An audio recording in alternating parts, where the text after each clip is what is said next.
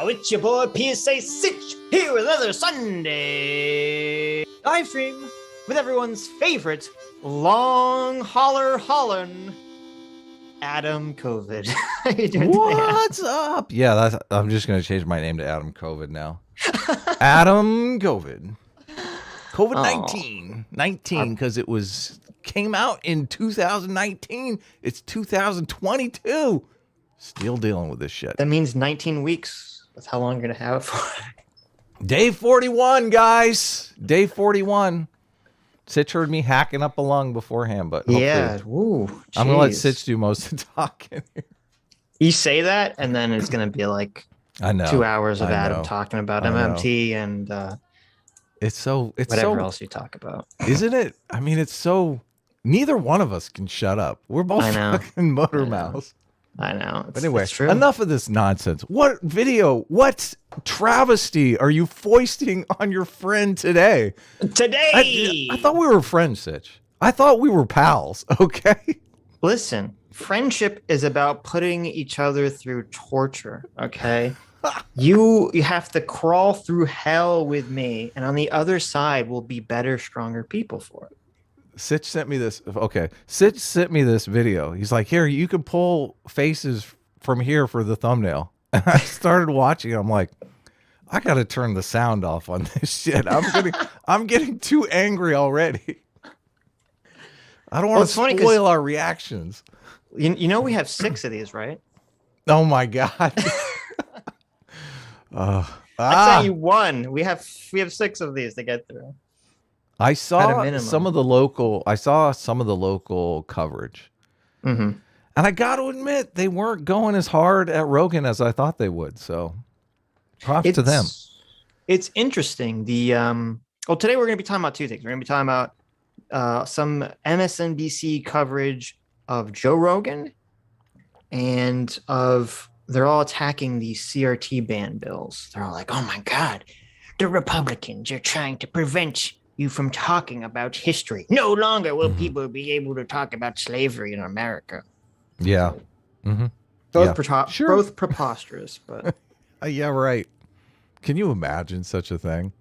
You talked about slavery. We're throwing you in jail. It's so annoying because when you read any of these CRT bills, it's like all the language is totally innocuous.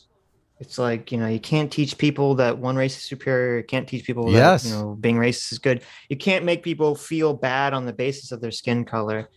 And then, like, they twist it around like, no, but Sitch, you don't understand. Like, even though the text is fine, if you read between the lines, if you mind read the people that wrote it, obviously the intention was to prevent any teacher from teaching about controversial subjects in history.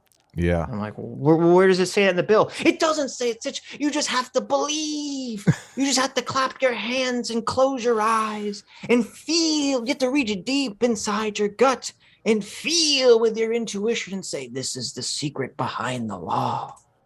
Yeah, we should do on the Tuesday stream, we should do a comparison of that law and the transgender law that we read, like a side by side. We'll play the game. Which one of these is neutrally written, and which one of these is like a partisan screed? Well, that's not fair. I mean, Canada is Canada, right? Oh yeah, you're right. Yeah, Canada, whatever. Yeah, of course. Yeah, I forgot. They're not American. So here's the question. We have to get into the video. What's going on? There are new people here, Sitch. I will already sidetracking. All we have to do is listen to 10 seconds, and then we can go into whatever you want to talk about. I will look into the Florida Don't Say Gay bill because I am curious. I looked into it briefly yesterday, and then I was doing too much for getting these clips ready, so I didn't. But I'll look into it in the future. Here's my question for you, Adam. Should we watch, before we get into this, should we watch Joe Rogan's first apology video to give context or not? That's probably a good idea, but there's going to be a lot of redundancy because the apology is, I'm sure, in this video as well. Well, they play like tiny clips of it. Okay, so let's watch the apology video first, and then we'll just skip past the apology video. Gotcha. Because I thought his first apology video, This is for the COVID stuff, not for the Right. the You loved it. I thought it was very good. I tweeted it out as well. I was like, Team Truth.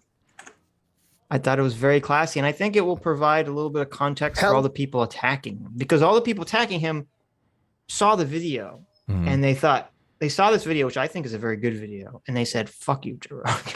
So for people who have no idea what we're talking about, why don't you just give a quick background summary here? Joe Rogan, famous podcaster. So, yeah, of course, everyone knows who Joe Rogan is, I imagine. They're all basically, what happened was his ratings came out a couple weeks ago that showed that he had 11 million viewers, supposedly. So everyone in the mainstream media lost their minds. How dare this beefcake of a man, this gorilla of a host, this peddler of funny conspiracy theories and fart jokes dare triple or quadruple our view, not even like sextuple our viewership. How dare he challenge our authority, our status in the world? Yes, exactly. And they're so upset that Joe Rogan is destroying them. So butthurt. So they started attacking him, and the first wave of attack was about when he had Dr. Malone on and about the COVID stuff. And now the second wave of attack is there's this group whose name escapes me, some super PAC that made a compilation of Joe Rogan saying the N-word over like 20 years or something. Right. And none of these, it's so dishonest too, because in none of the clips, he's not calling like a person the N-word. No. Yes. It's always like him referencing the word for some purpose. Like, oh, this person said the N-word, or like a joke that has the N-word in it. I mean, Sitch and I are pretty like classic liberals against racism. Like we don't throw our lot in with people who say racist shit. Like, no. We get super bent out of shape when the media tries to characterize people that we watch a lot and wouldn't follow if we thought there was a hint of racism in their backstory. Right. And they totally turn them into David Duke. It's crazy. It's insane. Like, Joe Rogan now has a section added to his Wikipedia page that's basically like what they did to Trump on Charlottesville. That section will continue to grow and grow and grow until it's at the top of the page. And they've characterized Joe Rogan as some sort of Nazi skinhead. I mean, he is bald.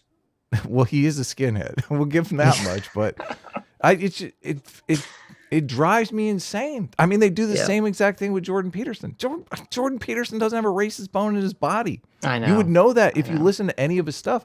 These people, all they do is watch clips taken out of context. They make assumptions about the person. And part of the problem is they live in this world where racism is everywhere, where there are these militia groups, in the deep South that are forming with thousands and thousands of people. Okay, it's ridiculous lies. That's completely untrue.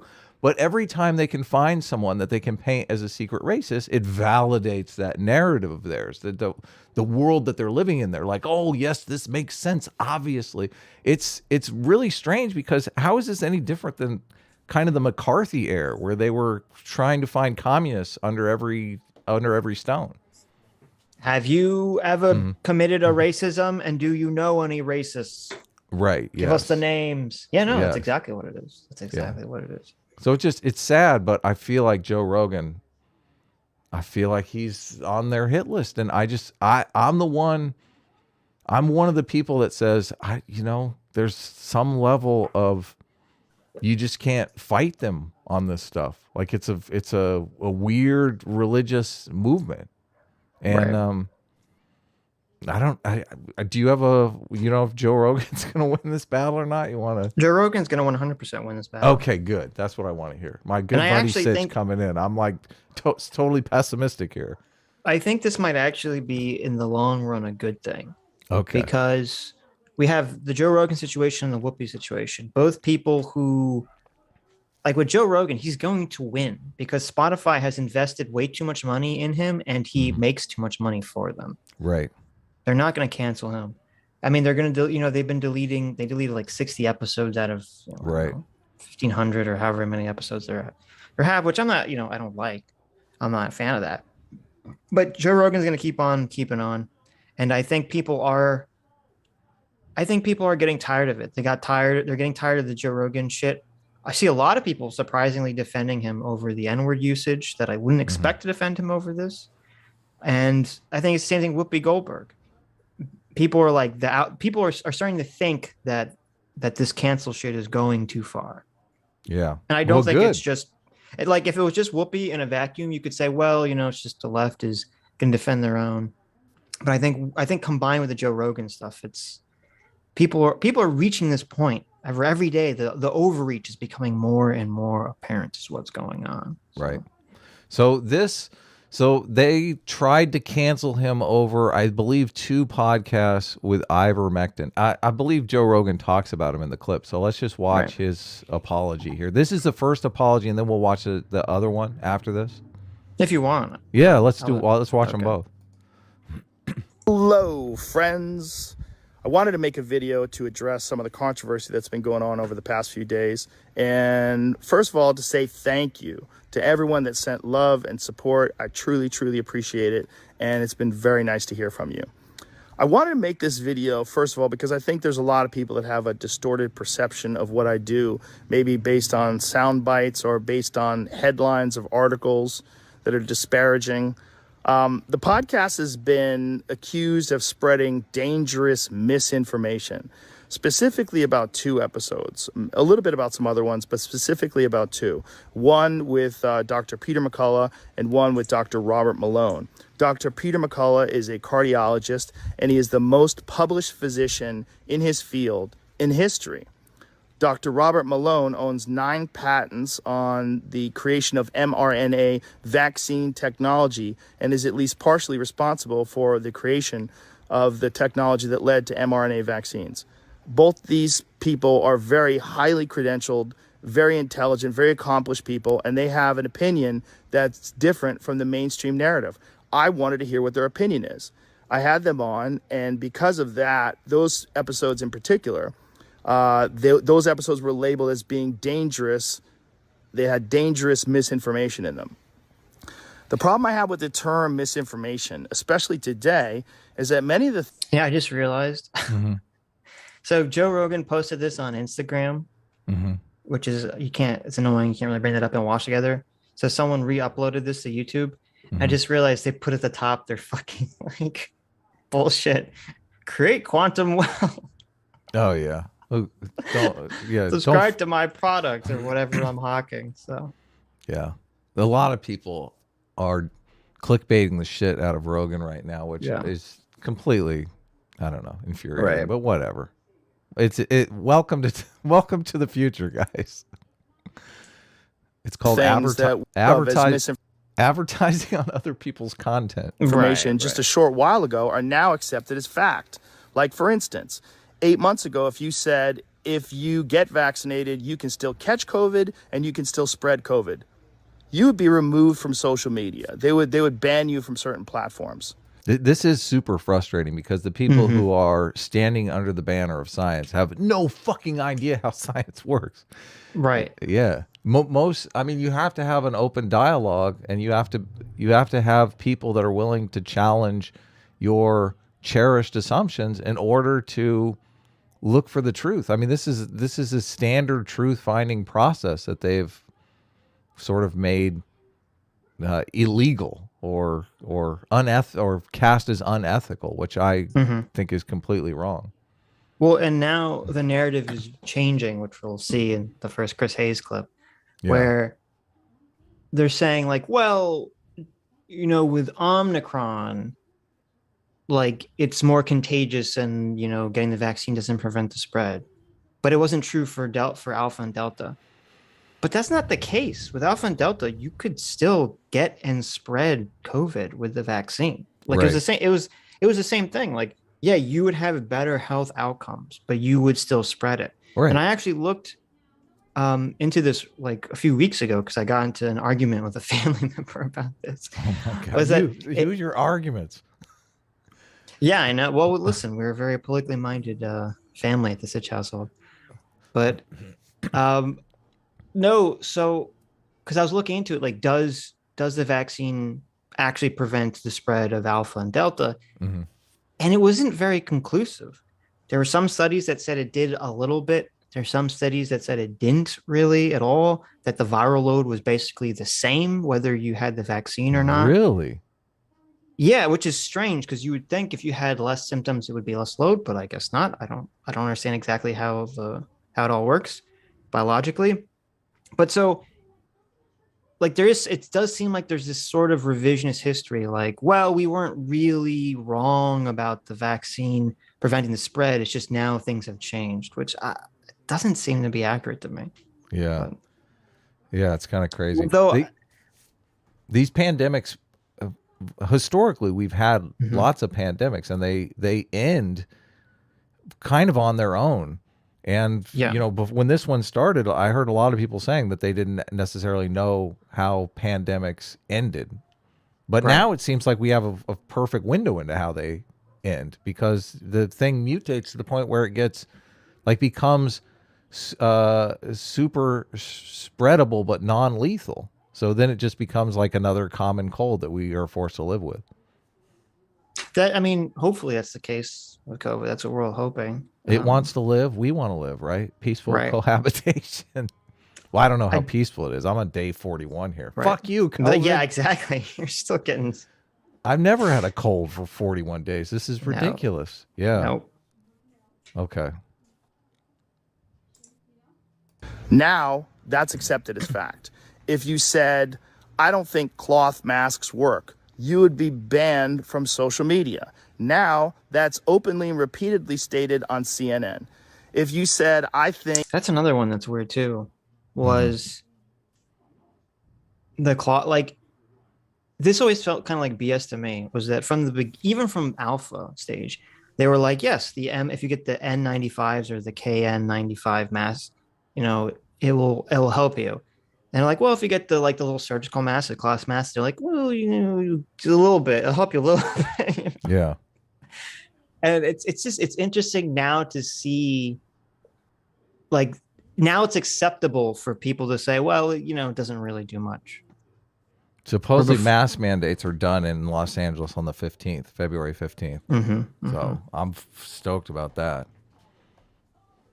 I think it's possible that COVID-19 came from a lab. You'd be banned from many social media platforms. Now that's on the cover of Newsweek. All of those theories that at one point in time were banned were openly discussed by those two men that I had on my podcast that have been accused of dangerous misinformation. I do not know if they're right. I don't know, because I'm not a doctor. I'm not a scientist. I'm just a person who sits down and talks to people and has conversations with them. Do I get things wrong? Absolutely, I get things wrong, but I try to correct them. Whenever I get something wrong, I try to correct it, because I'm interested in telling the truth. I'm interested in finding out what the truth is. And I'm interested in having interesting conversations with people that have differing opinions. I'm not interested in only talking to people that have one perspective. That's one of the reasons why I had Sanjay Gupta on, Dr. Sanjay Gupta, who I respect very much, and I really enjoyed our conversation together. He has a different opinion than those men do. I had Dr. Michael Osterholm on at the very beginning of the pandemic. He is on President Biden's COVID-19 advisory board. I had Dr. Peter Hotez on, who is a vaccine expert. Notice he didn't get in trouble for any of these. Seems like a little bit partisan something going on here, right? Yep. All these people that are approved by the left, by the institutional power. Well, those are no problem. Just submit your request to us. Submit your request to the Democratic Party, Joe, and everything will be fine for you. I'm interested. I actually don't think that's true, because I think there's a huge financial incentive here. In finding out what is correct, and I'm also finding out how people come to these conclusions and what the facts are.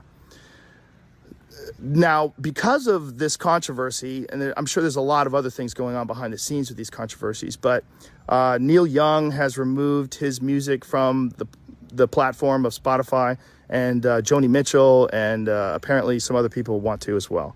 I'm very sorry that they feel that way. I most certainly don't want that. I'm a Neil Young fan. I've always been a Neil Young fan. I'll tell you a story at the end of this about that. One of the things that Spotify wants to do that I agree with is that at the beginning of these controversial podcasts, like specifically ones about COVID, is to put a disclaimer and say that you should speak with your physician and that these people and the opinions that they express are contrary to the opinions of the consensus of experts. That's a little bit contrary to the narrative that Spotify is trying to put out there, because you notice how he just said one of the things Spotify wants to do. Spotify, and all the articles that I've been reading, has been saying, we're just a platform. We're not a publisher. We don't control Joe Rogan. Joe Rogan's content is Joe Rogan's content. I think what he just said kind of disputes that claim a bit. Well, it is preposterous, I think, for Spotify to claim they're just a platform. Yeah. Because it's not like on YouTube could claim that, because I assume Joe Rogan just started his channel on YouTube years and years same ago. way we did. Same way we did. And I mean, I could be wrong, but I didn't, maybe YouTube was paying him extra. I'm assuming they weren't, and that he was just getting his money from the ads that YouTube put on the video and from whatever sponsors he had. Yep. Specifically. But Spotify is paying him directly money. So obviously they are, to some extent, producing the show. Yes. So totally. I think it's ridiculous for them to make that argument. They're just a platform. What is the law where they want to make the distinction between platform and publisher that gives them, is it 230, Bill 230, something like that? Do you mean the thing Trump wanted to repeal or change or whatever? Yeah, I think it was 230. Yeah. Gives them all this wide latitude. So they have to really walk that line. Which I think is very important. Sure, have that on there. I'm very happy with that. Also, I think if there's anything that I've done that I could do better is have more experts with differing opinions right after I have the controversial ones. I would most certainly be open to doing that. And I would like to talk to some people that have differing opinions on those podcasts in the future. We'll see. I do all the scheduling myself. That we'll see is basically Spotify saying, hey, Joe, please don't talk about COVID anymore. Just shut the fuck up. The pandemic's over, okay? Let it go. Mm-hmm. And I don't always get it right. These podcasts are very strange because they're just conversations. And oftentimes I have no idea what I'm going to talk about until I sit down and talk to people. And that's why some of my ideas are not that prepared or fleshed out, because the CNN lost their fucking minds over this little statement here. Yes. What? You don't prepare? How insidious. Well, he didn't, I mean, he didn't say that specifically. He does prepare. Yes. He talked about when he was with Jordan Peterson that he would read people's books and all this other stuff. So he knows about the person. He's just not like, I'm going to write down my list of 20 talking questions. points. Yeah, exactly. Yeah. He doesn't write an essay out on what he wants to say or bullet point what points he wants to make. It's free flowing conversation. I mean, you're acting more as a producer now, so you're kind of laying out directions that you want to take the show, but I'm sure you don't write out things you want to say specifically. No. Yeah. No, I don't. I'm literally having them in real time. But I do my best, and they're just conversations. And I think that's also the appeal of the show. It's one of the things that makes it interesting. So I want to thank Spotify for being so supportive during this time. And I'm very sorry that this is happening to them and that they're taking so much heat from it.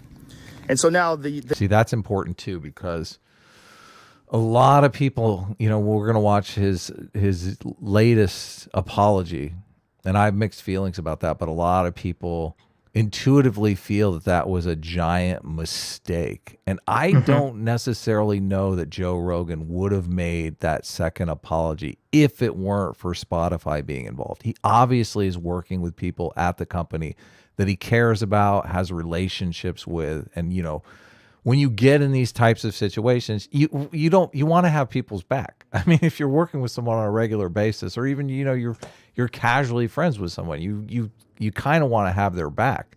So I'm sure he feels horrible about everyone attacking him and Spotify at the same time, because they're really trying to drive a wrench between their relationship. Do you have a feeling on that, whether or not he'd make the second apology if he wasn't with Spotify? I think that when someone's paying you $100 million, you want to have their back. Well, yeah, obviously. I don't know what kind of personal relationship he has with anyone at Spotify. So you think it's only financial? I mean, I'm assuming that's a huge amount of it. Right? I mean, if someone's paying you $100 million, you're going to feel pretty ingratiated to them and responsible, to not get them in trouble, right? I mean, I've worked for people and I've had a financial relationship with them, but I've also hung out with them on the weekends and drank beer and smoked weed with them. I mean, I'm just like, I like to think that it's not just a financial relationship. Like the financial is part. You can think whatever you want to think. Listen to Sitch here. Listen to Sitch here. Look, I'm just. If it wasn't for Spotify, if it wasn't for Spotify, he wouldn't have done either of these. Well, he might have done this one. If it wasn't for Spotify, he definitely wouldn't have done his second apology. He would have just talked about it on his show. Listen, listen. That's one that we both say. I don't know who came up with the listen. CT came up with that. Oh, really? Okay. Well, listen. You know that they're doing a rally around the wagons thing between Joe Rogan and Spotify. They are in this together. Yeah, they're like, we are under attack. Yeah. So, I mean, that's what's interesting but that's good, because that's why they can't. Spotify, I don't think, can cancel Joe Rogan. I mean, if they've already sunk $100 million into him, or the contract says that they will sink $100 million into them, and he brings them too much money, too many viewers, they're not going to throw it away for some PR. Right. And hopefully, they could. Hopefully, what will happen is that this will show the rest of the world that if you just batten down the hatches for a couple of weeks, it's all blow over and no one will care anymore. Yeah. It all comes down to information that we don't have. And I tried to find it. Right. Maybe you tried to find it. It's like, we need a ticker on the Spotify user base. We need, the people who work at Spotify definitely have that number. Right. Some CEO has that number on his cell phone. He's watching it all the time. Right. And I wouldn't be surprised if after all this, Joe Rogan's numbers just increase. Yeah. I don't think they're going to decrease at all. And actually, one of the things I didn't have a clip of it because it was from a few weeks ago, but one of the things I think that was most disgusting with this attack was people claiming that because of this, Spotify lost, like, their stock price went down. No, the whole market fucking cratered. That's such bullshit. But that's the thing. There were so many people who, they're not stupid. They are lying. There's so many people on CNN and MSNBC that were like, oh, Spotify lost, this percentage points of their stock price, obviously in relation to Joe Rogan. It's like, wait a minute. No. If you look at the market, like, it just went down the same level that everything went down with the market. Yeah. Tesla just so happened to take a hit because of this Joe Rogan shit too. Joe Rogan is so influential. He brought the whole market down 5 points. Yeah. Tesla stock tanked because Elon Musk went on Joe Rogan's podcast 2 years ago. Can you believe it? These people are insidious. They're just such fucking liars. I know. It's disgusting. So painful. It's so painful. The Neil Young story. When I first of all, I'm not mad at Neil Young. I'm a huge Neil Young fan. I've always been a Neil Young fan. When I was 19, I was a security guard at a place called Great Woods in Mansfield, Massachusetts. It's an outdoor concert amphitheater, and Neil Young was playing there, and that was the last day I worked there. I quit during the Neil Young concert. The job was kind of crazy because there was a lot of times fights broke out and stuff, and I think I probably got like $15 an hour, and I had a friend of mine that worked this exact same job that he's talking about for Staff Pro in Los Angeles. He got me into so many times in the VIP room because of the staff. He, like, as soon as he's working the VIP room, Adam, come down, come see the Happy Mondays. Let's party in the VIP room. Not about to get beat up for $15 an hour. So I would bring a hoodie with me whenever I worked. So in case the shit hit the fan and it got too crazy, I would just put my hoodie on and leave and cover my security outfit, my security shirt. So I know, it's great, huh? That was basically Steve's outlook too. You know, he's not going to get punched in the face for fucking minimum wage. It's funny because on one hand, it's like that's totally understandable. But on the other hand, it's weird hearing like, you know, MMA fighter, alpha male Joe Rogan is like, if people are fighting, I'm just gonna like run away. Who was the MTV guy who did the news show, or maybe he did Remote Control, the game show? I can't remember who that guy was. Or I don't know what you're talking about. Steve got me into a Beastie Boys concert, and that guy was like hanging out. We tried to talk to him, and he totally snubbed us. Of course, he don't talk to you. And then after like 40 minutes, his friends left, and he came over to us and tried to buy us drinks. And we basically snubbed him back. It was great. What? Come on. His friends are gone. He needs someone to talk to now. I know. Okay. I know. Fucking Hollywood. That's hilarious. Fuck you. Well, he got the last laugh because like some girl was chasing after him all night long, and he ended up like making out in the corner with her or something. Nice.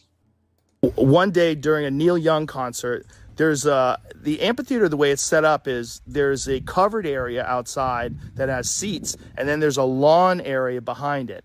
And the lawn area during the Neil Young concert, they got a little rowdy. It was cold out, and they started bonfires. So they had these raging fires on the lawn, and we were supposed to go and put these fires out and stop them. So we tried for a little while, but then brawl started breaking out, and it started getting crazy. And I was like, fuck this. So I put my hoodie on, I zipped it up, and I left. And I drove home, and as I was driving home, I was singing, "Keep on rocking in the free world." That was my last day on the job. I don't even think I collected my last check. So no hard feelings towards Neil Young, and definitely no hard feelings towards Joni Mitchell. I love her too. I love her music. Chucky's in Love is a great song. I don't know what else I can do differently other than maybe try harder to get people with differing opinions on right afterwards. I do think that that's important, and do my best to make sure that I've researched these topics, the controversial ones in particular, and have all the pertinent facts at hand before I discuss them. Again, I'm not trying to promote misinformation. I'm not trying to be controversial. I've never tried to do anything with this podcast other than just talk to people and have interesting conversations. I didn't plan it. I can't believe it's as successful as it is. It was never really an idea that I had. The podcast started off as just fucking around with my friends and having fun and talking. And then when it became popular, other people wanted to come on, and I was like, oh, it'd be cool to talk to that person. Oh, he's interesting. Oh, she's got a cool book out. And then, boom, it's become what it is today, which is like some out-of-control juggernaut that I barely have control of. So my pledge to you is that I will do my best to try to balance out these more controversial viewpoints with other people's perspectives so we can maybe find a better point of view. I don't want to just show the contrary opinion to what the narrative is. I want to show all kinds of opinions so that we can all figure out what's going on, and not just about COVID, about everything, about health, about fitness, wellness, the state of the world itself. It's a strange responsibility to have this many viewers and listeners. It's very strange, and it's nothing that I prepared for, and it's nothing that I ever anticipated. I am going to do my best in the future to balance things out. I'm going to do my best, but my point of doing this is always just to create interesting conversations and ones that I hope people enjoy. So if I pissed you off, I'm sorry, and if you enjoy the podcast, thank you. Thank you very much. Thank you to Spotify. Thank you all the supporters, and even thank you to the haters, because it's good to have some haters. It makes you reassess what you're doing and put things into perspective, and I think that's good too. All right. Notice you have to have a modicum of self-reflection to find use in your haters. Like there's a lot of people we interact with on YouTube that I don't think, like, they have zero self-reflection at all. Like, haters are not doing them any justice. They see haters as people to just eliminate, which is I mean, I have pretty zero fucking sad. self-reflection because I'm never wrong. Bullshit. This whole fucking show is self-reflection. Jeez. Much love to you all. Thank you to everyone. And I'm going to do my best. Ooh. Okay. So I think this is like the perfect way to handle this because like, look at the way that apology, quote unquote, apology is structured. It's like, he's not aggressive towards anyone. Nope.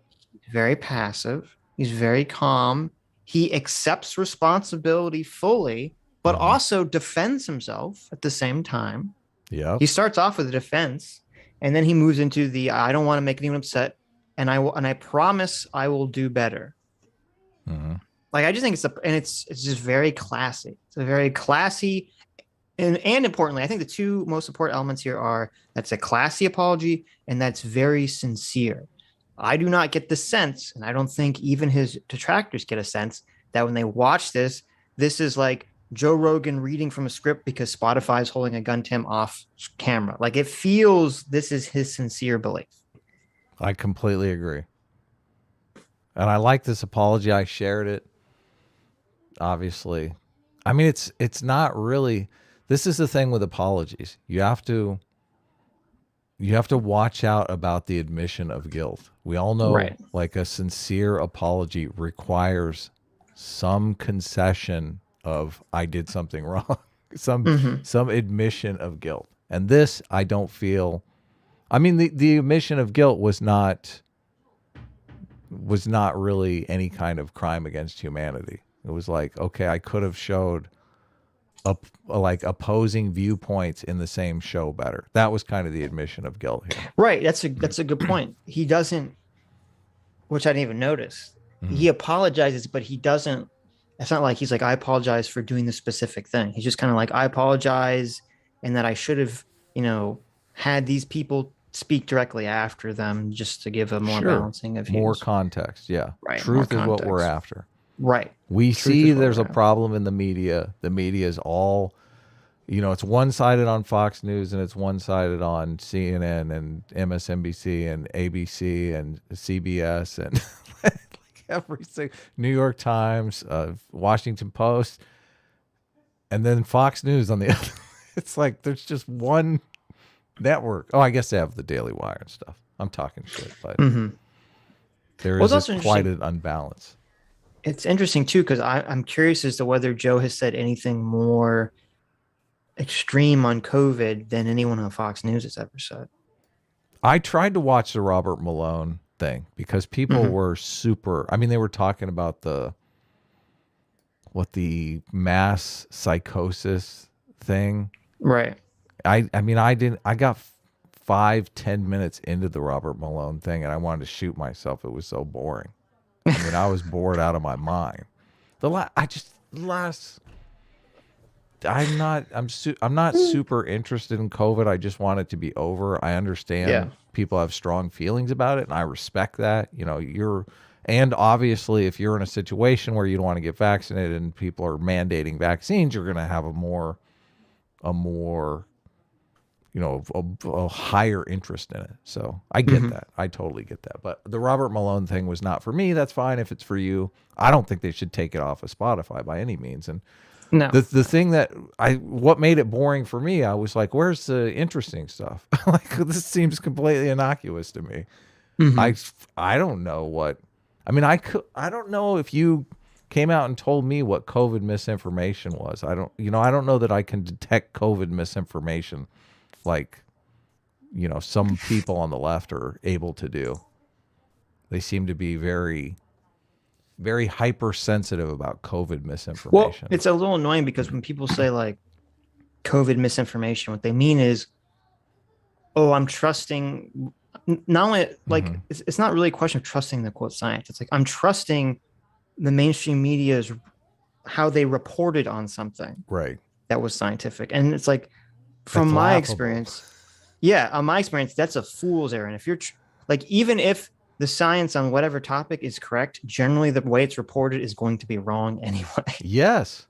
That's why the whole idea, I'm like, well, I mean, isn't it all misinformation? I mean, what the fuck what are we talking about here? Right. When CNN comes out and talks about misinformation, I think that's rich. That's totally rich coming from you guys. Yeah. Misinformation. I know. An actual American flag. I'm saluting and crying for $20. Says, here's to another great stream, you two. And can we get some honks in the chat for our fellow Leaf Americans up north? Oh, there yeah. You go. Honks. That's still going strong, huh? Good for still them. Going strong. So we'll probably talk about the GoFundMe controversy. I know. Oh, what fucking bastards. That was totally crazy. J-Mac for $200. Thank you so much, Daddy J-Mac. I know. Says, hola at you boys, or holla at you boys. Shout out to all the Chads and Chadettes. I like that. Here on this fine Sunday. Twitter is cancer. The world is ridiculous. Politics sucks. A-Train knows no pain. And S-Class gets dad ass. Well, sweet. Thank you so much, J-Mac. And Nomads for 20 Canadian says, hey, Sitch and Adam, completely off topic, but you guys should watch a video called, quote, Hitler's Socialism, Destroying the Denialist Counter-Arguments by Tick History. It's 5 hours long, so it would justify a 9-hour stream. LMAO. Yeah, a lot of people have recommended that video, especially, I don't know, like half a year ago, we were talking about the quote, is Hitler a socialist meme. And I'll be honest, I've tried to watch that video 3 different times and I've never made it. Yeah. I've never made it. It's just boring. It's just too boring for me to care. I just don't care. To me, it's like a silly, like if you think about it, it's the root of the is Hitler a socialist is kind of it's a fallacious argument, because all you're trying to do is you're trying to associate either the left or the right with Hitler in order to smear the left or the right. Yeah. Right. That's all the point of it is. So I don't know. Yeah. I don't know if I'll ever finish that video, but Hitler was an ethno-nationalist for sure. National socialism is also a thing. The biggest controversy between the socialists was always, could they achieve socialism at a national level only or an international level?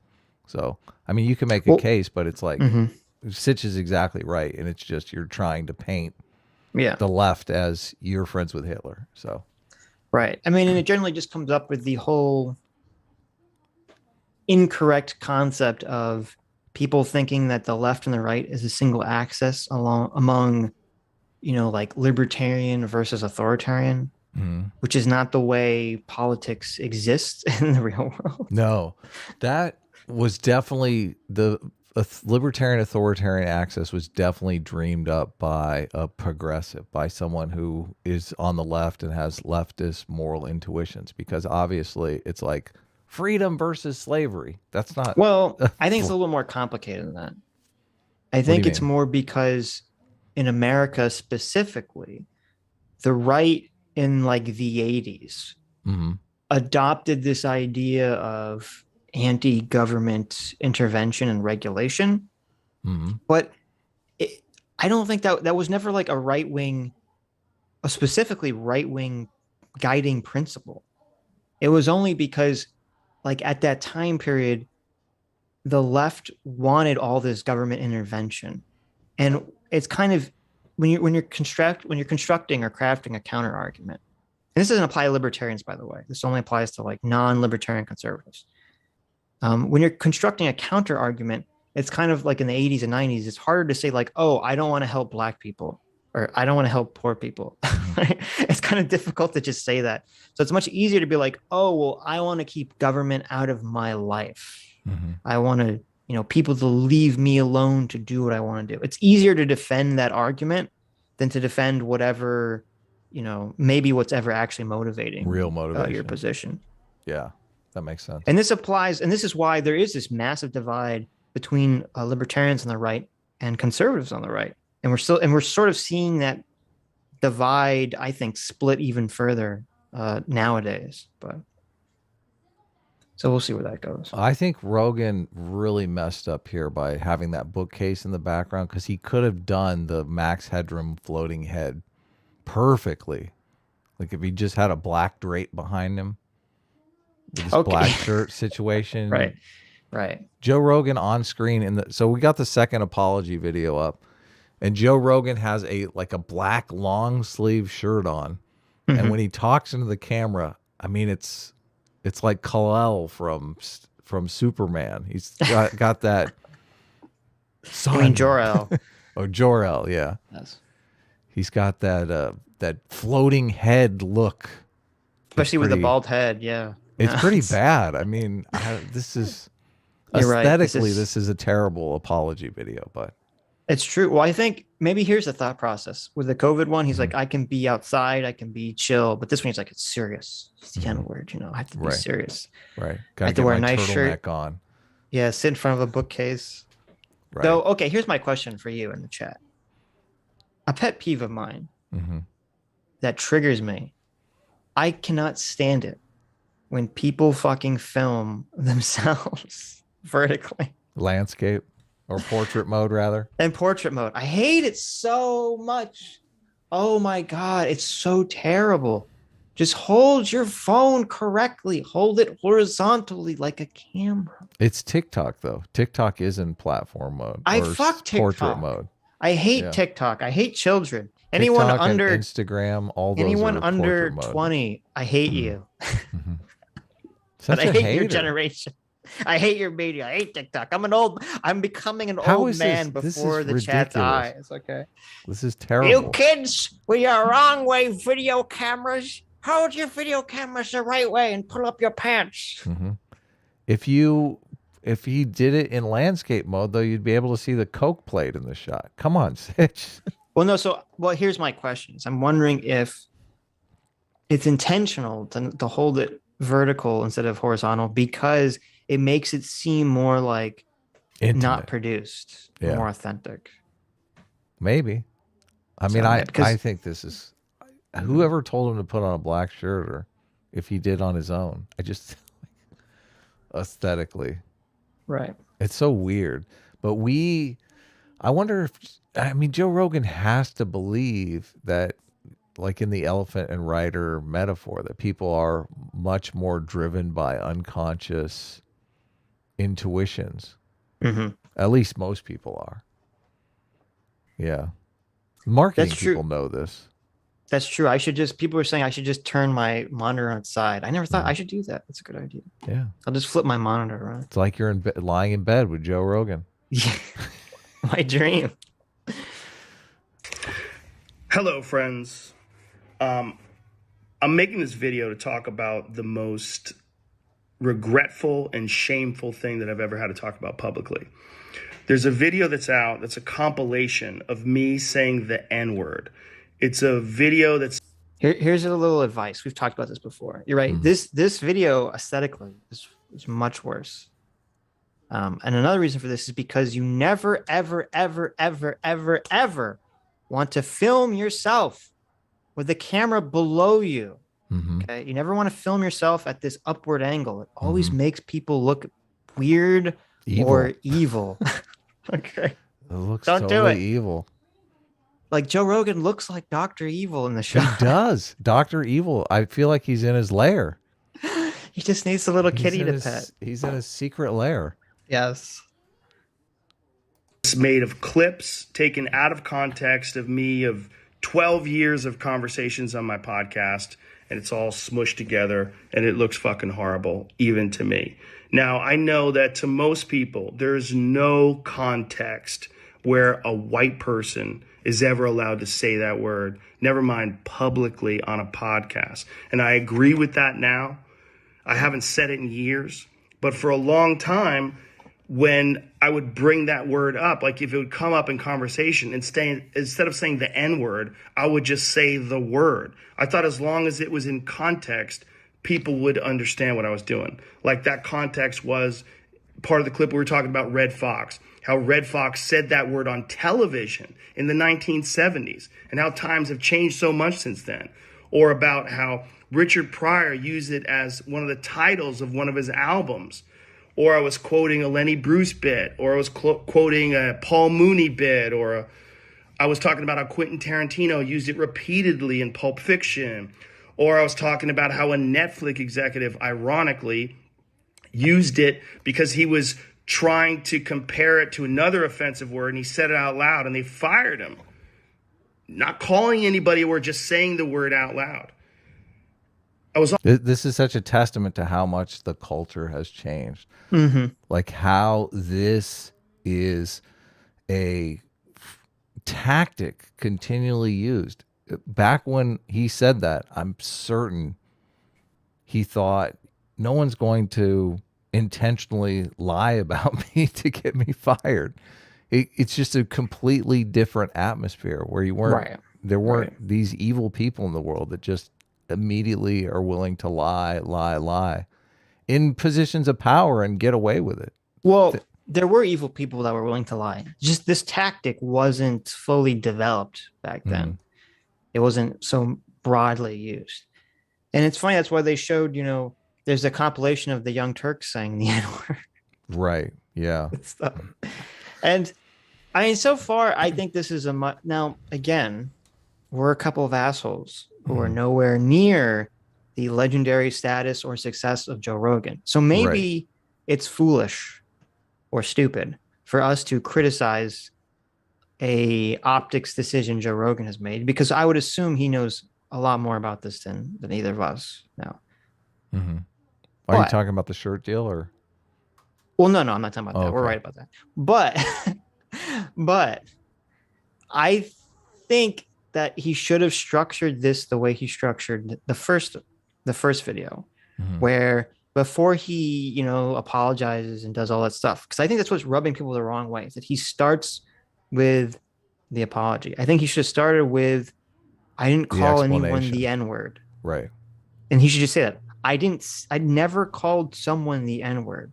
I was always referencing, you know, someone else saying it in some context. And I was just saying the word instead of saying the N-word because, which honestly, I think the reason he was doing it was just because he thought, like, you know, I'm a young, edgy guy.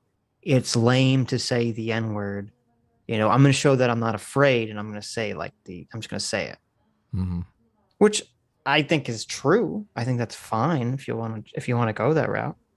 And for him, then he could say culturally acceptable. Then, though, I mean, it wasn't a big deal. Are you kidding? It wasn't. Well, let's be real. It wasn't culturally acceptable, but it wasn't the nuclear toxic waste it is now.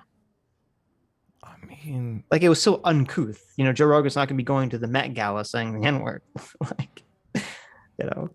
If he was telling a story at the Met Gala about something that it was like used in journalistic type context, you know, somebody said this word, I don't see why he wouldn't. I mean, that's the whole idea behind it just being culturally acceptable then. No, I don't agree with that. But anyway, that's a minor point. But it's never been culturally acceptable. I mean, because you're much younger than me, so obviously you have a different context. Well, let's think about in Pulp Fiction. Yeah. What year did that movie come out? 1994. Yeah. 1994. Okay. Yeah. The entire joke of the scene is that it's so unacceptable for this white guy, let alone the director of the movie, to say the N-word again and again and again and again and again, over and over and over in the scene. So that's what I'm saying. It was never like acceptable to throw out N-bombs, but it didn't have, but still it wasn't as bad as it is now. Okay. And Joe could have said, you know, after he gave the context, say, you know, but my thoughts have since changed. Those clips were from, you know, a decade ago or however long ago they were. And I've changed my opinion on using the N-word, you know, in public. I think that would have been a little bit better way to phrase it, but that's just my humble opinion. I don't think he would have been saying it if it wasn't culturally acceptable. Obviously, if we were where we are now, then he wouldn't have been saying it. Well, yeah, obviously, but I mean, Pulp Fiction is part of that. Pulp Fiction is a giant part of that. Right, but you understand that there's like it's not a binary. There's a difference between it's not like culturally acceptable and unacceptable. There's a spectrum of acceptability, right? Yeah, obviously, and different Right. groups have different like tolerances for Sure. So acceptability, what I'm obviously. right. So what I'm saying is that in the early 2000s and then even in the Hmm. 2010s, whenever these clips were from, Hmm. you could get away with saying the N word in certain contexts, Hmm. which Joe Rogan was saying them in, which you Hmm. can't get away with now. Did they? I wonder if they deleted the Burris episode where Burris is saying it right and left. Probably. Remember the Sam Harris? Who's the comedian? Is it That Sam Anthony? Harris had the Yeah. argument with. Yes. Bill Burris, maybe. I don't think Wasn't that that's not it. on Joe Rogan's podcast? Wasn't it on Hannibal Buress's podcast?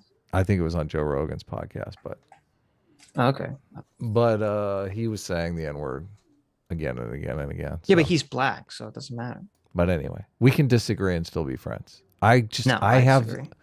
I have a vivid memory after Pulp Fiction came out about a lot of people not having any more hang-ups about saying the N-word. So Yeah, but that's because you hang out with a bunch of racists. I've told this story before. I was literally in a donut shop in San Francisco, and an Asian guy walked in and said, "What's up, my?" And the whole donut shop erupted in laughter, and it was very United Colors of Benetton. How many black people were in that donut shop? It's San Francisco, okay? There was I don't know every what that single means. race you could imagine in I that see. donut shop. Nice. Yes, it was a like a cultural moment. So Okay. Well, listen, Yeah. being a mere you child in heard the an 90s, I didn't Asian- experience this. So an Asian accent and the N-word, I mean, it's pretty hilarious. It's hard That's not to true. laugh. Okay. that's true. That is pretty funny. I don't remember people getting so bent out of shape about this. So obviously, if you're calling, it's a completely different thing Right. to target somebody and call them the N-word. That's horrific. I heard Right. that in New Orleans often because there's a bunch of racists there who would use it as a pejorative. Mhm. So yes, that's a much different context than Joe Rogan mentioning it in a news story. And Young Turks, same thing, them mentioning it in a news story.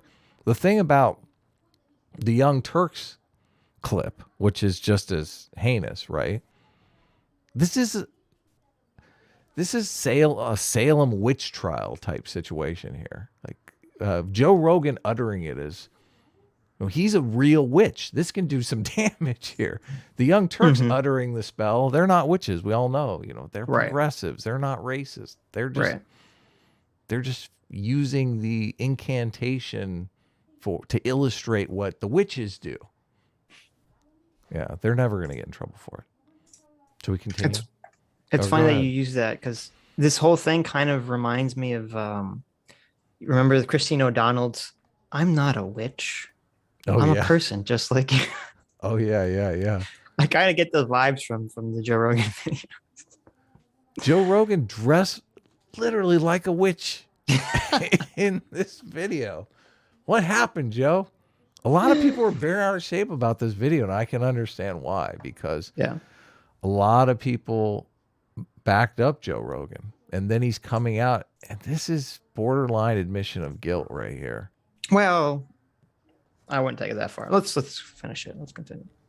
He's also talking about how there's not another word like it in the entire English language because it's a word where only one group of people is allowed to use it, and they can use it in so many different ways. Like if a white person says that word, it's racist and toxic, but a black person can use it and it could be a punchline. It could be a term of endearment. It could be lyrics to a rap song. It could be a positive affirmation.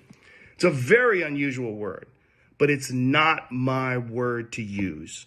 I'm well aware of that now, but for years I used it in that manner. I never used it to be racist because I'm not racist, but whenever you're in a situation where you have to say, I'm not racist, you fucked up.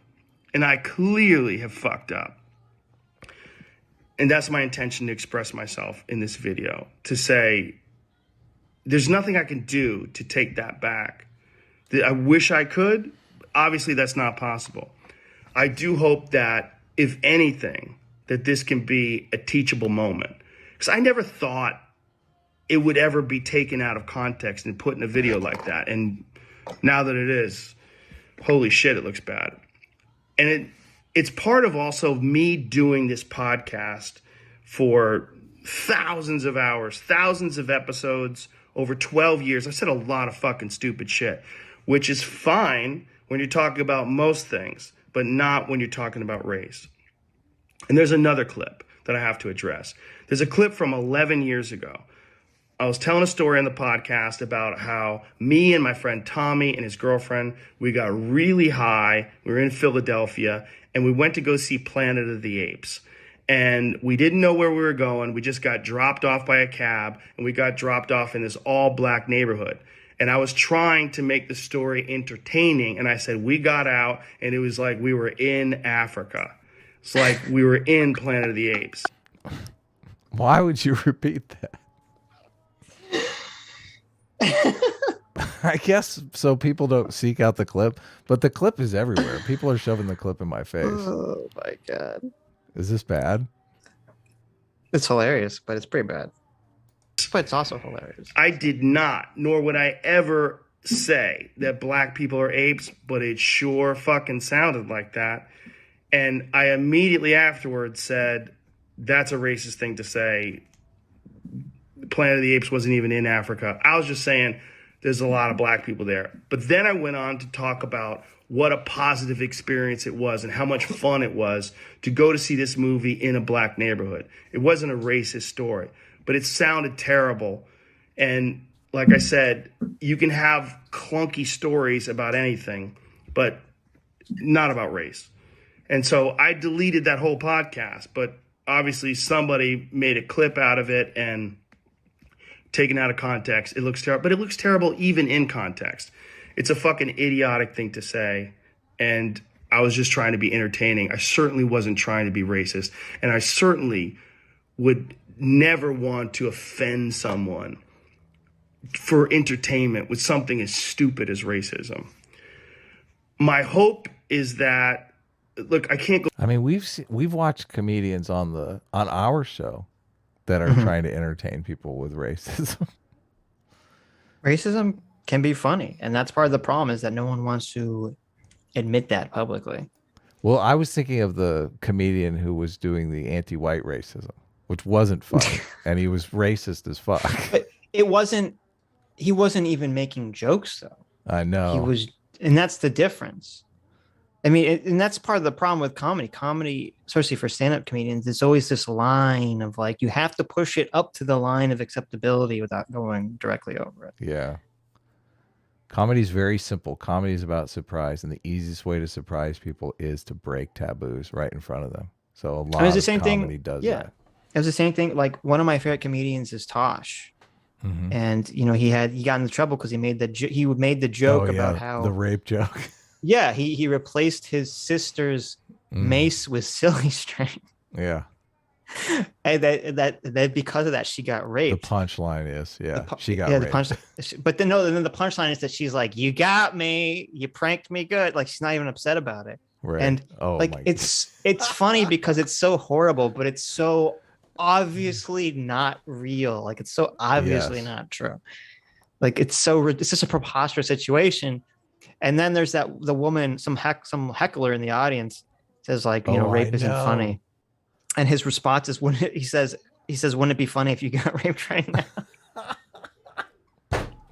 and that's the thing. It's like, it's annoying because, like, everyone knows in that setting what the intention is. Right. Right. They know that Tosh didn't actually do this. They know Tosh doesn't actually want his family member to be raped. They know Tosh doesn't actually want this audience member to be raped, et cetera, et cetera. Well, et cetera. I don't know. She was heckling him. Well, that's true. But like, it wasn't a Kramer situation, right? Right.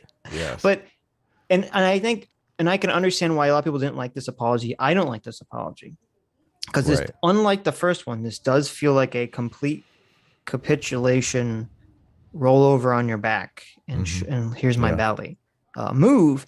And again, my humble opinion, what do I know? But I feel what I would have, maybe I should phrase it like what I would have liked to have seen from Joe was for him to say, he could still say, I don't say the N word anymore, and I don't think I should, and I'm fine with that, and I, yada yada yada. But I would have liked for him to kind of, and maybe this was the wrong move, but I would have liked for him to talk about how we live in a climate now where everyone is so terrified that there's a racist white nationalist Nazi under every rock, behind every tree, under every corner, and then at worse, not only are we surrounded by racists, but that they're all hiding.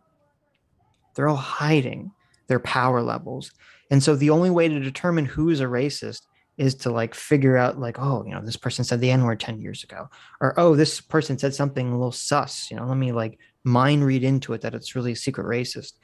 And to say that this is not the culture, the climate anyone wants to live in. I'm Joe Rogan. I've opened for Dave Chappelle. I've been friends with a million fucking black people my entire life. Everyone that knows me, who's been on my show and talked to me, knows that I'm not racist. And it's preposterous that we live in this society now where, people are going to go trolling back through comments you made 5 or 10 years ago, where you say things, where a comedian says things in the context of jokes, or where someone references someone saying something else and say, oh, we got you. We got you. You really are the secret racist. Because we all know what's going on here. What's really going on here is not someone saying, not people sincerely thinking that Joe Rogan is racist. It's what it is people saying, I don't like Joe Rogan. I don't like his opinions. And now I can hit him with this hammer to try to get him canceled. We all know that's what's happening. And I feel like that has to be addressed in this apology, in this conversation. I do think people legitimately think Joe Rogan is racist, though, based the crazy on people. The people who don't know him, the low information Joe Rogan people just buy into. They took this opportunity to create a narrative around Joe Rogan for new people that they will believe. They see Joe Rogan as Richard Spencer. They see Joe Rogan as David Duke. Those people, this works. That's why they do it. This is very effective. I mean, we've experienced that with Jordan Peterson, very much so. They did it with Trump in the praise neo-Nazis on CNN every 5 minutes of every day. Someone would say Trump praised neo-Nazis. That sinks in. Right. Yeah. The low information people can be tricked. But what I mean is like the people peddling this. Right. They know. They know it's a lie. Yes. That it's a lie. They know it's a lie. They know it's a lie that is effective. Yeah. They know it's a lie. They know Joe Rogan isn't racist. And they know they're just trying to get him canceled. Yes, because he poses a gigantic financial threat to them. Spotify is a giant music platform, and they want to move into the news and information space where CNN is a platform for information. Right. Yeah, a direct competitor. All these people are direct competitors. So Spotify is eating their lunch. I don't know if you read any of the articles on the situation with Spotify being, Spotify began as a music platform that people would use kind of like the radio, right? Right. But they're using content that everybody has access to. Like anybody can make that platform and do it better. And then their MySpace and the new Facebook is 10 times better than them. So they developed this strategy because they needed some original content. And I got to admit, the last thing I wanted to do was download Spotify, but there's some Joe Rogan podcasts that I want to listen to. So now they're tracking me everywhere I go. Yep. True. Very true. Collecting data on all of us. And they call it legacy media for a reason. CNN, fucking MSNBC. I got rid of cable because I don't want to pay CNN to make lies about other people. Like, fuck that.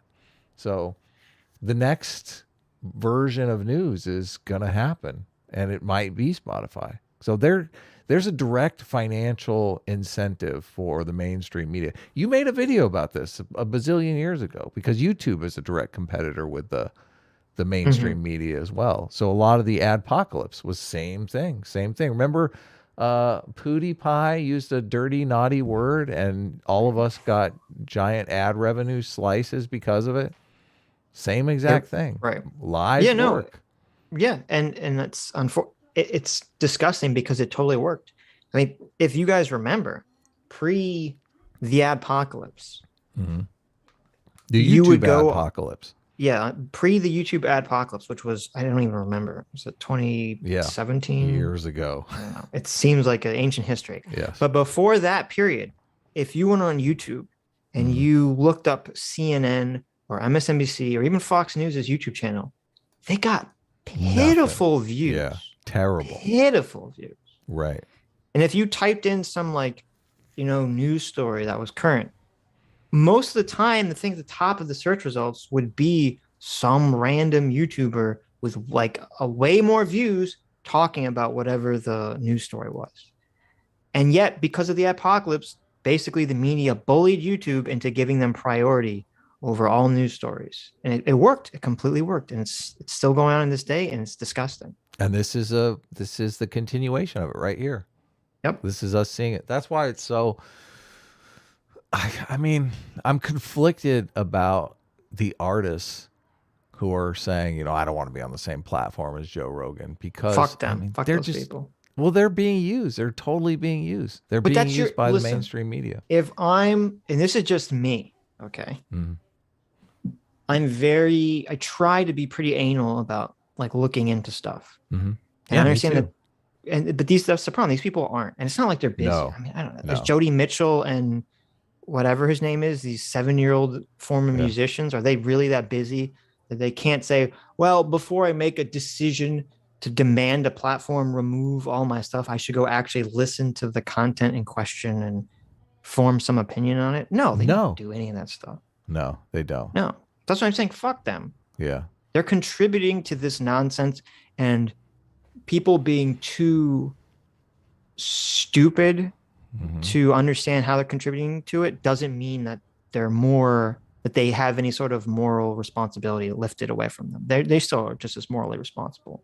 It's systemic lying. They're contributing to the systemic lying. Yes. Yeah. They're contributing to systemic dishonesty. Which is worse, systemic lying or systemic racism? I feel like systemic lying is way more prevalent.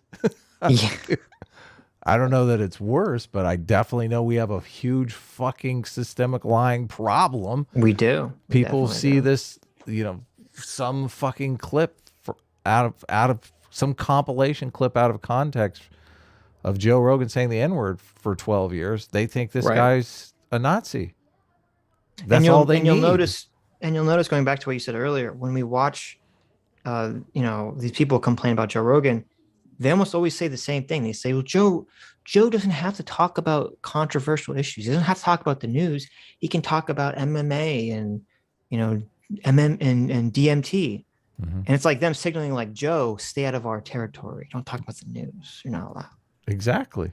Also, they get bent out of shape because he doesn't play along with their deplatforming goals either. He platforms people that are untouchable. You're talking to the people we've deemed untouchable, and we don't like that. So that really raises their hackles as well, which is completely offensive to me. But let's finish this off. Go back in time and change what I've said. I wish I could. Obviously, that's not possible. But I do hope that this can be a teachable moment for anybody that doesn't realize how.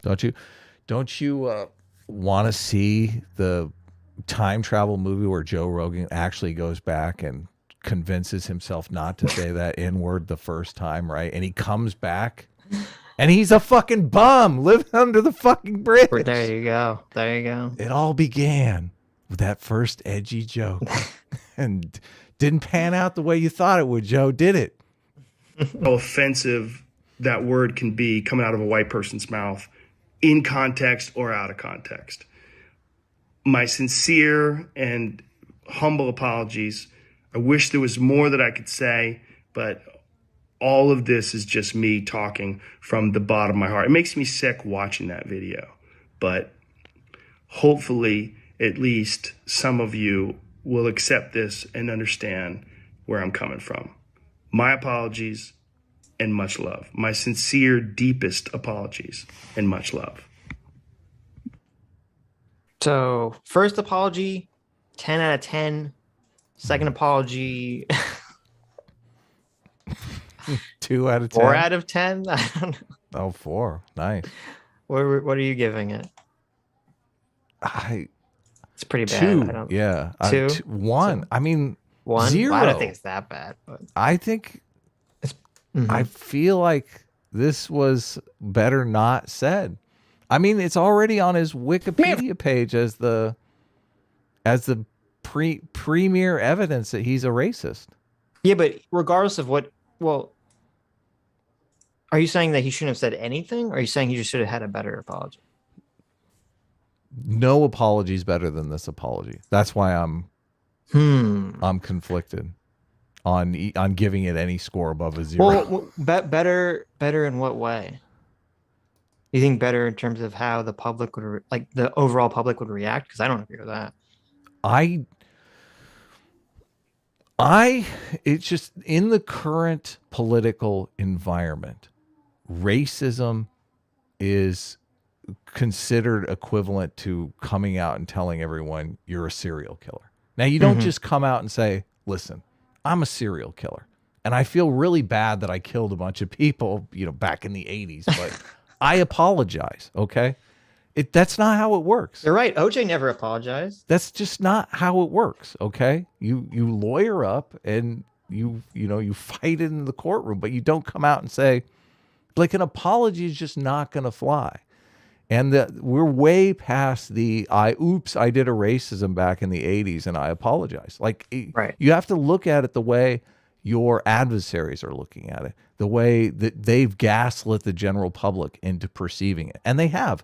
They perceive these kind of racial indiscretions. It's as tantamount to killing somebody. It's interesting because I've watched a lot of the responses and whatnot, and you have people, it's like they don't even really understand that it was a different cultural environment 20 years ago, 10 years ago, 15 years ago, whenever these things came out. Like, they have no consciousness of the political atmosphere changes over time. We've seen it change massively just in the amount of time that we've been on YouTube.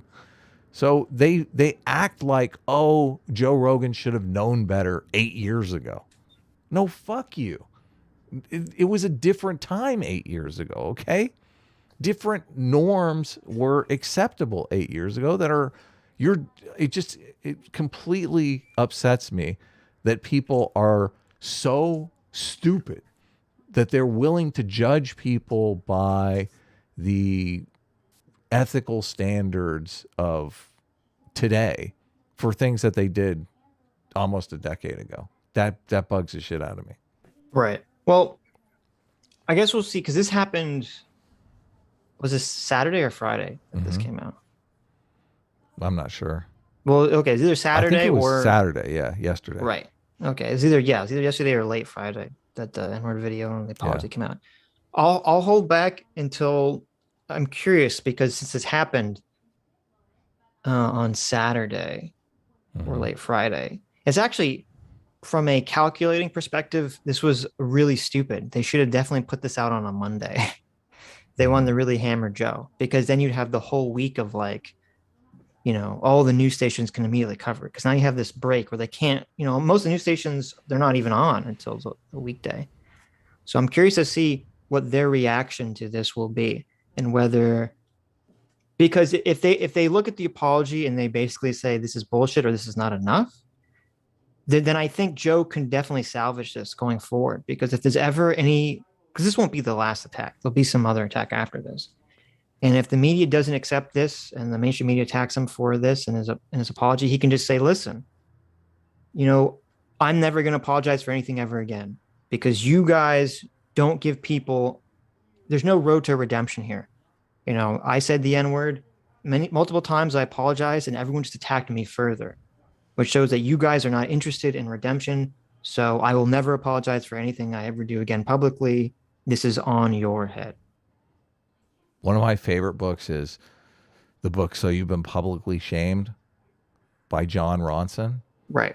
And in that book, he goes through maybe a dozen cases of people who've gone through this process. Like, he should come out with a second book, because I mean, there's way more content since he wrote that book. That book is maybe 4 or 5 years old, but in that book, every single person that apologizes is utterly destroyed. It's just totally annihilated. Of course. Their lives are turned upside down, you know. And some of them are, there's one that's a world-renowned science author who's destroyed. Justine Sacco's the first one, who's just some random Twitter user. Her life is totally destroyed, right? The people that apologize get eviscerated. And the people that say, fuck you, I didn't do anything wrong, nothing happens. They live to fight another day. Their careers go on unchanged.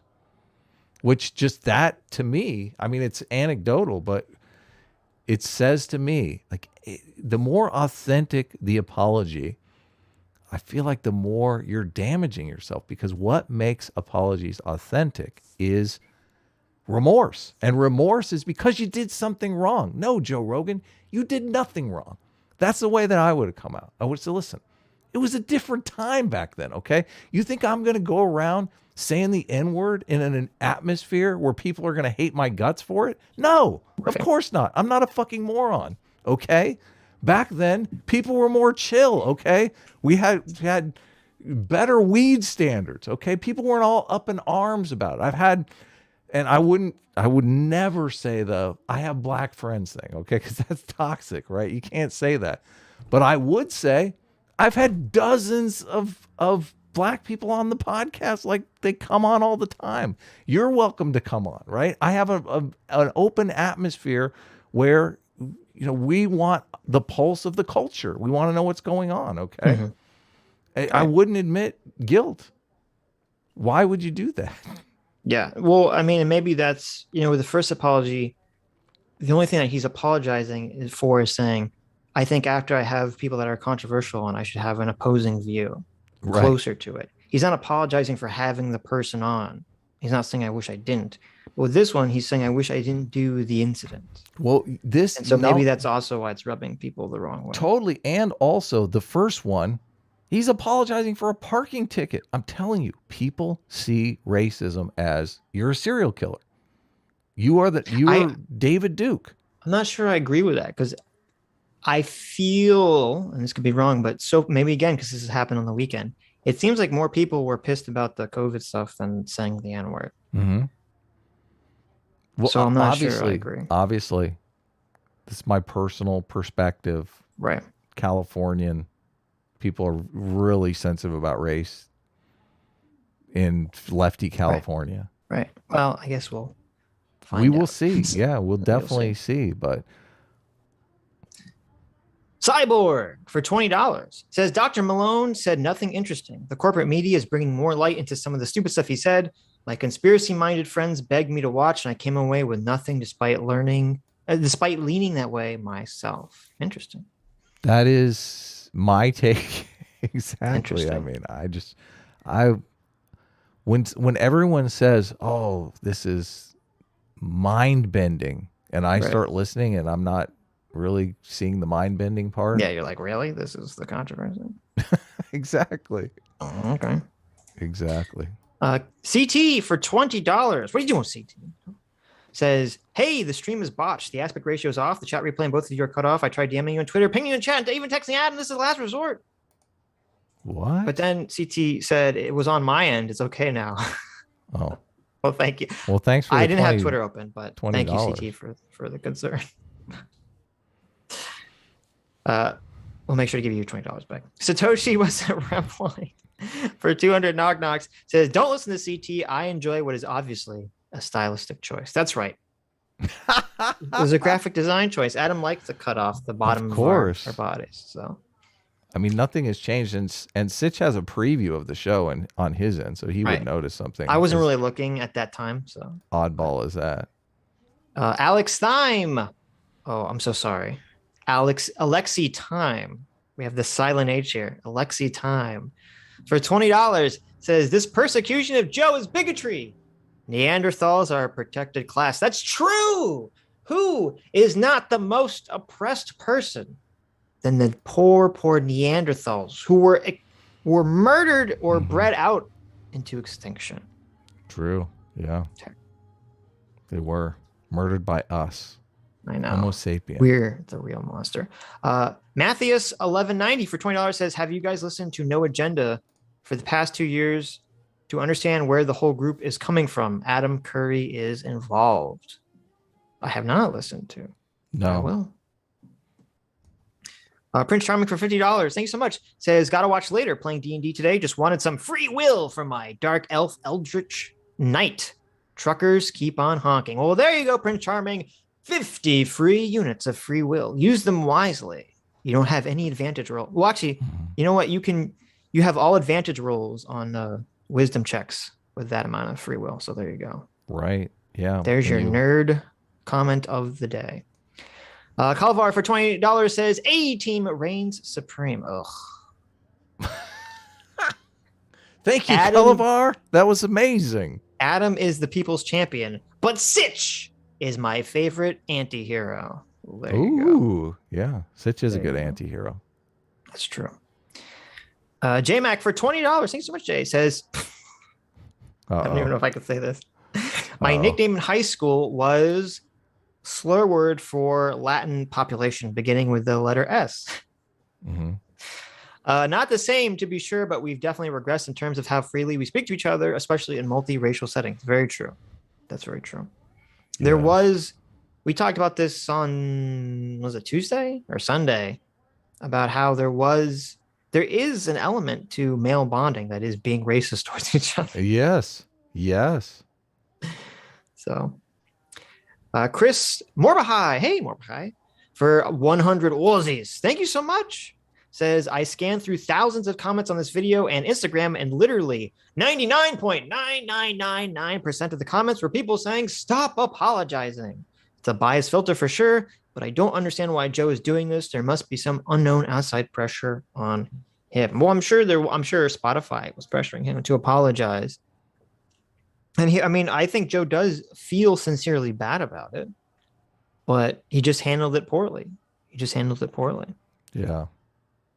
He could have somewhat apologized, but handled it way better, like he did in the first video.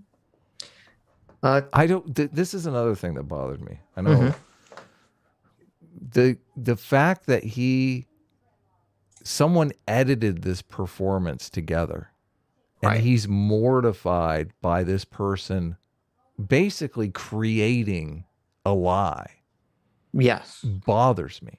When he's taking the blame for something he should be saying is disgusting and detestable, that I think bothers me the most, because this is fucking, like, if you think Joe Rogan would go out and do that performance, even of course not 20 years ago, no one would do that. Right. Well, I do wonder if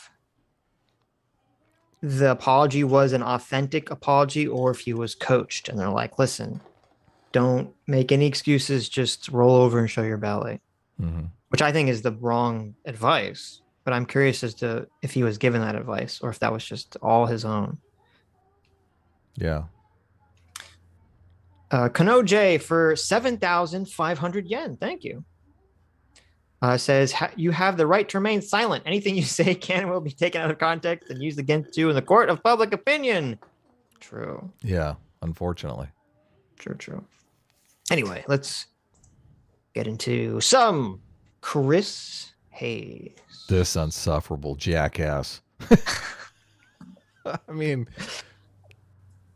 oh God. With a special guest that you probably didn't expect, right? Yeah, I didn't. Like I said, I turned the volume off when I was doing the screen grabs, but I was thinking, I do a lot of thinking, Sitch. I sit around and I think. Who on the left is the Jordan Peterson equivalent? Like the really smart individual that's really diving into deep ideas. Let me think. Is it Zizek? I'm going to say nobody. Yeah. I mean, Zizek is I haven't listened. You can't listen to while you're eating. That's for sure. Yeah. Well, I only listened to him that one time, so I'm not going to make that determination. Right. But I mean, anyway. they would say, hands down, it's Richard Wolff. And I think, Jesus. I know, if that's what you're saying, we got there's Houston, we have a problem. There are some issues here. There's some major issues. Oh my God. I think the reason that I was thinking about this was because they invite a spoiler alert. It's Sam Cedar is on. Why did you spoil it? Well, it's MSNBC. Sam Cedar. It was going to be a nice surprise when Sam Cedar gets wheeled on to MSNBC to everyone's shock and horror. But this is the point that I want to make. Yes. They're propping these people up. They have this idea that you can just pull a bum out of the gutter and put a suit on him and be like, okay, now you're our leftist academic. Are you saying that Sam Cedar is a bum? Yes, I am. exactly.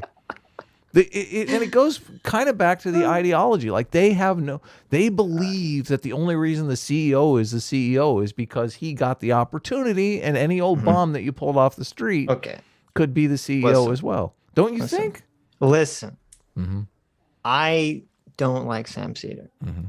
Okay. Yeah. I think he's kind of dumb. Yes. Okay. Hold on. Let me back up. I actually don't think Sam Cedar is dumb. I think he's intelligent, but his elephant has complete control over his brain. Okay, so intelligent with like an asterisk then. Yes, he has high int bonuses, but very low wisdom. Okay, if we're gonna be nerdy again, very low wisdom, very low emotional control, very low tribal control. So I wouldn't call, when you say someone is like a bum off the street, that makes me think like they're literally stupid. Like Hassan is a bum that was off the street. Okay, Sam Cedar is more intelligent than Hassan Pike. I'm doubtful, but anyway. Okay. But my point remains that they prop these people up. He's nowhere near Jordan Peterson, right? Mm-hmm. There's this weird situation that's happening here where they're actively suppressing super smart, thoughtful, insightful individuals. They're like, this person cannot rise up. Let's do everything we can to make sure that this person isn't a superstar. And then these other completely average moronic individuals, they're like, okay, this is our intellectual genius, Richard Wolff, the communist professor from Rinky Dink University. He's our academic superstar, right? And when he comes on, we're going to talk in glowing terms about what an intellectual titan this person is, right? It's completely lopsided. If Richard Wolff had interesting things to say, I would listen to him. And I guess maybe that carefree wandering guy, maybe that Felicity. Yeah, that's the name of the theory. You keep saying that, but it's not really. Maybe maybe him. Get into the video. Heard of Joe Rogan? He's a stand-up comic, an ultimate fighting commentator. He's the former host of a show on NBC where contestant ate bugs and did all kinds of crazy things. He's now I know, we're both trying to pause already. The belittling just from the get-go. Yes. Just from the get-go. Joe Rogan hosted a show where people ate bugs, and now people trust his voice. Oh, he's not an elitist like me. I'm an elite journalist. How dare he get so much more viewers than I do. I never made people eat bugs. Joe Rogan had a working class upbringing, definitely. Yeah. I can't remember. Joe Rogan went on Jordan Peterson's podcast, and they both talked about their upbringing pretty in depth. I don't remember much of it, but I do remember being working class. A lot of the people going after Joe Rogan definitely don't have the working class cred, that's for sure.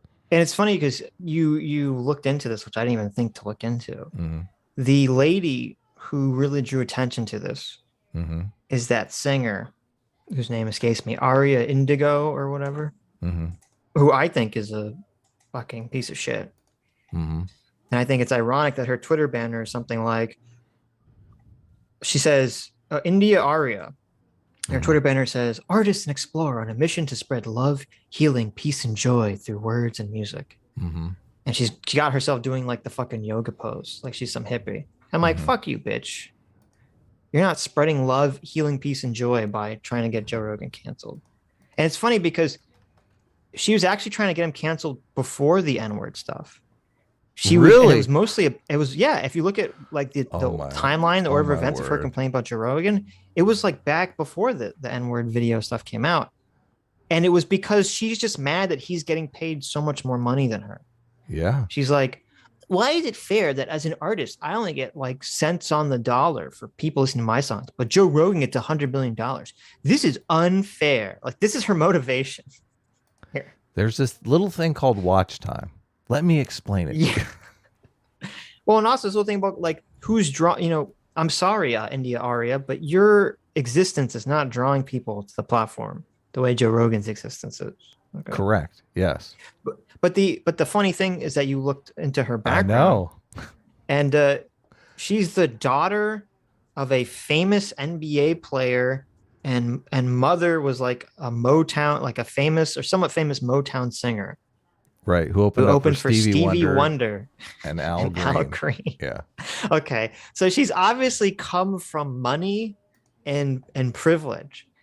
And it's so ironic to see a Black female who systemically is like the most oppressed person in the world, yet personally on an individual level had way more privilege, way more wealth growing up than Joe Rogan, who did come from a lower income working class background.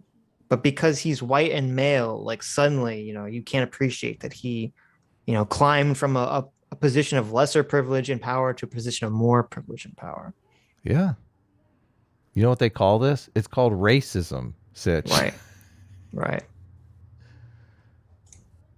Most known for a popular podcast he hosts. What started as casual conversation with his friends back in 2009 has become a real hit by any metric.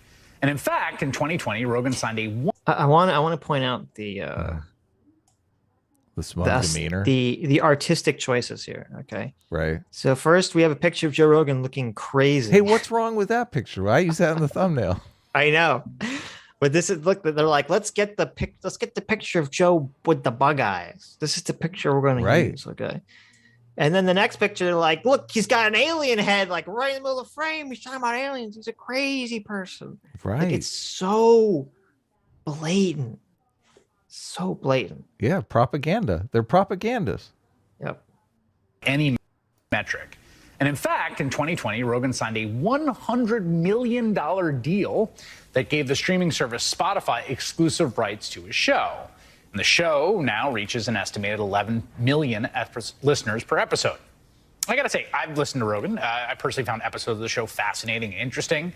He's a strange but good interviewer. He covers all sorts of stuff. But Rogan has repeatedly made racist, sexist, anti-trans comments on his show. He's increasingly embraced the right-wing anti-vax. Wait, what were the rate? Oh my God. He just goes through the litany. Joe Rogan's a racist transphobe. Racist, sexist, homophobe. Yeah. And it's interesting too. If you look at these quote unquote articles, none of them are from even mainstream sources. You've got two. They are. Holy shit. You got two magazines I've never fucking heard of. The Advocate and Complex. Right. I don't know what these are. They both have the same logo. Look at that. You're right. I wonder, wait a minute. They're very into the impact font. Yeah, I wonder if it's the same thing. Maybe that's not the name of the magazine. Screams AstroTurf. Joe Rogan, so the headlines are, Joe Rogan continues to spew anti-trans rhetoric on his Spotify podcast. Complex says, Joe Rogan says it's very strange to call someone black unless person is 100% African from the darkest place. Did he, what? Was that said? No, it's out of context. That's from the Jordan Peterson conversation. Joe Rogan comments on Angelina Jolie's genitals. Oh my God. I brought up, oh my God, I didn't look at this until just a second. What was the Angelina Jolie's genitals? I don't know about that. I have no clue what that is. But I brought up this, Joe Rogan continues to spew anti-trans rhetoric from this Advocate magazine, which is a gay, lesbian, bisexual, transgender, queer news site. Of course it is. Of course it is. The subtitle under it there's a picture of Joe Rogan. Right under it says, the podcast host who was joined by right-wing provocateur Jordan Peterson. Suggests trans people are evidence of societal collapse. Which is not what he said. Oh, and look at this. Oh no, okay, they didn't do the full lie. They said on January 25th, Rogan hosted Jordan Peterson, retired Canadian psychology professor turned right-wing provocateur, who posited that being trans is both a sociological contagion and similar to the now debunked satanic panic in the 1980s. Oh yeah, that doesn't incorporate the lie. It's so weird that you have to agree with them on every single thing, otherwise you're a right-wing provocateur. Right. No, I just disagree with you on this one issue. This is where, and I hate this, it's so despicable, and this is the tactic. They're like, we need this, we want to smear, Chris Hayes is like, okay, I want to smear Joe Rogan as a transphobe and a racist. Grab me some headlines. And so it's of like, course. It's like whenever there's any fucking rag anywhere out there in the world that can put whatever crazy shit they want in the headline, they can just post it. Yeah. And say, see, people are saying that you're racist. See, people are saying you're transphobe. There's some article written by who the fuck knows who on who the fuck knows what publication. So therefore, it must be true. Yeah. Journalistic standards have dropped to nothing. To zero. This is why the context has changed so much, because journalistic standards, they can do these, they can literally lie to every single person just on a lark. It's awful. Oh my God. I looked up a picture of the lady that wrote the anti-Joe Rogan is transphobe article. Oh no. Should we bring it up? It's literally the stereotype. Where's the creativity? I can't even believe it's literally the stereotype. Like down to a T. It's shocking. I wouldn't have believed this was I would have thought this was like a troll picture. It's like the pink hair, the big red lipstick, you know what I'm talking about. It's like it's the exact image in your mind you have of like the woke cry bully SJW from 2016. Ouch. It's crazy. Anyways. Let's move on. COVID skeptic platform, including suggesting President Biden did not actually get a booster shot on live TV because he could have died or blacked out. He's given friendly interviews to people. I mean, is it anyone who's worked in show business knows that that's valid speculation? That is valid speculation. What the fuck? Chris Hayes knows that's a lie. Right. Of course. Come on. Well, and also if you notice, all these, besides the LGBT ones, all these articles are coming from Media Matters. Okay. Yeah. Which is a political dissemination. Yeah. It's a political propaganda and hit piece manufacturing machine. Right. Yes. That's its role. That's literally its designed role. Yes. Smear Republicans. Yep. People spreading just wildly wrong and dangerous misinformation about COVID. It got to a point where rock icon Neil Young said... Oh, now he's the rock icon. Notice the voice change. It's all dour when he's talking about Joe Rogan. Now it's like, oh, rock icon. This guy who we all love. Remember this guy that you've maybe never heard of unless you're over the age of 30. Right. Remember this American hero? Neil Young, who we're propping up to use. I don't want to be part of this anymore, and wrote a letter to Spotify saying the company had to choose between him and also Rogan. He's so fucking old. He wrote a letter. I know. Yeah, right. He put the stamp. Neil Young's like, let me put the stamp on I'm gonna send this in the mail. Spotify, please respond within 7 business days, or you will hear from my attorney. No, but it annoys me because like Joe Rogan said very dangerous things about the vaccine COVID. It's like, well, what did he say, Chris? I mean, if we're gonna get out the torch, think about very how this dangerous is things. Right. Think about how this is structured. This is a piece designed to get Chris's audience to pull out the torches and to burn Joe Rogan at the stake. Right. And yet he doesn't feel it's necessary to explain what exactly Joe Rogan said that's so bad. Did you ever watch 300? You said you But would isn't that rewatch terrifying? It is terrifying. Did you rewatch 300? I did not rewatch. Okay, No. you gotta. 300 is an amazing movie. I can't believe you don't like that movie. But this is exactly the scene in the Senate when the fucking manipulative motherfucking politician steps up, and he's told everyone he's going to do one thing, and then he does the complete opposite. Lies to everyone, fucks everyone over. Right. This is exactly what Chris Hayes is doing. He's just a fucking lying snake in the grass. Apparently in 1985, I don't know if Neil Young ever apologized for this. Oh in no, they're digging up shit on him. Neil Young said it's scary. It is scary. You go to a supermarket and you see a F slur behind the cash register, and you don't want him to handle your potatoes. Oh, because the AIDS. He said crisis. this in reference to AIDS and catching AIDS from gay people. Yeah, of course. You want to play this game?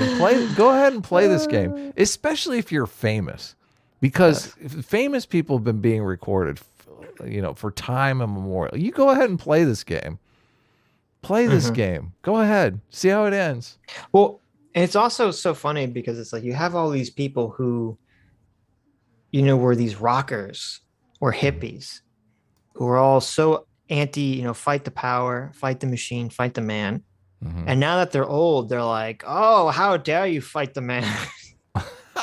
How dare you be controversial? How dare you buck the system? It's so true. All of them. I'm revoking all of their artist cards. I don't look at Neil Young as an artist anymore. No. Pathetic. Yeah. He's a guitar technician. There you go. Before removing music from the streaming service. So Spotify chose Rogan. They took his songs down.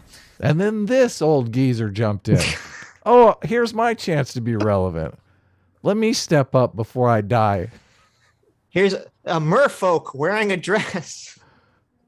It's like, take my music off Spotify. For those of you guys just listening, is this Joni Mitchell that they were talking about? This is Joni. No, this is a merfolk. What are you talking about? Joni Mitchell looks some like kind of mythical fish creature. They put a woman who is 125 on the screen for us to marvel at. This looks like a fish creature from a Zelda game. Okay, I don't know. Joni Mitchell called up and said, "Listen, I'm already worth $1 billion here. Take my music off of your platform. I don't want to be on MySpace anymore. Joni, it's Spotify. MySpace isn't around anymore. I don't care. Take my music off your stupid computer. Take it off the internet entirely." Yeah, exactly. I want it put in my casket. I want to be buried with it. Then legendary singer-songwriter Joni Mitchell. Oh, of course, Joni Mitchell's like, "Oh, do you want to get a picture with my COVID mask on? Look." Look, you can get one for the newspaper. We're being very mean to Joni to show that I wear my COVID mask just like everyone told me to do. There you go. Joni Mitchell, they have they chose a picture of Joni Mitchell in a COVID mask because it's a COVID related story. There's a bazillion pictures of Joni Mitchell. They don't need one of her in the COVID mask. How come? Look at this. I didn't even realize this. So I looked up now. Joni Mitchell and fuckface, whose name I've already forgotten. Neil Young, both Canadians. Really? They're not even American? Get your Canadians out of my American platform, demanding good Americans like Joe Rogan be removed. Get your Canadian. Yeah. Look, we talked about this a couple weeks ago. We need to invade Canada. Okay. There's too many negative cultural influences coming across our northern border that we need to deal with. Is that Canada with a population less than the state of California? That's Canada, right. Is that what we're talking about? That's what we're talking about. That little backwater state. That little tiny backwater state. Listen, Canada, you all know that you all want to be part of America. Think about it this way. Instead of calling it Canada, we should call it the USAA. The United States of America adjacent. That's good. It's the USA and it's the USAA. Yeah, I like it. Yeah. Yeah.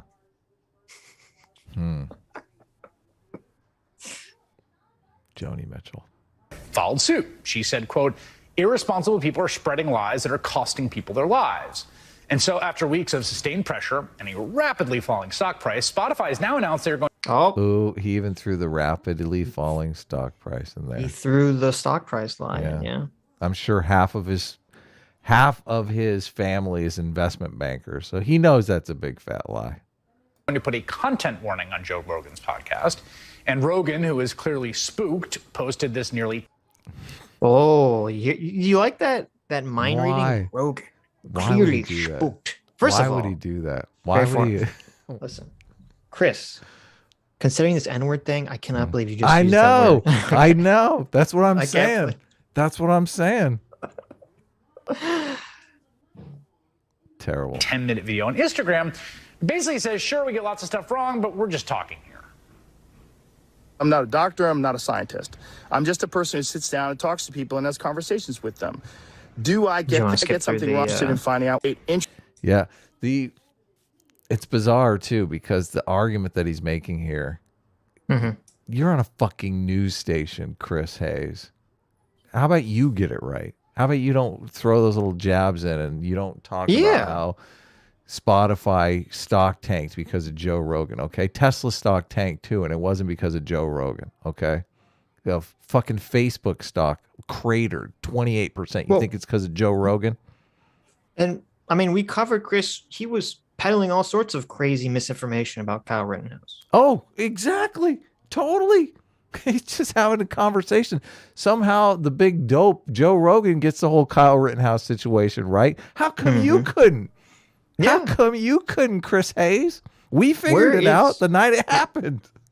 Where's the reckoning for the Kyle Rittenhouse misinformation, for the constant misinformation about police shootings to make, there was some poll that was like the majority of people that voted for Biden are Democrats. Oh, I know. I saw that. Thought that 1,000 black people or over 1,000. It was worse. It was like 10,000.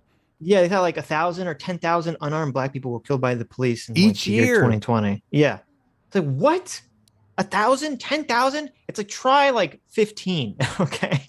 Yes. It's low double digits. Like, get the fuck out of here. There's like 900 officer involved shootings a year.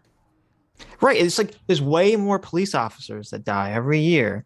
Oh, than, that too. Unarmed. Yeah. Unarmed black men killed by the police. Yeah, it's ridiculous. But it's just this constant. If we just talk about the story again and again, every time a story comes up, we'll talk about it and we'll make people think it's like happening everywhere. Yeah. Yeah. Chris Hayes is a dirty smear merchant. I mean, I remember Chris Hayes during Michael Brown trial. I remember Chris Hayes right after Michael Brown died. And there was that fake narrative about, he had his hands up. And Chris Hayes was standing there like in that neighborhood with his little bulletproof vest on and a little helmet that said press on it.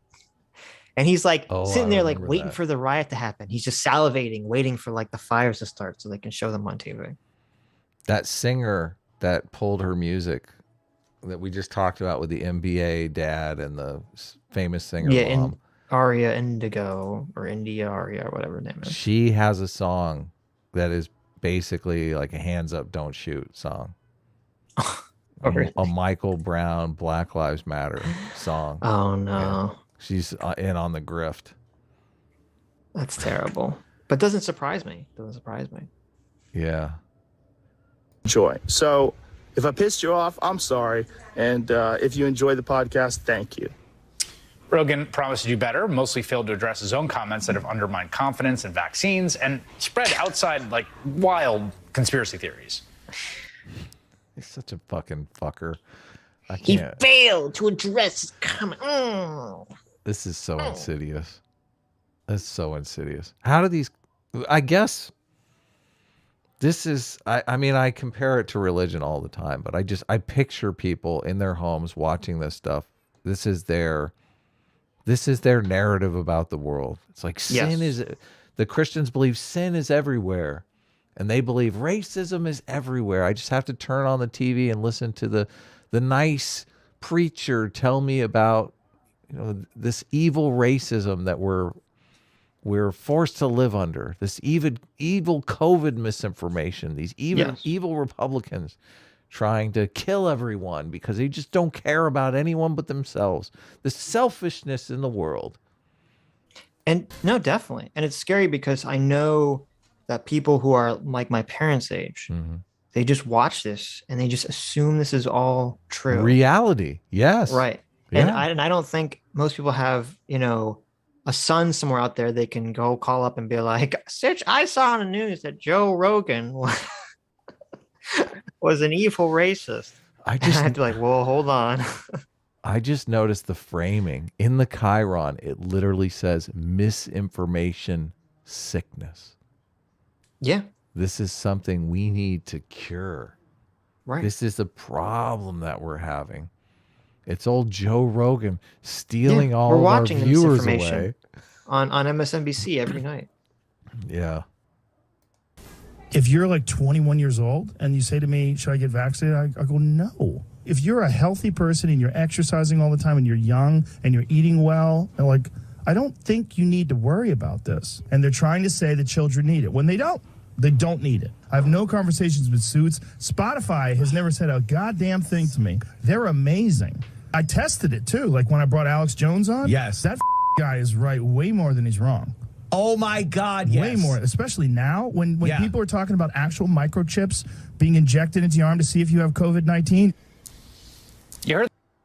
Is that aside? I don't know anything about the COVID situation, whether or not 20-year-olds should get vaccinated or stuff like that. I would leave it up to you to figure it out on your own. But do you know any of that stuff or?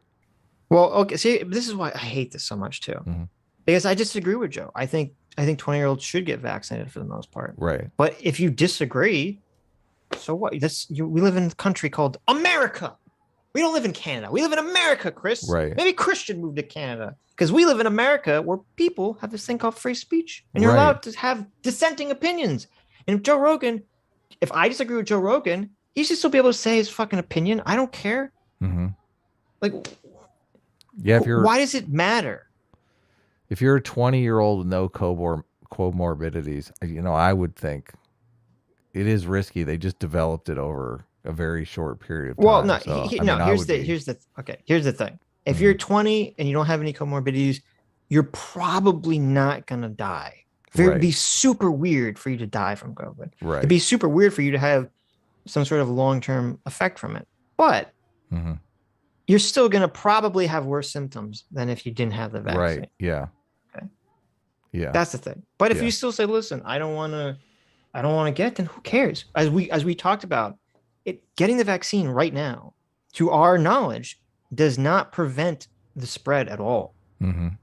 So it's purely an individual's health choice. Correct. Yeah. So is this really the dangerous information, Chris Hayes, that Joe Rogan should be canceled over for it being his opinion that 20-year-olds shouldn't get vaccinated? Is this really so horrifying?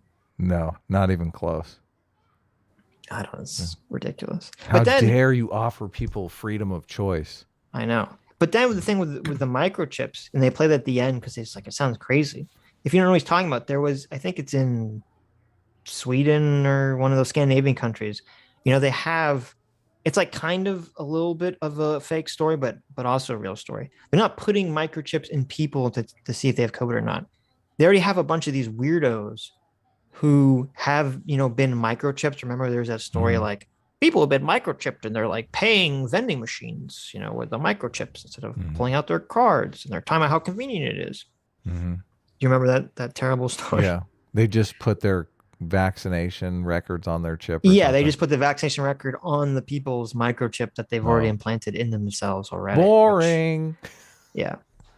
It's weird. I don't like the microchip thing, but it's happened. It's not crazy.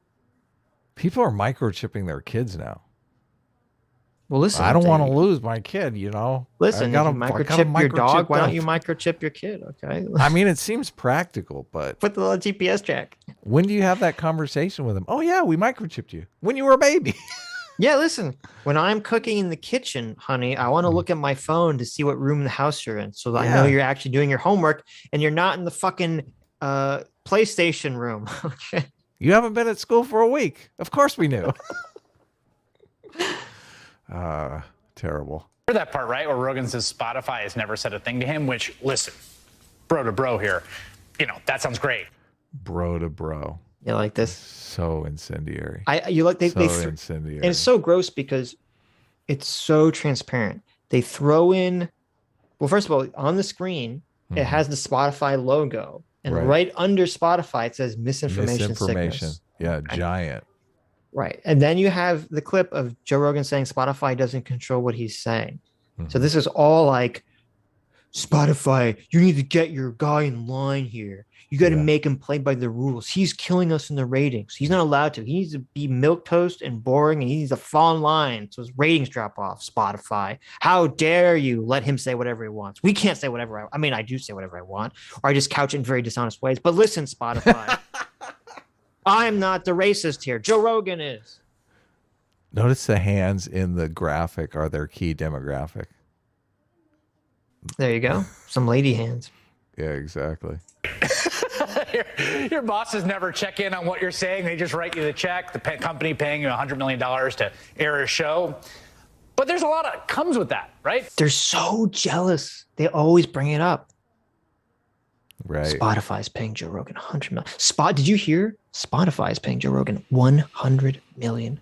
How is that relevant to this story, really?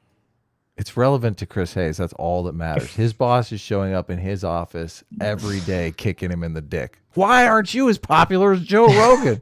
How come nobody listens to you? Joe Rogan has 11 million followers. You're here doing the bro to bro thing. I thought you told me you were a bro. What's going on? How come you Tim Pool gets more views than you, Chris Hayes? What the fuck? You're supposed to help us turn this network around. You're the young, aggressive, inspirational talent. What's going on here? That is a day in the life of Chris Hayes at work. That's why this story exists, because he's fucking jealous as hell. His dick is sore. He is. Definitely. You know that's the conversation that he has. He's like, I'll turn it around. I'll say bro to bro in the next segment. There you go. And even though I know Chris Hayes looks like a baby-faced child, I'm pretty sure he's like in his 40s. So. Oh, definitely. He's playing it up, though. You're supposed to be our Tim Pool. Find yourself a fucking beanie and get back out there. We need ratings. I mean, if a host uses a platform to spread things that aren't true, that end up hurting people, then they're all kind of responsible, including Kyle Rittenhouse. You stupid motherfucker. Stupid motherfucker. Or all the racial tensions that are happening. Yes. Because of so much misinformation. Yes. The platform. I don't think this is the end of the story, because right now this story, which is an interesting one, is right at the intersection of these enormous trends that are growing between COVID disinformation and big tech and speech, and we're going to talk about all that right after. How many 20-year-olds died because Joe Rogan told them not to get vaccinated? I don't know. That's what I want to know. I'm guessing 0. They do have a story often about the person that didn't get vaccinated and died, but they're usually fat or old or unhealthy in some way. Well, and also generally it's like, I kind of approach this more that people's audiences radicalize the host, not the other way around. Yeah, totally. Yes, I agree. I would be very surprised if anyone's feeling on vaccines had anything to do with Joe Rogan or anything Joe Rogan said. Right. Yeah. Yeah, probably not. I wanted to make this video, first of all, because I think there's the all right, we're fast forwarding. Podcast host Joe Rogan pushed back today against accusations. He's continually spread misinformation about like that fat lady in the picture. Right. Probably get vaccinated. Yeah.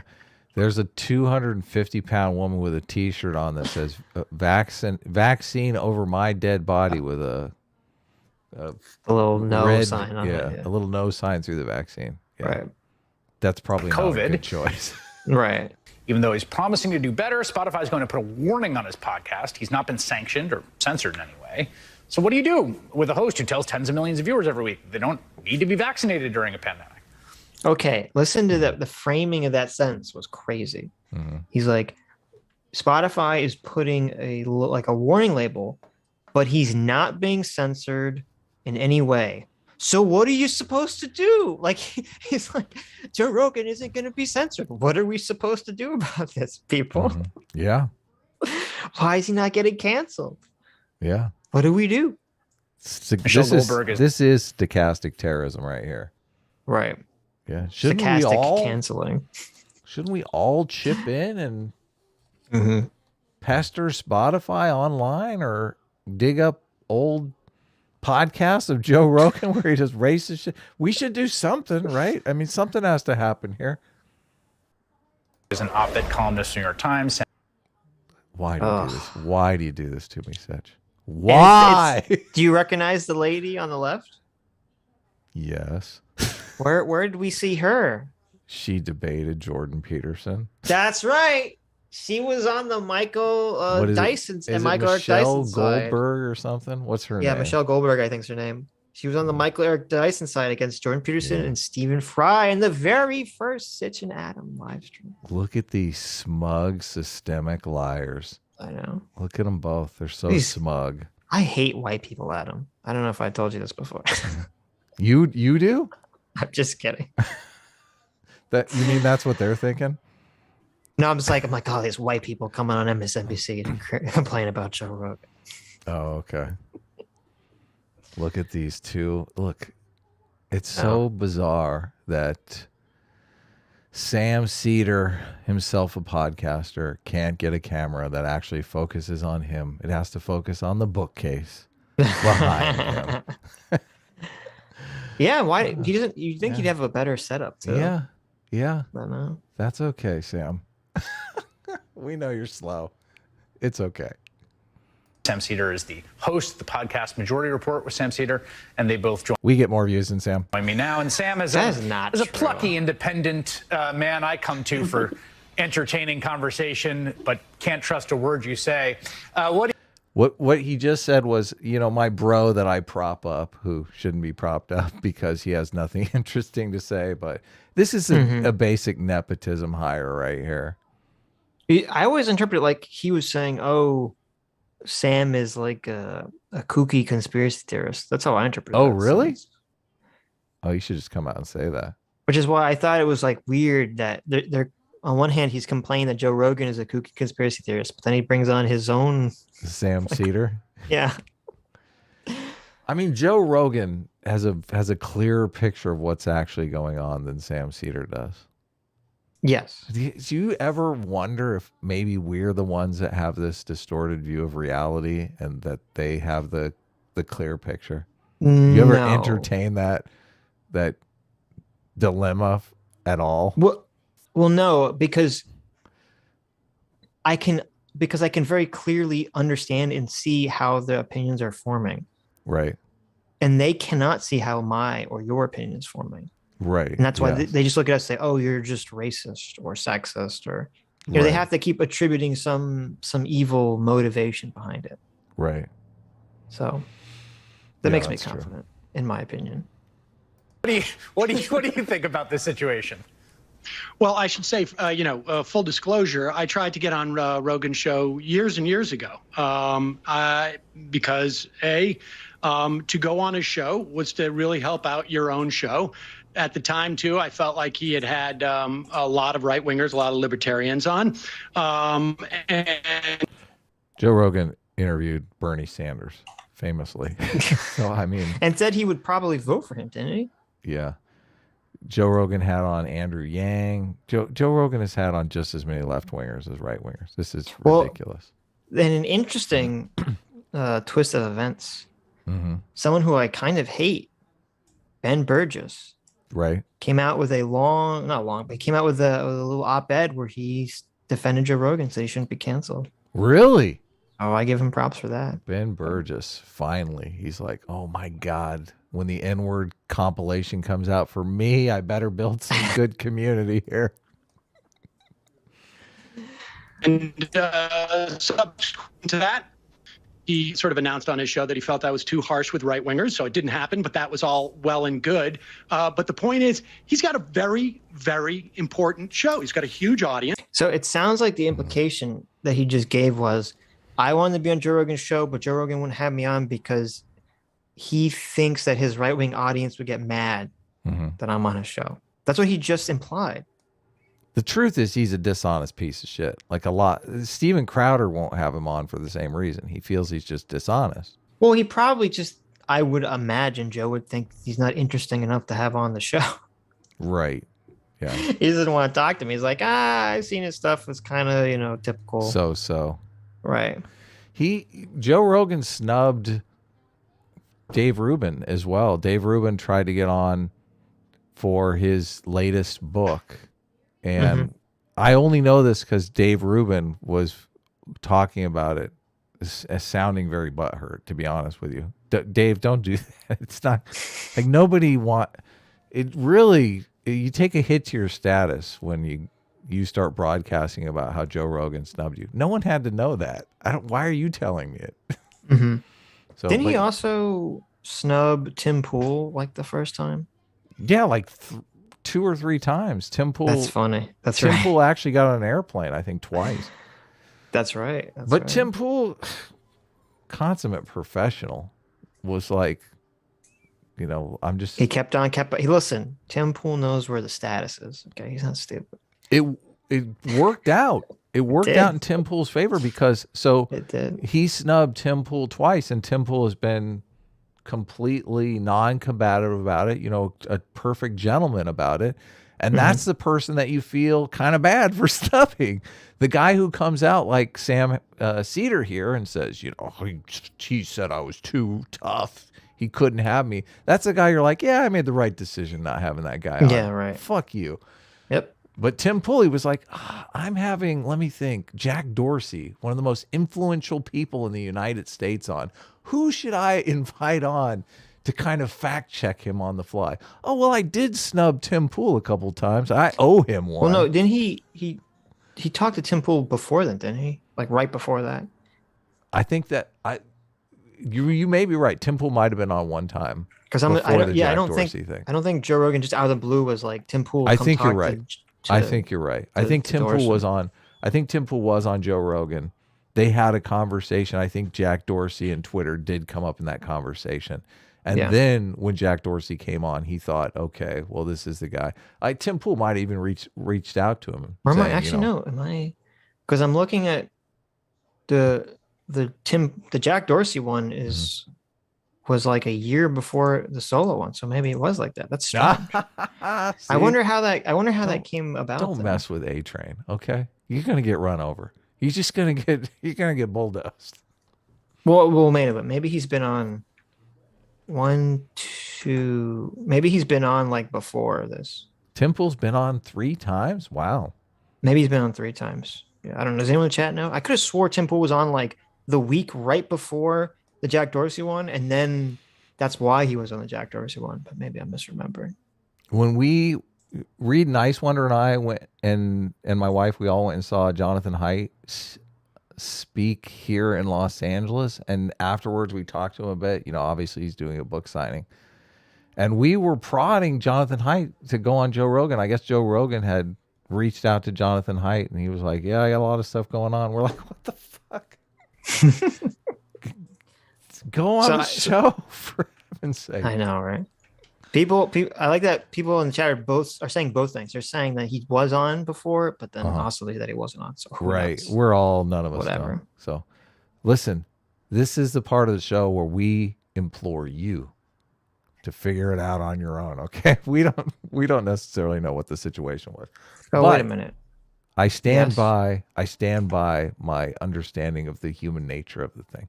If somebody, and I'm sure Joe Rogan didn't intentionally snub anyone. Listen, this guy's thanking his haters in his apology video, okay? This guy doesn't snub people for fun. So, you're better off if you keep your cool and play it cool and don't go full Sam Cedar on important people that can help you. I got to the bottom of it. Tim Pool was on before. Yeah. Joe Rogan 1242, Tim Pool, and the Jack Dorsey one was 1258. So there you go. Right. See, I told you. I told the story exactly correctly. The second time after you corrected There me. you go. I did. There you go. It made more sense. It really did. Because he's not going to invite. You were exactly right. He's not going to invite some guy he's never even talked to on. Yeah, that would seem very strange to me. He's going to have him on. Jack Dorsey and Twitter and social media. Tim is basically an expert in all those things. He's going to come on and talk about those things. And what, you disagree? No, I opened a tab that I still had India Arya Googled. And the first thing that comes up is an independent article that says, India Arya shares resurfaced clips of Joe Rogan using the N-word 22 times. Really? Oh my goodness. That's the headline today. This is a thing. This is a thing. She is completely unaware that they're using her. Oh no, no. I disagree. She knows exactly what's up. She's happy to be used. Yeah, because the quote under it from her is, "You take this money that you generate and you use it to invest in this guy." She asked of Spotify. So no, she's 100% aware of what's going on. Spotify. This is the thing. In all these high-tech businesses, there is a number by every single artist's name. They've quantified you. They know exactly how much money you cost to their bottom line, okay? When you call in talking about how you're doing this for this, they're going to look at that number and they're going to go, oh, look, $5. Okay. We'll take it off. Bye-bye. Right. Yeah. The Jack whole Dorsey idea, also... Go ahead. Oh, sorry. Jack Dorsey also came on solo before Tim. Oh, I forgot about that. And then it was Jack and his lawyer. Yeah, that's right. I totally forgot about that. Oh, good. Yeah. Working it out. Anyway, back to, look, they have another picture of. I love that picture. I know. Joe Rogan. I don't give a fuck. Making a funny face.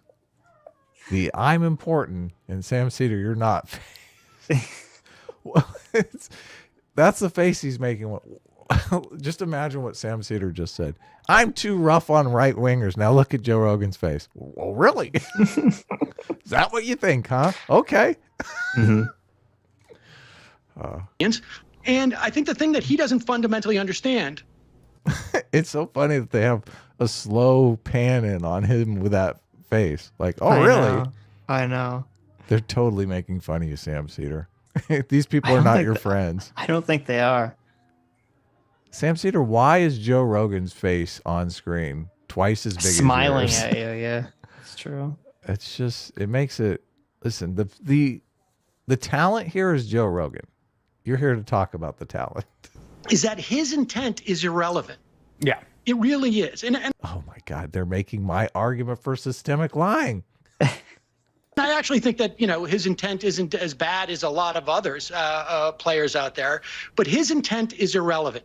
He is spreading misinformation. Even in that Instagram video he did, the first 3 minutes are him trying to prove that misinformation doesn't even exist because there's been a changing dynamic with vaccinations and COVID over the course of 8 months, which of course. That's such a straw man. He didn't say misinformation doesn't exist.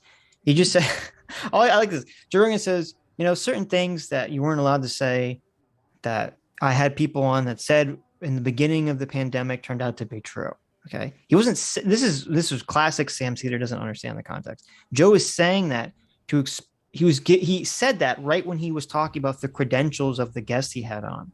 Yeah. Okay. Joe wasn't saying, oh, I grabbed some homeless man off the street to tell you about why COVID is, why the COVID is fake or whatever. He's like, no, I brought in two people that are, doctors that are relevant to this conversation who had made predictions about COVID before it was allowed to be said. And so this is why I had them on my show. Right. But then Sam twists around him. Joe Rogan's saying misinformation as a concept doesn't even exist, Chris. Mm-hmm. And I say it's really irrelevant that Sam Cedar has no idea what he's talking about because he's basically spreading misinformation. His intention doesn't matter. It doesn't. He just made my argument for systemic lying rather succinctly. But that's the thing. Joe Rogan, I wouldn't classify him as a systemic liar. I really wouldn't. He goes out of his way to get it right. Yeah. Yeah. Yeah. And there was that clip we all saw that was all shared. And this is why this is also so dishonest too. Joe Rogan had someone on his show who was challenging him on COVID stuff. Mm-hmm. And on air, Joe Rogan made a claim about, I think it was about, the myocarditis rates in children getting the vaccine. Mm-hmm. And the guest he's talking to said, no, Joe, you're wrong about this claim. And they said, well, look it up. And they looked it up and Joe was wrong. And he announced it right in front of everybody. He did How often have you ever seen a single one of these fucks on any news station have a guest come on, challenge them, and then they'd say, oh, you're right? Never. They don't have anyone fact-checking Sam Cedar right now. No one. Joe Rogan did the exact same thing with Jordan Peterson. Jordan Peterson made several claims in the Jordan Peterson show that Jamie, his fact-check guy, pulled up to look into, and they corrected on the fly. When they have Alex Jones on, man, he's got like 3 fact-checkers there. He knows Alex Jones is going to be talking so fast. He's super. Joe Rogan is super conscious about this stuff. Yeah. It's so hypocritical coming from these professional liars that he's not interested in the truth. He is interested in the truth. He's not interested in your truth. Right. I mean, this is what's so funny. I didn't even think about this. This is such bullshit too. Joe Rogan's so well known for spot checking facts. Yep. That it's literally a meme from his brand is Jamie. Can you pull that thing up? Yes, I know the name of his fucking fact checker. Yeah, I don't know any fact checkers at MSNBC. Joe Rogan is so well known for fact checking that it's a meme of his brand is that he's going to have a guy named Jamie who you don't see is going to pull up this information. Yes. Yeah. I don't know what the fuck Chris Hayes' producer is. I've never heard Chris Hayes say, hey, can you fact check this on the spot right now? That's never happened. Hey, I brought up the Kyle Rittenhouse video here, and it actually looks like he's running from the other guy. What's happening here? Maybe, and for those of you who don't remember, Chris Hayes compared Kyle Rittenhouse to the Columbine shooters. Oh, I forgot about that. Thanks for reminding me. He compared Kyle Rittenhouse to the Columbine massacre shooters. Insane. This is your systemically dishonest Chris Hayes complaining about Joe Rogan. Complaining about the misinformation sickness that we all have. That you spread to Prosecutor Binger. Terrible. 8 months ago, vaccines did a different thing because COVID was a different thing. But he doesn't quite get what he's doing, I think, on many ways. I mean, he thinks he knows what he's doing, but he doesn't understand it from the perspective of the way that it impacts society. Yeah. Such a fucking liar. Oh, God, it drives me insane. Literally in Joe Rogan's apology video, he talks about how this platform is giant and how stressful it is, the responsibility that he feels for possessing such a large platform. To say he doesn't care about it is insane. Yeah, there's a kind of fascinating dynamic here. I mean, first of all, I should say that I sort of bristle a little bit at this kind of like call the manager liberalism you see sometimes, like, oh, that's misinformation, you need to like cut that person off. And so I'm generally still have a kind of sort of old school speech, more speech is better view. But one of the things that's a little weird here about this conversation, Michelle, is that and someone made this point on Twitter today, and I forgot who. It's being talked about like content moderation or something. It's like Spotify's just producing his show. They pay him $100 million. That's a Spotify show. If I say things on this network that are wrong or that are, legally problematic or slander, like Yeah, they come after my network and my bosses. Like, that's how it goes, dude. Like, I don't know what to tell you, but people think they're in some world that they are not in. That's such bullshit because obviously the Kyle Rittenhouse situation, nobody came after his bosses because Kyle Rittenhouse was some fucking middle class kid. So you feel no problem slandering people who don't have the power to fight against you. Of course.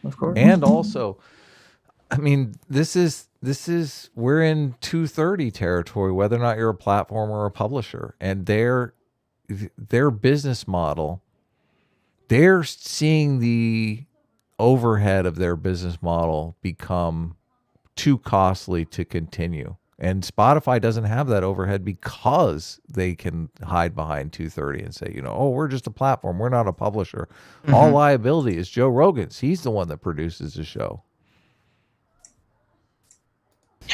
Well, it's in the same way that you would go after Fox. I mean, right. the right analogy is not YouTube, which just happens to have all this content on it, or Facebook and Twitter, and we could talk about their content moderation policies. But you're right. Spotify is essentially I mean, I'm dying to know, and Sitch, this is where we put you to work. I'm dying to know. Yes. I love creating more work for Sitch, but I'm dying to know what that contract looks like. Does a contract basically say something to the effect of, we're paying you $100 million to join our platform? I mean, is that it? Does he get the $100 million just to like show up, just to like open the account? Because you could structure a contract that way. No, yeah, it very well might be that the contract is just they're paying for exclusive streaming rights. Right. And there's some stipulation probably about how much he has to stream too. Right. And I'm sure but I would be shocked if there's not some guidelines. Well, here's be the question. Did he have guidelines that were more stringent than the average person who just signs up for Spotify guidelines? Right. Yes. If he's on a different TOS, if the TOS can update. Yeah. There's a lot I'm curious about.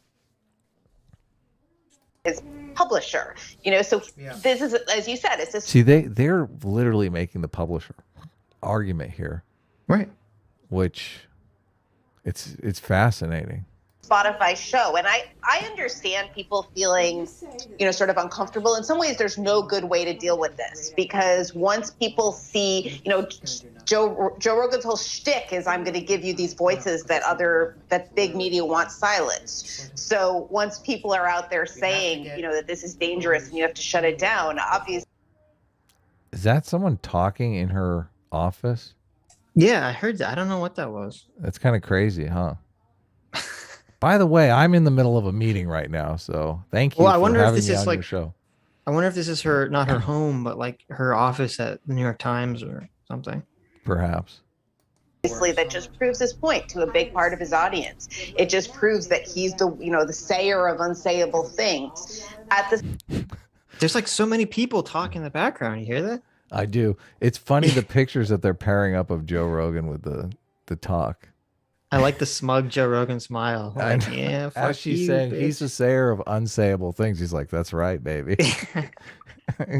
Come over here. Right. I'll say some unsayable things to you. Well, the reason they push this publisher crap is because it would be the greatest boon to the news industry if Facebook, Twitter, Spotify, if all these companies lost their Section 230 protection. They'd all be dancing in the streets. Yeah. Because so if they why they're making that argument. Right. Because if all these social media companies and Spotify-like companies lost 230 protection, basically what they would do is they would say, oh, well then no independent person is allowed to talk about news or controversial topics, and will only play clips and videos and allow official news people to talk about it. Right. That's what would happen if we lost 230. Yeah. They become the clerics of the religion again, the news religion. Exactly. At the same time, this is, his audience is massive. I don't know that all of them are sort of realize, as he said in that Instagram, he sort of said, oh, I'm going to start doing more research before my shows. I don't know if all of them realized that he hadn't been doing research before his shows.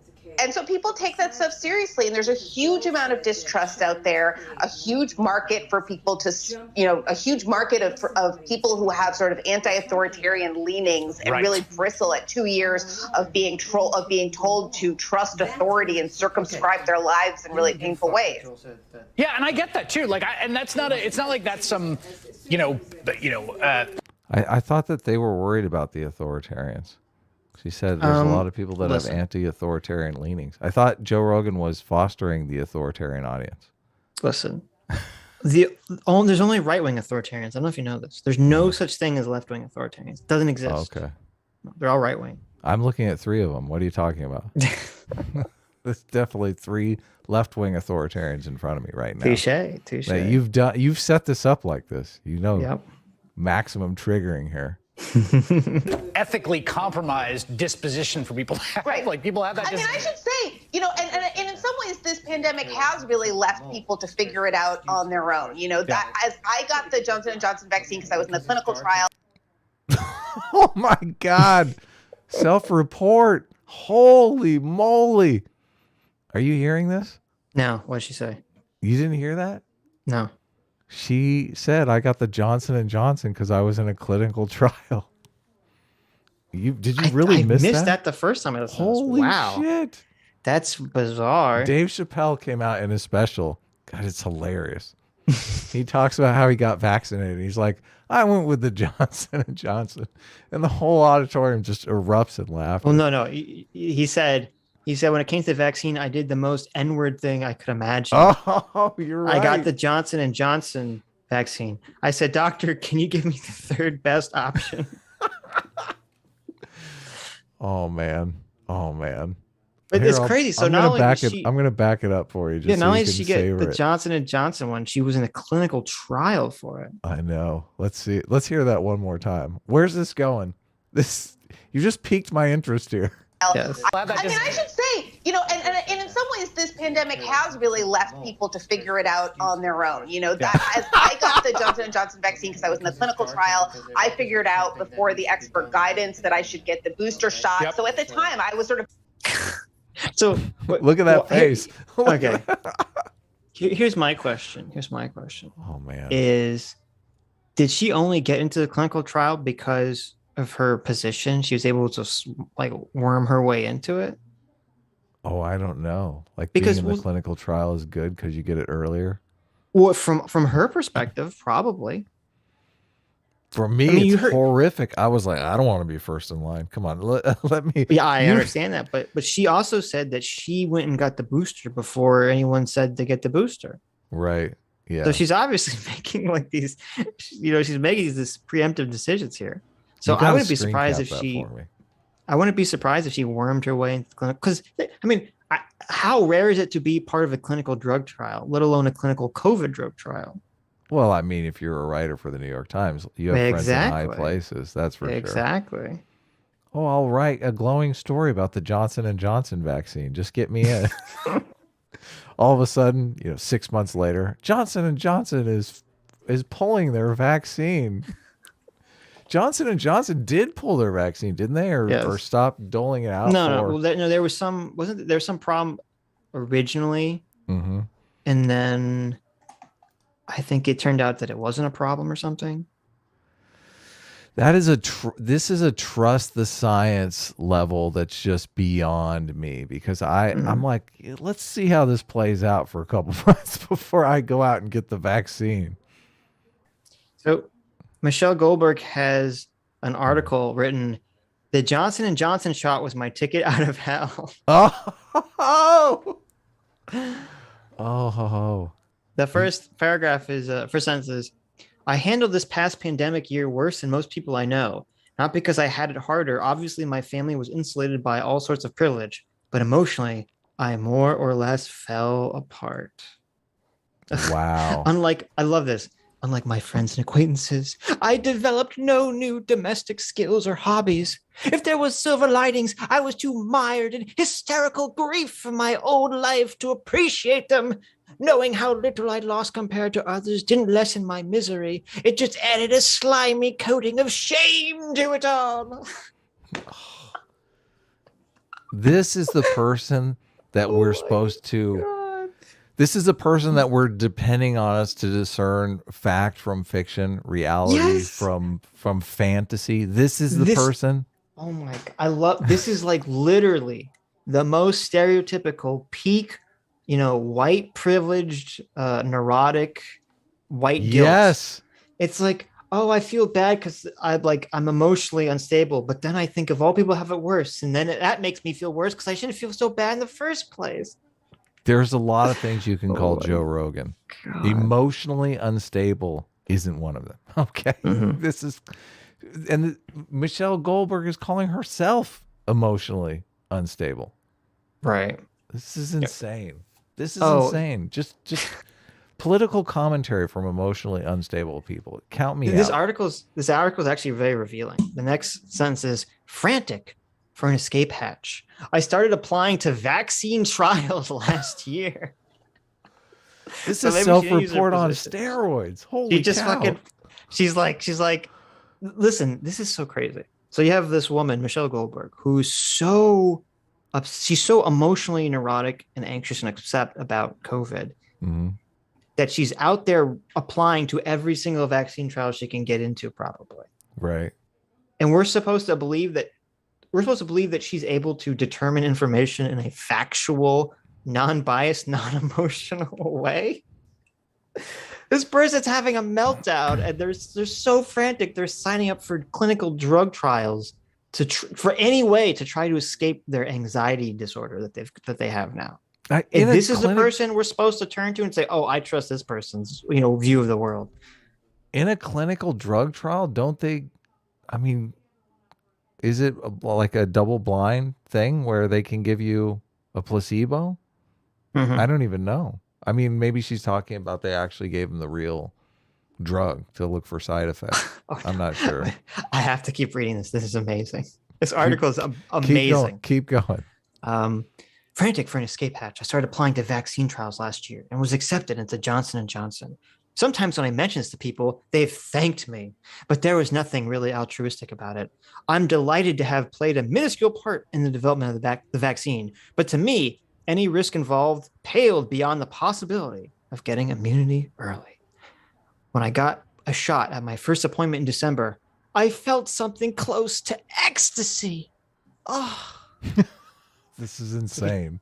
You could just imagine her like in the doctor's office. Is she getting shot? It's like she's like, "Oh, thank you, doctor." This is so high risk in my estimation. I know. I'd agree. I would 100% agree. But that's what I'm saying. This is, to me, is very clear that she was in such an emotional bad place because of COVID. She was willing to do anything, right, to try to get out of it. This is crazy. Continue. When I got the shot, my first appointment in December, I felt something close to ecstasy. But the next day, it curdled into despair. In a sort of reverse hypochondria, I scanned my body, hoping to feel any ghostly twinge of a side effect, but there was nothing. I was pretty sure I gotten a placebo. I was right. I nailed it. My God, so she was literally in the first fucking trials. Yes. That's crazy. This is Russian roulette I know. I mean, it's amazing that people do it. It's definitely I would consider this a high risk move. Mm-hmm. Is there more? I'm saying if there's anything more worth interesting. Did she? We have to know if she got the placebo though. Hopefully Let's see. She reveals. Let's see if she says. Thanks to the vaccine trial, I had a similar choice this month in a process known as unblinding. Mm-hmm.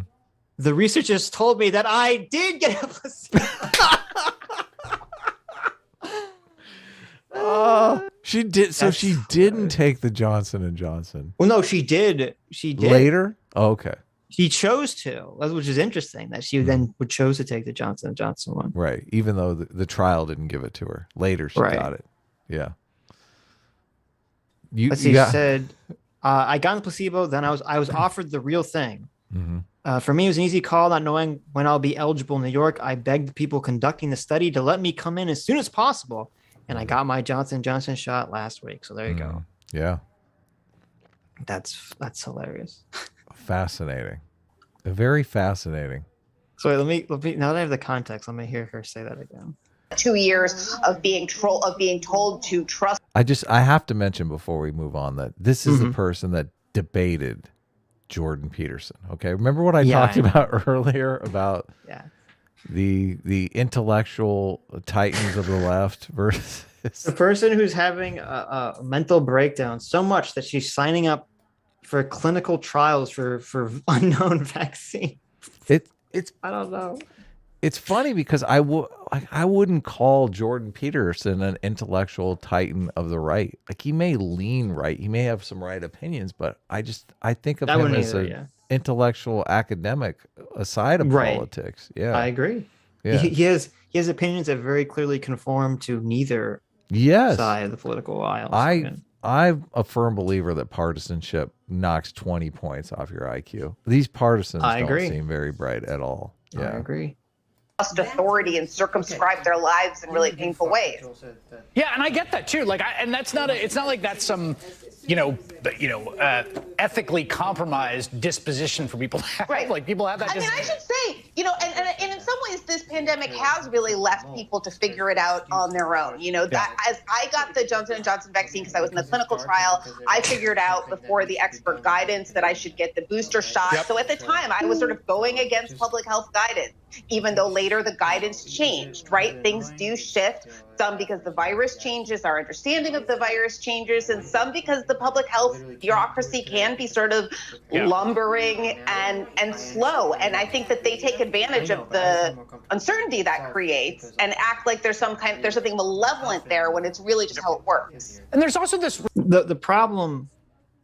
This is the issue. There will always be people they'll criticize because they just want to go against whatever is being told. So they're just going to criticize regardless. But I think a lot of the criticism towards a lot of the government, trust in terms of the COVID stuff was because there was the thing with the masks originally, which was a lie directly. Yes. And they knew it was a lie. Don't wear masks, they don't do anything. And then suddenly the complete reversal, everyone wear a mask. Yes. And then you had that combined with this wasn't from the government, but this was from the media, where they just immediately jumped on, you're not allowed to question whether COVID came out of the lab. Yeah. You're not allowed to even question it. When, finally it took someone, said, well, it leaked that there was some study somewhere that said maybe it did come from a lab. And then Jon Stewart was able to verbalize what every person in America felt and was told they weren't allowed to feel. They said the coincidence that the one place in the world that's studying these fucking viruses across the street from it is where this virus spreads is preposterous. All that took place after the election, though, because a lot of people didn't want to agree with Donald Trump, a good point. Who immediately said, oh, yeah, this came from a lab, obviously. It's like nobody wanted to agree with Donald Trump. Right. Yeah. Right. And I forgot about that element. Donald Trump he was very quick to blame China. Right. I don't know if he was specific to blame the Wuhan. I know he did eventually, but I think at first he just blamed China. And they were like, that's racist. To blame China. Of course. That's the only trick they have. All they have is the race card. That's the only thing they know. Yeah. Right. Responsibility thing too, just to peel the curtain back here, Sam. We do a podcast called Why Is This Happening? Comes out every Tuesday, and it gets fact checked and it goes through standards. Yep. And we first started doing that, I was like, oh my god, we're fact checking a podcast. It's like, well, yeah, we're fact checking a podcast because the podcast is the product that we put out in the world. How the fuck did his show get through the fact check? What was the name of the podcast? See if they have a Kyle Rittenhouse episode. That'd be pretty interesting. We've listened to some on stream before. Oh, we have his podcast? Oh, yeah, we have. I don't remember who it was. Yeah, we did his show. But I think it was he had an Ezra Klein one or something. I don't remember, something like that. Yeah. These people don't understand the essence of fact checking. They really don't. They have no concept of how truth is assembled in the normal world. Right. things we say and it should be true. And there's some level, like, you want to be like, oh, we're just having a conversation. It's like, well, if you say things that aren't true, like, you put that out into the world. That's the way this works. Yeah, and I say this as, someone who most of my best friends are comedians. And so there is this sense that because I'm not a journalist, that I don't have the same responsibility. And, this can be deployed in more or less malevolent ways. This is what Limbaugh used to say. I'm just an entertainer. You can't take me seriously. When we say it's just a comedy show, people give us a hard time too. But I do take it seriously. I give you a hard time. Yeah, well, other people do too. It's just, we definitely take it seriously. We want to get the facts right. And if we don't, you guys are screaming in the comments section. And I thank you for doing it. I honestly do, because, and man, our audience gives us tons of leads on things that I read that are completely fascinating. They give us leads on stories. Yeah. They have such a different business model. Maybe Sam Cedar, because he is online. I don't know how much he interacts with his audience. I guess he does do a call-in show, but yeah. So here, here's the summary for Chris Hayes' December 21st show. Okay. Fascinating. The right-wing descent into darkness continues as the glorification of violence by the way of Kyle Rittenhouse and what it means for this country. Oh, yeah. I remember. We covered him. This is what we covered. Yes. What a bastard. This was the one where he compared them to Columbine. So. What a bastard. What a bastard. They fact-check that. Get out of here. Get out of town. Yeah. You've got your fact-checkers are a bunch of yes men that don't want to say no to the boss. Ridiculous. Right. And the bottom line is, if you're talking to 11 million people every time you do a podcast, you have a responsibility. And if you're the company that's paying for it, it's on you. And he gets a Spotify paycheck. And so it's on them. It's part of their brand now that they are the ones who are publishing this stuff. They are profiting off it, and it is hurting people. And it's their responsibility, and it's their brand. And the other thing about where are all the dead bodies? What's going on? Who's getting hurt? Who's all? Listen, you know who's getting hurt? Sam Cedar.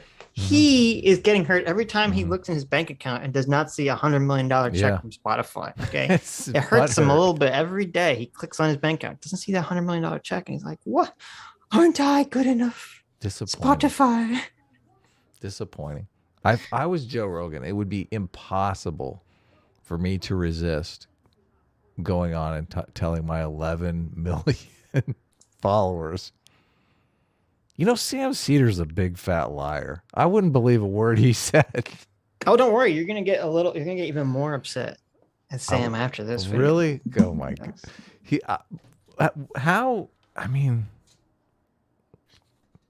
You have a tighter ethical core than me, I think. I think maybe I could be more flexible in certain situations. That's a nice way of putting it. Well, I feel that it would be justice would be served to go on my 11 million follower show and say Sam Cedar's full of shit. He's a liar. You shouldn't believe anything he says. I feel like that would be justice. I feel it would only help Sam Cedar though. I feel like that would be ethical. That would be the ethical thing to do. It would only help Sam Cedar I don't know. Because then all the people that don't like Joe Rogan would rush to go watch Sam Cedar. Oh, you're right. Joe Rogan knows. Yeah. Yeah, he knows. He wants him to just linger in obscurity. Yeah, you're right. Never mind. About it too is like you can just talk about stuff that doesn't matter that much. You know what I mean? Like that's the other thing. You can just choose to talk about comedy or talk about he's in over his. Don't you dare talk about my subject matter, Joe Rogan. Leave the news to professionals like me, the professional liars here on the mainstream media, and also on the alternative media like Sam Cedar. Yeah, there's just liars everywhere. This is what he says here.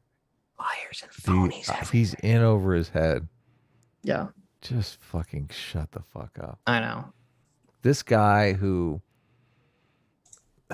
I mean, you remember Sam Cedar did like a bait and switch with Ethan Klein from H3H3 to talk to Steven Crowder. Yeah.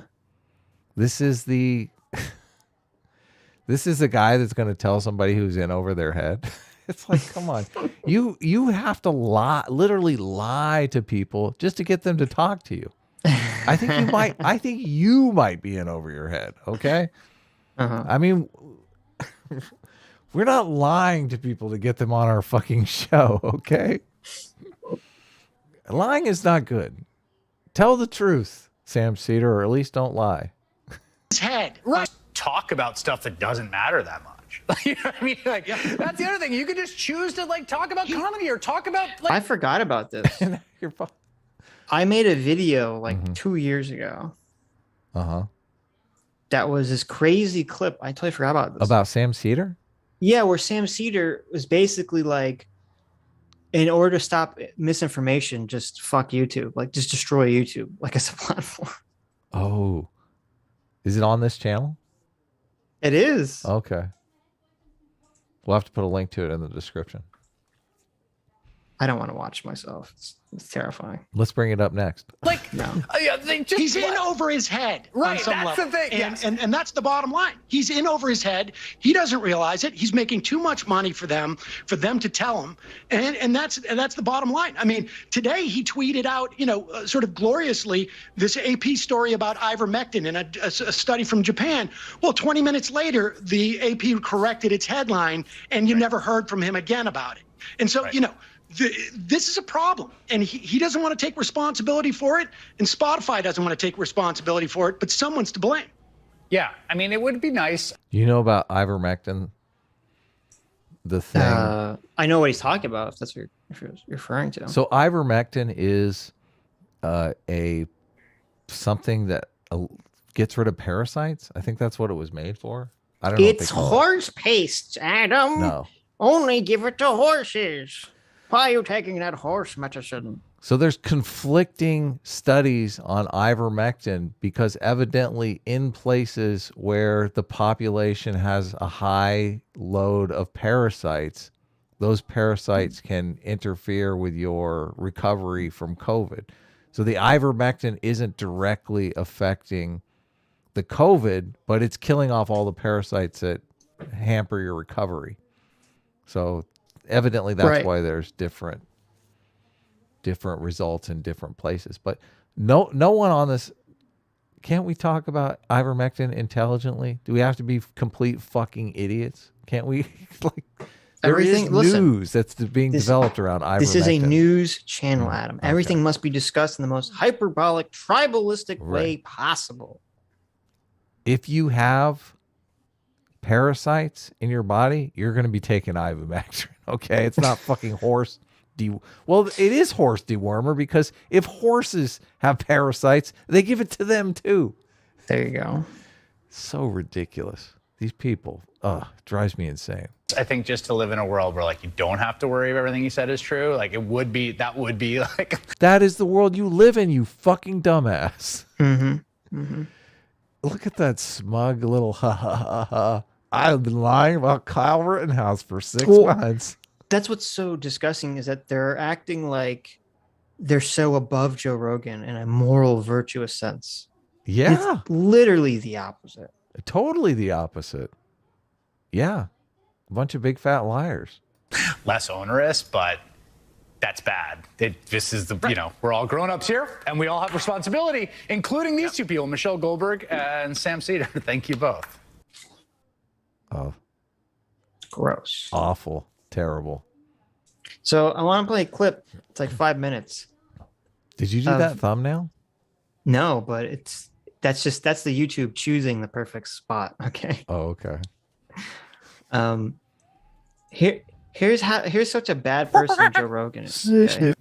Joe Rogan goes on his podcast and defends Sam Cedar when he's fired from MSNBC. No. Talk about like no good deed goes unpunished. No way. Okay. No Sam way. Cedar. This is like some fucking fake Shakespeare shit. This is so ridiculous. You wouldn't think of it and it like exists in reality.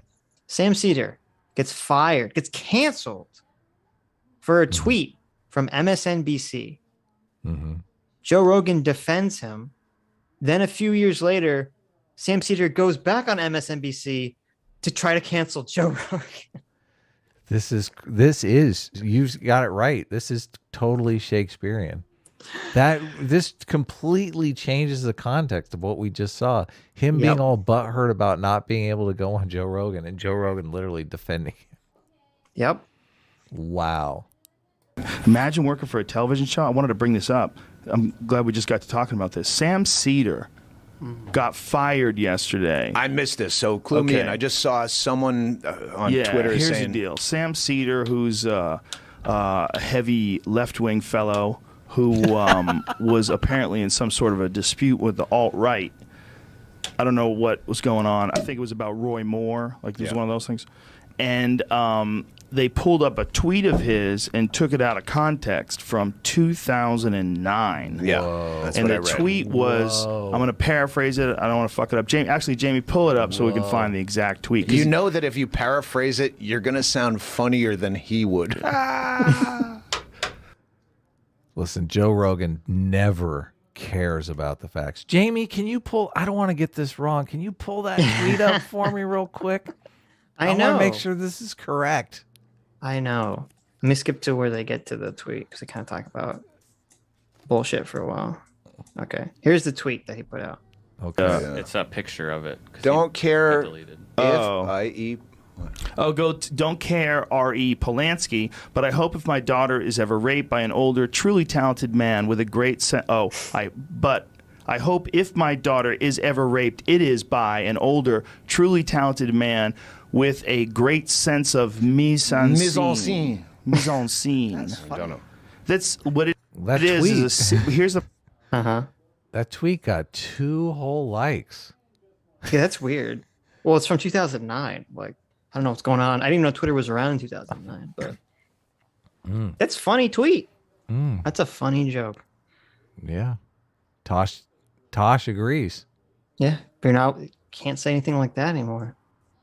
Mise en scene. We should screenshot That's that. what it is. Here's part of the problem. He deleted this, which he regrets doing, but it's a part of a series of tweets. All of them that criticize people's support of Roman Polanski because Roman Polanski had raped kids, but he did really good films. And he was like, do you know how fucking disgusting that is? He was essentially saying, this is a horrific way to look at this. Like, this guy raped a baby, right? He raped like a 13-year-old. Yeah. Right. So this was a part of a series of tweets all expressing this, and that was clearly satire. And MSNBC capitulated, and they fired him. And I don't know him. I know people who do know him, some that like him, And it's I don't have a dog in this fight, but that's crazy. That's crazy. If you look at what the joke was, and then the fact that he deleted it, and then on top of that, is he apologizing for it? No, he's not. He's good. He's not. What he did was he made a video explaining what the joke was, why he said it, and the fact that it was a part of a series of tweets that he said.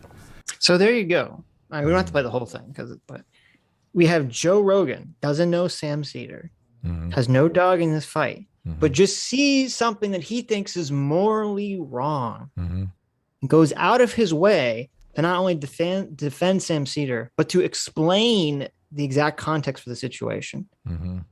Okay, bring up the tweet, explain the context of the situation, and criticize MSNBC. And then Sam Cedar, in kindness, responds by saying, well, Joe, fuck you. I'm going to go on MSNBC a couple of years down the road and then knife you in the back and try to get you canceled. It's very Shakespearean. This is very, et tu Brutus. It's funny because, there's like the CRT thing, like, the black person who goes against our narrative is selling themselves out to whiteness. This is literally Sam Cedar selling himself out to MSNBC. Yeah, big time. MSNBC screws him over, and then he turns around and he's like, please have me back on your show, Chris. I'll be good. I want to help you maintain and solidify your power over alternative media. Let me back in the big boys club. I want to be back. I know. Let me have a show. Look, all your ratings are terrible. It doesn't have to be a good show. Just have me on. I want to hang out. I want to go to the Christmas party.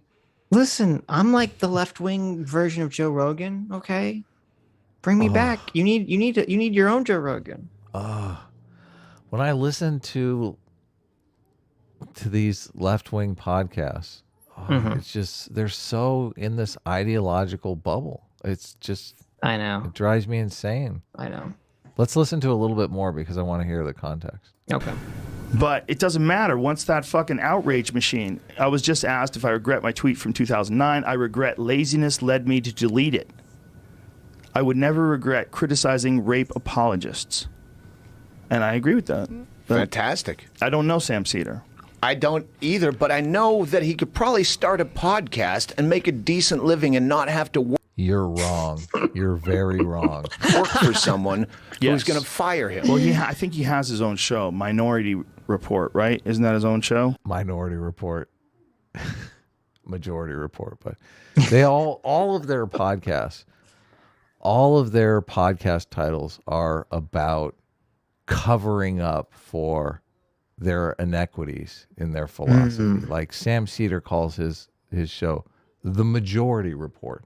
You ain't got no majority. You're fucking communist, okay? 5% of the population wants communism, okay? They're all lazy pieces of shit, okay? That's your audience. Ain't no majority, okay? Majority report of what, right? You've got David Dole is the rational national. National? You hate fucking America. What the fuck are you talking about? And you He belongs ain't to the rational. nation of rationality, okay? You ain't rational either, dude. You're being fucking led around by your elephant 7 days a week. What are you talking about? The rational national. National? Get out of here with that. Get out. They all do this. What about second thought? You haven't had a second thought on anything you've ever thought once.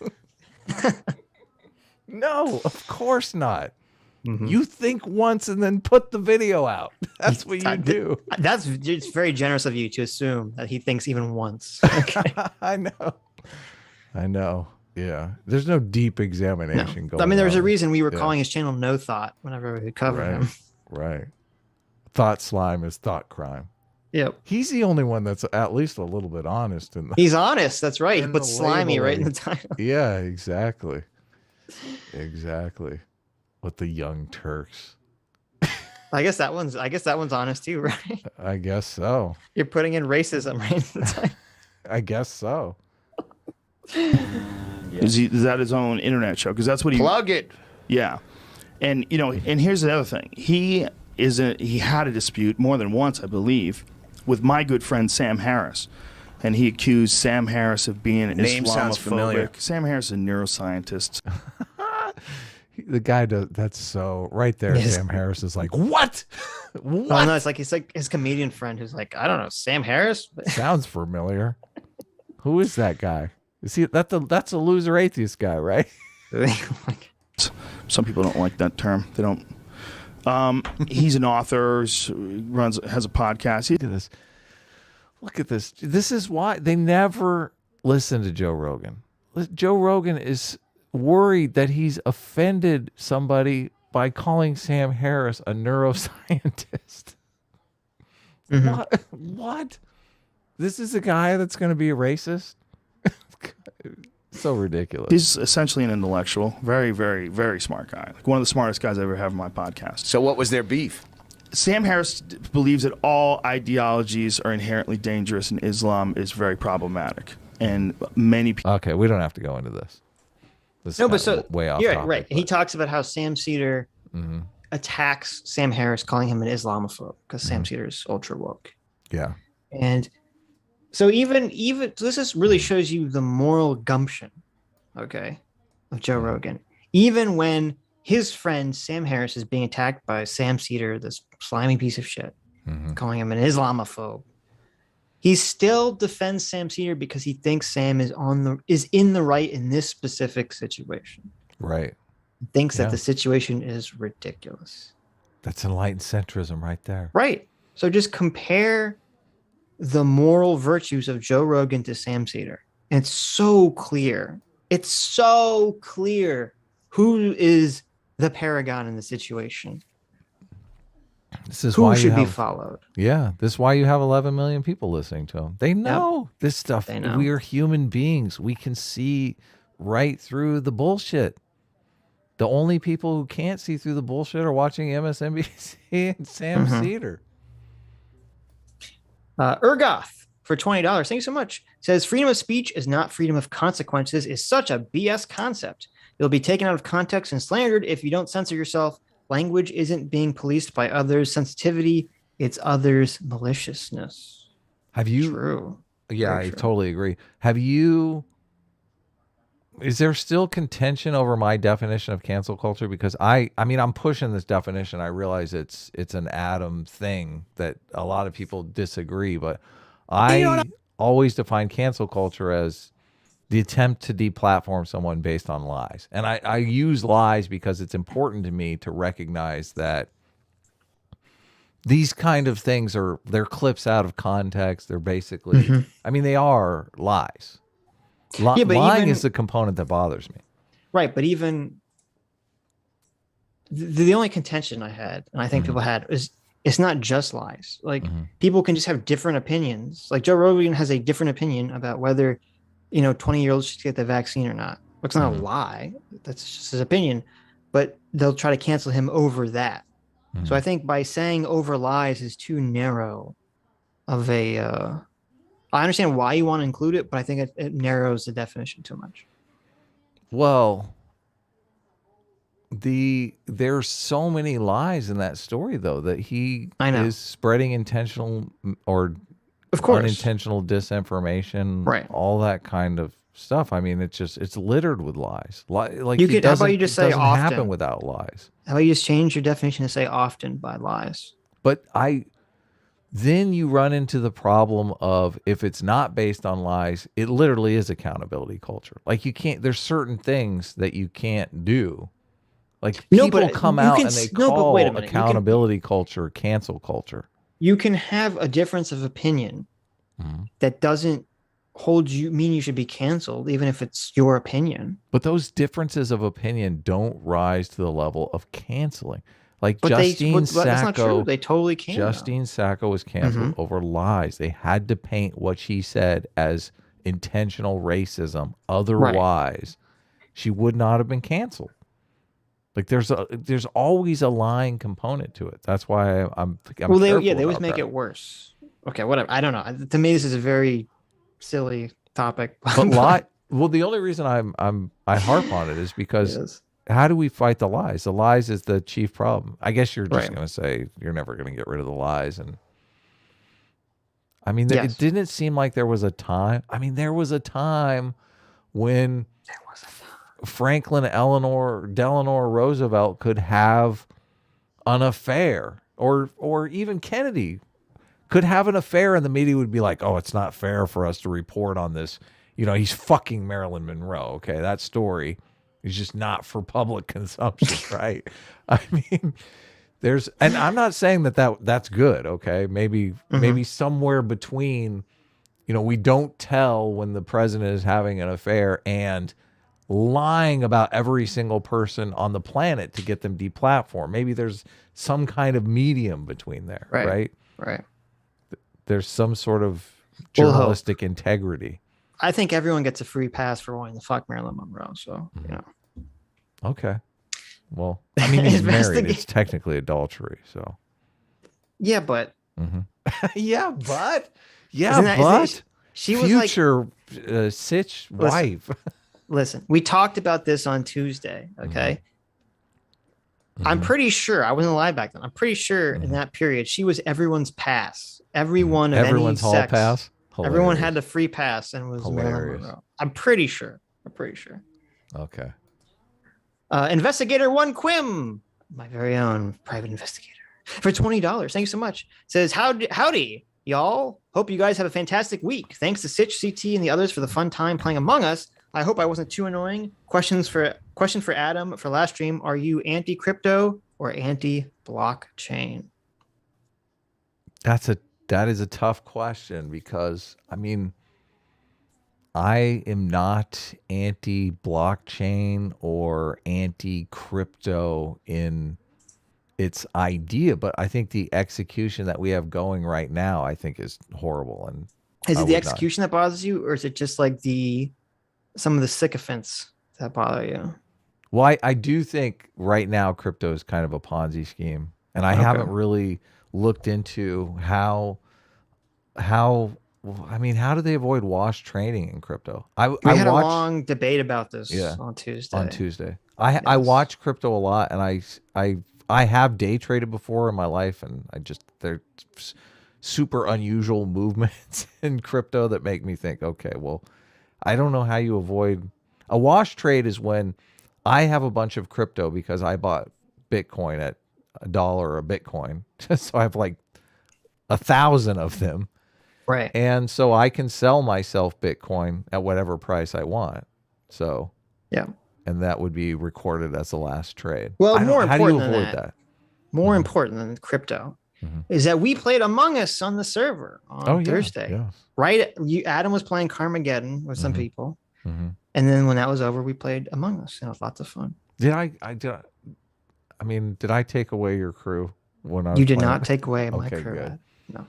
I would have liked to play Among Us too, but I should have. Yeah. I was in. Listen, I wanted Adam to experience his Carmageddon nostalgia. I was very happy for him. It wasn't the multiplayer. We weren't able to run over people, which is really fun in Carmageddon. Carmageddon is basically like Death Race, where you run over people and try to run people off the road. You hit a lot of pedestrians. It's a lot of blood and gore and violence. So, but all in a video game, obviously. Don't cancel us, Susan. It's interesting that this is the part of the video game that's like what you're focusing on. I played it by myself before we played multiplayer, and I was very disappointed the multiplayer didn't have pedestrians and whatnot. Because, I mean, let's face it, 6 of us want to play on the server. We want to do tricks. God. We want to be able to, get the pedestrian in the middle and then do the collision where we both hit the pedestrian at the same time, right? Let's be honest here. So it was a little disappointed, but I played with the pedestrians beforehand.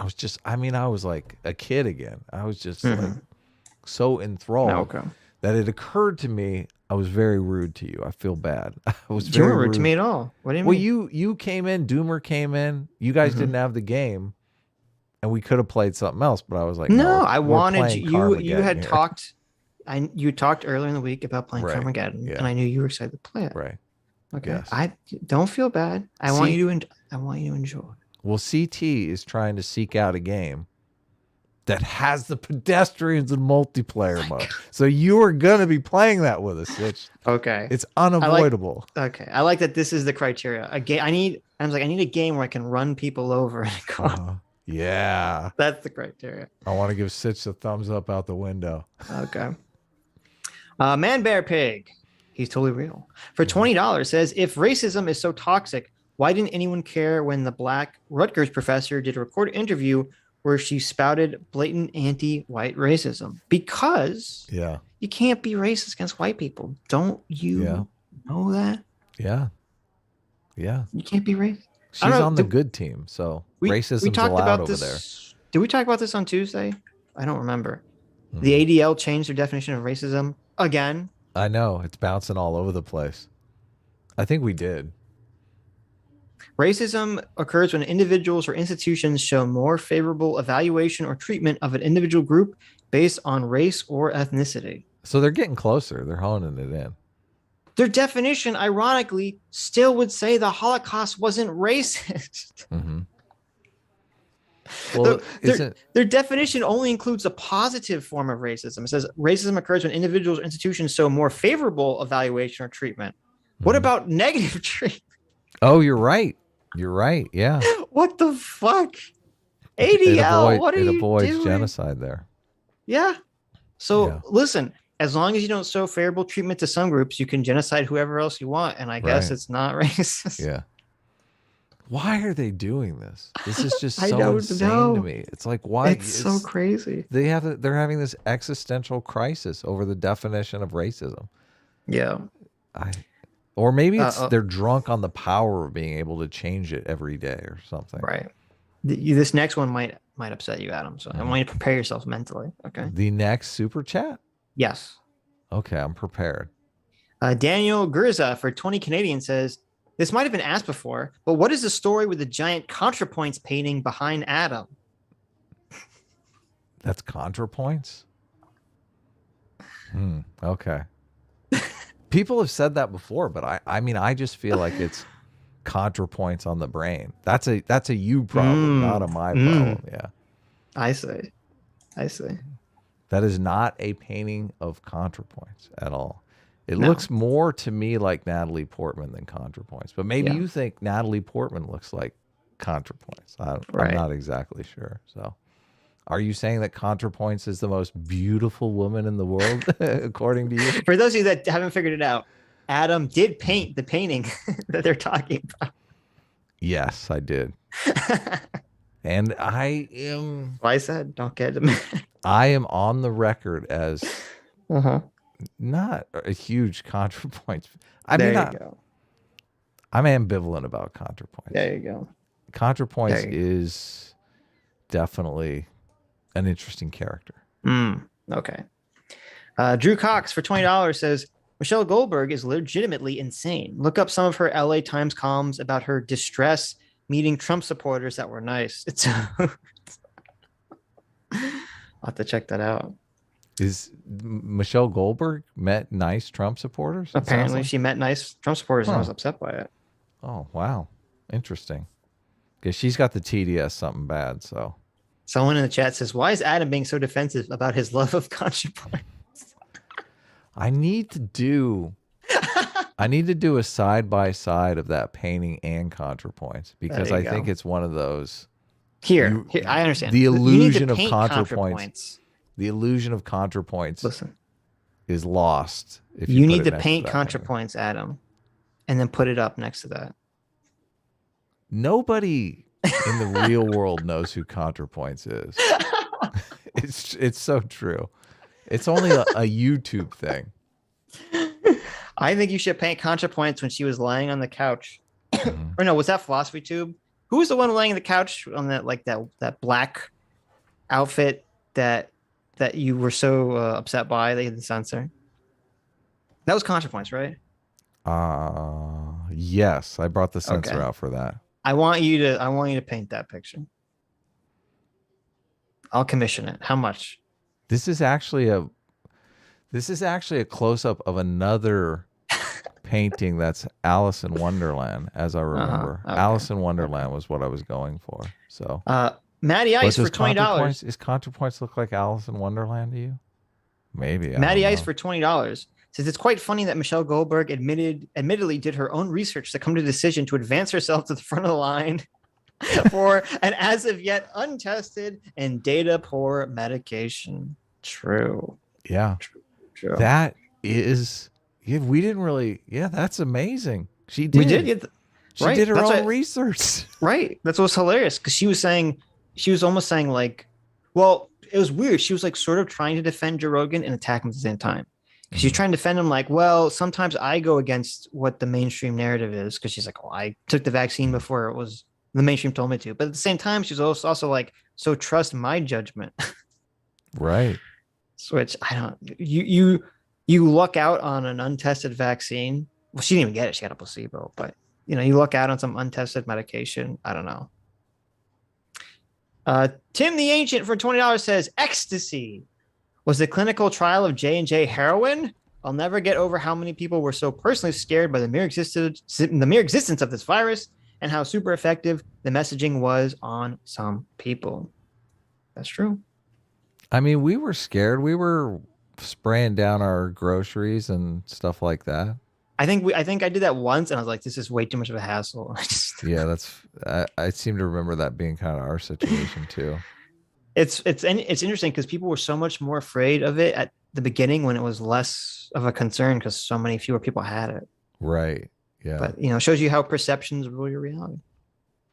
True. Joe the Mig for $20. Thank you, Joe.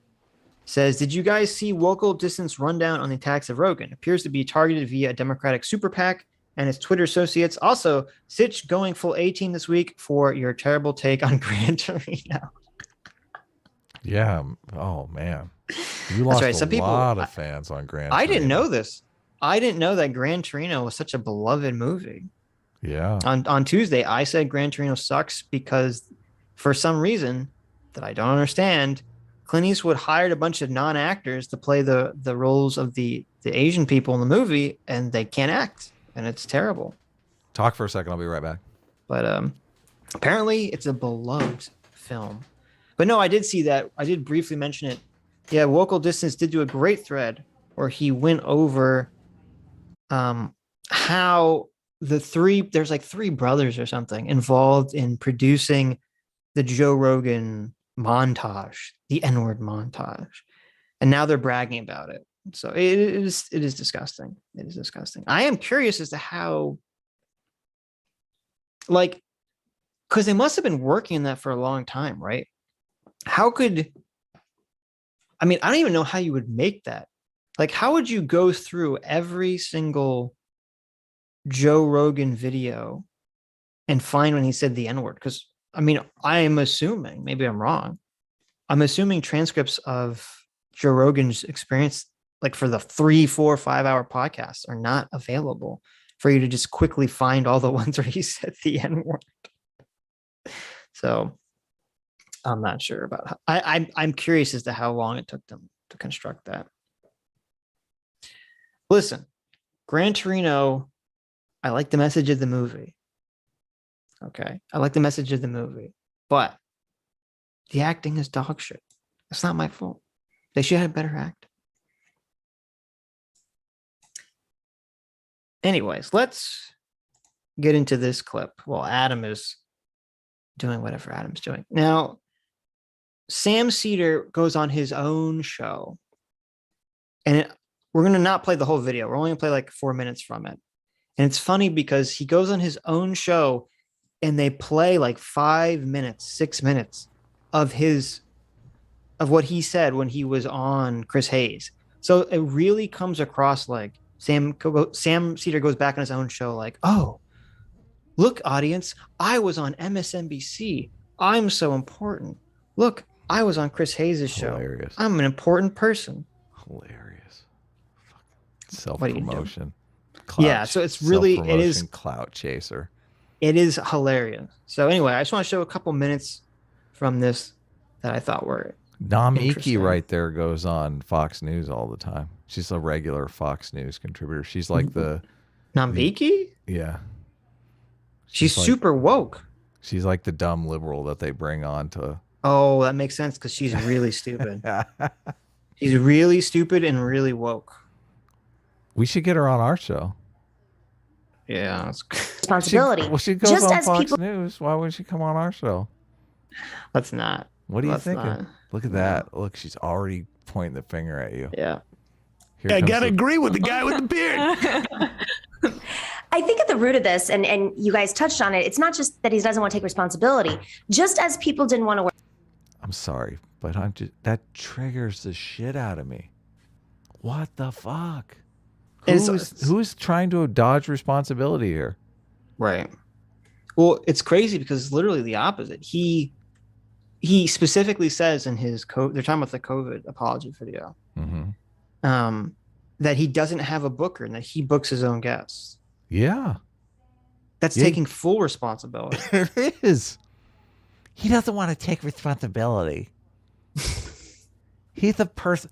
He always talks about personal responsibility. He's a right winger. Wear masks. The same people who didn't want to wear masks, who think that the government is forcing them to take this to take the vaccine, who think they're being censored for speaking out. At the root of this is privilege and not willing, white privilege. Let's be very explicit here. White. Sitch, this is the perfect Fox News guest. Are you kidding me? Fox News is all over this.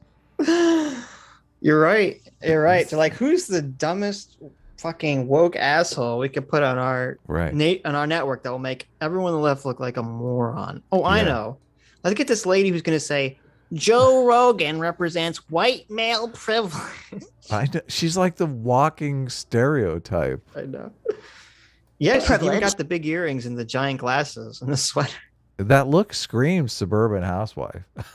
No, that look screams Ruth Bader Ginsburg. Okay. Oh, you're right. You're right. She's rocking the notorious RGB. Yes. Look at her microphone, too. It's as big as her head. It's like, I want a microphone that's huge, okay? People need to hear my voice. White male privilege in this situation in which they don't want to be told what to do. And it's an entitlement. Look, Sam Cedar's got his head down like he's being chastised. Mommy's talking. Nah, he's just one of the girls. He's just playing along. Listen, mommy's talking. Don't interrupt her, okay? I'm sorry. Here, I'll back it up. No, you know what that look is? Be very explicit here. White privilege, white. That look, and I'm not saying that there's anything going on here. But that's the look that, like, when you're dating someone and you bring them to hang out with your friends and they start saying some really stupid some really crazy shit. You're like, wow, Adam doesn't believe in any of that stuff. And everyone's just quiet and you're just like, oh, fuck. You're like, zip it. I'm trying to get laid here. Don't tell her the real me. Male privilege in this situation in which they don't want to be told what to do. And it's an entitlement. You know, everybody else has to be part of the community. Everybody else needs to try to follow the laws. But the same people don't want to pay taxes. The same people who, including Joe Rogan, didn't he move to Austin because he didn't want to pay taxes? You know, there is an entitlement and an unwillingness to be told what to do. So he gives you the scowl there at the end. Privilege and privilege. Yeah, I mean, I think that's the case, but this is so disgusting too, because Joe Rogan definitely has a very high libertarian rebellious streak to him. And you know, that's a I mean, we talk about this a lot with moral foundations. This is definitely a moral foundation issue and a character issue. Yes. And for her to hitch this onto like white male privilege, like, oh, this has something to do with his skin color and his gender. That's why he feels like, you know, people can't tell him what to do. Right. Yeah. It's horribly racist. It is. Yeah, definitely. But they can get away with racism, so they do. I mean, it was the same thing when all the institutions had systemic racism structured in them. We were close to that already. I mean, yeah, I know. It's so funny that all the systemic racism they could ever want to find is right under their noses. Right under their noses. But let's not look there, of course.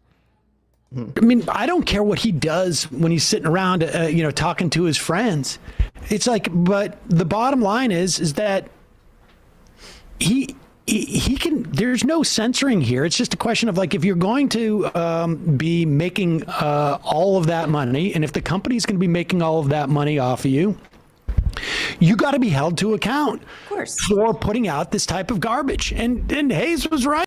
Isn't that the definition of censoring? I'm very confused. I know. There's no censoring going on here, but he should be censored. Maybe that's he's complaining. He's like, there's no censoring going on here. That's the problem. You have to tell the truth as we see it. So do they not? I would love to have a conversation with Sam Cedar about what exactly how do you measure certain things? Like, do you understand that there is some ambiguity in a lot of different things just because there are these huge institutions with all of these players with their own motivations? He was willing to burn YouTube to the ground because Steven Crowder was mean to Carlos Maza. Yeah. Okay. So this is where Sam Cedar, this is the position he's coming from. Very insightful. He doesn't care about anyone else on this platform. Right. Yeah. So he's basically the selfish piece of shit they're accusing Joe Rogan of being. So it is full on projection. This is classic iron law of woke projection. Yes. Right. He's like, I am a selfish piece of shit. Therefore, everybody else is just like me, just in different bodies. Yes. And what I would do here, you know, I would take every opportunity to fuck Joe Rogan over behind his back, I'm sure he would do the same to me, right? That's what he's thinking. It's like, of course Joe Rogan would go on MSNBC and lie. Yeah. Right. Right. Like, he doesn't have to, What? What? My Spit it out. wade into, What? Spit it out. Just tell me. Just tell me, Sam, okay? I'm here. I'm listening. I'm all ears. Just say it. COVID if he doesn't want to. Yeah. Well, if he wants to deflect criticism away from himself, if he wants it to roll off his back like water on a duck, then talk about DMT again and talk about MMA. That's what I said yesterday on the show. Like, he does not have to be a peddling COVID misinformation. But what has caused some of this explosive growth in his show? Yeah. Yes. So let's be real here. This is not somebody who's just passively receiving guests from his producers. This is somebody making an active choice because not just because this interests him, but because this makes him money. And there is an audience that feels like, I am accessing this special information. I don't want to go along with what the dominant narratives about COVID are. It's kind of boring to me. It doesn't feed into my narcissism. Right. And that's what Oh, she just called you guys narcissistic. Holy cow. But you're right. This is so much projection. Because Sam is over here projecting all this dishonesty. She's over here projecting her own narcissism onto Joe Rogan. I had no idea. Wanting to hear both sides of the argument, Sitch, is just my narcissism. I'm getting such an education. It's very obvious to people that listen to Joe Rogan that part of the reason, I'd say probably the majority of the reason that he has the feelings he has on COVID is because he doesn't like the lockdowns, because he doesn't like the mandates. It's because he does have this libertarian streak. So it makes perfect sense that that's the side that he's going to end up on. Right. And so, but she's like, no, it's because of his narcissism, his ego. Joe Rogan wants to think he has like the one true secret knowledge that everyone else doesn't have. Like, you don't know what you're talking about. No. You ever listen to him at all? No. Rogan does. Hey. He makes you feel, young white male who's probably watching this, you're a special little snowflake. You have this secret knowledge about COVID, and you have a way that you're going to be able to beat it that the rest of society doesn't. Don't be a And you don't have to read the newspaper to get there. and listen to me, actually. You're not a sheeple. Listen to me, actually. It's always so cringy to me to hear. God. To hear, especially people in like this like leftist bubble. That try to give the mental state of someone who's not in a leftist bubble. They're trying to describe us right now. It's hilarious. Yeah, not even. I mean, I don't feel like they're even talking about me because I don't even agree with a lot of stuff Joe Rogan says on the vaccine stuff. But they're just like, oh, well, first of all, it's so hypocritical because she's like, oh, these white males want to feel so special. It's like, bitch, the entire fucking culture right now, especially about gender stuff, is all designed to give kids an out to feel special. Oh, right. I'm a special snowflake. I don't have to listen to what you're saying. I don't have to change at all. The world should be wrapped in bubble tape, so I never feel bad. I'm part of 1,000 different genders, so I can have some sort of special magic, identity unifier. How dare you call me the wrong pronoun? Right. You've hurt me. But no, the people listening to Joe Rogan are the snowflakes. Right, okay. Yeah. Sitch misgenders me 3 times a show. I don't give a fuck. That's true. That's true. But I'm the snowflake. I guess. I mean, she is trying to describe us though as someone that might listen to Joe Rogan. Right. I mean, I listen to Joe Rogan if he's got a good guest on, but I'm not. I mean, Joe Rogan is far more of a conspiracy theorist than I am about all kinds of things. Like he's gone down the ancient aliens route, but that's like the moon landing was faked. The whole conspiracy theory stuff, like he doesn't even talk about it that much. like 9 times out of 10, he's not talking anything related to conspiracy theories whatsoever. Have you heard him talk about that stuff? And whenever he is talking about conspiracy theory stuff, most of the time he's the one who doesn't believe in the conspiracy theory. Like as you said, when he has Alex Jones on, he's like, he's challenging Alex Jones. Slow down, Alex. Or when he's talking, I mean, some of my favorite shows were him yelling at his friend whose name escapes me, who doesn't believe that space is real or that we've ever been to the moon. Right. Like it's hilarious to hear Joe Rogan talk about this stuff. He had the Area 51 guy on, Bob Lazar. Yes. That was one of his giant shows. Yeah. I think he's a believer in the Bob Lazar stuff. I'm not personally a believer, but I have read a couple books on it, obviously. The only conspiracy that I've heard him repeatedly believe in is, well, I don't even know if you want to say a conspiracy, but the only thing that he repeatedly believes in, I guess it is that not only that there are aliens that come to Earth, but that the government knows about it. Right. That seems to be the only conspiracy and that the government had some involvement there. I heard him talk, maybe it was on the Bob Lazar show, but I heard Joe Rogan talking about all of the different conspiracies that he had fallen for. When he was younger, yeah. Yeah, and I thought this perfectly mirrors like my journey, like being in the political bubble. And like when you're a person that basically just falls for everything, after a while you start realizing, oh, it's that thing again that I'm almost going to fall for. But yes, now I know.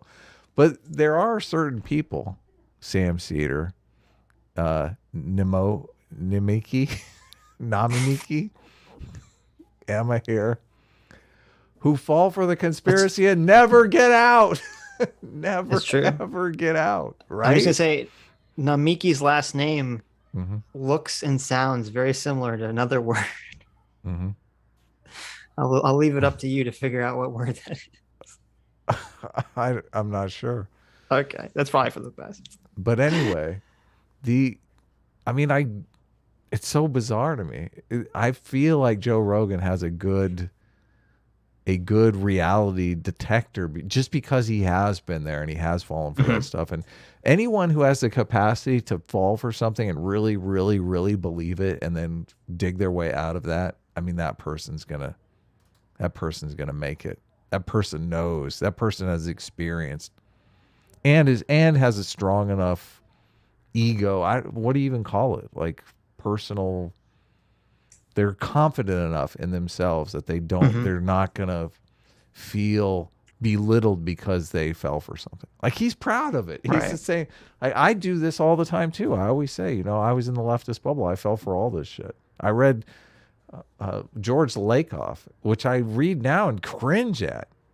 I can't believe I fell for all that shit. So, but Sam Cedar is still a George Lakoff 100% believer. He's never seen the alternative arguments and wouldn't know what to do with them if he did. Right. This is Rogan. I'm not a news guy, but listen to me. So you feel like you're a special person in this world. That's so antithetical. Self-report. Yeah, that's so antithetical. Listen to I would feel if we did that with our audience, I would feel dirty. I would feel really dirty. It's like what? This is just my opinion. Okay, maybe I'm wrong here, but when people have this very self-important attitude that she's describing, it's generally very noticeable when you're watching someone talk. Like you listen to Vosh or Hassan talk, and they just ooze self-importance. They just ooze this aura of self-importance. Yes. With Joe Rogan, it's so I don't know. I've never heard anyone ever describe Joe Rogan as like self-important or egotistical or anything like that. Right. Yeah. He seems so humble and very modest. Yeah. Just a guy having fun. Right. Who doesn't love that? Exactly. He just wants to grill. Okay. He asked the questions that everybody wants to ask but would feel too dumb to ask. Which is that's a perfect situation. It's a perfect situation. Yeah. He's constantly, when he's talking to someone, he's like constantly saying like, oh, well, I'm just a meathead. You're smarter than me. Explain this to me. Blah, blah, blah. Yeah. Blah, blah. Yeah. It's perfect. It's perfect. Yes. And like, honestly, there's a sadness to it because there's so much insecurity and atomization out there. But that's honest. This is way self-report now. I know. Way self-report. I know. She's saying insecurity and atomization. It's your insecurity. We're talking about your insecurity, okay? This is therapy at work day. Honestly, what makes it grosser with him. So and the other part is like, listen, bitch, you just interrupted her. Do you notice that? Look how sad she looks. She wasn't finished talking, okay? I mean, she kind of is trailing off there. She's just kind of rambling at that point. No, I feel like I guess the whole thing's been a ramble. So. I feel like there's real hate going on here. You don't have to do the work. I've brought in the doctors. We've done the research for you. You don't have to open up a book. I know you're busy doing all the things that you do. Just listen to my podcast. We brought on a doctor to prove my theory, and we did the work for you. So you don't have to do it. Yeah. The free speech context of this is what really frustrates me because... Oh, it's a disembodied voice off there you go. Now. This is a Sam Cederism, right? This is the architect stepping in. Yes. Your life is the remainder of an equation. There's a subtext of this Joe Rogan stuff and all the people that rushed his defense is that the woke libs are coming and they won't let us get the information out. Meanwhile, this is in the context of an actual countrywide policy assault toward ideological conformity in the name of fighting wokeness and the anti-CRT thing. They contribute to that. All those people contribute to that, and they're silent about it. That's really the point. The idea that you cannot hold Joe Rogan to standards because of other outlets don't properly hold their people. He's saying Joe Rogan's opinion. It sounds like he's saying Joe Rogan is hypocritical because he's not rebelling against anything. His opinion is conforming with the anti-woke crowd's opinion. I mean, there is overlap between anti-mandate, anti-vaccine, and woke and anti-woke, but they're not like. Or these things have nothing to do with each other. Joe Rogan is definitely anti-woke. I know, but I'm saying it's not like there's a Venn diagram of anti-woke and anti-mandate or even anti-vaccine people. Sure. You can put those on the Venn diagram, but he's acting like this is some sort of like creed. Like, oh, well, if you're anti-woke, you got to be anti-vaccine, anti-mandate. Joe Rogan's just playing into that. He's just playing into that crowd. Like, yeah, it's bullshit. People to standards. It's just BS. Well, they'll come to you, right? You were on MSNBC. I would like saying this, and I'm sure that's like going to be used to impugn whatever you had to say there, as if Rogan's Spotify contract. I mean, it's probably similar, like what you were paid to go on Chris Hayes' show last night, right? I don't want to brag. But they paid him to go on Chris Hayes' show. No, he's joking. Oh, he wasn't. It's all just jealousy. It's all just she's needling him in a playful fashion about the fact that Joe Rogan is way more successful than he is. Oh, hilarious. Did you know that Sam Cedar taught David Pakman how to put his set together, and that's why David Pakman's set looks exactly like Sam Cedar's? That's hilarious. I mean, it makes sense. It is like the same set. Basically, yeah. Just different colors. He's mentoring the young Padawan. There were some zeros behind. I mean, if I invoice at the end of the year, if that ends up, I'm not even clear on that. But yeah, there was some. My brain, this created like the craziest optical illusion. You see how on the left side of Sam Cedar's panel, there's a black line where like the corner of the wall is. And then the right side of Emma's panel, there's a black line. I was for like a good 10 seconds, I was staring at this like, why is there a fourth box in between them that no one is sitting in? It just is like the majority report sign. I was like, did they give the majority report sign like its own Zoom box? What the fuck am I looking at? Yeah, hilarious. I'm just staring at this confused. So it looks like there's 3 boxes along the top, and the center real estate is completely empty. I was gonna be like, it's so the symbolism of how empty and hollow and vapid this is why this third empty box. It is perfect. Zeros involved in that. Do you think it was in her notes to mention that he was on MSNBC? Like when I thought she was gonna. You were gone. The first 6 minutes of this video are just them playing him being on MSNBC. Oh, you played it without me, you bastard. No, I just explained it. We didn't play it. Oh, okay. So Gotcha. I was gonna say, like, the whole beginning of this video is just him bragging about being on Chris Hazel's show. We might have to go back to some of that No, bragging. it's not worth watching. It's fun though. I mean, Sam Cedar bragging, hilarious. Can you imagine just being? We got a lot to get through. I don't know if you know this, Adam. We got a lot to get through. Just being on MSNBC Mm-hmm. on some shitty little fucking segment, and that's like a big deal to you.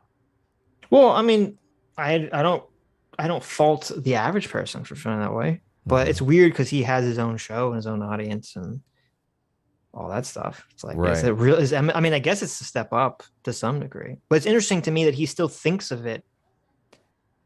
To me, it's he had his own show, man. That's a huge step down. What are you talking about? That's what I was going to say. That's a picture of your failure in life. Right. That's what I was going to say, is that, like, to me, it's a very interesting indication of his headspace, where he still views Chris Hayes' show as like above his own show. And what does that mean in terms of how he views his self-worth and his own show and his audience and all that stuff? Yeah. Man, this guy is in dire need of some self-reflection, I think.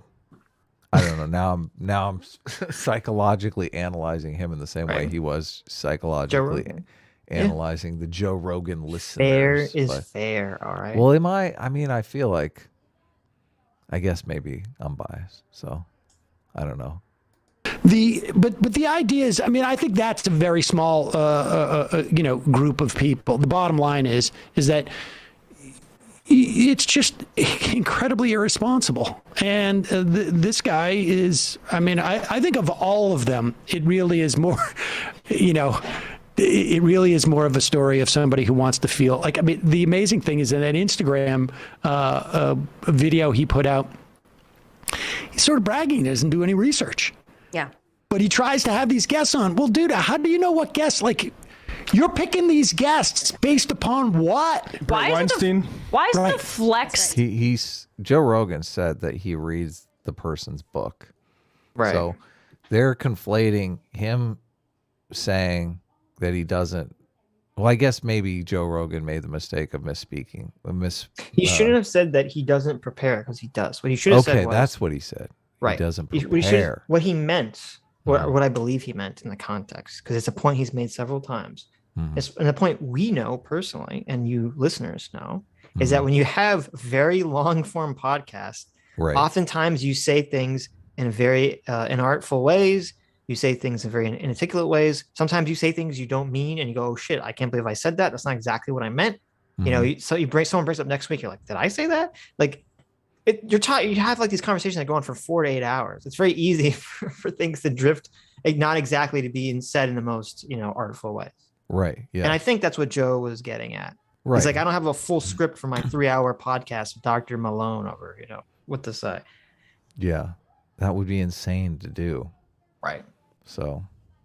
That you have no agency.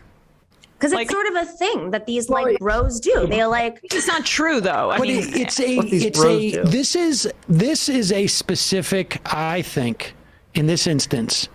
And this is why I think Rogan is different from those other right-wing shows, is that he perceives himself, he is more aligned with sort of like a certain group of comedians and performers who feel like there is some type of license that they have because just simply by being a comedian. Never mind, like, he's not doing a comedy show. There was no, he's not any more than, he may be funnier than me, but we're not doing a comedy show. He's not doing a comedy show. But you know who is doing a comedy show? We're doing a comedy show. Hell it's yeah. just a comedy show, Adam. Yeah, exactly. We're allowed to say whatever we want. And you have to like it. He's doing a conversation where maybe there's times where his attitude is funny, or he says a funny thing, or he swears in a funny way. But this is not comedy when you're interviewing an epidemiologist.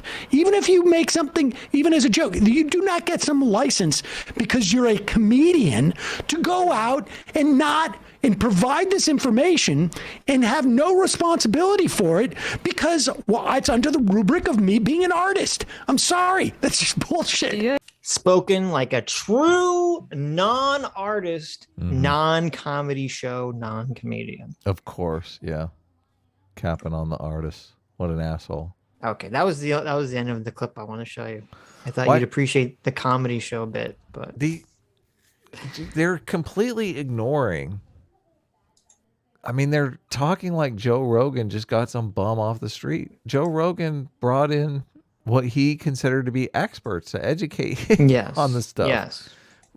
These assholes bring in Richard Wolff, twice a month. What the fuck? they have their idiot expert that they bring in and talk about how our economy is completely evil and fucking everyone over. And Come on, that's Adam. I don't know anyone who knows more about feudalism than Richard Wolff. Richard Wolff, exactly. I don't understand. They haven't mentioned anything about the fact that Joe, you can sit down with a person that you feel has knowledge that you don't possess in good faith and pick their brain. Ask them questions. I don't understand how these people are talking like the people he brought on are nobodies. I Joe would Rogan love is a big person. for Joe's done this very rarely. I can only think of 3 times where he's had like debates, but he's done it. And I would love, it would be so amazing, and he has the clout to do it, for Joe to be the guy who's like, oh, let me get Dr. Malone and someone who's gonna argue with him and put them on at the same time. It is harder to do because, right. And I don't necessarily know that Joe Rogan's clout makes this. I mean, it could make it worse. It could make it harder to actually book guests that could be in a confrontational situation because there's more people. Be in that situation. Yeah. Well, people don't want to be in that situation. Yes. But I'm saying if I would just love it for COVID, for climate change, for some of these like contentious issues to have, the big skeptical voices, because I know they would come on, and then to have, the defender come on. That'd be very interesting to watch. It would be, yeah. Yeah. Okay. So these people are institutionalists, though. They don't. Well, ladies. They don't think of it that way. Right. Gentlemen, we have reached the inevitable book banning purge list portion of the right-wing education backlash. So now we're moving last year. Now we're moving into CRT. The book banning, Adam. Oh my! The Republicans are coming to ban the books. What are you gonna do? How do you feel about them using the term witch hunt on the Chiron? The CRT witch hunt. Yeah. Like the graphic. It's got books and it's got like police tape over it, and it says America gone backward. In the last segment, Chris Hayes was definitely the witch hunter. Of Joe Rogan. Yes. Now the tables have turned. Now it's the Republicans that are witch hunting him. And he's just a poor, innocent lover of critical race theory. That's what I thought was kind of interesting about juxtaposing these two issues, is that this happened after the first clip I showed you. So you have they put on their little Puritan outfits and they want to go burn Joe Rogan at the stake. And then they're like, but the CRT banning, look at these witch hunters. They're so terrible coming in and trying to cancel books. Yes. Trying to categorize American history as race Marxism. The nerve of them. No. How dare they cite original sources? When a bunch of bad faith activists whipped up a moral panic about critical race theory. Oh my God, he's fucking driving me crazy already. It's crazy how, I mean, I could be wrong, but I'm trying, like, years ago when I used to watch the news every day. Mm-hmm. I don't remember them being this Dishonest. Like, Oh, they okay. had their political slants, but they wouldn't be like a bunch of bad faith actors. Like he can read directly into the mind of the anti-CRT people and knows that they're all secret racists. Whipping up a moral panic. These talking points. These talking points have been out for a while. They need to freshen them up. I know. The bad faith actors whipping up a moral panic. Well, they still I think work. I've heard like a billion times. If I get into arguments with normies about CRT, they say this. They have the talking points. They have CRT is just about history. It's not being taught. It's like contradictory. CRT is just about history, but it's also not being taught in school. Also, but we it's should just teach a fake history.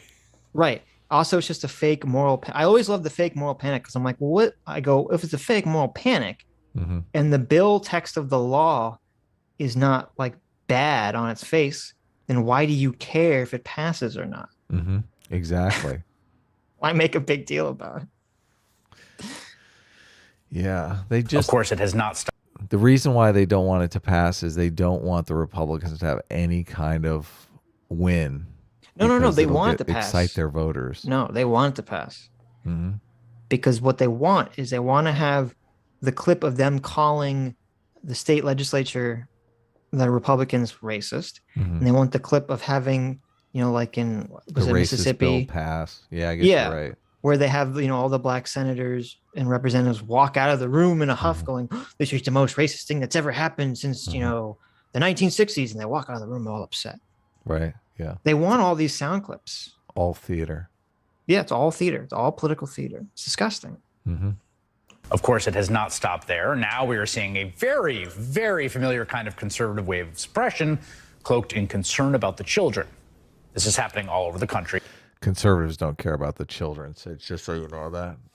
Well, Chris Hayes will tell you about it. It's so hilarious because you can just just imagine this. Imagine this and then just replace it with like creationism. Oh, yeah. And suddenly Chris Hayes is like, a crazy right-wing preacher guy.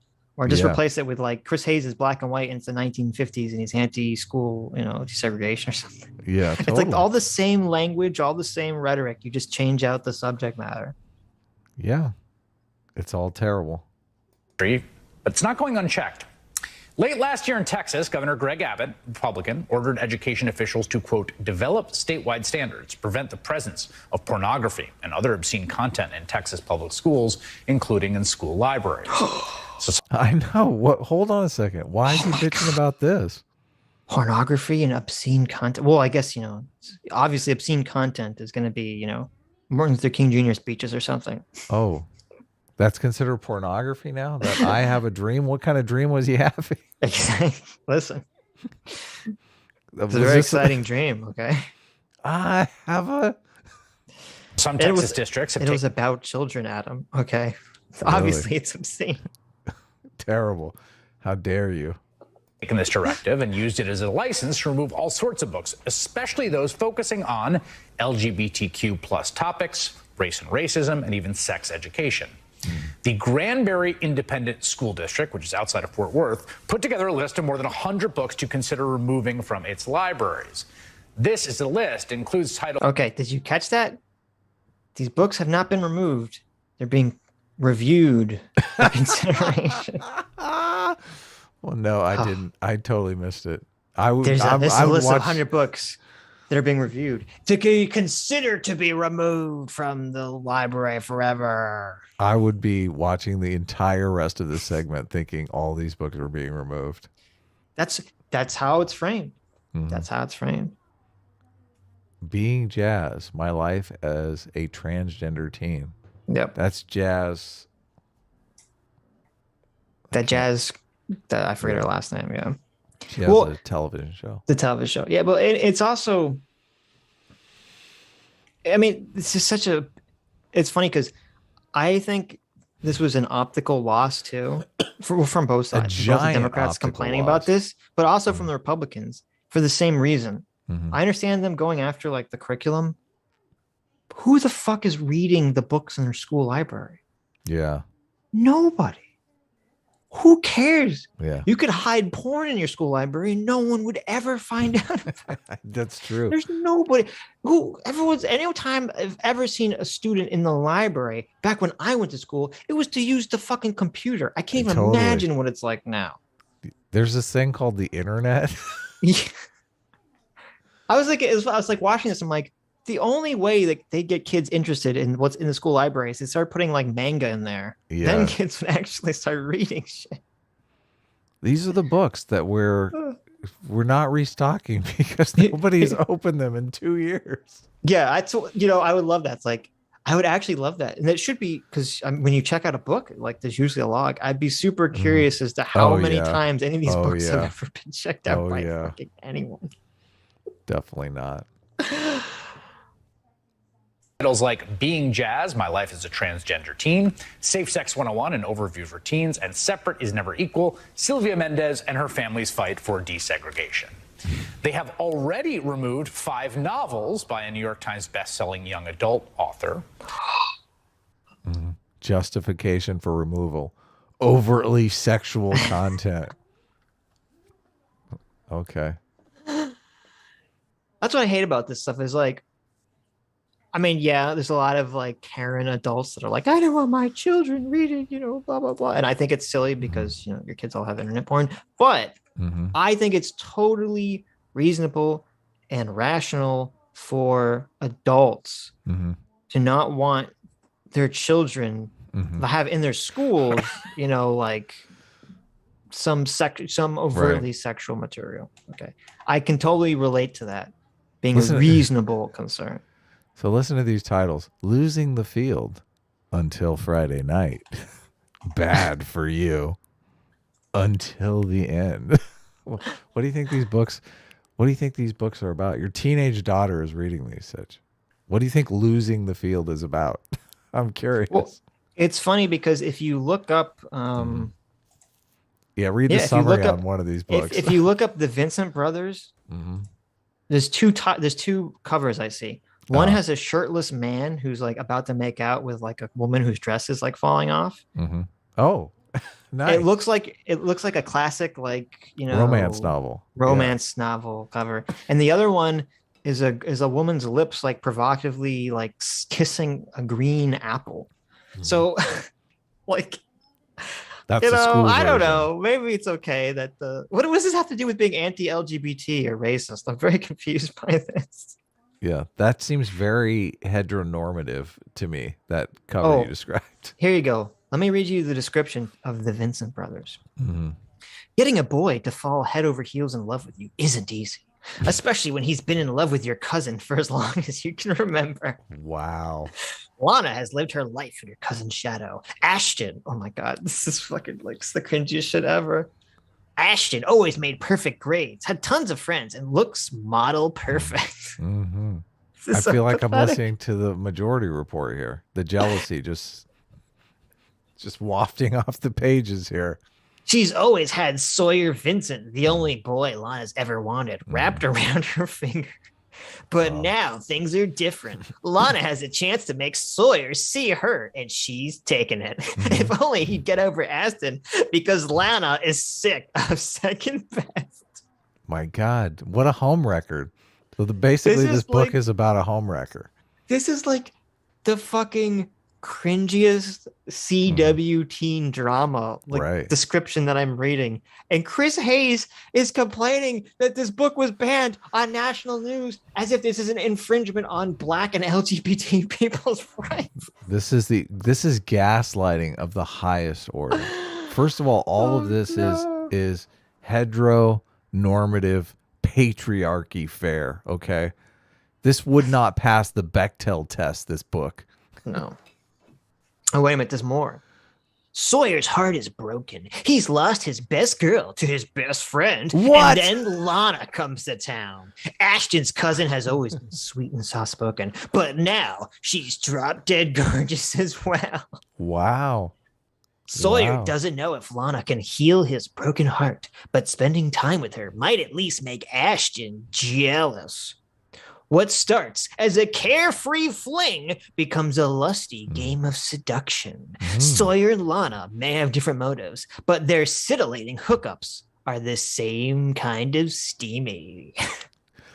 I got to admit, is there an audiobook? I'm kind of interested. This sounds very educational. Oh my God. I'm glad the school library likes these books are for like the librarian, right? Martin Luther King Jr. is spitting in his grave. He's crying tears. He's saying, I'm having a nightmare that my children can't walk into their school library and read the dumbest, most cringiest of lame CW teen sex drama female romance novel garbage. Oh, the censorship. Tell me, Sitch, is there a civil rights B story? Is there anything? Not in this summary. Fuck. Chris Hayes, this is pathetic. Are they at least interracial? It's his cousin or something. No, there's no interracial. There's nothing. There's nothing here. Why are the progressives protecting this? I don't know. Okay. I thought for sure when I looked this up, it'd be Must like be about the children.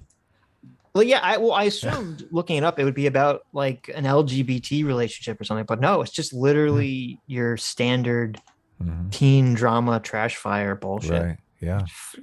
I mean, it probably shouldn't be in the school library. It's Twilight without the vampires.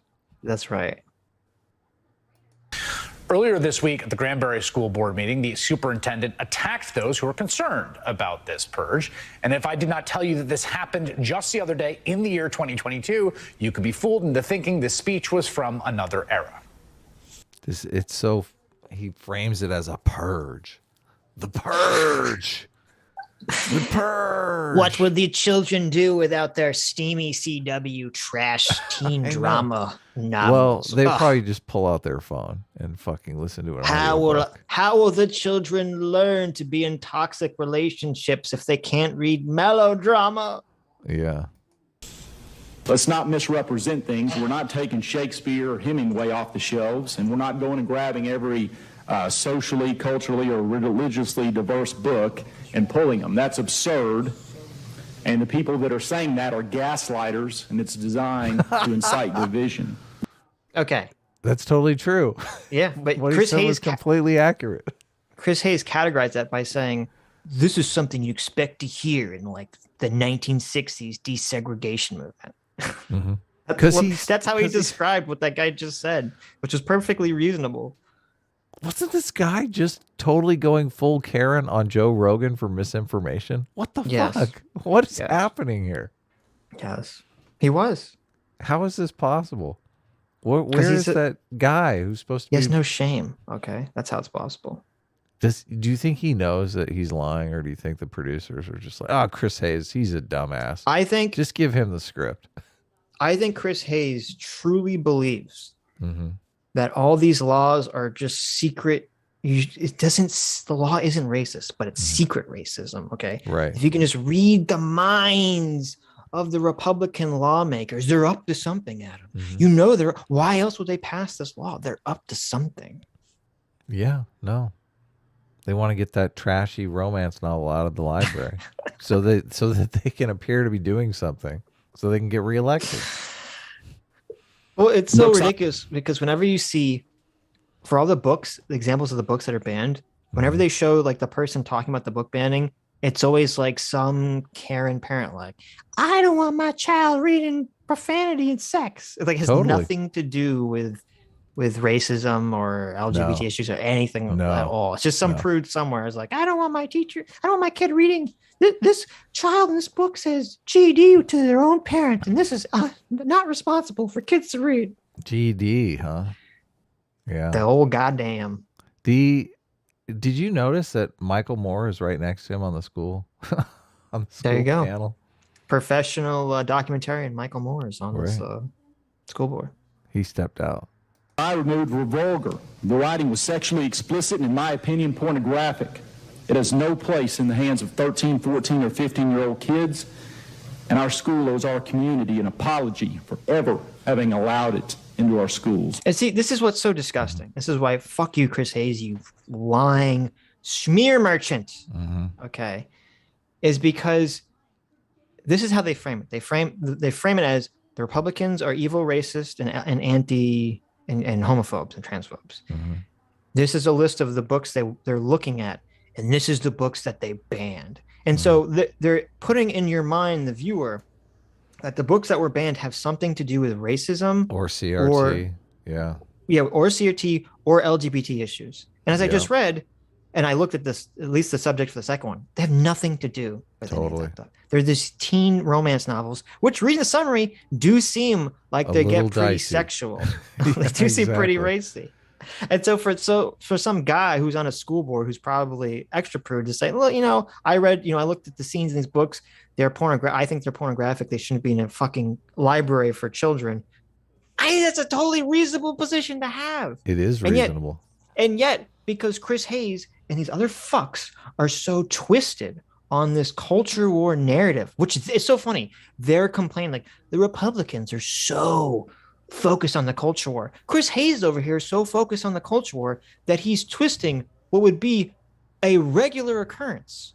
Okay, a school board throwing out a book that has teen sex in it from the school library. They got to twist that around to being part of the fucking culture war. The projection is insane. Yeah, it is insane. It's dishonest just to have the Chiron up that says the CRT witch hunt while this guy is speaking. These books have nothing to do with CRT. Yeah, right. So these 5 books were banned. We just read one of the summaries, and this is a direct response to those 5 books, which are fucking racist pornography, or not racist, but sexist porn, or you know what I mean. Yeah, no, it's terrible. We will conduct a full investigation and put processes in place to ensure it never happens again. My wife will be reading every single one of these books. My wife has very kindly expressed interest that she cares so much about the children that she will read all these books to make sure that they're appropriate for school. Exactly. Even in Texas, a solidly conservative state where the governor is encouraging educators to pull books from school library shelves, a lot of people are fighting back. I want to play for you some of what Granbury High School students said at that board meeting. They stood up to the adults in the room, like Superintendent Jeremy Glenn, and called the purge what it is. What did these children say about the removal of their CW teen pornography trash novels from the library that I'm sure they were all very aware of and big fans of reading before this happened? This is so fucking dishonest because the only reason they're showing up at this board meeting is because they've been lied to by Chris Hayes. That's the only reason they're there. Because they mischaracterized. They don't know what's in the books. They don't care what's in the books. They're like, this is my moment to be the civil rights activist, to stand up to the evil racist. Listen, the kids, they just want to stand in front of a podium and get to tell an adult to fuck off. They and do. Have everyone clap for them. They do. That's what's happening here. Couldn't they just tell their parents at home? Do we have to deal with them? No, but this is safer because then their parents clap and say, "Good job, you told an adult to fuck off." But they deserved it. This is insane. This is just insanity right here. I can't believe Chris Hayes could sleep at night. I would not be able to. If this was my life, I would be in purgatory. It's better off if you don't know that you're just lying indiscriminately. He must not know. I don't think he's aware. Yeah. I think he's somewhat aware, but he thinks it's for the greater good. To lie about the books? Yeah, well, no, about everything. To prop up stupid kids? This is my guess. Let me do some mind reading, okay? Let me reach deep into my gut. My guess is that deep inside the recesses of Chris Hayes's the cavern, the void that is his brain, or where his brain should be, is that he has some rationalization like, yes, I'm being hyperbolic in how I'm reporting stuff, but it's worth it because even though I'm being hyperbolic, this is what the Republicans really want. This is what they truly want. And I'm just expressing their inner desires to everyone else. Yeah, but they're not doing that. They banned a couple trashy But they CW. want to. Adam, you don't understand. They're not doing Okay. that because patriots like Chris Hayes are preventing them from doing that by calling them out on national news. Right. They want to ban more stuff. They want to ban basically everything. But this is just the first step. Okay, I see what you're saying. Okay. Guardian of the Gate, Chris Hayes here. Listen, Adam. When they came for the trashy CW sex novels, I said nothing. And when they came for me, you can't make that comparison, okay? And when they came for me, Adam, there were no CW trashy novels for me to read on the very long ride to go to wherever I was going. There, you can't make that comparison. Not in this I have the immunity card, okay? Okay. This constant need to control youth and their development shows a systematic problem within this school system. So many histories, such as those of LGBTQ plus people, indigenous people, and that of the true history of our country will be erased if this book ban follows through. What is the board hoping to achieve by bringing this into fruition? Why must anyone decide the acceptable level of comfort before a book is removed from the shelf? I am queer, I am brown, and I'm very proud of that.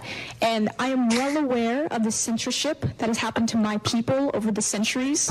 I'm well aware of this, and I think it is... My people, Adam! Sitch. My people! Sitch, this is so evil. This is so actually, evil. This is double evil. You know why?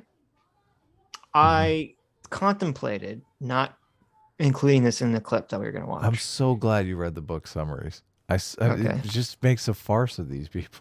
Right. Oh, no. Oh, okay. I see what you're saying. This is evil in another way that you don't realize. Okay. I had thought, like, do I really want to show these annoying kids saying dumb shit that obviously has been, like, they don't have their own opinion. Like, it's just being fed to them. Right.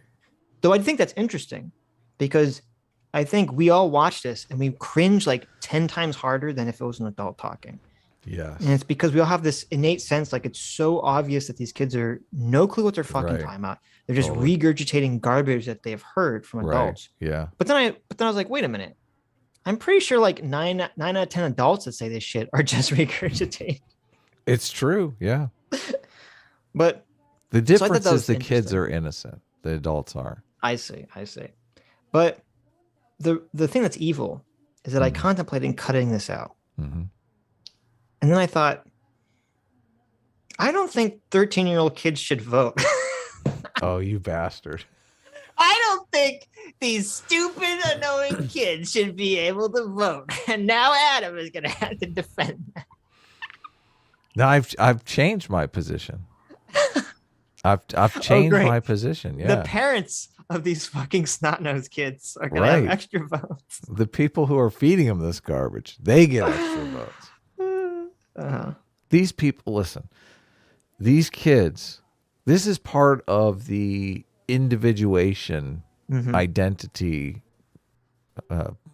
process for these children. Like you want to separate from your parents, and the best way that you can separate from your parents is to adopt all kinds of attitudes that are directly opposed to your parents. Look at this. This happens all the time. Look at this.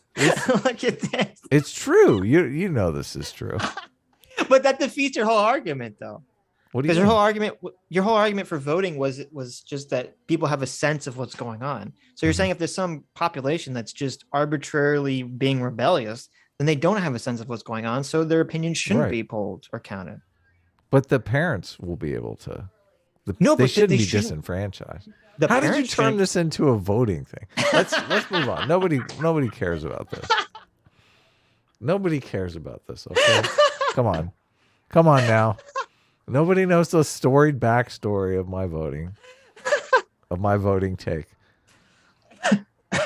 Someone in the chat said the Twitler youth, so I thought that was pretty funny.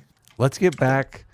Let's get back to the Twitler youth. That's pretty good. Look, even Texas, you guys want to rip on me for being in California, but even Texas is not immune to this. Look at this. Texas students push back. Yeah, this is in Texas. On schools push to ban books. Yeehaw. We didn't get a good look at the list of proposed books. So there's like 100 or over 100. Right.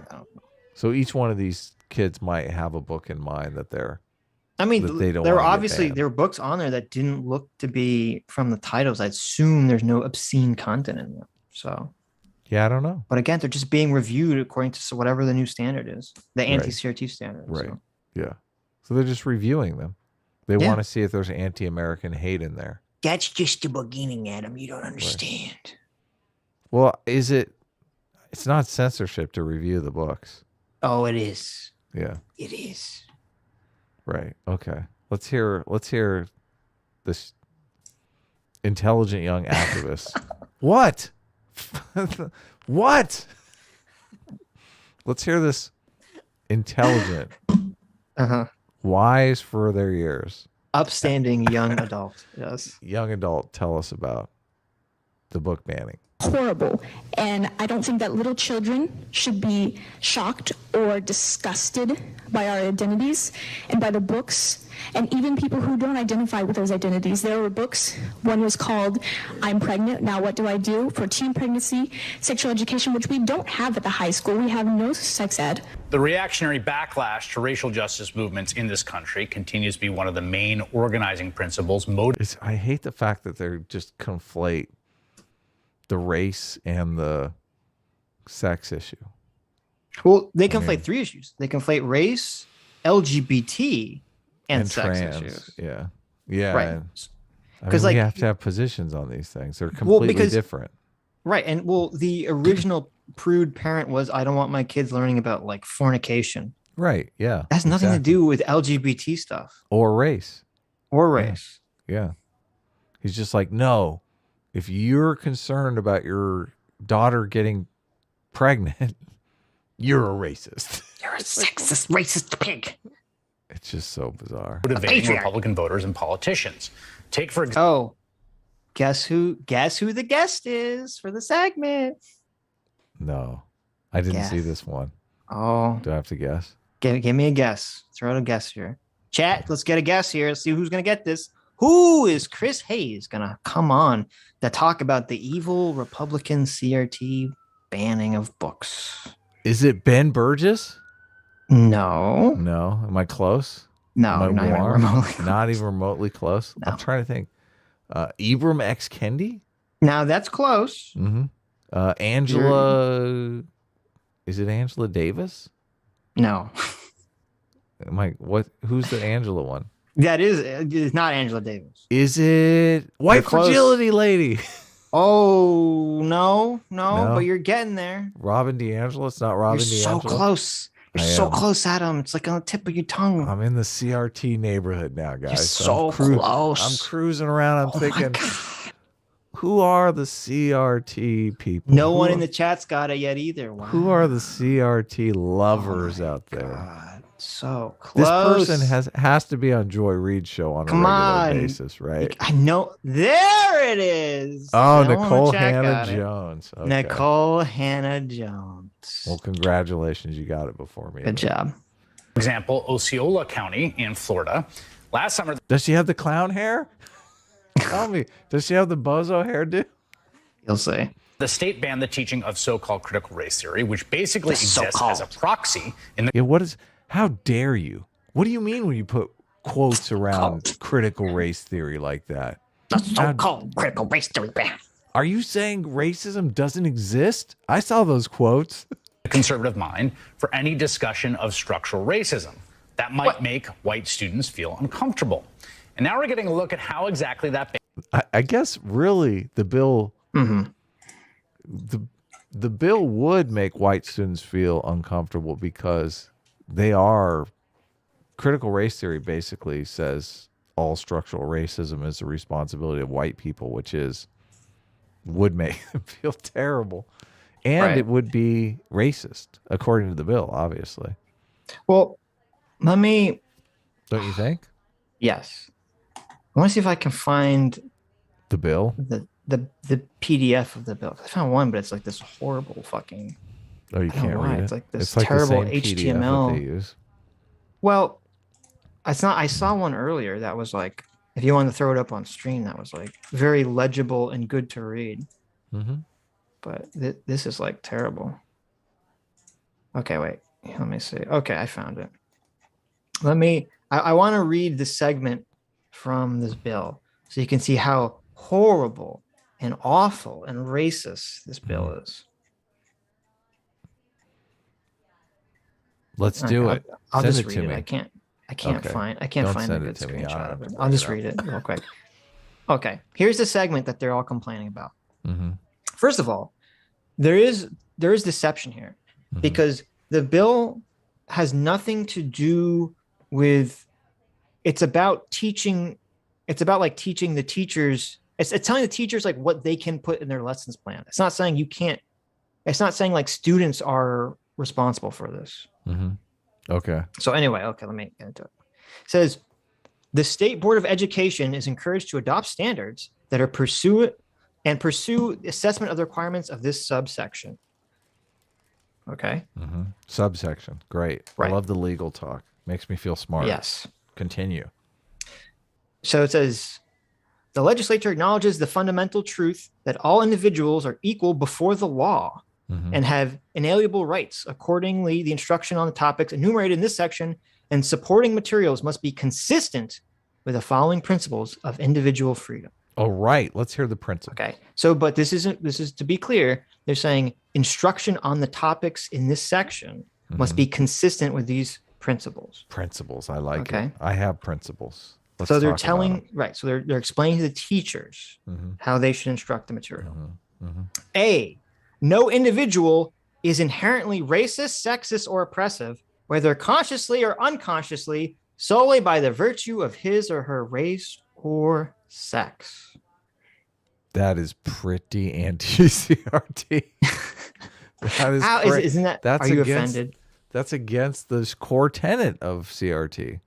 It is. CRT is racist. Okay, CRT says white people. Like basically, CRT is the academic way of saying white people. Am I right? Like that's basically what they're saying. They just want to form a racist stereotype. White people racist against everyone. Am I right? You're so correct. It literally is white people. Am I right? Yeah, totally. So this law does fight against that. Right. Yeah. So here. Let me.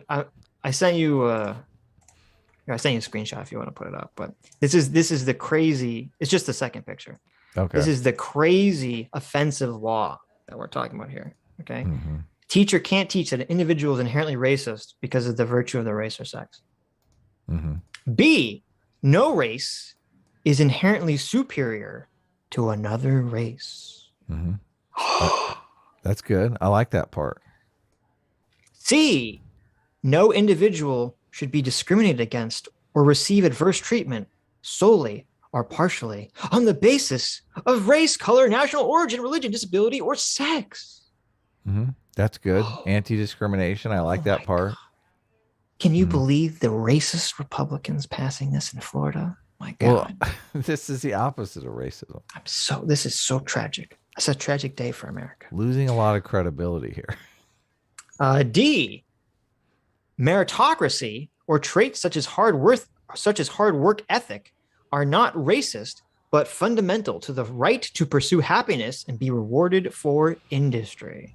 Ooh, all the Marxists, right there's a big FU to the Marxists. Yeah. They're like, ha, ha, we got your number, race Marxists. Check out D here. Check out D's. Yeah.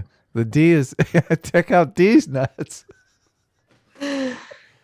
E, an individual by virtue of his or her race or sex does not bear responsibility for actions committed in the past by other members of the same race or sex.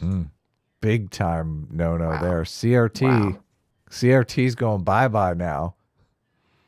And F, this is the one they all freak out about. An individual should not be made to feel discomfort, guilt, anguish, or any other form of psychological distress on the account of his or her race. Oh. Yeah. So I said, listen, if you can take one of these laws and go back in time to 1960 and show this to Martin Luther King Jr. or any civil rights leader, and they say, that's fantastic. Yeah. Where do I sign? Then you can't fucking complain about it. Okay. Yeah. Yes. This is the dream that Martin Luther King had right here. Yes. This is literally clown world. You have a law that someone from the civil rights movement would have like celebrated in the streets if they could have passed this in the 60s. This would have been like amazing. And we're in such a fucking clown world that now this is the evil law. Oh, I know. It's insanity. It's so funny. So much of their political power comes from mining white guilt. And literally in the law, they have guilt. An individual should not be made to feel discomfort. Right. Guilt. What? White guilt is that's our trademark. That's their one thing. How dare you? The Democrats are going to come back and say, if we'd like to offer an amendment, we would like to, number 298 there, we would like to strike the word guilt. Guilt is our bread and butter. But no, you have Chris Hayes, like, this is the racism that's passing in Florida. Be afraid. Be afraid. I noticed Chris Hayes doesn't bring up the law and show it. Oh, he does. Like, can't you read that from that tiny? He does blurrily, right? I mean, I can't tell what's going on. I know I rendered this in 720p, but even in 1080, I don't think you can read that. So those words are somewhere on that page? Oh, I guess they are. I don't know. Somewhere on this page. Yeah. I see the number. It's on the second page somewhere. You can kind of see it. Oh, okay. So. Let's continue with this gaslighting. No, but so this was, and we just listened to Chris Hayes whining about the misinformation being peddled by Joe Rogan. Yeah. Yes. Okay. Bitch, Jamie would have had this law up on the screen so fast. Yes. Thank you. Thank you. If this was Joe Rogan's show and Chris Hayes made this claim, he would say, Jamie, can you bring that law up for me? Exactly. Jamie brings up the law. Joe Rogan reads it and says, Chris, I don't understand why you have a problem with this. Yeah. And then Chris has to admit, well, listen, Joe, it's not what the law says. Okay. It's, you have to just understand, you have to read between the lines here. It's so obvious. You have to connect all the dots. Look at this Nazi chart I've made that's connecting every Republican in the country to Richard Spencer. It all makes sense if you see the connections. Yeah. It's funny that I think he used the word gaslighting actually in the thing. Yeah. Yeah. That guy on the school board, 100% correct. Yeah. This is gaslighting. This is 100% legit. This isn't systemic gaslighting. This is just gaslighting. This is straight gaslighting. It would be interesting to interview the kids who were talking and find out what media they consumed about this. Like what inspired them to go protest at the school board. Right. That would be interesting. Yeah. Ban will come into practice. According to guidelines for educators in Osceola County, Florida, quote, instruction on the required topics must be factual and objective and may not suppress or distort significant historical events. Examples of those bastards may not distort important historical events. We didn't read that. Yeah, I know. What? Okay. How is this so wrong, so awful, so terrible? If we theories that distort if we can't distort historical events, then what are we going to do? Historical events and are inconsistent with state board approved standards include the denial or minimization of the Holocaust and the how dare right. How dare they not be able to deny or minimize the Holocaust? Oh, these horrible right wingers, so racist. I love the fact that they're putting critical race theory on par with Holocaust denial. Because this is great politics right here. It really is. Because critical race theory is on par with Holocaust denial. It totally is. It's rewriting history. And it's also on the footsteps of Whoopi Goldberg's Holocaust wasn't about race. Yes. I mean, that's both. Yeah, both these stories are right there in that quote, aren't they? Yeah. So many people said that about the Whoopi Goldberg situation. Like, she's just, NPC, dialogue tree, the whole ideology. I mean, why are people surprised? I mean, according to the ADL, she's right. I don't know why you're surprised. Yeah, exactly. Teaching of critical race theory meaning the theory that racism is not merely the product of prejudice, but that racism is embedded in American society and its legal systems in order to uphold the supremacy of white persons. Yeah. The document then goes. Why that's would good. why would you want to teach that? Well, and it bothers me too because, like, they act like that's just a fact. Like it's just a fact that our country has embedded, this white supremacy embedded within its institutions. Currently, That's a fact for them. That's a it's like, what the fuck are you talking about? This is the same thing as you trying to mandate the teaching of creationism in our fucking schools. It's an ideological premise that they accept, but many people don't accept that. Listen, just as Satan planted those dinosaur bones in the soil for us to find, okay, the KKK planted racism in the Constitution. That's just waiting. You think you might have got rid of it with all the, by abolishing slavery and establishing, equal rights, but it's still there, Adam. It's still, you can't see it. But just like those dinosaur bones, they're still there, waiting, watching. The criminal justice system, I mean, there's obvious bias in it. We're working on eliminating that bias, though. Yeah, but the difference between there's bias because certain populations of the country are disproportionately poor and disproportionately more involved with criminal activity. It's very different than saying the law has within it some racial intention, which is the CRT claim. Yeah, which is bogus. Yeah, hugely different. To specify. Oh, it's quote, instruction may not utilize material from the 1619 project. Yeah, the 1619 project is garbage, from what I hear. Word on the street. I haven't read it, but I did listen to a podcast with Glenn Lowry and John McWhorter, and they were like, 1619 is just not history. And I think a bunch of people came out and said it was. A bunch of historians were up in arms about it. Well, it was weird because, like, I could have swore, didn't they? So the big contentious, there are multiple claims that were challenged, but the big contentious claim was that Nicole Hannah-Jones claims who we're going to be seeing here in a second, right? Yes, she's here, that America was founded, that America broke off of England in order to protect slavery. Right. Because England was like, we're going to make racism illegal. And the Americans are like, what? We love racism. Yeah. Let's break off of... Yeah. Turned out that's all fucking untrue. Yes. Completely untrue. Yeah. Right. Nicole? I mean, when you're interviewing, a spirit through a medium, I don't think you can call that journalism anymore. I mean, they should have got John Edwards out here. He could have talked. He could have brought out the ghost of George Washington and asked him about these questions. Hannah-Jones is the Pulitzer Prize-winning correspondent for the New York Times Magazine. So many historians were like, "You gave this bitch a Pulitzer Prize? What the fuck?" I know.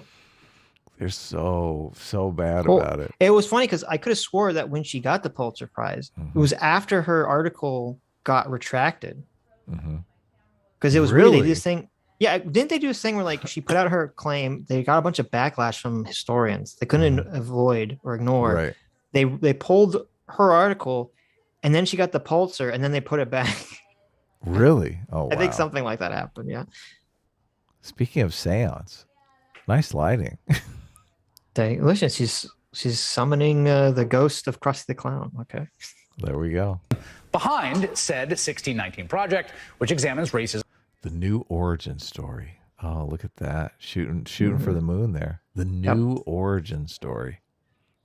Why would you want to do this? This is so evil. This is so evil. Man, this is like so bad. And slavery in this country and its centrality to the spine of the American story. And she joins me now. Nicole, we've seen these moves now. I mean, I think started with 1619 as a kind of focal point and critical race theory, but I'm curious to hear your response to watching it bloom, as it were, to Toni Morrison and the Bluest Eye and books about teen pregnancy and, pornographic materials, etc. So there was a controversy. I don't know if you're familiar. Do you know who Toni Morrison is? No, I haven't heard of him. She's a famous Black author. She wrote a bunch of books about black people in like the mid to early 1900s generally. I had to read one of her books in high school. I kind of despised it with a passion. Was it very woke? Was it? No. Her book is called Song of Solomon. And basically it's about a horribly abusive dad who has really weird, fucked up sex with his wife. And their son gets the nickname Milkman because the mother breastfeeds him till he's like 8. Wow. Because she gains like some weird emotional attachment from this. And then someone sees the kid one day at 8 like breastfeeding, so they call him Milkman. And then he goes off and like ends up having sex with his cousin, and she gets pregnant and then gets an abortion, and then he doesn't want to be with her, so she wanders the streets during the full moon with a knife to like kill him. Wow, this sounds like a really no, good book. Yeah, like it's so I hated this book. The reason I hated the book was because it's one of those books where everyone in it is awful, and you're like, who am I rooting for in this I know. book? I All was these thinking the characters same are terrible. thing. Yeah, all these people are awful, and it's funny because I'm like, okay, that's my understanding of Toni Morrison. So I looked up this book, The Bluest Eye. Mm-hmm. Okay, to say, look, to see, maybe this book is also what's going on here. So the book was banned not because it was racist or anything, but it was banned for sexual content. And you want to know what the book is about? Oh, I'm dying. Tell me. The book Tell me. is about a young girl who is raped by her father. Oh my. I take it back. I don't want to hear. The book has the rape scene from the father's perspective. Oh, and no, stop. The comedy show. And it doesn't get into like the gory details, but it goes up to like the point, like right before you get to the gory details. Oh my, no, stop. And then it gets even, it gets worse. This is pedo bait. Why it gets are they worse. putting this in schools? It gets worse. There's like this weird thing in it too, where, and this makes sense, because like part of the message of the other Toni Morrison book that I read is that like people are awful, but they're like very complicated. Right. And there's always like weird and awful reasons for why they do it. And in the book, according to the summary, it's like it goes through the father's background. His background's like horrible. Like he was like abandoned as a baby on like a trash heap, and like there's all this fucked up shit happen to him, which makes sense. You're like, okay, a fucked up person is gonna have fucked up shit happen to them. But then they even go into how like the reason he rapes his daughter is because that's the only way he can show love to her. This is disgusting. And then it gets worse because she wants to have the baby, but then she miscarriages. The rape baby. This is the incest. This rape is baby. the book that Chris Hayes and Hannah Nicole Jones are defending. And so I'm reading the summary, and I'm like, this is the book you're complete. Like, you think that a parent wouldn't have a problem with their child reading a book about father incest rape babies? Like, what the like, this has nothing to do with race, Chris. The thing that has to do with race is why this book is being taught in the first place. If this was about white people, there would never be fucking taught in schools. Oh, okay. Is it black people in the book? Is that why they're tying it to race? Okay. Yes, it's about black people. Right. Why? And part of the reason that the character is fucked up. Why would black people want this book taught? I don't know. I mean, that's why I don't like her books. I mean, her books all have to do with racism. Like, a lot of times the reason the characters are fucked up is because of racism. Racism that they've experienced. Okay. Right, because all these books take place in the mid 1900s. Right. But like, so as you said, this is not a book I would think would be for if you're trying to have like a positive role model. Like, yeah, totally. Youth. Yeah, you're looking for. Book is not it. So. Yeah, this is kind of crazy. Yeah. Wow. But no. So they take the book takes place in the early 1900s. Is that what you said? I forget. All her books seem to take place in this time period from like the early 1900s to the mid 1900s. Right. When racism was obviously. Yeah, it was like ever present. Obviously, still living in segregation and stuff. Okay. Crazy. I could see where parents wouldn't want their kids reading that because they wouldn't want them to be psychologically damaged. I'm psychologically damaged just from you telling me the summary. It's so crazy that they're trying to frame the Republicans as the bad people for wanting this taken out of schools. Yeah. I mean, but this is the lie. This is the dishonesty. Yeah. Because I could bet, and no one's ever fact checked this. They haven't actually checked this out. Yeah. I can almost guarantee you that if you were to look at schools that remove books by a year, like that, this is probably the exact same rate of book removals that happens every year. Right. Every year, there's some parent that reads a book that has weird sex shit in it that they say, I don't want my kid reading this. And they complain, and the school gets rid of it. That happens every fucking year. And the irony here is that Chris Hayes and a lot on the left mainstream are trying to twist these book removals as if it's part of the culture war, when I would wager it's the opposite. Right. That these books are books that get removed every fucking year, and they're the ones twisting the very standard book removals for sex shit as being part of the culture war. They're the ones projecting the culture war onto this. Yeah, I wonder that. Who in the culture war is the antagonist and who is defense? And I do feel like the left is very much the antagonistic portion of the culture war, even though they go out of their way to frame it the opposite. Like this whole story is structured around the evil Republicans are going after, Martin Luther King books in the library, when it's completely different than that. Thank you for having me on, and thank you for discussing this important topic, because what we're seeing is not the sign of a healthy democracy at all, but it is inevitable. It was easy for people, I think, to kind of look away when Republicans were only targeting the 1619 Project because maybe they didn't agree with the 1619 Project or they were uncomfortable with it. But if you are targeting any one work, it was never going to simply be about this one thing, and it was never simply going to be about race. So those of us who study these types of things knew that they were also going to eventually start coming for historical texts, that they were going to start coming for texts about other marginalized groups. And that is when they came for my CW teen trash novels, I said nothing. Yeah. When they came for my books about father rape incest. My God, stop it. I said comedy nothing. Show. Comedy I said show. nothing, Adam. I said nothing. Comedy show. Is it a black author? Is that why they're big on keeping that book? Yes. Okay. Right. She's black and all her books are about black people. Right. Okay. Gotcha. So they're like, we got to get black authors in there. Right. Okay. Here's one. What else do we got? You don't like this one?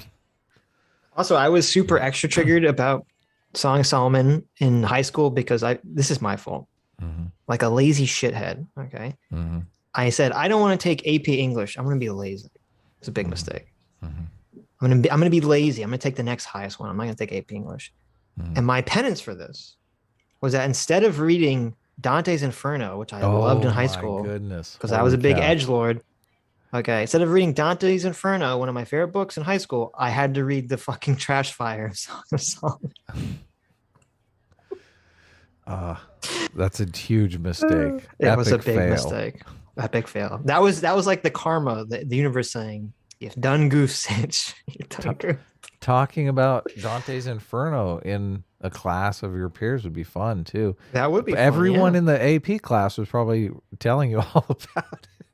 Oh, you're reading that? We're reading Dante's Inferno, man.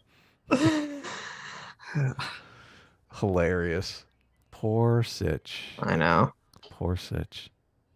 Exactly what we're seeing happening. It was inevitable. These laws are anti-democratic. As Tim Snyder says, what we're seeing now is that a war on history is a war on democracy. You brought up the Osceola law, which I've read quite a bit. Of course, it bans the 1619, or not, I'm sorry, the guidance from Osceola in reference to the Florida law.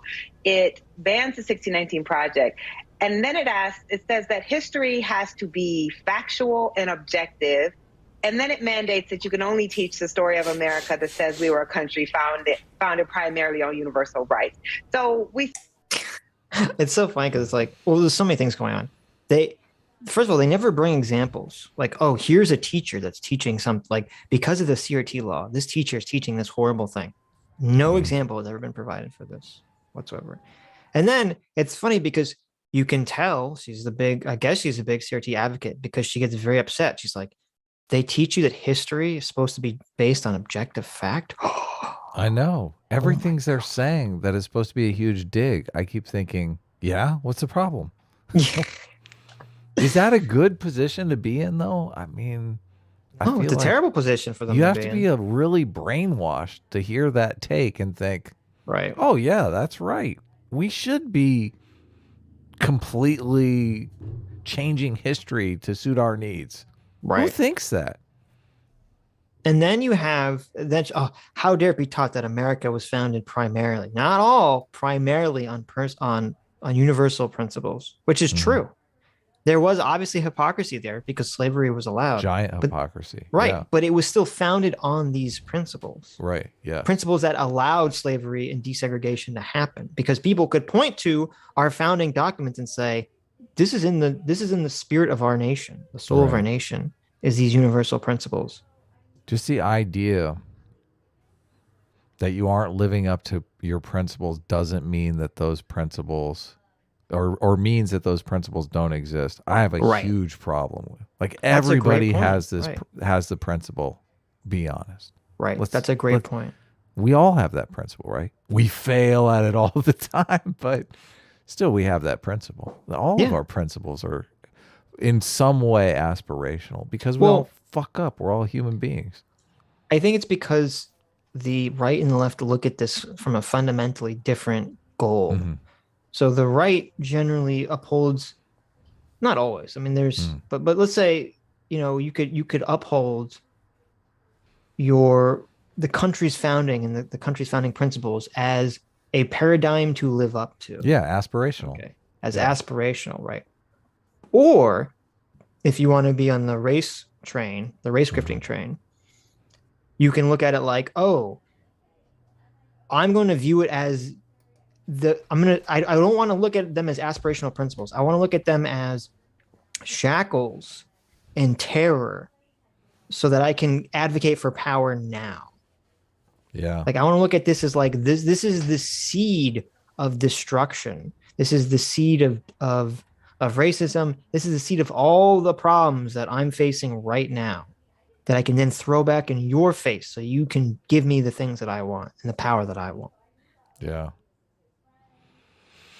See that these two things are antithetical to each other, but what these laws are really about are indoctrination. They are about nationalism and patriotism. And a healthy society does not ban ideas, and it does not ban books.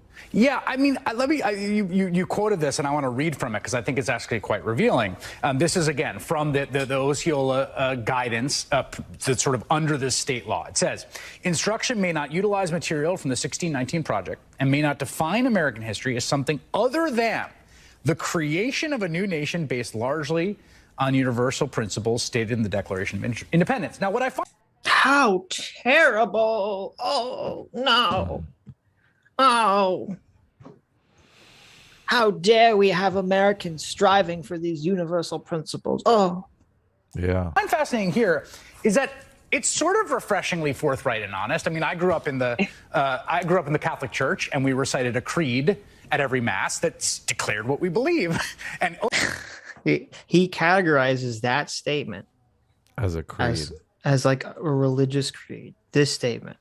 Mm-hmm.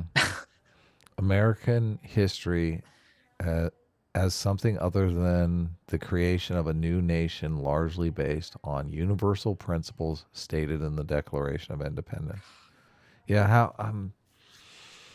you can just feel the cult indoctrination just washing over you. She's basically calling it that something subjective that is some ideological He is. Chris is principle. saying. Well, they Chris both is like, are. yeah. Chris is like, this is the same thing as like people doing Hail Marys in church. Like, like what the fuck? Well, I'm just what is there? Because if you ask them, what is your objective statement of the founding of America? I mean, you can't look at the 1619 Project statement and think, oh, that's objective. It's completely subjective, more subjective than what was stated there. Well, and if I recall correctly, I think she even makes this claim that like there is no such thing as objective history in 1619 Project. Right. That everything is subjective. I thought she made the CRT everything is subjective claim. You don't have a society though until you start making things. I mean that this is the collective action problem. Right. You have to have an agreement on some ethic. And here's the thing too. Even if we were to grant Nicole Hannah Jones or the CRT people that everything is subjective, there's no objective history nonsense. Okay. Which is better to have which metaphorical truth is going to lead to better prosperity for every individual in the country? Is it going to be the metaphorical truth that says our country was founded on universal principles of liberty that everyone can strive for? Or should we have this metaphorical truth that our country was built on the fucking oppressive the history of oppression and slavery and enslavement of people? Mm-hmm. Which of these metaphorical truths is going to lead individuals to have better life outcomes? The first they follow? one by a long shot. Yeah. And that has been the one that we have adopted. But a lot of blacks feel that it's untrue because they feel like there's been barriers put in their way to achieve. Right. But that's the problem is that you can believe, and this is the fault of the Republicans, you can have that idea of this aspirational principles has nothing to do with whether there should be welfare programs or affirmative action or any of these other things. These are not connected whatsoever, and they shouldn't be connected. Right. Believe, and Osceola is now saying, this is the creed of Osceola education. Like, this is what we believe. What I find maddening is this idea that there's no ideology behind this. This is just neutral and factual. When in fact, like, this is what it is. It's a fight about these very contested, high stakes ideas about what the nature of the country is. You're basing it on objective fact, though, even though you're interpreting it subjectively. Like the subjective interpretation of deciding which facts to emphasize and which facts to downplay. You can emphasize the hypocrisy, which is what Hannah Nicole and Chris Hayes want to do, obviously. They don't want to, because to them, it's not even hypocrisy. That's the intention. Right. Okay. Because, I mean, I had in my education, the teachers would point out this hypocrisy. This wasn't like a fucking... Right. Doesn't take a rocket scientist to figure this shit out. The hypocrisy is obvious. Okay, you read the Declaration of Independence and it's super obvious. Apparent to anyone with a functioning brain in their skull. When you say all men are created equal, and then you think, oh wait, weren't there? Didn't some men own other men? Yeah. Right.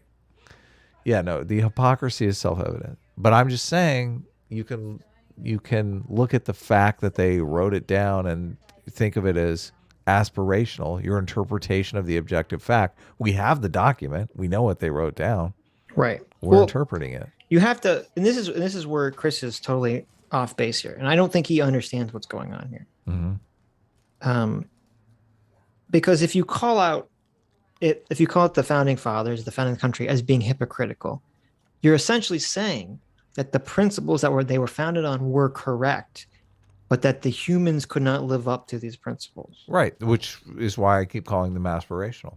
Right. But didn't George Washington free his slaves when he died? I mean, some of these guys did. Like they seem to understand the hypocrisy of their time. Right. But that doesn't conform with what the CRT and Nicole Hannah Jones want. Because what they want is a revolution. Right. What they want is some kind of form of socialism.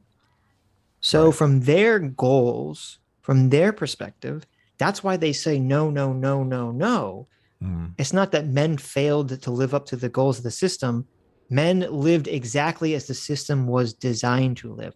The system is designed to be racist. The system is designed to uphold white supremacy because they're using this as an excuse to tear down the whole system, root and stem, so that they can put in their fucking version of socialism. That's the goal here. That's why they're making these very specific arguments. And I think Chris Hayes is too dumb and has his head up his own ass to understand that's their motivation. And that's why they're framing these things very specifically the way they're framing them.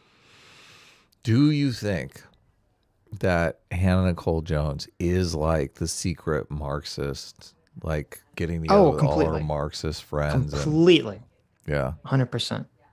Really? Yeah. Calm, cool, and calculating. I worry because it seems like we're drifting kind of into the like they speculate about Joe Rogan being the racist white supremacist. I wonder if we're speculating about Hannah Nicole Jones being this calculating, I'm going to destroy society Marxist, or really she just feels like there's been a bunch of microaggressions aimed at her entire life and she just is sick of it. It's in kind of a Joker way. Yeah, but here's the problem.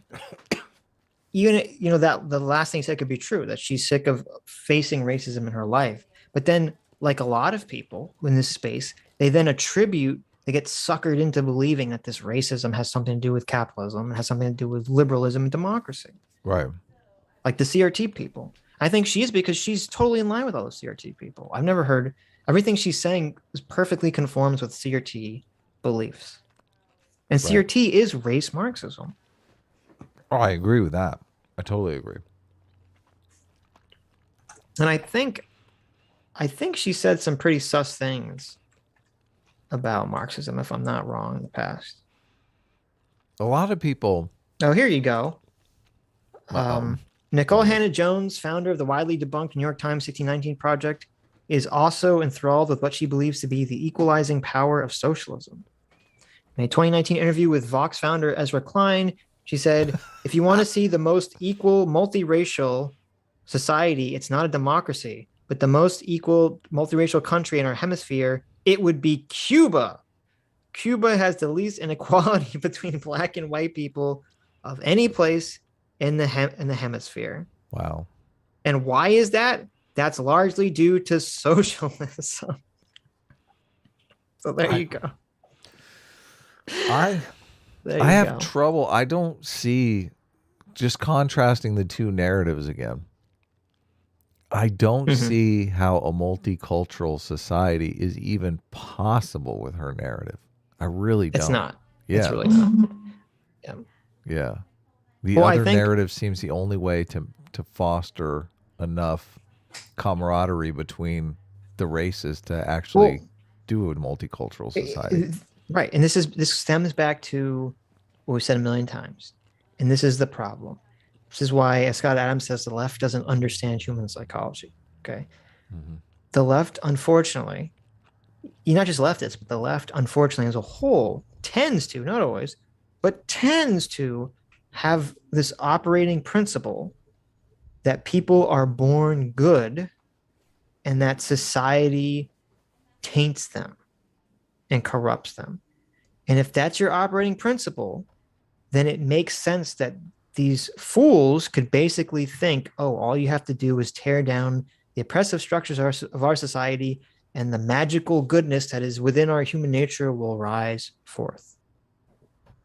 And that's why she and these other people think that these insane, incredibly divisive philosophies would actually produce a functioning multiracial society. Yeah. As opposed to saying, no, people are born shitty and selfish, and you have to bind people together with a common narrative. Yeah. And that's the only way to get them to not hate each other. Yeah. We have a word for this that we often use. It's called delusional. It's so sad. It's so sad. But why are delusional people on MSNBC all the time? Well, I mean, it's a network run by delusional people. I mean, look at Chris's face. That's a face that screams Pixar delusion. It does. Doesn't he look like a Pixar character? Yeah, he does. Yeah. Well, this is how propaganda works. It turns terminology on its head so that the fucking irony. The irony. God. Isn't it? I'm such a connoisseur of irony. Oh. Now you're going to explain to us how propaganda works. Oh, yeah. Propaganda works by changing definitions. Yeah. These laws are being passed because they said that American school children were being indoctrinated. And so we had to pass these laws to ensure American children would get an accurate rendering of history, when of course these laws are seeking indoctrination, because what they're saying is there's only one way to talk about American history. And if you aren't going to talk about American history in that way, then you can't talk about American history at all. They're also... There's only one way to teach about the origin of life in class. Right. It's through this indoctrinating process where you indoctrinate the students into believing evolution, Adam. Mm-hmm. It's pure indoctrination. Why don't they teach the controversy? There's only one way to talk about COVID-19. Oh, wait. I jumped ideologies. Sorry, guys. We all know that the left was very big in favor of teaching the controversy. Okay, back in 2000. COVID-19 or and even now, okay. With COVID-19, teach the controversy. They don't want to teach it. No. This is the trick I noticed with all this book banning nonsense. It's true. Now the left has banned books, but not as often as the right. But the reason for that is somewhat insidious, because what's happening is the concern isn't that the left is banning right-wing books, because the left doesn't ban the book. What they do is they replace the book. So it doesn't come off like they're banning anything. They're replacing it. They're replacing, the liberal version of history with the CRT version of history. Right. So you can't say, "Oh, you're banning liberalism." Like, we're not banning it. We're just replacing it with an alternative view. Yeah. A more diverse view. I mean, the intelligent design thing though was the exact same strategy. Right. To replace it, not to ban it. We're not banning evolution. We just want to teach the controversy. This seems like they go for the banning route first, and then they always say, "Oh, well, that failed. We didn't have the right power. Let's try this other thing." Oh, we just want a competitor, right? That's 100% what it is. It's all just a tactic. And then people wise up. They're like, "This is racist garbage. Why are you trying to force this on my kids?" And they lose a bunch of elections, and then we move on. Next topic. If Nicole Hannah-Jones and the CRT people had, two buttons, and one button said, teach kids both the liberal conception of history, or the liberalism version of conception of history, where, our founding is based on the universal principles of humanity, blah, blah, blah, and also teach them about the CRT version of history. Okay, that's one button. And then the second button says, only teach kids about the CRT version of history, that we live in a system of white supremacy. She's picking the second button. She's picking that second button every fucking time, and so is every one of these CRT assholes, and that's why they're such dishonest liars about this. Because they're authoritarian pieces of shit. Yeah. That's exactly why everyone hates them. You nailed it on the head. All the authoritarians, when they don't have the power to enact their crazy shit, they say, I don't want my thing to be the only thing taught. I just want it to be a choice. Right. I just want to, teach the controversy. Just have it be a choice. And then the second they can force it, they say, no, this is all we're teaching now. Anything else is racist. Why can't these people just chill? Why? I just don't understand. Just chill, okay? Don't you think? There you go. Chill is a good prescription.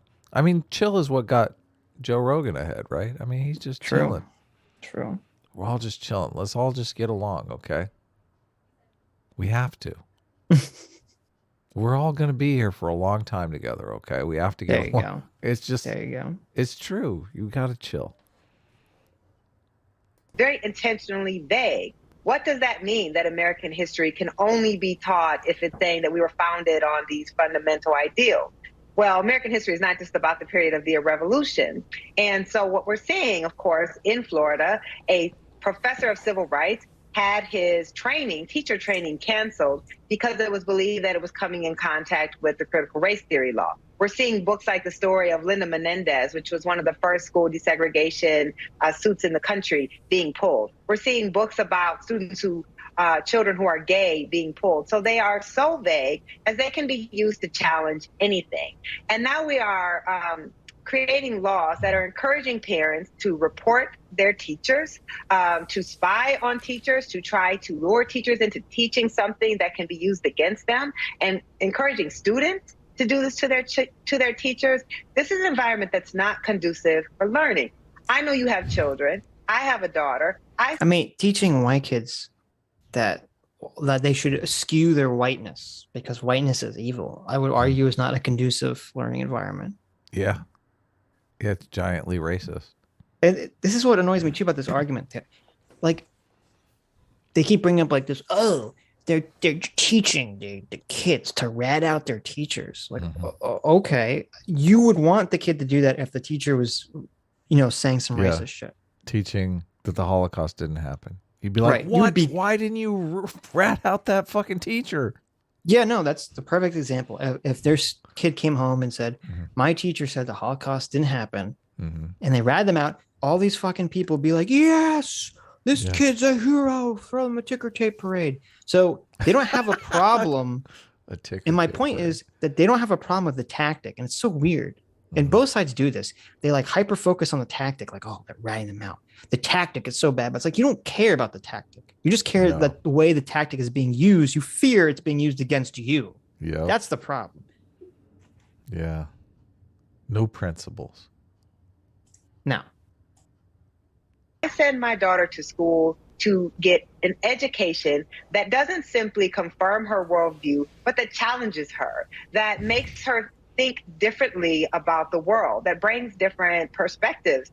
That's such bullshit. That's such utter bullshit. Because like, if they went to school, and she was taking a class from Richard Spencer that wanted to teach his perspective, that challenged her perspective of the world, I don't think Hannah Nicole Jones would be all up here. Well, we don't even have to go to Richard. Yeah. I say we don't have to go to the extreme of Richard Spencer. Just say, okay, what if James Lindsay is going to be teaching, your anti-CRT class? Yeah, there you go. Yeah. No, they don't want that. Listen, this is a fight over how we are going to indoctrinate our kids. Right. Yeah. We all have to orient ourselves on the same page. We have to be in agreement. Yes. We have to subscribe to a narrative together. At one time it was always a religious narrative. Jesus died for our sins. We're all going to heaven. Great. Let's all get along, right? Let's forgive one another. Right. These narratives have other. Yeah, these narratives have side effects. The forgiveness thing. I was raised Christian, but I'm not a believer. I don't believe in God. But I believe in forgiveness. I definitely believe in forgiveness. You need forgiveness for a society to function, and forgiveness, carrying grudges and revenge fantasies for long periods of time, not healthy. You don't have to be Jordan Peterson to know that ain't healthy. Okay. Right. So there are if you're a Christian and you believe forgiveness is good, that's good for society. There are going to be people who aren't Christian, but we still need to teach them forgiveness is good. How do we do it? Right. Believing you live in a society where everything is stacked against you and there's no way in hell you can get ahead. That's going to be a huge demotivation for a lot of people. And that's not good. You want your people to feel that they can get ahead. You don't want them to feel like they're living in North Korea where, there is no future. There's no hope of, starting a business or developing some revolutionary new app or starting a YouTube channel, doing whatever it is they want to do. Whatever is going to be the adventure of their life. I'm going to be a movie maker. I'm going to write books. I'm going to be a doctor. I'm going to be an attorney. I'm going to be a civil rights attorney. Whatever they want to do, right? You want them to have that aspiration. How do you have that? How do you get the next civil rights attorney with Hannah Nicole Smith? Hannah Nicole Jones. Nicole Jones. Hannah Nicole Smith is another very famous person. I don't know if you know. Yes. But anyway, it's Anna Nicole Smith. Anyway, Hannah Nicole Jones. How do you get the next big civil rights attorney if you're living in a world where most people don't have any aspiration because they think society's stacked against them? I just, even if you have, and we've talked about this before, the most motivated people who are like, fuck that, society is against me, but I'm gonna succeed anyway. I'm the Frederick Douglass type, right? I don't care that they're slaves. I'm gonna succeed. I'm that type. Why would you want only those people to succeed? Why would you want to take away the opportunity for the people who are, maybe a little less inclined to try if they think society is stacked against them, when you could just teach them, you got a shot too? What's wrong with that? I don't know. What is wrong with that? Why are they so dead set against that? Even if it's untrue, I'm curious why you would put this, demotivator fuel into the entire system. I don't know. Because fuck you, we gotta turn it down. Socialism. Bring on the race Marxism. Okay. It's just complete ideology. Yeah. When we hear these laws are for parents, it's very clear which parents. They're not talking about black and brown parents. They're not talking about progressive white parents. They're not talking about parents of children who are queer. They're talking about one particular type of parent who they are putting on top and favoring over every other parent. This is not the sign, like I said, of a healthy democracy. And Timothy Snyder, in the piece that he wrote, I wish we had a competent interviewer who wasn't just a fucking pushover here. Yeah. Who would push back and say, listen, tell me how the American narrative is against marginalized people. Right. Black and brown and LGBT. Tell me how. Public schools are public schools. Okay. Nicole Hannah Jones wants to take her kid to some fucking woke private school.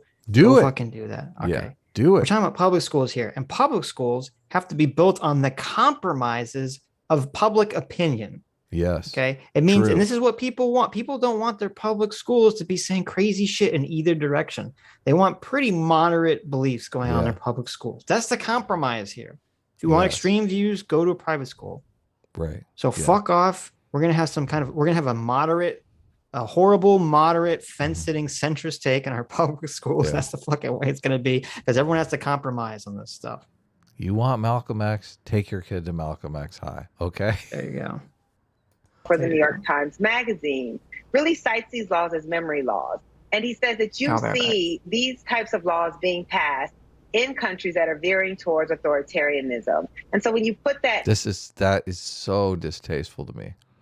We have the two authoritarians right here. Obviously we talked about how if she could press the CRT only button, you teach my ideology to your kids, like it or not, she's definitely teaching that ideology. That is leaning towards authoritarianism. It doesn't matter what the ideology is.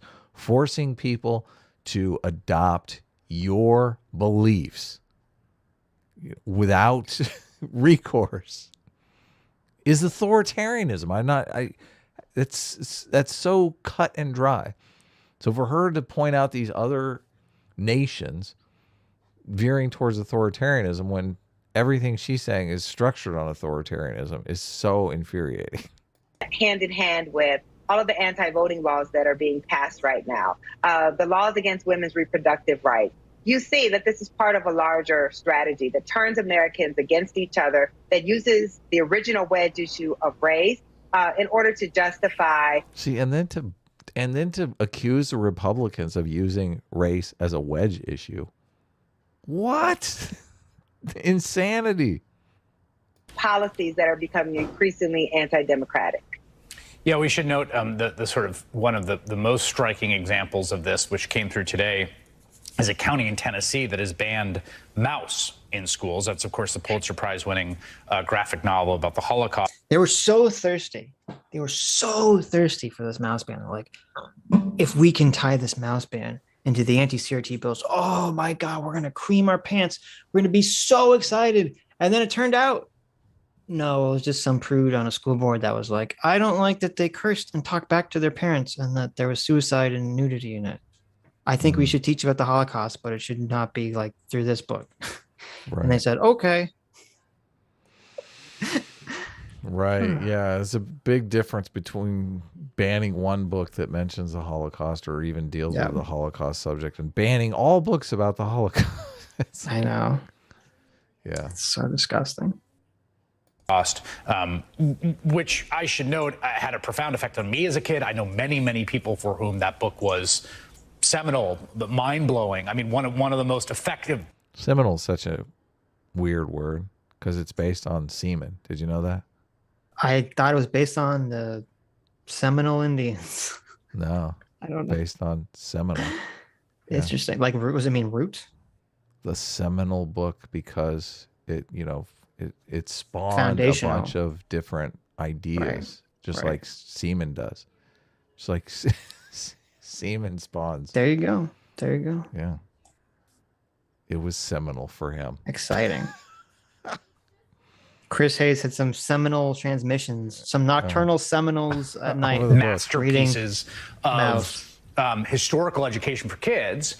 And, is this mouse book good? I've never read it. I've actually never read it. Should I check it out? I feel like I've never read it now.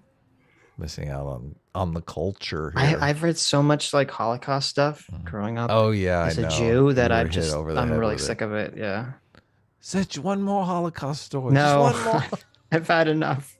Again, it comes down to whether the question of who will get a veto over the sensibilities of a curriculum, which again, I want to be very clear, and I think you would agree, that stuff's always going to be contested. I mean, part of the point of the 1619 project, I think, is that there's no settled question here. It's going to be contested, but the question of who controls what is allowed in the parameters of discussion. Yeah, you're fucking elected officials. What do you mean who is the mysterious force, the shadowy conspiracy force that's dictating what our children learn? Oh, it could be the fucking public people you vote on, you asshole. Like, the what school the hell? board. Yeah. The school, go out and win elections.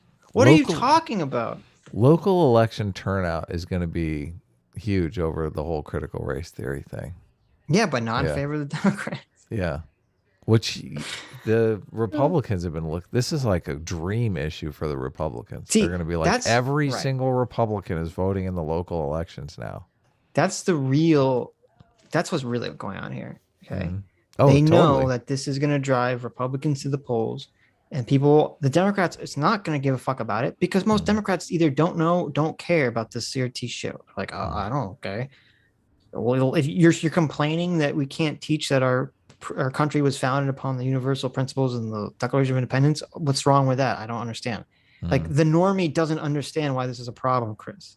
So they have to hype up, the further left wing MSNBC voters to go, oh, spread the word. They're trying to make us so you can't teach about racism. You're not going to be able to show roots with Jory LaForge in class anymore. Okay. Yeah, such. Poor Kunta Kinte is going to be thrown out because it's going to make some poor white kids feel uncomfortable, which is a total lie, by the way. Yeah. Discussion ends up being what we're seeing on display here now. Absolutely. Trust me, there were books that I read when I was a student or that we were assigned when I was a student that I wasn't comfortable with. There are texts always that parents don't agree with, and parents have a say. Parents have always had a say. People have always contested what students are learning. But what we're seeing now is quite different. To see state legislatures actually prohibiting ideas that they don't like, to say you can't even talk about this country as fundamentally racist. What if state legislatures are preventing ideas you don't like? You can't even talk about this country as fundamentally racist. How do you even establish that claim? That's a pretty wild claim, right? Teacher doesn't even believe that it's true, but it's just saying this is a school of thought that other Americans believe in, or there's an entire nobody listen. Nobody's arguing that you can't have conversations about that. I'm under the impression that, I mean, the book was titled A New Origin Story for America. Aren't you trying to make that the standard? Listen, my Pulitzer Prize winning article in the New York Times cannot be read. It's being trapped in the back closet of the front page of the New York Times. Okay. Right. It's not. Oh yeah. It's area of study that you can no longer introduce students to. That is not the type of education that we should be wanting for our children. And Chris, these laws are not only about K-12. For instance, in Wisconsin, the legislature there is considering one of these anti-CRT laws that would also prohibit the 1619 Project and critical race theory from being taught at the college level. That is obscene, but that is where we are in this country. We are not just seeing this in southern states. I know people like to write off the South as somehow uniquely backwards. That's not the case. We are seeing this spread all across the country. This is a moral panic, and moral panics are always very dangerous. Yeah. I find it perplexing, but I will say what I so appreciated about your opening was I think parents and students are waking up. The opposition who has pushed for these laws has been extremely well organized, but I think seeing now community starting to fight back. Profoundly inspired by those students that we played in the last block who were incredibly let me give you some real black pill here. Okay. If any person is ever inspired by a child I was thinking that. saying anything political, now you can be inspired by children doing heroic acts. Sure. Okay. But if you're ever inspired by a child going up to a microphone and just giving some fucking political opinion they've had force-fed to them, you're a fucking idiot. You're a moron. How dare you, Sitch? How dare you? I'm so inspired that a child was able to become indoctrinated by some asshole and regurgitate all those opinions without thinking about them because they're a fucking child. Oh, that's so inspiring. Yeah, inspiring to what? To teaching people not to think critically? Not the critical race theory, but to actually think about things critically? You can't even say that anymore. I know. Critical They've stolen the thinking word critical from the lexicon. They have. It's terrible. Critical thinking is something completely different now. I know. Critical thinking is when you start looking for the racism in whatever it is you're examining. It's terrible. It is terrible. I'm so inspired to watch zombies come up and go, brains, for 10 minutes about a bunch of bullshit that someone else told them. It's so funny. So inspired. I'm so inspired to see a little foot soldier come up and, behead the man that his leader told him to behead after he snorts the, what's it called? The gunpowder. The brown. The brown. So inspiring. Oh, you got to read that book. That book is crazy. Yeah, it's so bizarre just to have the compare and contrast between my reaction to the kid, my first reaction. You watched it before, so you contemplated taking it out, but I'm glad you left it in. Like, my first reaction was just like, why? This is it's painful. I know, but Chris Hayes cast that as the doing your American duty to oh my God. To regurgitate our talking points. Oh, so inspiring. Like if some kid walked up there, because I'm sure there was too. They cherry picked them. I'm sure there's some kid at that meeting totally that said CRT is Marxists in our schools, blah blah blah blah blah. Some James Lindsay follower was at that mic. Well, not even someone that's just their parents told them to say this stuff, and I'd be like, I'm happy, but I know that kid's just fucking regurgitating some talking point he heard from his parents or something. He'd come up with these thoughts on his own. Same thing, yeah. Okay. Yeah. I'm sorry. Everyone thinks the 13-year-old child is like fucking Albert Einstein. They're like they're Mozart writing symphonies and stuff. No, they're just regurgitating the garbage that you feed them. But they agree with me. As long as so the 13-year-old agrees with me, then it's very inspirational. Okay. Yeah, a child agreeing with you is so inspirational. Oh, it's so difficult to get a child to agree with you. Investigator One Quim for $20. Thanks so much. Says, I re-listened to the Jangles and LSB debate, and Adam wasn't as triggered as I remembered. But LSB and Connor were super triggered. Like LSB kept calling Adam names, and if that was me, I would have kicked LSB for being a child. And for another $5, he says, and Connor kept giving cover for Jangles and LSB and inserting his opinion when he's supposed to be a translator / moderator and did none of that. Thank you. Thank you. Yes, everybody was saying I was triggered. And I kept saying, what? Sitch, I'm calm, cool, and collected here. There you go. And Sitch kept gaslighting everything. Oh, Adam's so triggered. Look. Connor was triggered in that. He was. Connor was very triggered. Jangles was very triggered. Yeah.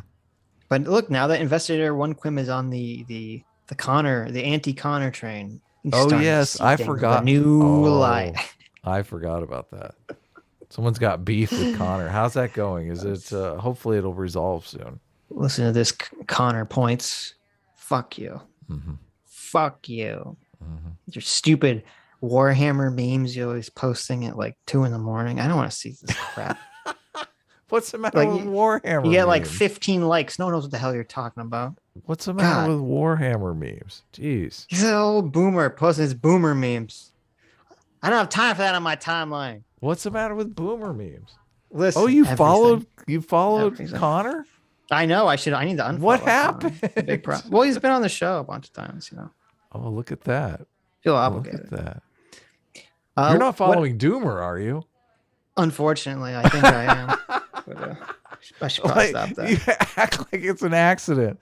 Like you accidentally followed it. I did. I accidentally clicked one. You're scrolling, and someone was like, "Look at Doomer simping." I'm like, "Ha ha ha!" And I went to like them mocking Doomer for simping, and I accidentally clicked follow, and I just accidentally followed him. Never unfollowed. Hilarious. Total accident. Yeah. Sometimes I do that, and I feel bad. I'm like, "Oh, what if this person just saw me follow them?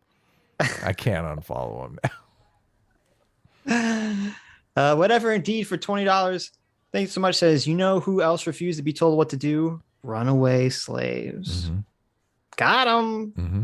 Got them. There you go. That's very true. Good for them. Burnt Sausage for $20 says, nah, I want to hear Adam squirm as he struggles to defend his brain dead voting position. Let's go. Oh, man.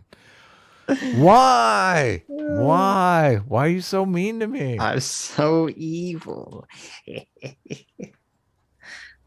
Big Mitchy for 20 Aussies. Thank you, Big Mitchy. Says, how'd you guys like that NFT crypto documentary? Even if it was made by that snake folding ideas, I have another recommendation. Fathead. It debunks Supersize Me documentary, and the guy has a nice dry sense of humor. It's on YouTube. Oh, I'd be curious to see that. Were you able to fight through your bias? I don't care about the topic enough to watch it. So because he has the ultimate bad Fight Club take. I thought it was super interesting. Yeah. And he obviously did a lot of research to put that video together. Yeah. And there were some aspects of crypto that he explained that I didn't know before. The thing that I'm super interested in is the wash trades, because I just like how. And I watch CoffeeZilla too. I know you watch some CoffeeZilla videos. Yeah. And CoffeeZilla in some of his videos led me to believe that wash trades are not that difficult to do, which that means the whales can just control the price, as much as they want. If you're able to sell crypto to yourself at whatever price, and the last trade that's recorded, as long as you're like, you could literally sell yourself crypto back and forth until somebody steps in and buys at that price. Right. Big Mitchy also continues for another 5 Aussies. Thank you. Says, also, a Sunday show on a Monday? I think the Aussie government is lying to me about what day it is. That's true. Is it a Monday? That's true. What happened? Listen, the authoritarian Australian government, which is enacting these horrible COVID concentration camps, is also lying to their citizens about what day it is. That's awful. We all know it's Sunday. Mm-hmm. We all know. Oh, I guess clearly Sunday. In Australia, the Lord's it's Monday. Day. The day of rest. Our show is the Sunday show is the Monday show every week in Australia. Even though that actually the day of rest is Saturday, and you Christians kind of fucked it up because it was the Jewish, it was in the Old Testament written by the Jews. What are you talking about? Listen, not going to be too stringent here. Okay. We'll move on. Squeeze Louise for $20 says, this Toni Morrison book doesn't sound that bad for school. I mean, we all read... we all read, quote, Stepmom Stuck in Dryers 9 in English class, right? That's not too bad. There you go. That's got to be so weird because, like, porn was around when I was a kid, but it was still more difficult. No, there wasn't. It was still more difficult to access because not everyone had smartphones. You had one computer in the house, you had your 56K modem, but now it's just like porn on your phone whenever you want. It's rampant. I know. Yeah. Interesting. Yes. Group username for 20 Woolsies says, last time you guys mentioned Chris Rufo and wondered about him. Chris Rufo is an ex-Discovery Institute, the Wealth and Poverty Center arm. Watch his anti-CRT stuff with that in mind. It seems like a foundation for the next DI push. Yeah, it's actually, it's kind of funny because the Discovery Institute I didn't know that Chris Rufo was involved. Discovery Institute was the people pushing the Teach the Controversy creationism from back intelligent design. Yes. For intelligent design. Yes. And it's interesting because I did find some tweets where Chris Rufo was talking about the post-liberal order. Yes. It's a little sus. So yeah, no, I'm aware. Chris Rufo is definitely big into this Christian religious dogma bullshit. David Sloan Wilson is funded by the Discovery Institute as well, I believe. Really? No, that's interesting. But does he believe all that stuff? Wait, maybe it's not the Discovery Institute. I don't think it is, because I would be very surprised if he was involved. David Sloan Wilson funder. And it's kind of interesting. James Lindsay got into some arguments on Twitter. I don't know what prompted it. Oh, like someone randomly asked him if he was going to accept Jesus or God or something, like out of the blue. James Lindsay? Yeah. And James Lindsay's like, no, he's still atheist. And all these people were attacking him for being atheist. I know, I saw that. Not a good look. And James, listen, even though I disagree with James on a lot, I give him a lot of credit. He comes out and he calls the neo-reactionary, religious fascist people, he labels them what they are. He says, fuck these people. I'm not going to just go on their side because I'm anti-CRT and anti-socialism. So I give him a lot of credit. I give people credit that are not afraid to buck their team. Yeah, I shared his tweet as someone who, we've had run-ins with the reactionary right, obviously. Right. I don't know that anything productive was accomplished. No, nothing was productive. But it was kind of funny. It's kind of funny. So there is something on the Discovery Institute and David Sloan Wilson. Oh, really? Interesting. Yeah. I believe. Mm-hmm. Yeah, and David Sloan Wilson is an outspoken atheist. Yeah, I thought he was an atheist. So. But the Discovery Institute was interested in his research, obviously, because it shows a value in religion from an evolutionary perspective, which they have to be interested in. Obviously, they will cast this as the invisible hand of God working in the... Right. That's interesting, yeah. Right. I don't see that him having any funding, though, from it, so I don't know what you're referring to. Yeah. Group username for another 20 Aussies, thank you, says Rufo's program is what Rauch would describe as egalitarian rather than liberal. He is right about CRT, but his arguments are not liberal in nature. He's an ally of convenience, not of principles. Yeah, I am aware of that, and that's part of why, I'm glad Chris Rufo is getting all these anti-CRT bills, so I'm not gonna go hard on him for that. But I am aware that he is doing this out of convenience and not principles. Mm-hmm. But listen, I'm glad. I'm so glad that he's around. I'm so glad he's doing it and framing things.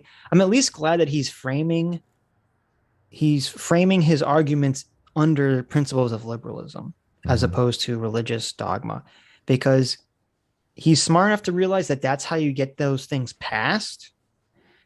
Because if he was framing them under like religious dogma, not only would they not pass, but it would be the perfect red meat for the left to point to and say, look at these fucking, all these anti-CRT people are racists, Bible thumping crazy people. So how come you don't give Candace Owens the same pass? I mean, it's just convenience, and she's doing because she doesn't, unlike Chris Rufo, she frames everything she does in such a violently tribal way. She's a giant tribalist. Yeah. Yeah, but she is just giving, like, her existence just totally gives red meat to the left to point at her and say, oh, she's just a crazy asshole. And she is a crazy asshole. I mean, we all remember it was like one of our first streams was, the guys. Yeah, Candace Owens. The Blair White versus, Candace Owens, debate, which was off the chain. Yeah. I can't tell if he's with Discovery Institute or not. I keep looking. No, Davidson Wilson not with Discovery Institute. Yeah. There's some, I just know because the atheists come after me when I talk about Davidson Wilson. There's the Evolution Institute. Maybe that's what you're thinking. No, that's what he runs. But he did take funding from a huge Christian organization. Oh. Yeah. Yeah, but maybe he did. I mean, that maybe it's a Discovery Institute. Yeah. I don't think it is. A lot of atheists will come at me. What, is there another one other than the Discovery Institute? There's a bunch of them. I'm sure there is. Okay. I'm sure there's. But, and everyone will come at me and say, that he's technically funded by the Discovery Institute, which means he's completely and totally biased. You can't. Well, Davidson Wilson is not, so I don't know what they're referring to. But Satoshi was a Reploid for 200. Reptilioid. It was a Mega Man character for 200 knock-knocks. It says, regarding the left versus right banning books, the USSR ensured that the left will hold the record for centuries, even with the Puritan school boards. Well, there you go. That's true. Banning the books? True. Banning the books, yeah. Yeah.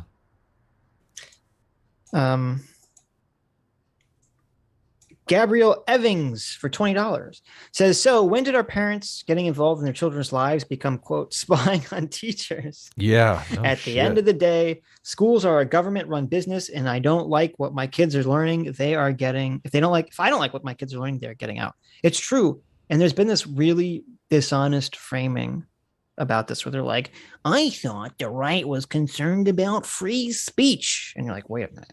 We're talking about the government. Public schools are run by the government. Okay. Yeah. Free speech protects the individual from the government. Yeah. That's the point of it. The government doesn't have protection from the citizens. And when it comes to free speech laws, what the fuck are you talking about? Yeah. They got that one messed up, didn't they? Right. The laws governing what's taught in schools are to protect the individual from the government. It's not to protect the government from the individuals. It's like totally insane and backwards. Moon Unit for 20 New Zealand dollars says, stop living in the past. It's clearly Monday. My calendar says so. Look. Happy Australia. Happy Monday, Australia. Me and Adam are so reactionary. We're so backwards thinking. We think we're in the day before it actually is. Okay. That's how right-wing we are. Bosch is going to quote that, It's true. You just said that you were reactionary. I'm the most right-wing reactionary reactionist that's ever reactioned to any reaction that I want it to be the previous day. Did you see? We got to go back. Did you see that Doomer fucked up big time when he asked CT to put that monocle on his stoat? I think it happened right here on the show, guys. That's right. Somebody, what was that? Where did that come from? Like all of a sudden he wanted a monocle, and I thought it was probably from his voting take. Now Vosh is using his thing in every single thumbnail because it's got the monocle on it. He's like, oh, look at this. Yep. Wasn't very smart, Doomer. I'm surprised he doesn't give him like one of those big banker top hats. I know. To match Wasn't the very monocle. smart, Doomer. You kind of walked. Do you remember he stepped right on that rake? I want a monocle. He stepped right on that rake. So Sir, bad. so I like this name. Sir Yoshi was a reptile boy for $20. Says S-Class, maybe best class. But when S-Class goes to bed, you know we're all up secretly buying A-Team's OnlyFans. What? There you go.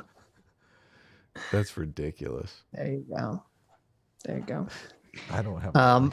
Maj Jin for $20 says, off topic. You and Adam get a stand. Congratulations.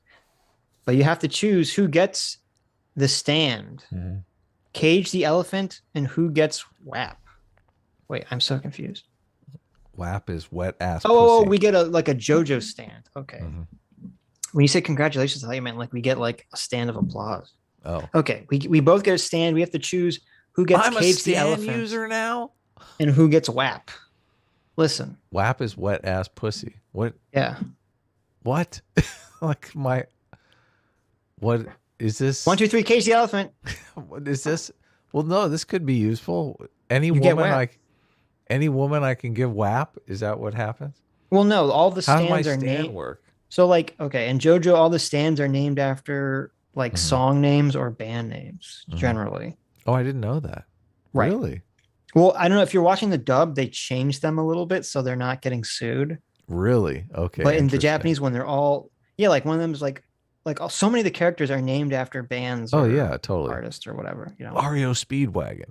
Yeah, exactly. And the stands are no different. Pretty obviously a name of a band.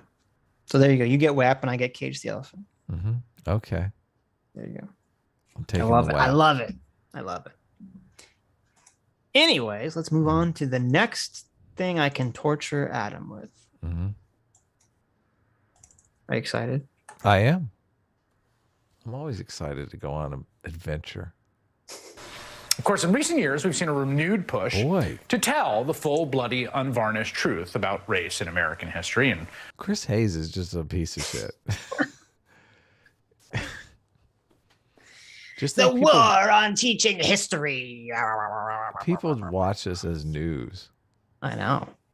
The mainstream media is dead. This is legacy media all the way. Listen, when all these people say no CRT, they all secretly mean I don't want my child to learn about slavery. That's obviously what it means. It says so right on their board, in their mind. How did they give Black History Month to the shortest month on the calendar? It seems so obvious people are going to complain about that. Doesn't it? I'm sure there was a reason for it that has nothing to do with that. I mean, the Pride gets, I believe, a good 31-day month. They get June, don't they? Something. Yeah, I think it's June. Yeah. I think it's only Rachel I Hart. don't know. Whatever. There's only 30 days. Isn't there only 30 days in June? Still 2 more days in Black History Month. There you go. Yeah. Just think of that, how that accumulates over time. In 10 years, the Adam, gays you gotta, have like a whole month more. a whole year over the blacks. Yeah. Listen, you got to put Pride in summer. Okay. Mm-hmm. We all know. Nah, I mean, if you I had Pride disagree. parades in I like middle of disagree. winter, okay, November. they couldn't be running around shirtless in the skimpy I know. outfits. It wouldn't make any sense. It's brilliant. Yeah, it's got to be in the summertime. How do we switch Black History Month and Pride? There you go. I'm feeling much more Black History in the summertime and Pride. There you go. In February. In order to fight in order to kink shame at Pride, they just switched Pride Month to be like January or something. January's cool. We could go January. January's colder, right? Yes, there you go. It'd be too cold to dress up in their degenerate outfits. Damn you gays. I can see MSNBC writing the headlines now with you saying degenerate. How I terrible. know. I'm obviously speaking satirically. You're gonna get clipped. They're gonna Joe I know. Rogan you. Let him clip. Let him clip. In 10 years, Sitch is gonna be. Oh, I'm so embarrassed and appalled at the compilation that was made. I can't I'll believe never I say called that. gay people degenerate. I can't believe I said. Well, first such of a all, thing. I'm not saying that. But secondly, no, I'll say Well, they're cutting this part out where you're giving the context. I'll say, listen, it's a comedy show. This all right? part isn't in the video. You got to understand. Comedy show. What you said previously is in the video. I see. What's going on in this video here? That endeavor is under assault. It's led to a backlash. Critical race theory is poison. Look there. True. They're singling out these white people in the crowd. Look, he's like on his phone too. He's like trying to text his like wife what he wants for dinner. Oh, that one person with the head down? I'm talking about the guy at with the center sign. stage. Look in his left hand. He does. You're He's got his right. phone. He is texting. Honey, did I spell poison right? I'm curious. Equally as forceful, with more and more efforts to stop the truth about Black history from being taught in America. Now, I want you to go back. Oh, my God. Please make it stop. Why do you do this? Now, they kind of covered up with the chyron, but look at that sign. It says, judge character, not color. Right. Yes. Oh, these racists that don't want to learn about CRT and history. Oh, judge character, not color. Oh, these bigots. Oh, what a bigoted statement. Casting these people as bigots is definitely harmful. Yes. Yeah. I don't like when they do that. We can't have Joe Rogan on Spotify. Okay, no one's fact checking his claims. Yeah, I know. Oh my God. I'm so glad we opened with that because this is complete lying ridiculousness. Listen to this claim that he makes here. This is American school. Endeavor is under assault. It's led to a backlash equally as forceful, with more and more efforts to stop the truth about Black history from being taught in American schools. The truth. To stop the truth about Black history being taught in American schools. Right. So how is teaching that society fundamentally is racist today? Yeah. Not that's the truth about Black history, apparently. Is that Black history? I mean, well, it's interesting how's that too being cast as Black history? It seems more like political science or something. It's interesting too because even when he was talking to Nicole Hannah-Jones in the previous clip, which was from the day before, he was like, "Oh, all history is, it's a battle of opinion and narrative." Yeah. And now he's like, well, they're trying to stop the truth from being told. Oh, yeah. He's totally changed his position. He's completely flipped it. Yeah, he's gone from teach the controversy to, no, this is the truth. This creation myth is the truth. At least in the teach the controversy debate, I understood every aspect of that in detail. I think other people really understood it. In this, I don't know that they do. There's a level of dishonesty and gaslighting here that I don't think either of those. I mean, you could say that it was dishonest to claim what they were like intelligent design. It has some sort of scientific merit. You can say that, but I mean, I think they believe they had some scientific merit in that. That I don't necessarily know is the case with the CRT stuff. Let's call this what it really is, okay?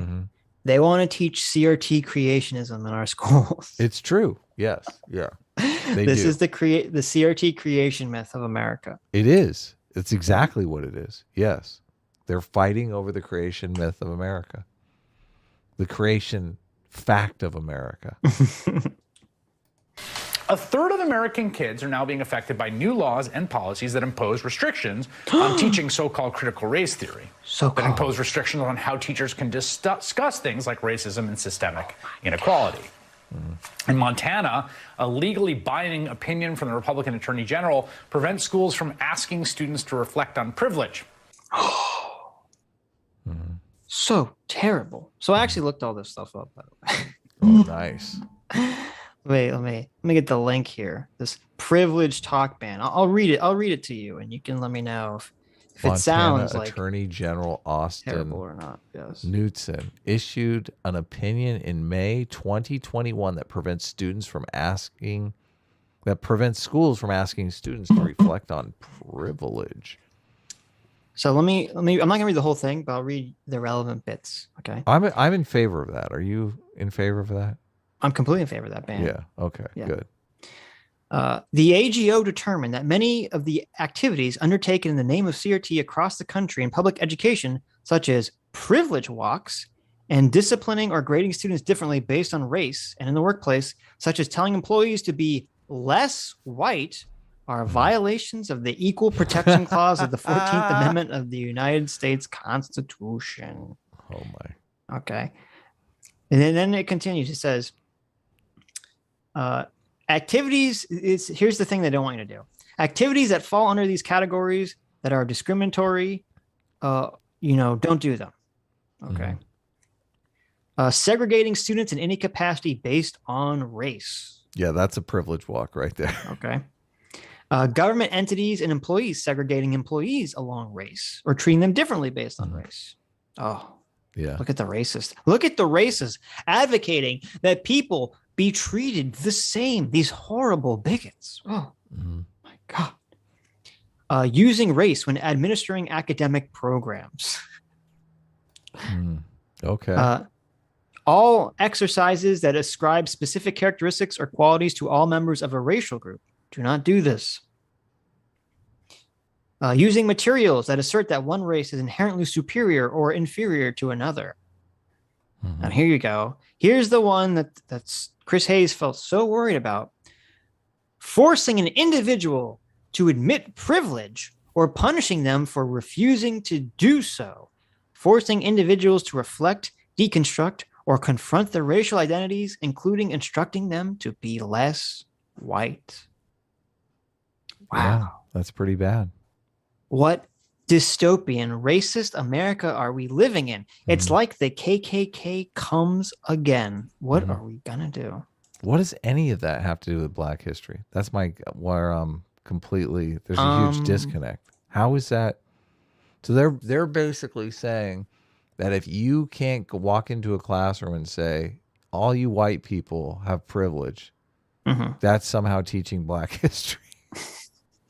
What? Well, explain that to me, Sitch. Simplify that for me. It's very simple. I don't understand why you're not getting about this. Okay. American history is that white people are racist, bigoted pieces of shit. Okay. And that's American history? This is American. No. That's Black history. This is world history. That's world history. Okay. Let me start over.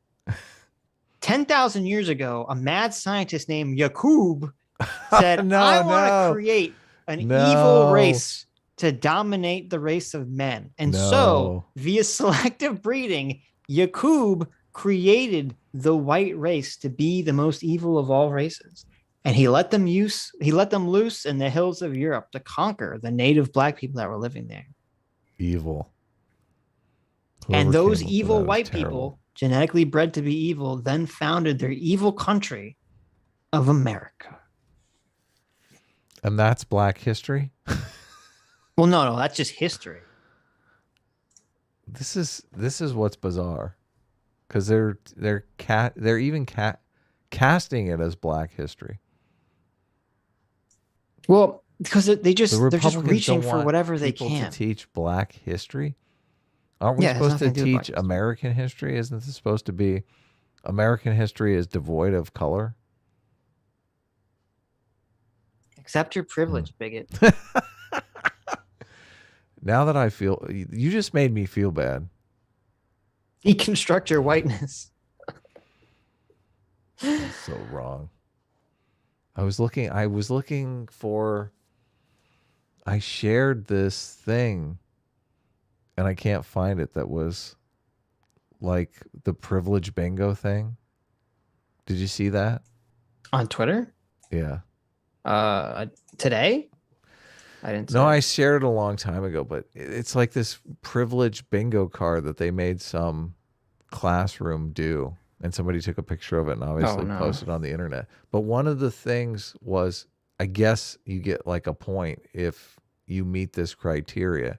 And one of the criteria for privilege was, I've never been racially profiled, right? And you think, okay, well, obviously the Black people, they've all been racially profiled, so they get the point for that, right?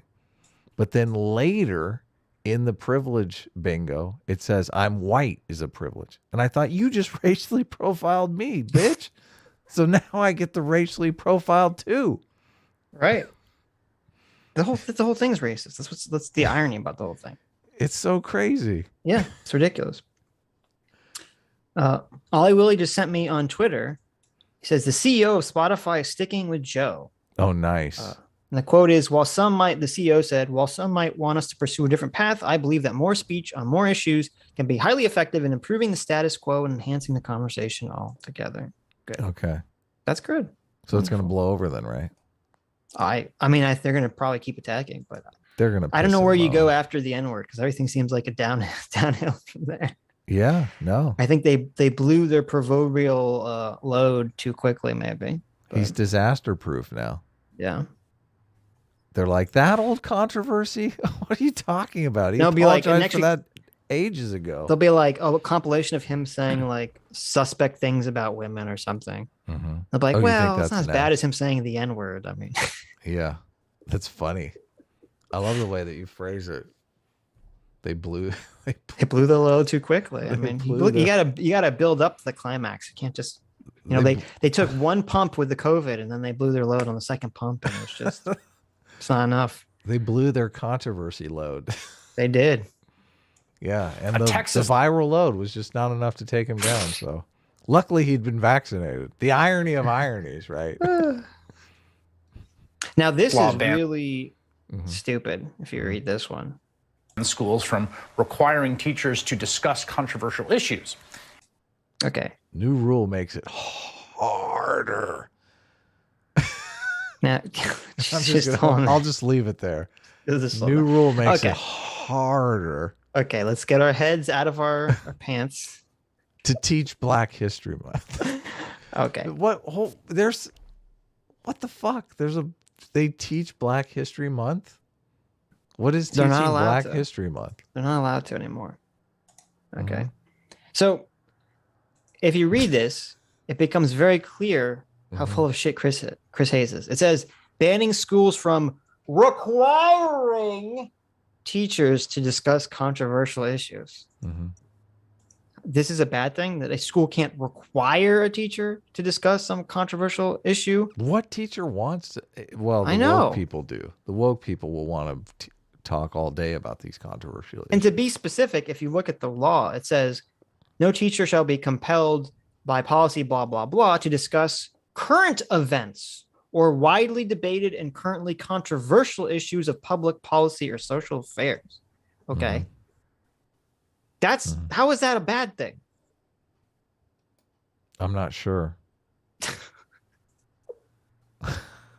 I don't want my teachers one way or the other, trying to indoctrinate my children politically. Okay. That's not the place for fucking school. Left or right. Yeah. You don't want that. I don't want that in my public schools. I don't understand. We're in this weird situation where normally people would just walk up and they'd be like, you're a conservative, I'm a progressive. Let's just agree to keep it out of the school, right? I'll teach my kid the progressive politics that I like, and you teach your kid the conservative politics. But that's the problem, is that was the left's position for 20, 30 years. Well, both the left and the right. Oh, the right was the one that fucked it up. Somewhat the right. Prayer in school. It was more the left's position. You're right. They were like, just let's stop praying in school, okay? Let's chill. And then what happens? You have the left captures the culture. Right. And then you have the Marxists come in and they try to subvert the left. And they're like, no. This if you don't teach what we're saying, if you let parents teach their kids their own morals, they're going to make them racist. Okay, we have to teach them in the school. And so suddenly they switch sides. Now they're like, no, we're going to indoctrinate your kids, okay, with the politics. Yeah, but this shut up and take it attitude is not going to get very far. For all the talk of democracy, they sure don't know how democracy works. Right? They're so moronic. They don't understand how it works, and they also don't care. Maybe that's the thing here. I don't know what Chris Hayes cares about more.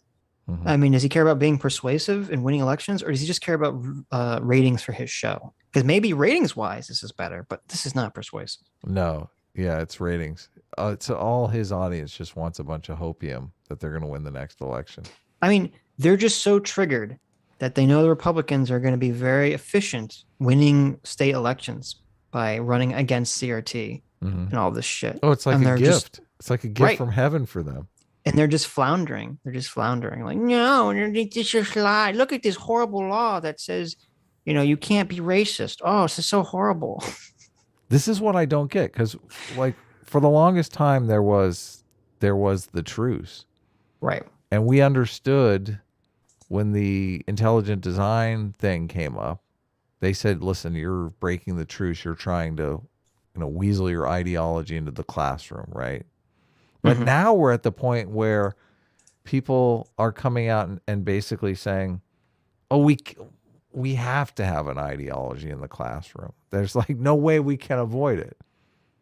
What do you mean? We avoided it for 50 years. Well, exactly. But see, that again, that's the CRT socialist Marxist doctrine, is that there's no such thing as neutrality. There's no such thing as objectivity. Everything has a political narrative. So they're going to make sure it's their political narrative. That's so fundamentally untrue, though. The whole idea behind journalism for 50 years was neutrality. The whole that's idea why this behind shit is so toxic. The whole idea behind the founding of America is fairness. Equal protection under the law is neutrality. Right. Lady Justice is blindfolded because she wants to be neutral. Right? I mean, that's the whole point of the blindfold. It's just so bad. I feel like we're taking giant steps backwards. It's hilarious. Well, it's not hilarious. It's dark and bad to see so many fucking people get suckered into becoming the useful idiots of socialism just because they're so tribal that they're going to reactionarily be repulsed by anything a Republican does. Yeah, I know. Yeah. It's so ridiculous. Republicans are kind of square. I'm not going to lie. There could be a Republican bill that's like, whatever you do, don't stand on the edge of that shaky cliff bill. Right. And Chris Hayes is going to march out there and say, racist. What? Look, they don't want us to stand on this edge of this hill because when you stand here, you can look down in that ravine and you can see where like a bunch of people 100 years ago were lynched. This is the real reason they don't want us to stand on this. As he falls, whoa! The real reason. Listen, I don't know. We tried to warn you. That's pretty good. Chris Hayes, man. What else can you say? Chris Hayes is terrible. How does he have a show? Tell me we're at least helping contribute to canceling Chris Hayes. This guy, I don't get it. I'm anti-canceling Chris Hayes. I don't want to cancel Chris Hayes either. We can't cancel Chris Hayes. We need him for content, okay? I think Chris Hayes is self-canceling, to be honest with you. I mean, his days are numbered. He is a straight white male, so. I'm curious what his ratings are. They have to be abysmal. He's not quite as jealous of Joe Rogan, but I mean, they're nowhere near Joe Rogan ratings. But if Joe Rogan had just a tenth of the bias that Chris Hayes is displaying in these videos, there's no way he gets to 11 million unique viewers. No way. There's no way in hell.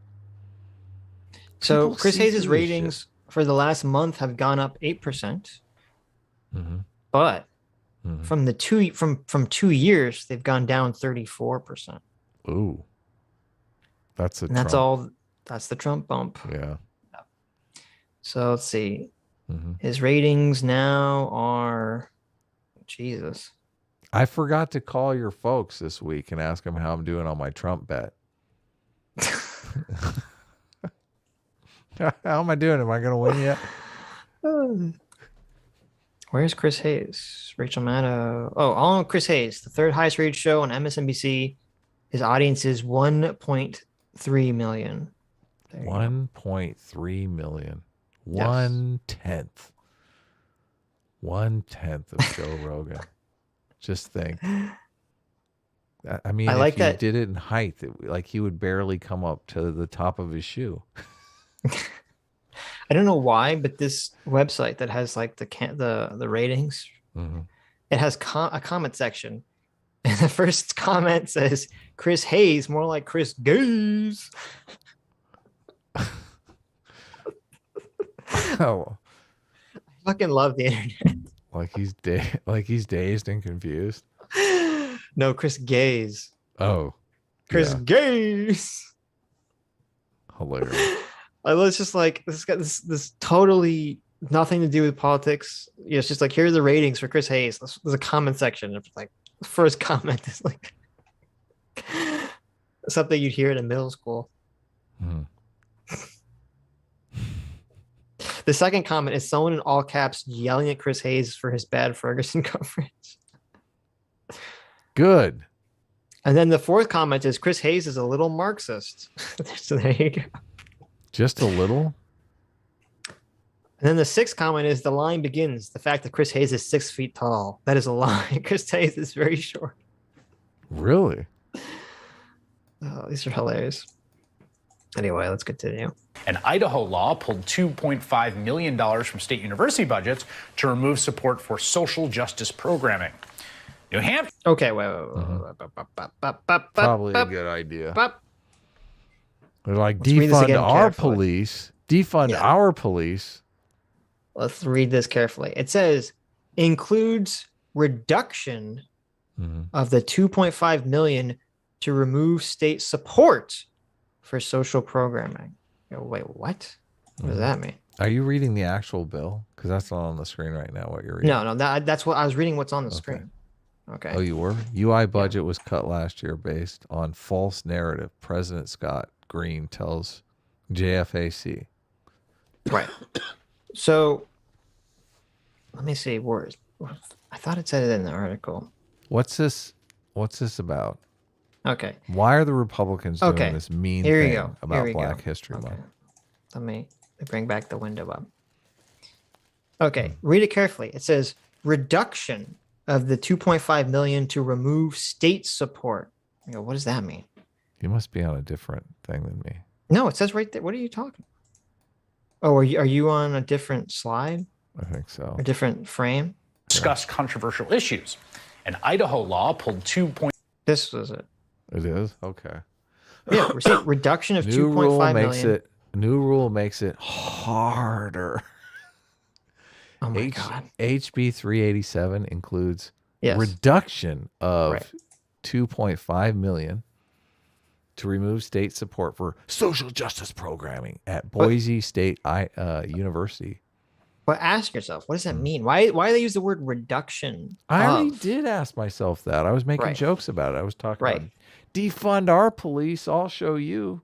No, but it doesn't say we removed 2.5 million. It says we reduced 2.5 million. What does that mean? Okay. I looked it up. What they're saying is, and it's funny too. This claim, first of all, this claim is from the president of the college. Okay. So it's just a president of a college complaining that they didn't get the budget they wanted. What they're saying is that when they got their budget of when the state handed out its budget of $600 million to all the various schools in the state, they get this $600 million in the state of Idaho. Yes, for university, for the various schools that they were giving budget to. Okay, the federal government takes our tax dollars and gives no. This is the state government. The state government, right? Okay. That's for a lot of taxes. $600 million. $600 million. Well, I guess for every school, I don't know if that's a lot, but so for every school, they had $600 million. Okay, and this president is complaining that his college, which got millions and millions of dollars, got $500,000 less in budget. What do you mean 2.5 million less? No, he's saying all colleges got 2.5 million less. Oh, okay. But his so just specific his school college, got, got 500,000 out of the millions of dollars, the tens of millions, the hundreds of millions of dollars. When I looked at the budget, the hundreds of millions of dollars that these colleges got. Okay. He's complaining that, 2.5 was reduced. The budget was reduced by 2.5 million. So instead of he comes out immediately and says, this is what we were going to use to teach social justice. Now we have to cancel all the social justice class, you racists. Make my budget bigger.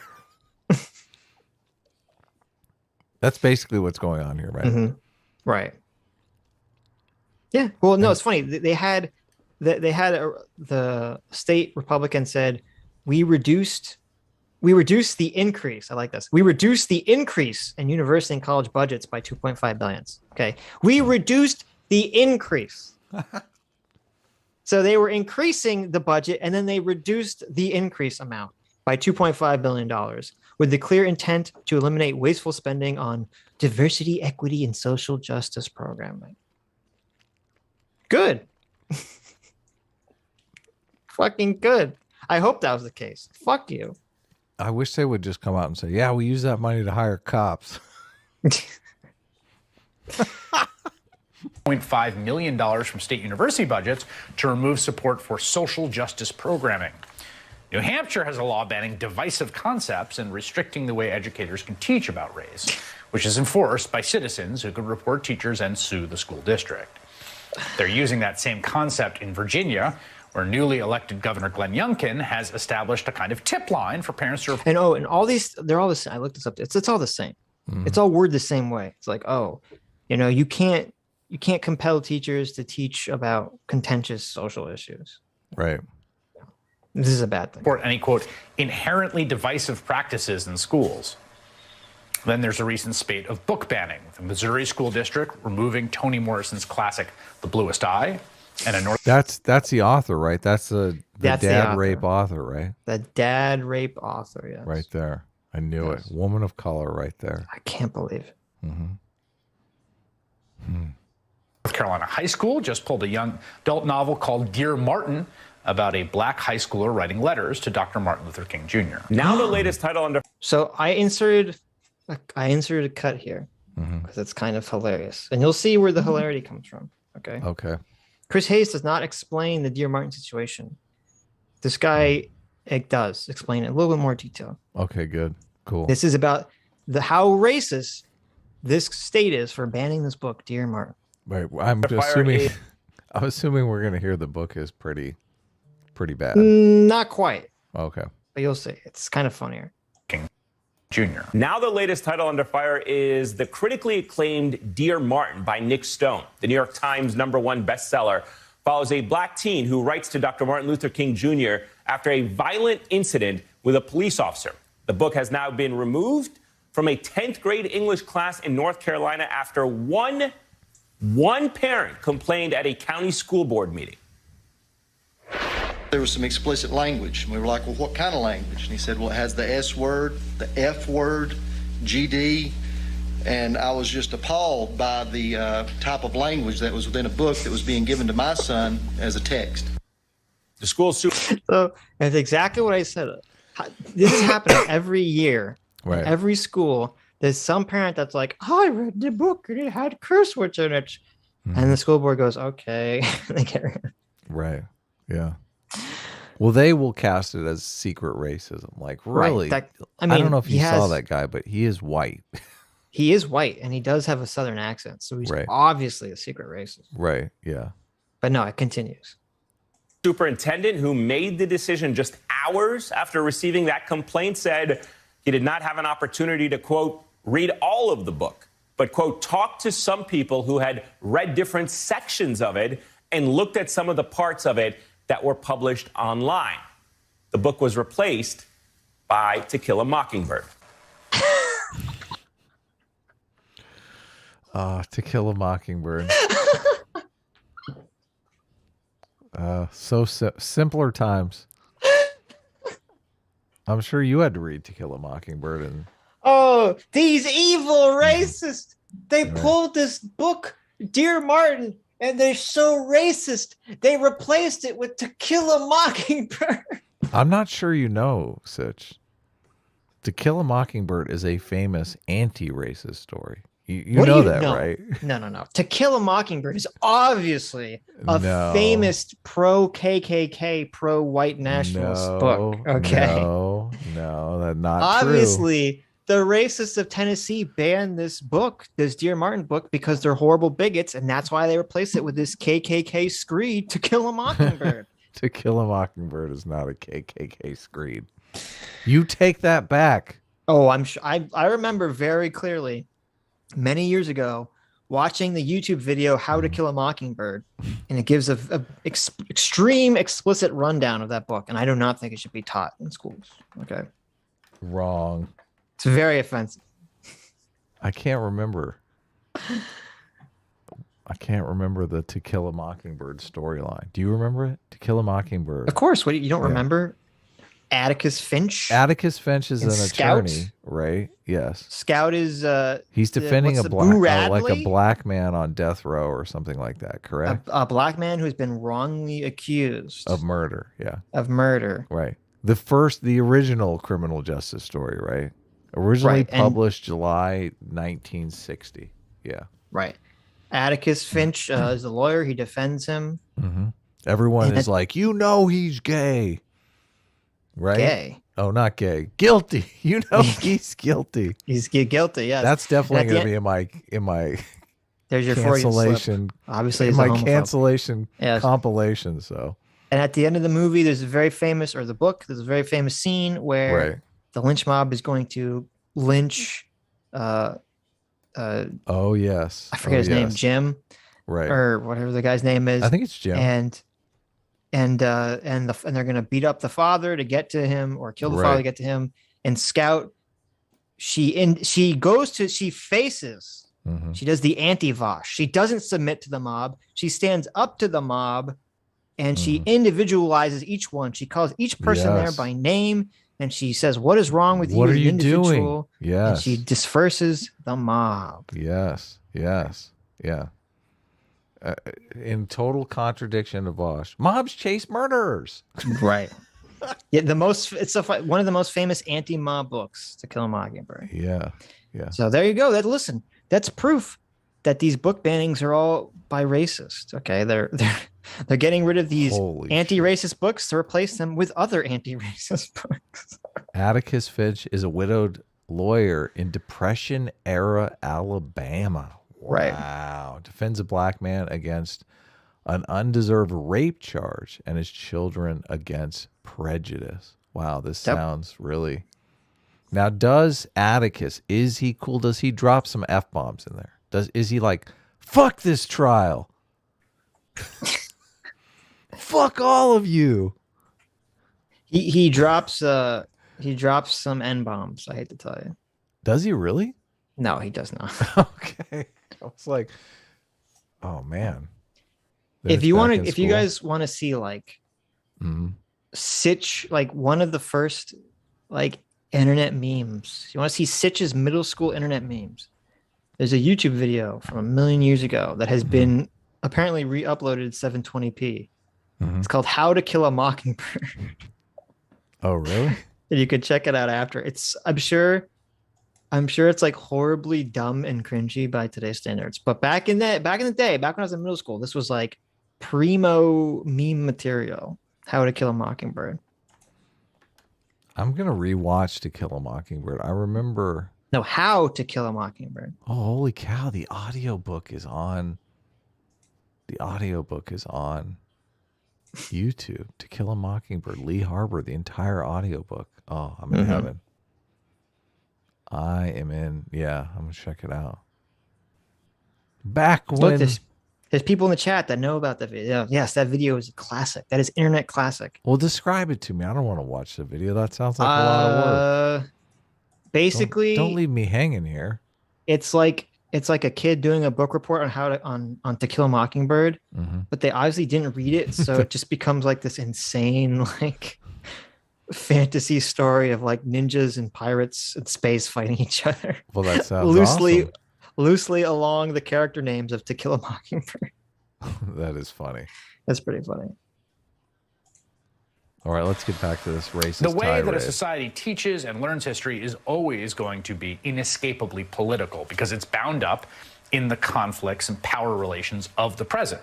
This is so critical Marxism, theory. This is critical theory. This is critical theory 101. Oh my god. Man, I loved Jonathan Haidt's response to when he talked to Jordan Peterson about the power dynamic lens, how he just broke it down. He's like, yes, sometimes power is a good lens, but sometimes it's not. Sometimes there's other lenses that are better, right? Right.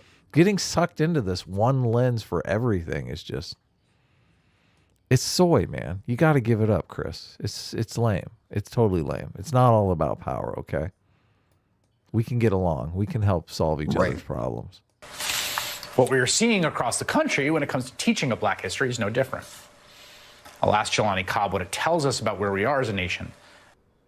The thing that I keep returning to amidst all this fighting, and I want to get into some of these laws, is just that, I had an incredible history education. I mean, I was very, very lucky, the top percentile, and I had incredible history teachers.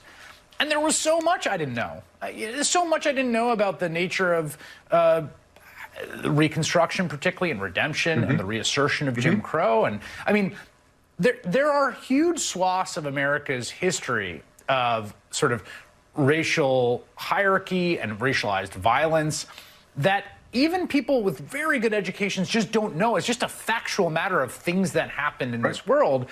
And the winnowing of what you do and don't learn is inherently going to be political or guided by some general social ideological consensus on what's important. And the fantastic thing is that none of that has anything to do with CRT whatsoever. Yeah, at all. Did he just self-report? It sounds like he hasn't read To Kill a Mockingbird. Isn't this whole story about replacing this one book with To Kill a Mockingbird? I mean, we just read the summary of To Kill a Mockingbird. It takes place in Depression-era Alabama. I think they were dealing with racism at the time, dude. Yeah. Well, I mean, it's ridiculous. I mean, I had to read To Kill a Mockingbird in school. Yeah. We watched Roots, as I said. Nobody's winnowing down. We read Tom Sawyer. Oh, yes. Yeah. I mean, we talked about the Holocaust. We talked about slavery. Did you get the edited version of Huckleberry? No, we had the full-on N-word version. Where it just says N-word? No. You keep wondering why Huckleberry keeps saying N-word? Yeah, it's very strange. I mean, and I don't know, maybe my education was just weird. Like, I remember also in elementary school, we talked so much about Native Americans and how we genocided them. And I was just like... Yeah, bad. I've heard about this enough. Terrible stuff, yeah. See the shining sea. Okay, I get it. The Trail of Tears. I like, you don't have to every year. I need to hear about like the Trail of Tears. Yeah. Right. The blankets with the smallpox. Blankets with the smallpox. Like, I don't know what fucking elite school that all these white New England, New Yorker journalists went to, where they apparently didn't learn about racism. Like, I don't know what the fuck school these assholes went to. But guess what? I didn't go to that fucking school, so fuck you. Here's some nice, safe, warm blankets for y'all Indians. Enjoy yourself. Sure, and it also has a diagnostic purpose. You examine these histories to better understand the context in which these catastrophes arose, so that you can hopefully navigate around those things in the present and in the future. And with these... Boy, To Kill a Mockingbird does seem to have to do with criminal justice. Interesting. No, we got to read this book where the kid, writes letters to Martin Luther King Jr. and he says the F slur. So I am curious about the letters to Martin Luther King. I got to admit, I'm curious. I'm sure it's a fine book, but that it has cursing in it, and some parents are like, oh, it's got cursing. Yeah.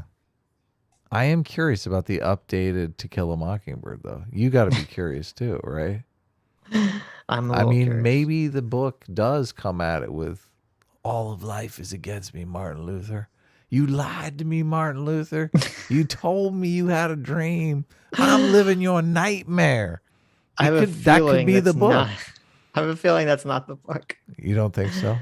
I don't think so, no. I'm just guessing. It could be it could be full of gratitude, thankful for your sacrifice and the That's platform right. It could that be a you've delivered us. fantastic book. That's right. But we don't know until we dig in, and find out. That's the thing. To Kill a Mockingbird, we all know about. Well, no. Okay. My only point is that, yeah, getting rid of Dear Martin could have been a mistake, but it has nothing to do with racism. No, they didn't say, course "Oh, I don't want my child reading a book that's Right. about a black kid." Right. That had nothing to do with it. Listen, why is there so much cussing in here? Right. I'm trying to get my boy cusses way too much already. He doesn't need to be hearing this in books. Right. These obstructions that are being thrown in the paths of teachers.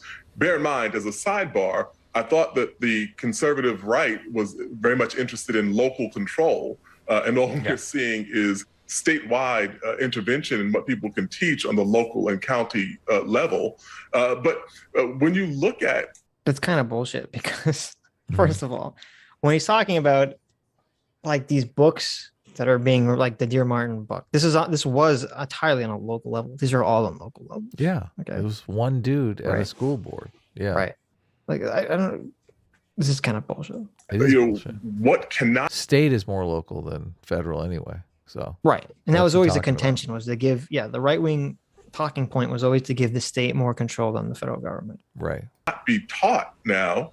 You can't talk to students about why we ultimately had the biggest war in American history. Citation, please. Yeah. You're not allowed Please to talk give me- about slavery. Please give me a single fucking citation where there's some school district in America that cannot talk about slavery in the Civil War anymore. Those Republicans. Slavery's off limits now. Sneaky Republicans. It's interesting how Republicans can pass laws that every civil rights activist in the 1960s would have been super happy about, but somehow today the language magically transforms before our eyes with Harry Potter wizardry and makes you can't talk about the Civil War. Somehow. It's cell phone guy again. There's cell phone guy. Yeah. With his, what do they call those in Britain? What? Placard or something? Oh, instead of a picket sign, A the sign, placard. Yeah. Led to it. Why we have a 13th, 14th, and 15th Amendment. What Reconstruction was. How Texas left Mexico. And the fact that racism, white supremacy, and slavery were at the cornerstone of that. How this is so dishonest. All these things have nothing to do with any of these laws, the anti-CRT laws. This is such lies. Yeah. Lies, Systemic lies, lying, lies, though. lies. He doesn't know. He's just heard the talking points. Yeah, but that's what's so gross. It's like, oh, let's have a guest on to just repeat the garbage that he read in some other article that some other person wrote from garbage that he heard from someone else. Like, this is just a fucking game of, Telephone. left-wing telephone, basically. Yeah, it is. He read an article on the Daily Beast 5 minutes before he got this gig. Right.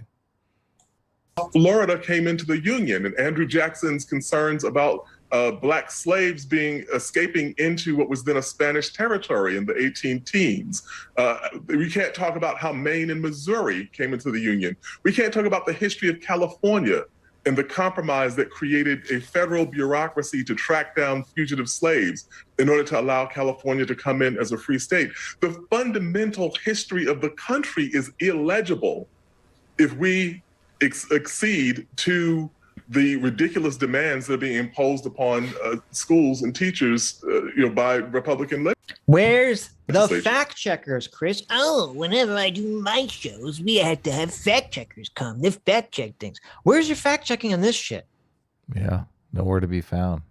You have a guest on your show just spouting nonsense. Yeah. Total. This is 100% Alex Jones level conspiracy theory bullshit. This is beyond Alex Jones level conspiracy theory.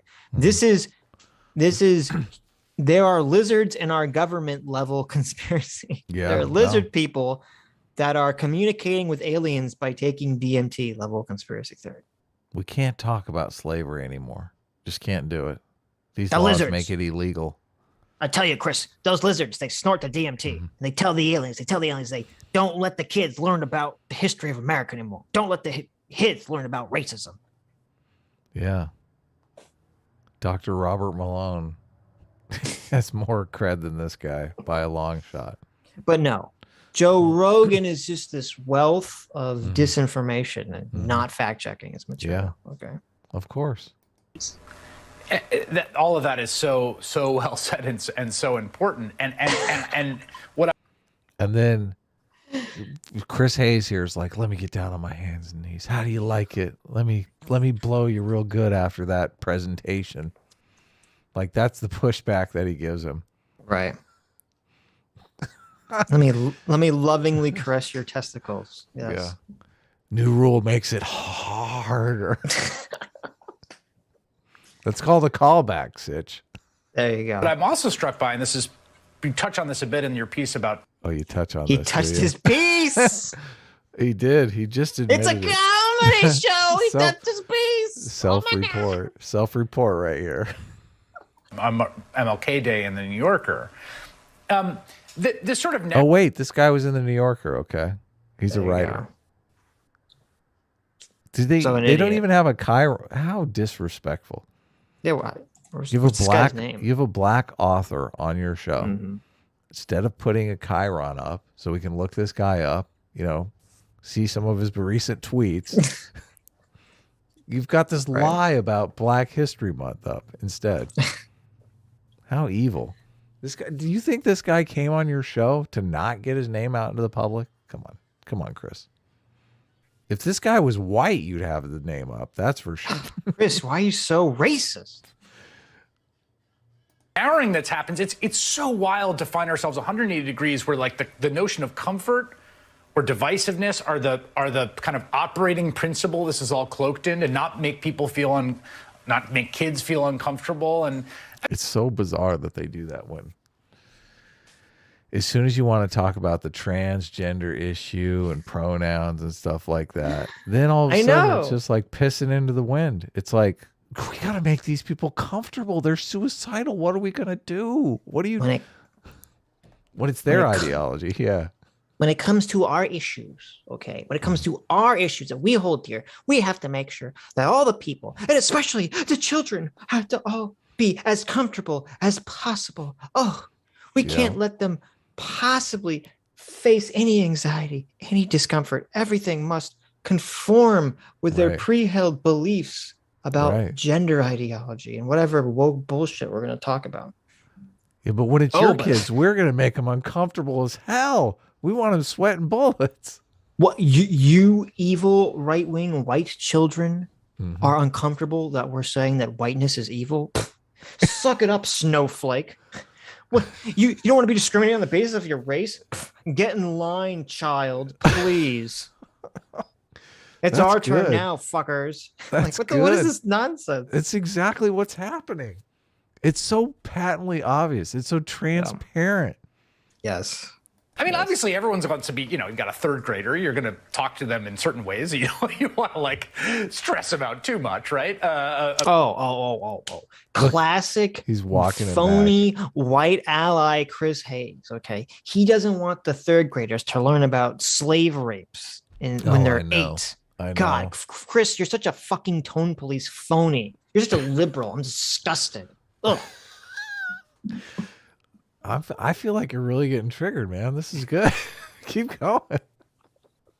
About the horrors of slavery. But the idea that comfort is this sort of operating pedagogical principle now. Okay, Vosh. Yeah, pedagogical principle, huh? Oh, yeah. Comfort. It's all in our pedagogy. It's all about comfort, yeah. Imposed by the right to cordon off what can and can't be known is a remarkable irony given all the safe space snowflake stuff we were subjected to over the last decade. Mm-hmm. Sure. Yeah, it's almost like they're using your bullshit argument against you. Yeah. Yes. It's almost like that's the point, Chris. Yeah. They're holding you to the standard that you set forth. I'm Chris Hayes. My brain is so massive, it cannot be contained in my skull. I don't understand. I think it's ridiculous that the right wants to hold me to the same standard that I'm trying to hold them to. Can you imagine the irony there? God, it's so good. these hypocrites want me to follow the same standard that I want to pose on them. I can't believe it. I honestly feel like you are the conscience of Chris Hayes now. It's like you're tapping straight into his brainware. There you go. Listen, I hacked into his brainwave. When's this guy getting off? When's this guy? When are they releasing this guy from boredom? from disinterest? I don't want him to get canceled, but how do people watch this stuff? Like, I don't know. I guess we're not the demographic. We are not the demographic. Right. It's the demographic is people who want to see racism everywhere. Want to say I see bad. racism. Right, yeah. I hate Republicans. Republicans are evil. Sure. And I think that the idea is that we want to terrorize children. Of course, we believe in teaching things that are age appropriate, and you scale according to the complexity that children can grasp at any point in time. But it's very dangerous to impose this standard of comfort, because you can't really teach anything. The history of this country, to the extent that we can say that there's... I'm down with ditching the standard of comfort. I mean, I think that's silly. But I mean, literally teaching untruths. I'm a hard pass on that. It's like, if it's not true, fuck you. It's fucking crazy to me that in the year 2022, we have supposedly black civil rights groups that are upset that the law says teachers should not be making children feel uncomfortable because of their skin color. Yeah, I know. What the fuck is happening? They're in full revenge mode. It's complete revenge mode. It's like, okay. Oh my God.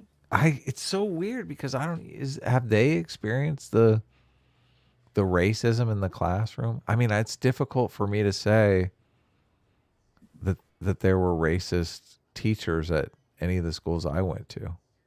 So, but I don't know. Right. Yeah. No, and then they make this bullshit claim. Oh, this law is so broad. It's so vague. You're not going to be able to talk about the civil rights or the Civil War or anything. It's like, well, do you have an example of this? Or are you just talking out of your ass? This is just all bullshit speculation. I have a window into some schooling just because I have that friend that runs a charter school that's trying to get me to teach a class there. So, and I mean, the stories she tells are fucking fascinating. I mean, I'm just like, I don't know. It seems a school environment seems very intriguing to me these days. His greatness in this country is about people overcoming circumstances that were decidedly uncomfortable. And so that's the actual tradition that we should be lifting up. Instead, we've effectively neutered history and made it impossible for it to even serve outside of it as a lesson. It can't even serve as an inspiration in this context. I mean, we read the summary of To Kill a Mockingbird, which was literally the book that was replaced by the other book that spawned this entire conversation. That book is To Kill a Mockingbird was written by a well-known Nazi. I think Hitler wrote To Kill a Mockingbird. To Kill a Mockingbird, though, does approach uncomfortable subject matter. I don't. I mean, I'm uncomfortable knowing that there's injustice in the world.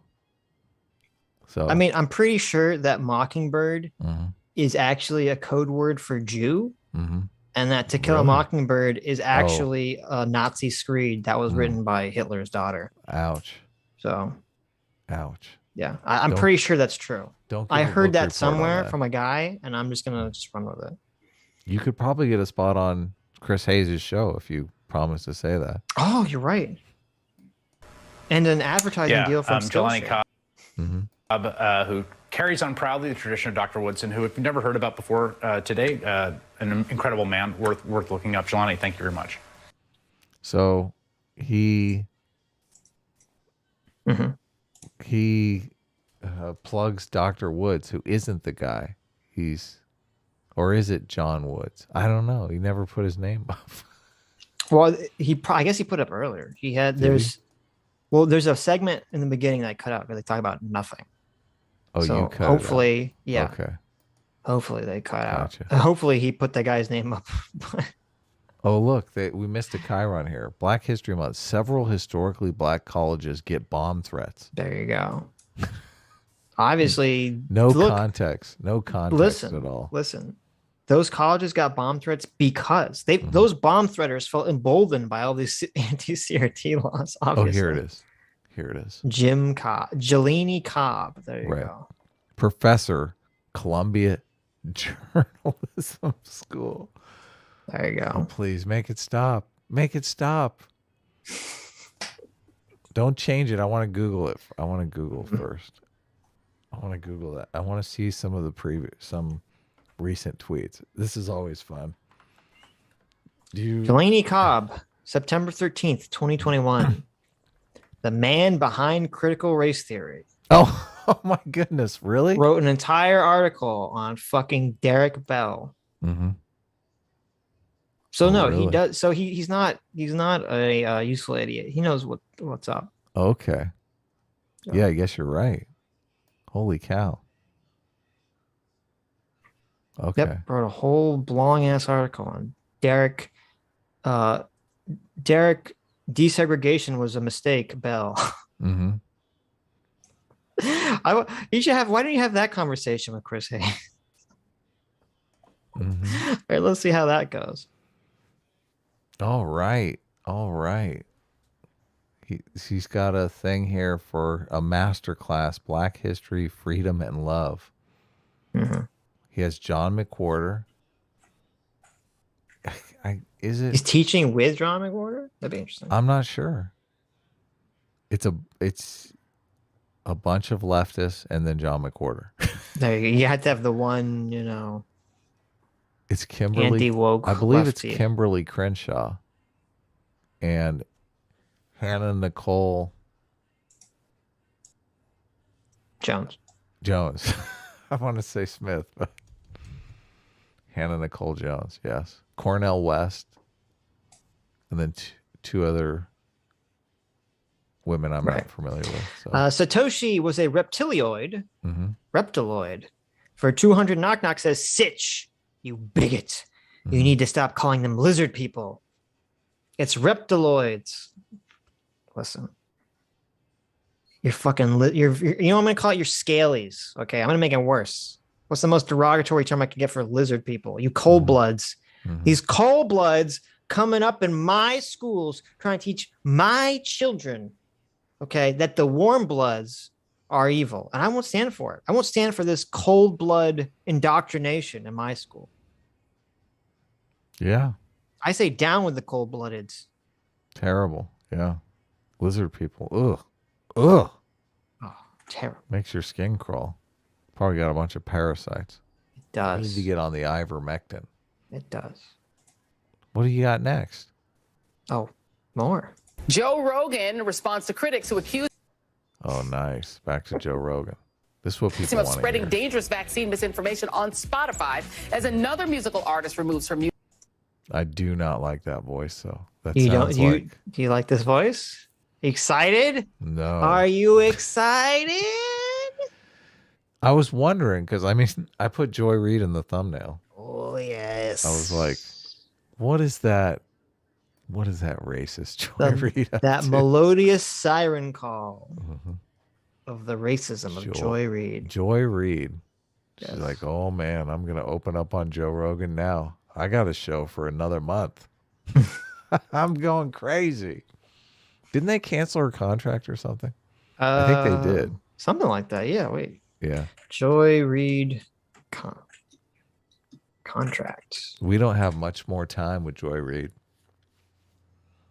She'll be on a podcast. Joy Reid expected. I don't know if there's anything. What? What? Expected. Expected to lose MSNBC show mid-spring. Rumors. Okay, they're just rumors. Rumors. Yeah. So who knows? She probably started the rumor. Remember so people when would start talking and she could get them at work. Remember when Joy Reid? It came out that she was writing homophobic things in her blog post, and she claimed that time traveling hackers hacked Internet Archive .com in order to make it look as if she did that. Yeah, I do remember. What a dishonest asshole. She couldn't even say like, okay, it was 10 years ago. I shouldn't have said that. No. She's like, no, it was hackers, time traveling hackers. And you know what? And everyone on the left, they just said, oh, she knows. Time traveling hackers. That makes sense. They just nodded along and then shut the fuck up. She knows. That's what Joe Rogan should have done. She knows. Yep. She knows. All right, let's hear what she has to say. Music in protest. That is next. Right back.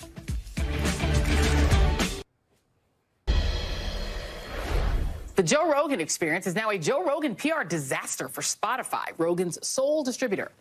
The podcast, which generates millions of viewers per episode, regularly features prominent vaccine skeptics who tout misinformation. Regularly features. You had like 3 people talk about this over the course of 2 years. Regularly features. Yeah. Lie number 1. Includes conspiracy theorist and Sandy Hook truther Alex Jones. It took high-profile talent boycotts for Spotify to address the problem. Music legends Neil Young and Joni Mitchell have taken a stand by removing their music from the platform. And Nils Lofgren of Bruce Springsteen's E Street Band also said he would cut ties and urged others. The accordion player. The accordion player from Bruce Springsteen. He's like, I'm out. Bruce Springsteen's like, I'm staying. I'm staying. I just love all these like hip, young, rebellious musicians. Oh, wait. Yeah, totally. All these elder cacas. Bruce, but can you take the accordion out of the song? No, we can't do that either. Please? It's for my activism. Yeah, we won't let you tour with us next year. I mean, look at the contract. No, I don't have to do that. No, go fuck yourself. Exactly. I'm not doing that. Others to do the same. The moves made headlines, but didn't change anything until, in terms of Spotify taking a stand. Look, she can't even read her own teleprompter. And you're trying to tell me that they plan this stuff ahead? No. Joy Reid reads as bad as me. It's ironic that her name is literally Reid. Well, the frame rate's bad, so that's from my end. She's still stumbling though. Right. Were you OBSing? Yeah, that's the only way I could get these. Really? Holy cow. How else would I get them? I don't know. Download them from their website or something? You can't. Right. No, I got you. I did actually find once. I'm so upset. I did find once an add-on that was like the best video downloading add-on ever. Like it could literally download fucking almost anything from any website. But then you this is discovered amazing. It was spyware. And then there was an update and it was just like filled with viruses or something. I'm like, what the fuck? Why did you screw it up? It's such a good add-on and now it's just ruined. They do that. The hackers come in and they're like, we're going to mine crypto on your computer. Yeah, fucking basically. Yeah. Wrote a public letter. You know what? saying the Actually, streaming holy shit, I think you're probably right. Because the problem was once the add-on got updated, like my RAM usage just got crazy. Yeah, you were mining crypto. That's hilarious. I never thought about that. Maybe that's what it was. Yeah. The app was like, look at all this. Oh, look, he's got a GPU. Those are good for mining crypto. Just send that crypto to our wallet, not his. Oh, he doesn't have a wallet. Of course not. You're like, why is Firefox taking up 99% of the fucking memory usage of my computer? What the hell's happening? Why is my electrical bill skyrocketing? Yeah, I don't know. streaming service would try really, really, really hard not to spread toxic garbage lies, promising content advisory warnings to Rogan's show, which we all know do nothing. This is such fucking irony here. Listen, we all know Joy Reid has never spouted toxic lying garbage ever. Right. Except for all the times that she has. I love how she's just admitting here that content warnings don't really help. So even if they slapped one on her show, it would be, it's like, nah, I'm still infecting your kids. Rogan also made a statement on Instagram addressing the controversy, sort of. Joining me now is NBC. The concert versy, huh? Yeah. Oh, I cut it out because we already. Oh, you did? Good. News senior reporter Ben Collins and Teray, creative director for The Griot. Teray, my friend, it is always great to see you. I'm going to start with you. Let me play a little bit. For those of you, for the few people who are not familiar with Joe Rogan, for those who are not, let me just play a little bit, a little mashup of Is it the N-word clip? No. This was the N-word clip came out Saturday. This was like Friday or Thursday or something. Okay. Rogan's podcast. If you're like 21 years old and you say to me, should I get vaccinated? I go, no. You have one step away from a king. You have one step closer. You're moving one step closer to dictatorship. That's what the is happening. That's what's going to happen with a vaccine passport. This is really gene therapy. It's a different thing. It's your body. It's tricking your body. The black and white thing is so strange because like the shades are so tan and brown. There's such a spectrum of shades of people. Unless you're talking to someone who is like 100% African from the darkest place where they're not wearing any clothes all day and they've developed all that melanin to protect themselves from the sun. You know, even the term black is weird. Okay, so I'm going to stipulate that. At least they left the context in for the melanin in that. A lot of the places cut that out. My father is African. I'm black. Teray, you're African American. You're black. Just for those of you who might be confused by his non-expertise. So he does this thing. Why are you laughing? Were you confused? I'm so glad Joy covered that. I wasn't sure if she was black or not. Obviously that's what they were talking about in that segment. They just can't see. They're so colorblind they can't see race. Jordan Peterson and Joe Rogan just wander around in the fugue state saying, I don't even see color. I don't understand. Yeah. So offended. Thing of like, I'm not an expert. I'm just asking. Poor white guy there. Look at that. I know. Look at the white guy there. Uh-oh. He's like, what did I wander into? Holy shit. Oh, how come they're not talking to me? Yeah. Questions. But there he is definitively saying things. If you're Look at that. Look at the look on his face.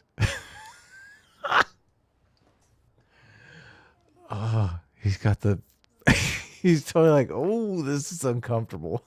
Yeah, he's like, I'm just gonna nod along. He's like, oh, ouch. That's the ouch face right there. Like, ooh. Yep. Don't want to get canceled. Racism. Am I supposed to call out this racism? Or it's like, am I supposed to nod along to this racism? Am I going to get in trouble? I mean, they're basically being racist against me, and I'm standing right here. He's white, and the background has white in it. So if he stands perfectly still, he thinks he'll just blend like a chameleon. He'll just blend into the background. Okay. That expression on his face is not blending in at all. That's like, I am so uncomfortable right now. Yes. 21 years old, you shouldn't get vaccinated. This is gene therapy. Look, you can visibly see him swallow. Like he is putting him, people believe him like he's an expert. Your thoughts? I mean, Joe Rogan is a really dumb person who thinks that he's smart, so he has. I hate Isn't that so torturous? You're like, what? Have you never listened to Joe Rogan in your entire fucking life? Yeah. He always criticizes himself for being stupid. Yeah. Constantly. He's like, I'm just a meathead. Yeah. They use that criticism of Jordan Peterson all the time too. It's like a copy paste of the Jordan Peterson criticism. Jordan Peterson is a stupid person's smart guy or something. But at least with Jordan Peterson, like, I think it's wrong, but I understand like the thread that they're connecting it to. Right. You know, Jordan Peterson definitely like an intellectual, definitely sees himself as an intellectual. Like Joe Rogan does not. He's always talking about like, oh, I'm just this big meathead. I'm just an idiot that asks questions, you know, that's why I have smarter people on, you know. Yeah. But this is like the tell me you've never watched Joe Rogan in one sentence. Well, Joe Rogan thinks he's smarter than he is. What? Wrong. Has these sort of pseudo-scientific conversations that absolutely erode the brain. In terms of COVID, here's what he's doing. We are in a crowded theater where there's a fire, and he's saying, no, guys, there's no fire. Everything's fine. It is not appropriate for the country to... This is just a few days ago, right? Yeah. What the fuck is he talking about? I don't know. Mask mandates are over in 9 days in Los Angeles, which is like the liberal hellscape. Right. What are you talking about? This is the Hassan of cable news. Okay. He's basically like, listen, Joe Rogan is cringe and stupid. Yeah, exactly. This is my argument. What are they gonna do after COVID is no longer a big deal? They'll complain about racism more. What do you mean? What are they gonna do? Oh, you're right. Never mind. Somebody with this level of platform who's telling people you don't need to get vaccinated, you don't need to do these sort of things. He used to get tested all the time, and he would talk about how he had this stockpile of tests, so anybody who entered his little bunker or whatever would have to get tested. But I don't know what happened to that. The pandemic is coming to a close, you fucking moron. Right. Well, I mean, he still does do that. I don't know what you're talking it's like the complete lack of awareness of like the Omicron variant, the weaker. I mean, I don't know. Is it a bad advice to tell 20-year-olds? Yeah, I wouldn't get vaccinated. Like if you made it this far, fucking, I wouldn't get vaccinated. I think that clip's from a while ago, though. I'm not sure. It's from a long while ago. It is. Right. But now with Omicron, it's a completely different scenario. Right. Yeah, it's a completely different cost-benefit analysis. I don't know. I bet you wish you got your booster. I do wish I got my booster, but I don't. I don't know that I'm gonna get the booster. Well, now it's not. This would be pointless. But I meant like before you got COVID. My wife wants me to get the booster, and I don't know if I'm gonna do it. This was super disheartening. I heard 90 days is the only immunity that you get from having COVID. 3 months. Yeah, it's not great. That's it. Not good. That's it. Maybe I just don't remember because it's been so long since I got sick, but I don't remember being sick for a month when I got sick. Right. Yeah. That's generally like 2 weeks and you're done. Right. Most people don't get sick for a month. I got sick right before the pandemic. I was sick for a few days. Cold, stuffy head, all that stuff. But it was a few days. It was nothing. Yeah, you've been sick for over a month. I know. Day 41. I'm a trooper here. Doesn't seem to believe in it. The whole Jordan Peterson conversation about what really is black and is white. I fucking hate. I'm sorry, Sitch, but I fucking hate. Like, let me comment on the 5-second clip that I saw on Twitter. I went back and Sitch was completely correct. The first 30 minutes of that podcast are kind of ridiculous, and it was somewhat confrontational because of the climate change exchange that took place. I think Joe Rogan was like, Jordan, listen, I have a $100 million contract here. Okay. The things are different now. Like, let's avoid being climate denialists in the first 5 minutes. I'm assuming of the he podcast. said he's reading some guy's book. I was assuming he's going to have Lombard on or whatever that guy's name is. Yeah, totally. But what Jordan Peterson said was so easy. Like Joe Rogan immediately knew, okay, this is getting clipped out. We're being cast as climate denialists. Maybe this shouldn't be the first 5 minutes of the show. He says, Jamie, bring up the whatever, right? Like immediately he starts pushing back on the climate stuff, on the models. He pushed back on a lot of things in that first. I'm not sure. Yeah, but I'm not sure it's the motivation, because if that was his motivation, if he's worried about getting clipped, he wouldn't have said what he said about race, which was also like in the first 20 minutes of the podcast. Oh, I guess you're right. Yeah. I felt like I maybe not worried about getting clipped, but worried about disseminating disinformation. It seemed like he was more worried about that. Joe, have you been listening? Joe doesn't care. Joe wants to disseminate disinformation. Don't do that. We understand what they're saying is a false narrative. Joe does care about false information. I don't know. I mean, people on the television are saying it. I'm starting to become convinced. I don't know about you. But I'm not convinced, okay? If enough people on enough television boxes tell me something, it's got to be true, right? If enough stupid talking heads repeat it. I wish someone would like sneak in there and challenge these people and go, I listen to Joe Rogan and I don't think it's that bad. Just to see the scoffing on their faces when that is said. What? We've invited you on your show to talk shit about this guy. What are you doing? I guess it's like a 4-hour podcast. I listened to the rest of it. Oh man, great stuff. So good. It is Yeah. so good. All So the stuff they good. talk about was so interesting. I did feel, and I labored through the end. Did you go all the way to the end? I had like 20, 30 minutes left. I Okay. never got around to The this. ending is a little cringy. I was Oh, really? yeah. Okay. I felt bad for Jordan because it was obvious they were in wrap it up mode and Jordan kept talking and talking. He's excited. And talking. That's And why he's wearing. He's like, I'm going to talk to my friend Joe Rogan. Let me put my tuxedo on. But it went to the point where Joe Rogan actually was like, okay, we got to wrap this up. and I felt so bad because I was like, Jordan, just take a hint, okay? It looks so bad to me. It looks just so bad to me, but I'm sure it's fine. it's totally fine. You're It's just- over exaggerating. It's just me. It's just me, but Oh. it did come off as a little self-indulgent, which is not really a Jordan Peterson thing, but anyway, let us continue. I'm sure, is it Toreg? I'm sure Toreg has watched the entire 4-hour Jordan Peterson. No, let's be honest here. He just watched the clip that was just shown, and now he's responding. It's just sort of indicative of the stupidity of his conversations. Does it really enhance anyone's knowledge to point out that this is not actually the color black? No, does not. Right? Like that Ben is actually not the color white. That doesn't enhance anybody's understanding of this actual situation. But, if you go down the 3-hour rabbit hole of and a 4-hour. Listen, Adam, we have 8-hour, 9-hour conversations.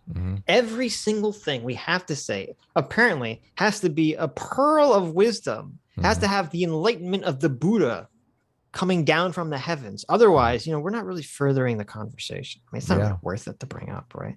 Well, he didn't even mention why they talked about it. Right. I mean, they were talking about it in the context of race being a social construct, which... Right, and they're talking about it in the context of one Mr. Michael Eric Dyson being a big old racist to Jordan Peterson. Yeah. That was the context. How does that for the conversation?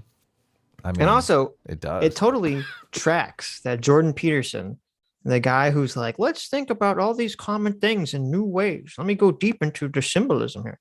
It totally tracks that he would be like, have some weird thing about, I mean, they didn't get into it, but it tracks that he'd have some weird thing about like, well, if you look at the symbolism between white and black and what it represents, yeah, they go off in that direction. They could easily. Yeah. Yep. But Jordan probably sensed it was not a good idea. Right. Joe Rogan, you get somebody just saying dumb things over and over and over, but he thinks he's so smart. God, all of this always feels like self-report to me. I know. It is. Listen, he just talked for like a minute. He started his sentence saying, Joe Rogan's stupid, but he thinks he's smart. Then he went off on a bunch of like nonsense. Okay. Yeah. No citations, no explanation for anything. Everything's just a bunch of general statements. And then he ends back at the same point. Joe Rogan thinks he's smart, but he's a stupid poopy head. Thinks he's an intellectual, but he's really a doofus. Right. Like someone's a little upset. Self-report right there. Someone's a little upset that they're not taking it seriously as Joe Rogan. Someone thinks they're really smart, but just look at that talked face for a minute and said complete stupid nonsense. You know what that's the face of? That's the face of contempt. Oh yeah, it's true. It's the face of why not me? Why not me? Yeah. Contempt is the one evil emotion you should always avoid. Always avoid contempt in your relationship, guys. But I mean, the thing is, it's very lucrative, right? I mean, the people going down this road, it's like the Q-tubers. It's actually really popular. He's saying things that people wish they could say out loud, and he's getting paid a lot of money for it. Let me play a little bit more of his statement. It's so lucrative. God, Joe Rogan's saying these controversial things that are just so lucrative. That's why we're trying to cancel. They're just doing it for the money. Yeah. All these people just eating up this racism. Right. It so plays into their narrative. That's why they love this narrative, because it's like, we told you they was all racists. Obviously, 11 million racists right here. Meanwhile, number one political streamer Hassan Piker just bought his own $300,000 car, or was it $200,000? Whatever. His multi-$100,000 car, spouting, which definitely conforms with socialism. Okay. Yeah. That guy who said $200,000 on a car. I mean, right. I've never spent. No. What the freak? Are you kidding me? Of course I've not. never It's ridiculous. come close to that. No, no, it's insane. I buy 20 cars for that amount of money. What are you talking about? Exactly. That's oh my god, it's such an astronomical amount of money to me. You're gonna spend $200,000 on a car. I would buy an old Mustang and completely trick it out before I bought that. Right. That car. But no, listen, this totally conforms with socialism. The guy who said that America deserved 9/11. Yeah. Okay, who had a stream with AOC, which she did not denounce. But no, Joe Rogan's the one saying ridiculous things for money. Okay. Completely. You know, he thinks of himself as an intellectual, but really he's just a dumb. This is all like Hassan self-reporting, basically. Or reporting, I guess. But so intelligent. They're just filling airtime. And this is what he said on Sunday. Take a look. Listen to this. I'm not trying to promote misinformation. I'm not trying to be controversial. These podcasts are very strange because they're just conversations. And oftentimes I have no idea what I'm going to talk about until I sit down and talk to people. And that's why some of my ideas are not that prepared or fleshed out, because I'm literally having them in real time. I have no idea what I'm going to talk about. He didn't say he doesn't prepare. Right. I mean, you go into a debate oftentimes and you have no idea what your opponent's going to talk about. Sure. He's like, I'm just accidentally saying things. I'm opening my mouth and like words are falling out accidentally. Yes, he is trying to say everything that he's saying. I mean, I'm going to throw it to you, Ben, because misinformation is deliberate. It's not like, well, I accidentally opened my mouth and whoops, I said don't get vaccinated. I will say, Joy, you know, it isn't 3 hours of the galaxy brain stuff. It's not 3 straight hours of insane stuff, but that's how he reels you in, right? That's how all of these things work. Is that he'll talk to you in a regular cadence about normal stuff for about 10 minutes, and then the 11th minute it kind of goes off the rails, right? I do think you got to go back to the start, like the Joe Rogan origin story here, right? He was on YouTube. He was a YouTuber. And for some reason, for several years, 3 or 4 years, most videos that came from the alt-right, the recommendations algorithm dragged them towards Joe Rogan videos. Fuck you, Sitch. Fuck you. Joe Rogan. Alt-right rabbit hole. And then this liar showed up. You thought it couldn't get any worse, Adam, but don't you know the hole can always go deeper. What pain. So when they were talking about their racism, he must have been aware of it. He studies racism. Yeah, listen. Some racist scholar here. Right. I also like the idea how you can make the argument that YouTube is trying to de-radicalize extremists by shuffling towards Joe Rogan. But no, this is indicative of the fact that Joe Rogan is an extremist and some kind of alt-righter, a white nationalist. Joe Rogan, very well-known white nationalist. As soon as you're done watching that Holocaust denial video on YouTube, it cycles you right over to Bernie Sanders and Joe Rogan. When I think Richard Spencer and Nick Fuentes, I also think Joe Rogan. They're like the same. They're like 3 peas in a pod. Yeah. That's what's insane about this, because they want you to think that. Yes. It's sad. And it's still unclear if he had anything to do with this. I actually don't think he did. But then he started serving that audience. And that audience is a lot more interested in what Alex Jones has to say than what a doctor has to say. And once you start serving that audience exclusively, then you sort of cut yourself off from traditional thought processes. This is a problem. This is how fucking insane these people are. Okay.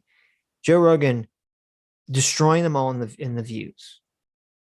And since he's creating this narrative that Joe Rogan is catering to these alt-righters, they then must think, oh, the 11 million people that listen to Joe Rogan are all alt-righters. This is why they're so afraid that we're living in this secret white nationalist country. This is why they love this narrative. I'm telling you. Right. This is exactly what they're trying to do. Yep. They need to find secret Nazis. And they're like, let's look for people with giant audiences that we can paint their entire audiences as Nazis so that we can keep this narrative going. Yep. I mean, they basically did the same thing with Trump. They tried to say 70 million Americans voted for Trump, and they're all racist. It's the same playbook. This is the play. You're right. It's the same playbook. It's insidious. It's completely insidious. Bunch of commies. Fucking hate America. About how, say, a pandemic works necessarily. Spotify, I'm sure, gave him a call this weekend and was like, "Look, you gotta get back to reality here on some of this stuff because it's hurting people and it's hurting our bottom line." You don't know that. You don't know that. Their subscribers could be up at Spotify. They could be laughing about, "Oh, keep doing this. Do another apology video." The stock prices went down in Spotify. They don't know. These people don't know fucking shit. They don't know. They don't know. The idea, they could be laughing about this. They could be saying, "Listen, Joe, that last video, the last apology video was great, but we want you to make the cringiest apology video you possibly can, okay?" So, like, subscribers are through the roof. People are so interested. We want you to get you a black turtleneck and put you in a black room so it looks like your head is just floating in space. What do you think? And we want you to tell the racist Planet of the Apes story. We want you to tell it right into the camera. Do big bug eyes when you do it. They could have had this conversation. I mean, I got to admit, I'm wondering what's going on. It's all a prank, bro. They have all kinds of metrics there. Yes. Listen, these technology guys, they follow you around like crazy. They got buttons. Yeah, they got a huge base of people that have this app. They're like, they got numbers. The show volume is through the roof. Joe Rogan, it's going crazy. Keep being crazy. We'll denounce you as much, but you got to make it more palatable for me to denounce. It's a big game to them. They don't know. They don't know shit. The fact that they're pretending like they do is kind of insidious. Maybe he can shift himself back towards, having real conversations about public health here that come closer to real world conversations and not the YouTube algorithm conversations that he's driven himself towards. That's completely stupid. Real world conversation. Joe Rogan didn't do anything to chase the YouTube algorithm. I know. 11 million people obviously tuning in because they want to listen to real conversations and not this tripe you put on the Joy Reid program. Exactly. Yes. Yeah. Neither one of these people could go for a 3-hour conversation. Come on now. I doubt it because it would be less lucrative and you'd probably get less listeners. And Teray, I mean, you do a podcast. You do a very popular podcast, actually. I mean, you're in this world. Okay, maybe you can go 3 hours. I mean, the difference here is that Spotify is not like YouTube or like Twitter. They are his publisher. Like, they actually they're in a different relationship. Yeah, they're really hitting this publisher angle. Cancel him. Cancel him. With him than YouTube is. YouTube just has lots of people on the platform. They're literally his publisher. Just talk a little bit about that world and how it works. Well, it's interesting because Spotify starts, of course, disseminating musicians, right? But the music industry has basically a stranglehold over their earnings where they get a very tiny amount of the money that is earned from streaming, and the contracts with the music industry are renewed constantly, so they can never actually make that much of a profit off of music.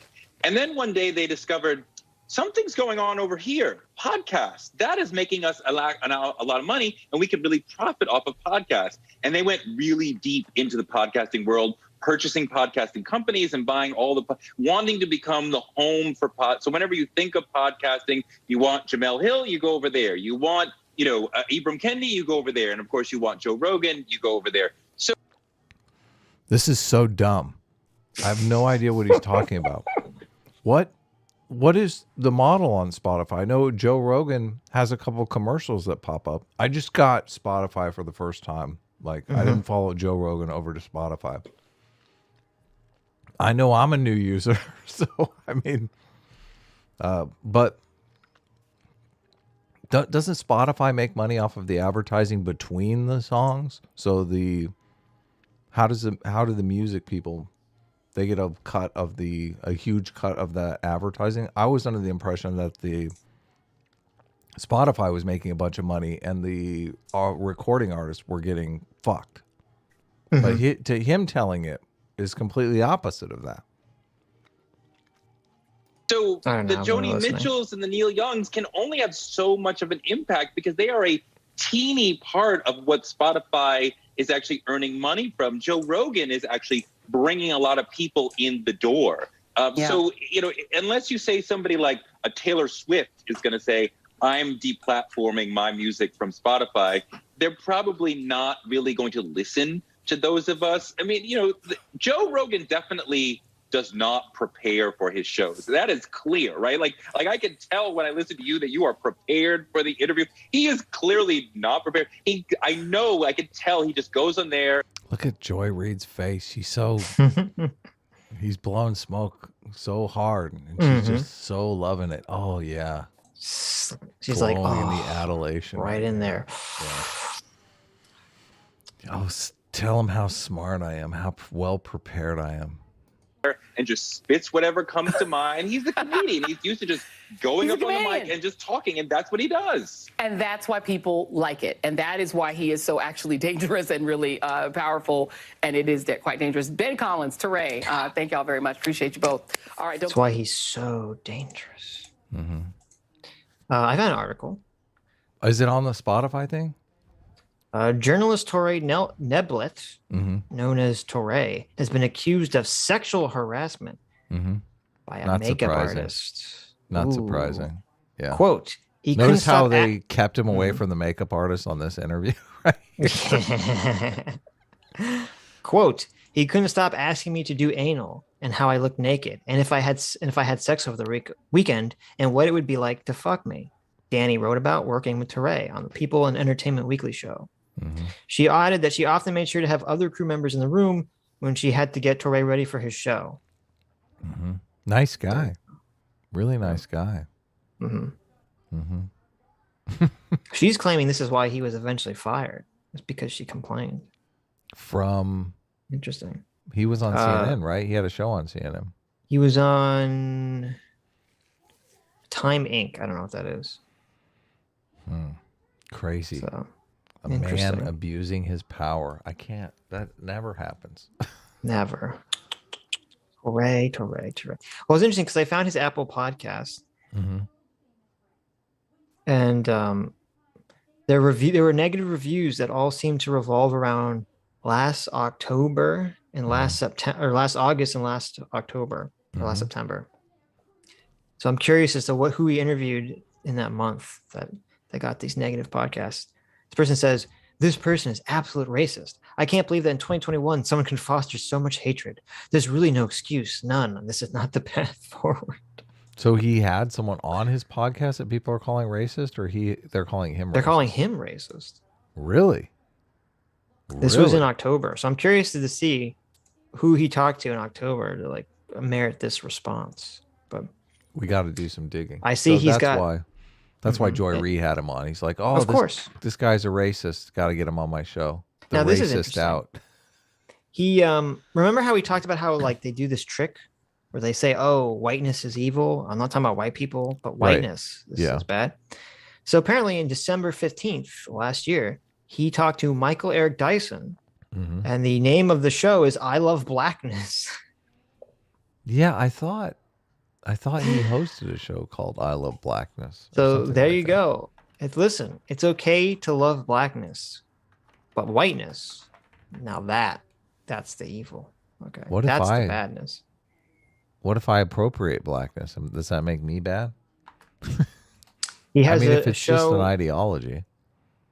He has a show where he's interviewed Nicole Hannah-Jones called I Live in a Slaveocracy. Yeah. There you go. He talked to the person who created the show Dear White People. Okay. I swear he was on CNN. What's his Wikipedia? Maybe he was. I mean, I've seen him. He looks super familiar. I don't know why. I don't know why he looks super familiar because I've definitely seen him on something. But there was a show called Blackness in America. I think on CNN. Yeah, I don't know what the person who wrote that negative review was referencing, but I mean, he talked to Ibram Kendi, so maybe that was, I don't know. Who knows? Anyways, whatever. Yeah. I don't care. Close all these tabs. We have more things to torture Adam with. Is it what, art? No, more videos. What do you mean? Bring it up.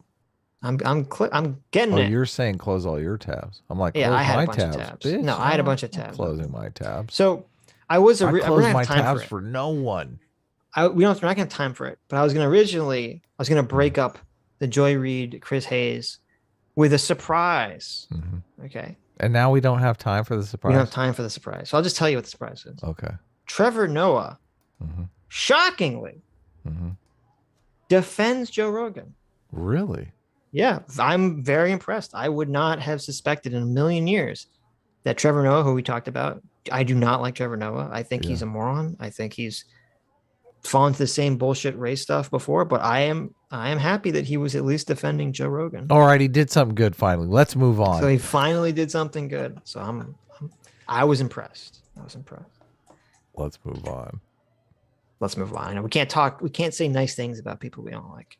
So but before we fully move on, let me read a couple more Vosh's super supererogatory sophistry for $20 says, another Sunday, another Procrustean propaganda stream from the Loosh, Sitch and Adam show. There you go. Loosh. Hope that's not bad. Disreputable or sordid in a rakish or appealing way. Now that's confusing. So that's a good thing, I guess. Well, thank you. Thank you for the super chat. There you go. Sword and Scale for $20 says, idiots like Joy Reid think that if you can just cancel Joe Rogan, all 11 million of those viewers will start watching MSNBC instead. That's what this is all about. Yeah, that's a great point. And she's an idiot too, because there's people aren't going to go to MSNBC, and they'll probably go somewhere like quote unquote worse that she doesn't like even more. Yeah. If you cancel Joe Rogan. So where are they going to go? I don't know. That's like a devoted. Well, I don't know. If Joe Rogan has someone on I'm interested in, I'll listen. But I haven't listened since he went to Spotify because I didn't want the app. I'll be honest. There's a lot of convenience. I mean, people are motivated by convenience, and I don't have Spotify on my phone. And it's just like when I was on YouTube, I would just see it and I'd say, oh, he's talking to this person. I'm interested in listening to that. So yeah, I did that as well. I mean, Spotify is kind of nice. You can turn off the screen and listen to it. The ads pop up and you can fast forward through the ads pretty quickly and they're not overbearing. And I did pick another podcast for me. I listened to the Jordan Peterson. I listened to the James Lindsay. And then it picked another random podcast for me that I was super interested in immediately that I had never heard. There you go. Yeah. So, but Torrig did such a terrible job, and I guess his only job was to come on and bitch about Joe Rogan.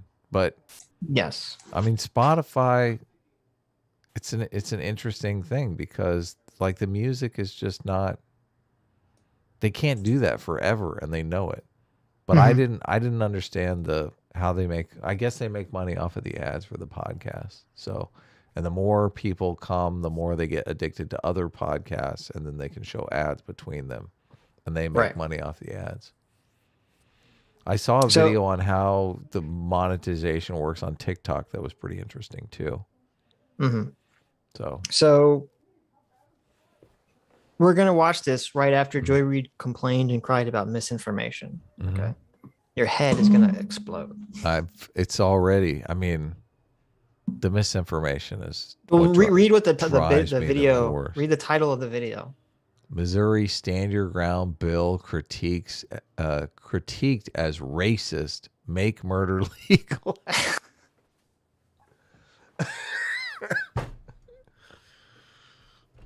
Okay, Joy. Okay. All right, get ready. The Make Murder Legal Act. Yes, Make Murder Legal. Weren't they just talking about incendiary audiences and catering to them. I think they mentioned the Q crowd. The conspiracy theory crowd. Yes. Joy Reid just complained about appealing to conspiracy theorists with their base instincts, and here we go. It's just so bad. Yep. How can anyone be a part of this? Yep. In this day and age, it's painful. And here's the performative. Remember, it wasn't Mississippi. Where was this? I forget what state it was. Where they had the very Missouri. innocuous CRT bill. Was it Missouri too? I thought it was a different state. This is Missouri. I thought you were talking about. No, I thought it was like innocuous Mississippi CRT or Tennessee where they had the CRT bill, and then the black senators walked out of the office, and Sam Cedar, or they walked out of the Senate building in response to the bill, and then Sam Cedar tweeted like, "This is akin to putting up statues of slavers," or whatever he said. Right. And I'm like, read the bill, you fucking moron! Like, this is the most innocuous thing ever, and this is all performative nonsense that you fell into. Right. They So here's took your that power stuff to heart in their feminine studies class. Right. So here's your fake performative. This bill is totally evil. Right. Okay. It's one of the most offensive pieces of legislation I have ever seen in my life. It's a personal attack on me. It's a personal attack on people who look like me. I try to think of words to describe it, and the only word I can come up in my mind is this bill is complete bull. Well said, Kyle. Whoa. But they didn't talk about the bill. Don't worry. You'll... Very confused. Wait, listen to her. Listen to her. Who she rattles off. She said the Kyle. I know. She said the K word. I know. I heard it. I'm pre-triggered. Well said, Kyle Rittenhouse, Travis McMichael, George Zimmerman. All three men claimed self-defense during their trials for the murder of innocent people, many of them black men.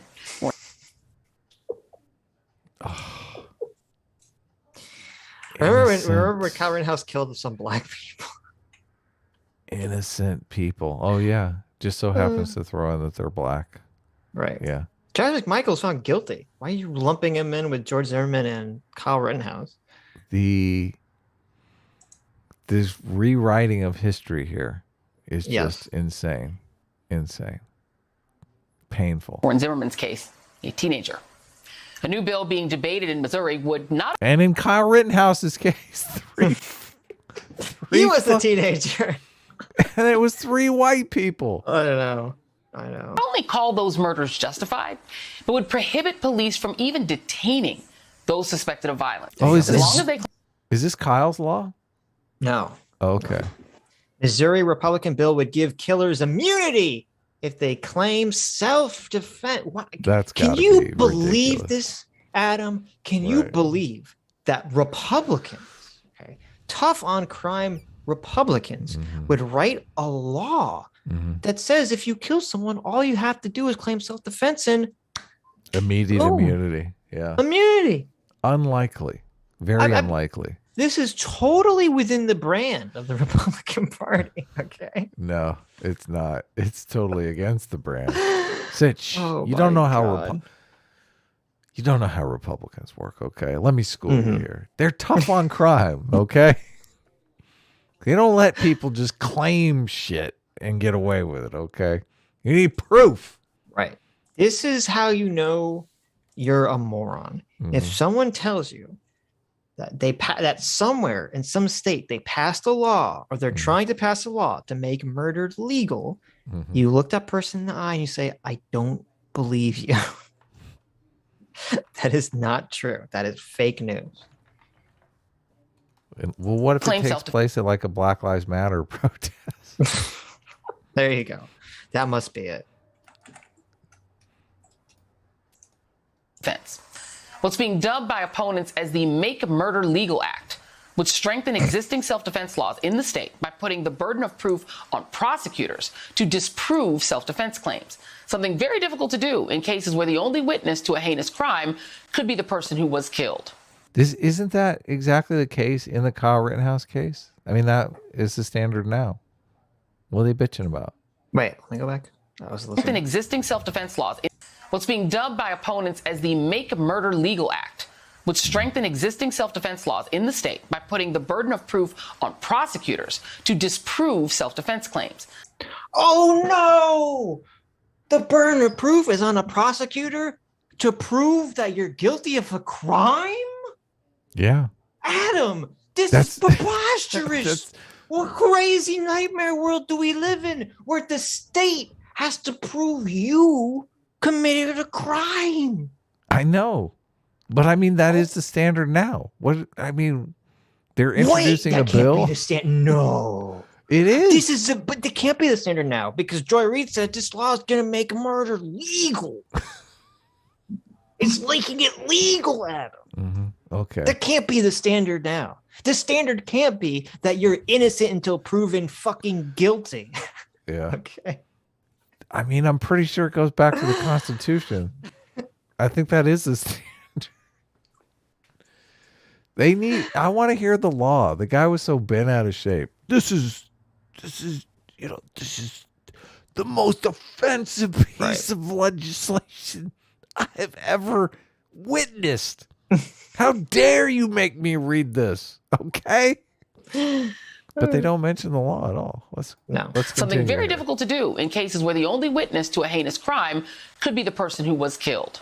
It's very it's very difficult for the state to prove someone's guilty, right? So why should they have to? Just I think guilty until innocent should be the motto of our American justice system. I'm Joy Reid. I'm trying to advance the rights of the African American community who are often disenfranchised and attacked by the Justice Department in America. But I think we need stringent, more strict laws that say that you're guilty until proven innocent. This is a good idea for racial justice in America. Sitch, someone hasn't read To Kill a Mockingbird, I feel. I mean, I've seen To Kill a Mockingbird, and I mean, it doesn't, what she's advocating for doesn't go well with the black community. I'm just saying. No. Yeah. Well, this is peak. This is so dumb. Like, oh, the Republicans are advocating for something, so it must be bad, basically. Right. Yeah. Okay. Joining me now is Brittany Packnett Cunningham, host of the... Oh my God! Please make it stop. Make it stop. It's your two stop. Oh, this is hilarious. It's your two favorite people in the world. I know. Oh my! It's like 60s, like rebel. Black nationalist. It's Brittany and our favorite attorney, Paul Blart. And Paul Blart. I don't know about this law, Joy. This law would make it legal to just murder somebody. Yep. There you go. This law is the most racist law I have ever heard in my life, Joy. Yep. Look at that scowl. Brittany's pissed. She's like, listen, this murderous law, I can't believe this is happening to me. Undistracted podcast and an MSNBC legal analyst, and Paul Butler, former federal prosecutor and an MSNBC legal analyst. Let me read, thank you both for being here. Let me read a little bit of this law. This is a provision of this new proposed law, which perhaps appropriately is bill number 666. A person... That's unfortunate. Hilarious. No, they're loving it. They're loving the bill being 666. Ha ha! Take this, MSNBC. Who uses or threatens to use force is justified in such conduct and is immune from criminal prosecution and civil action for the use or threatened use of such force, unless this person against whom force was used or threatened is a law enforcement officer who was acting in the performance of his or her official duties and the officer identified himself or herself. So you theoretically... So this is a little... Let me back up. So this is for law enforcement officers? No. Okay. It's confusing. Yeah, I don't know. Okay, let me bring up typical Joe Rogan fan over here. I'm right. Having trouble following along. Let me bring up that bill page. Where is it? Oh, you got the bill, of course. Yeah. Sitch doesn't prepare for our show at all. No. It says, she says, this. a person who uses or threatens to use force, ... What's in that ... Where is it on the page? Here, I'm bringing it up. You see? Yeah. I got it up. Okay. What do you have up? Oh, no. Don't. That's not the right page. What? Well, But okay. That's not but what this she's. is the that's page not, that you sent me, right. though. No, I didn't send you the this page first. Oh, okay. Okay. Let me show you this page first. Let me send this to you. Because this is what she's quoting. Okay. You can put this up first. Well, we'll get Immunity into the from liability, section 5.6. Okay. You see the quote that she put up? It says, a person who uses or threatens to use force, ... is justified in such conduct. Okay. So what does the ... mean? There's no way they'll be able to read it on the screen. It means that they cut something out. Oh yeah. ... obviously means they cut something out. What we're interested in is, what the fuck did they cut out? So if you look at the bill summary, it says, this act provides that a person who uses or threatens to use force ... in self-defense is immune from criminal prosecution and civil actions for the use of such force unless such force was used against a law enforcement officer who was acting in the performance of his or her official duties, and the person reasonably knew or should have known that the person was a law enforcement officer. Right. So if you can't pull self-defense on a cop when he's trying to arrest you for, whatever. Gotcha. So yes, you're correct. Wow. What a crazy world it is that if you have been ruled to be acting in self-defense, you're immune from criminal prosecution. That's crazy. But the court case is going to be over whether or not you did use self-defense. Well, the reason it's written this way, well, there's two reasons. The first reason is because if you see near the bottom, it says, this act provides that the defendant can raise a claim of self-defense during a pre-trial hearing in either a criminal or civil case, which shall shift the burden of the party seeking to overcome the immunity by proof of clear and convincing evidence. Okay. Yeah, they talked about this on Nick Rekieta's stream during the Kyle Rittenhouse. And one of the attorneys that was on, I don't think it was Nick, was saying that these really should be dealt with in pre-trial hearings because there was not near enough evidence to bring charges against Kyle Rittenhouse. And that would have completely been weeded out in pre-trial had a judge had the power to sign off and it wasn't just prosecutorial misconduct. So how I interpret this law, and Law of Self-Defense did a video on this too. That's worth watching.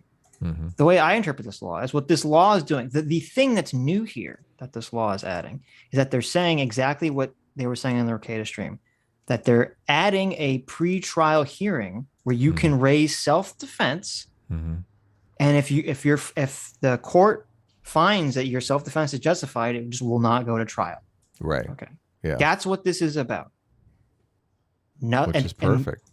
Many states have this. There's nothing crazy in here. There's nothing in here that says that murder is now legal whatsoever. Okay. This is what they're getting. This is she was just complaining about this fake information being peddled by Joe Rogan. And she's up here complaining about a bill that will help disenfranchised African Americans caught in the criminal justice system. And she's claiming this is just some sort of racist bill to make it okay for white people to shoot black people somehow. But you don't understand, Sitch. This is her misinformation, okay? It's completely different. She's not telling people not to get vaccinated, okay? It's a vaccination thing. Yeah, listen, she's not telling people they can't get vaccinated. She's just telling people that, white people can run around shooting black people. Right, yeah. That's what she's telling. That's really good for race relations, I'm telling you. I know. the use or threatened use of such force unless this person against whom force was used or threatened is a law enforcement officer who was acting in the performance of his or her official duties and the officer identified himself or herself. So you can theoretically kill an undercover police officer too if they don't identify themselves, but police are excused.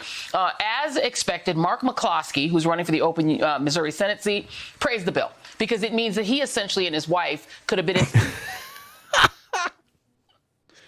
Oh, that's so good. They put up the picture of the McCloskeys. Honey, I think your safety's still on. No, shut up. It's literally what's happening in the Yeah, picture. I know, in the picture. He's leaning over her gun and inspecting it. Honey, is that loaded? I can't remember if I put the clip in it. It's loaded. Shut up. She looks so silly the way she's like, listen. If She's got her car keys. Like, I just got home. I'm not fucking around. Don't hold the gun in one hand with your arm like very weakly, and then the other hand put your arm on your hip. Okay, like an angry mother who just found her child eating cookies. Just looks silly. It just looks silly. I love that the McCloskey guy has, like this pink polo shirt. It's so funny. It is like the most brilliantly hilarious like visual imagery. It is. You have the lady with the little gun, and she's got the hand on her hip, and then he's got like the pink polo shirt with like the AR-15. So he looks like Scarface. That looks like a BB gun. You couldn't fit a pea in the barrel of that gun. And he's like looking over his shoulder, like, "Honey, I think you're holding the gun wrong." This is the greatest picture ever. Yeah, she's not taking shit. No, if you guys don't remember the McCloskey, this is like the dumbest story too. So there was a Black Lives Matter protest, and they wanted to protest outside where the governor or whoever the elected representative was that they want to protest. They want to go to his house, and he lived in a private gated off neighborhood. So the Black Lives Matter people broke the gate down into the neighborhood and started coming to where the guy lived, which was right. And they had to walk through the McCloskey's yard or driveway or something to get there. And so then this is at the height of when all the BLM, protests devolving into riots were occurring. / arson. / arson. So the McCloskeys were afraid of people burning their house down or their property down. So they came out to the front yard with guns and they said, they didn't say we're going to kill you. They said, don't cause any trouble. Keep on walking. Right. And in response to this, the fucking state attorney in Missouri, they hit them with charges. So they were assaulting people. Yeah, threatening. You had a mob of people tears down a gate to these people's neighborhood. Yeah. And marches in there like dozens of people march in there. But no, they're not the ones threatening violence. It's these people standing on their own fucking property are the ones doing the violence with the pea shooter, with the little right with the little gun. And they ended up settling, I think, for some tiny, they gave him some minor charge, some fine or something. Aren't these two civil rights attorneys or something like that? Well, they're attorneys. They're not civil rights attorneys, but they're attorneys. Yeah, but I thought they were like immigration attorneys or something. I don't think so. They seem like they were progressive. I don't think they were, but they're running as Republicans now, right? Right. They definitely. Once your civil rights have been violated, you're like, I'm a Republican. Right. So the narrative here is, the McCloskeys, if this bill was passed in Missouri, the McCloskeys could have started shooting protesters, innocent protesters, and they would have been totally justified because anyone can shoot anyone and claim self-defense. I mean, I guess the protesters could just run around shooting them and claim self-defense. It's crazy.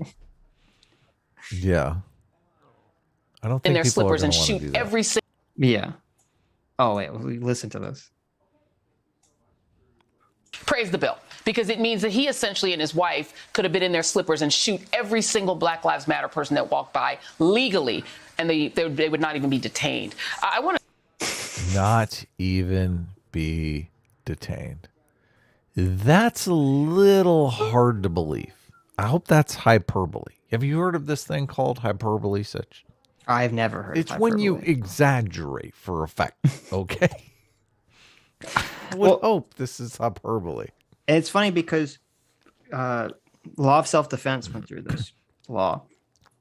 Mm-hmm. And when he's reading, because what I showed earlier was the bill summary. When he's actually going into the bill text, it says the opposite. It says you're only. It says, let me see if I can find it. Fucking comedy. It's comedy. Right. Of course, it's the opposite. Of course, it is. And he actually criticized it for this.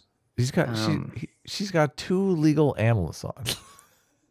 Right. Nobody could read the bill. It said, a law enforcement agency may use standard procedures for investigating the use or threatened use of force as described in subsection 1, but the agency may not arrest a person for using or threatening to use force unless the agency determines that there is probable cause that the force was used or threatened was unlawful. Of course. So others, how is this any different? They're just saying they have to have probable cause to arrest somebody. Yeah.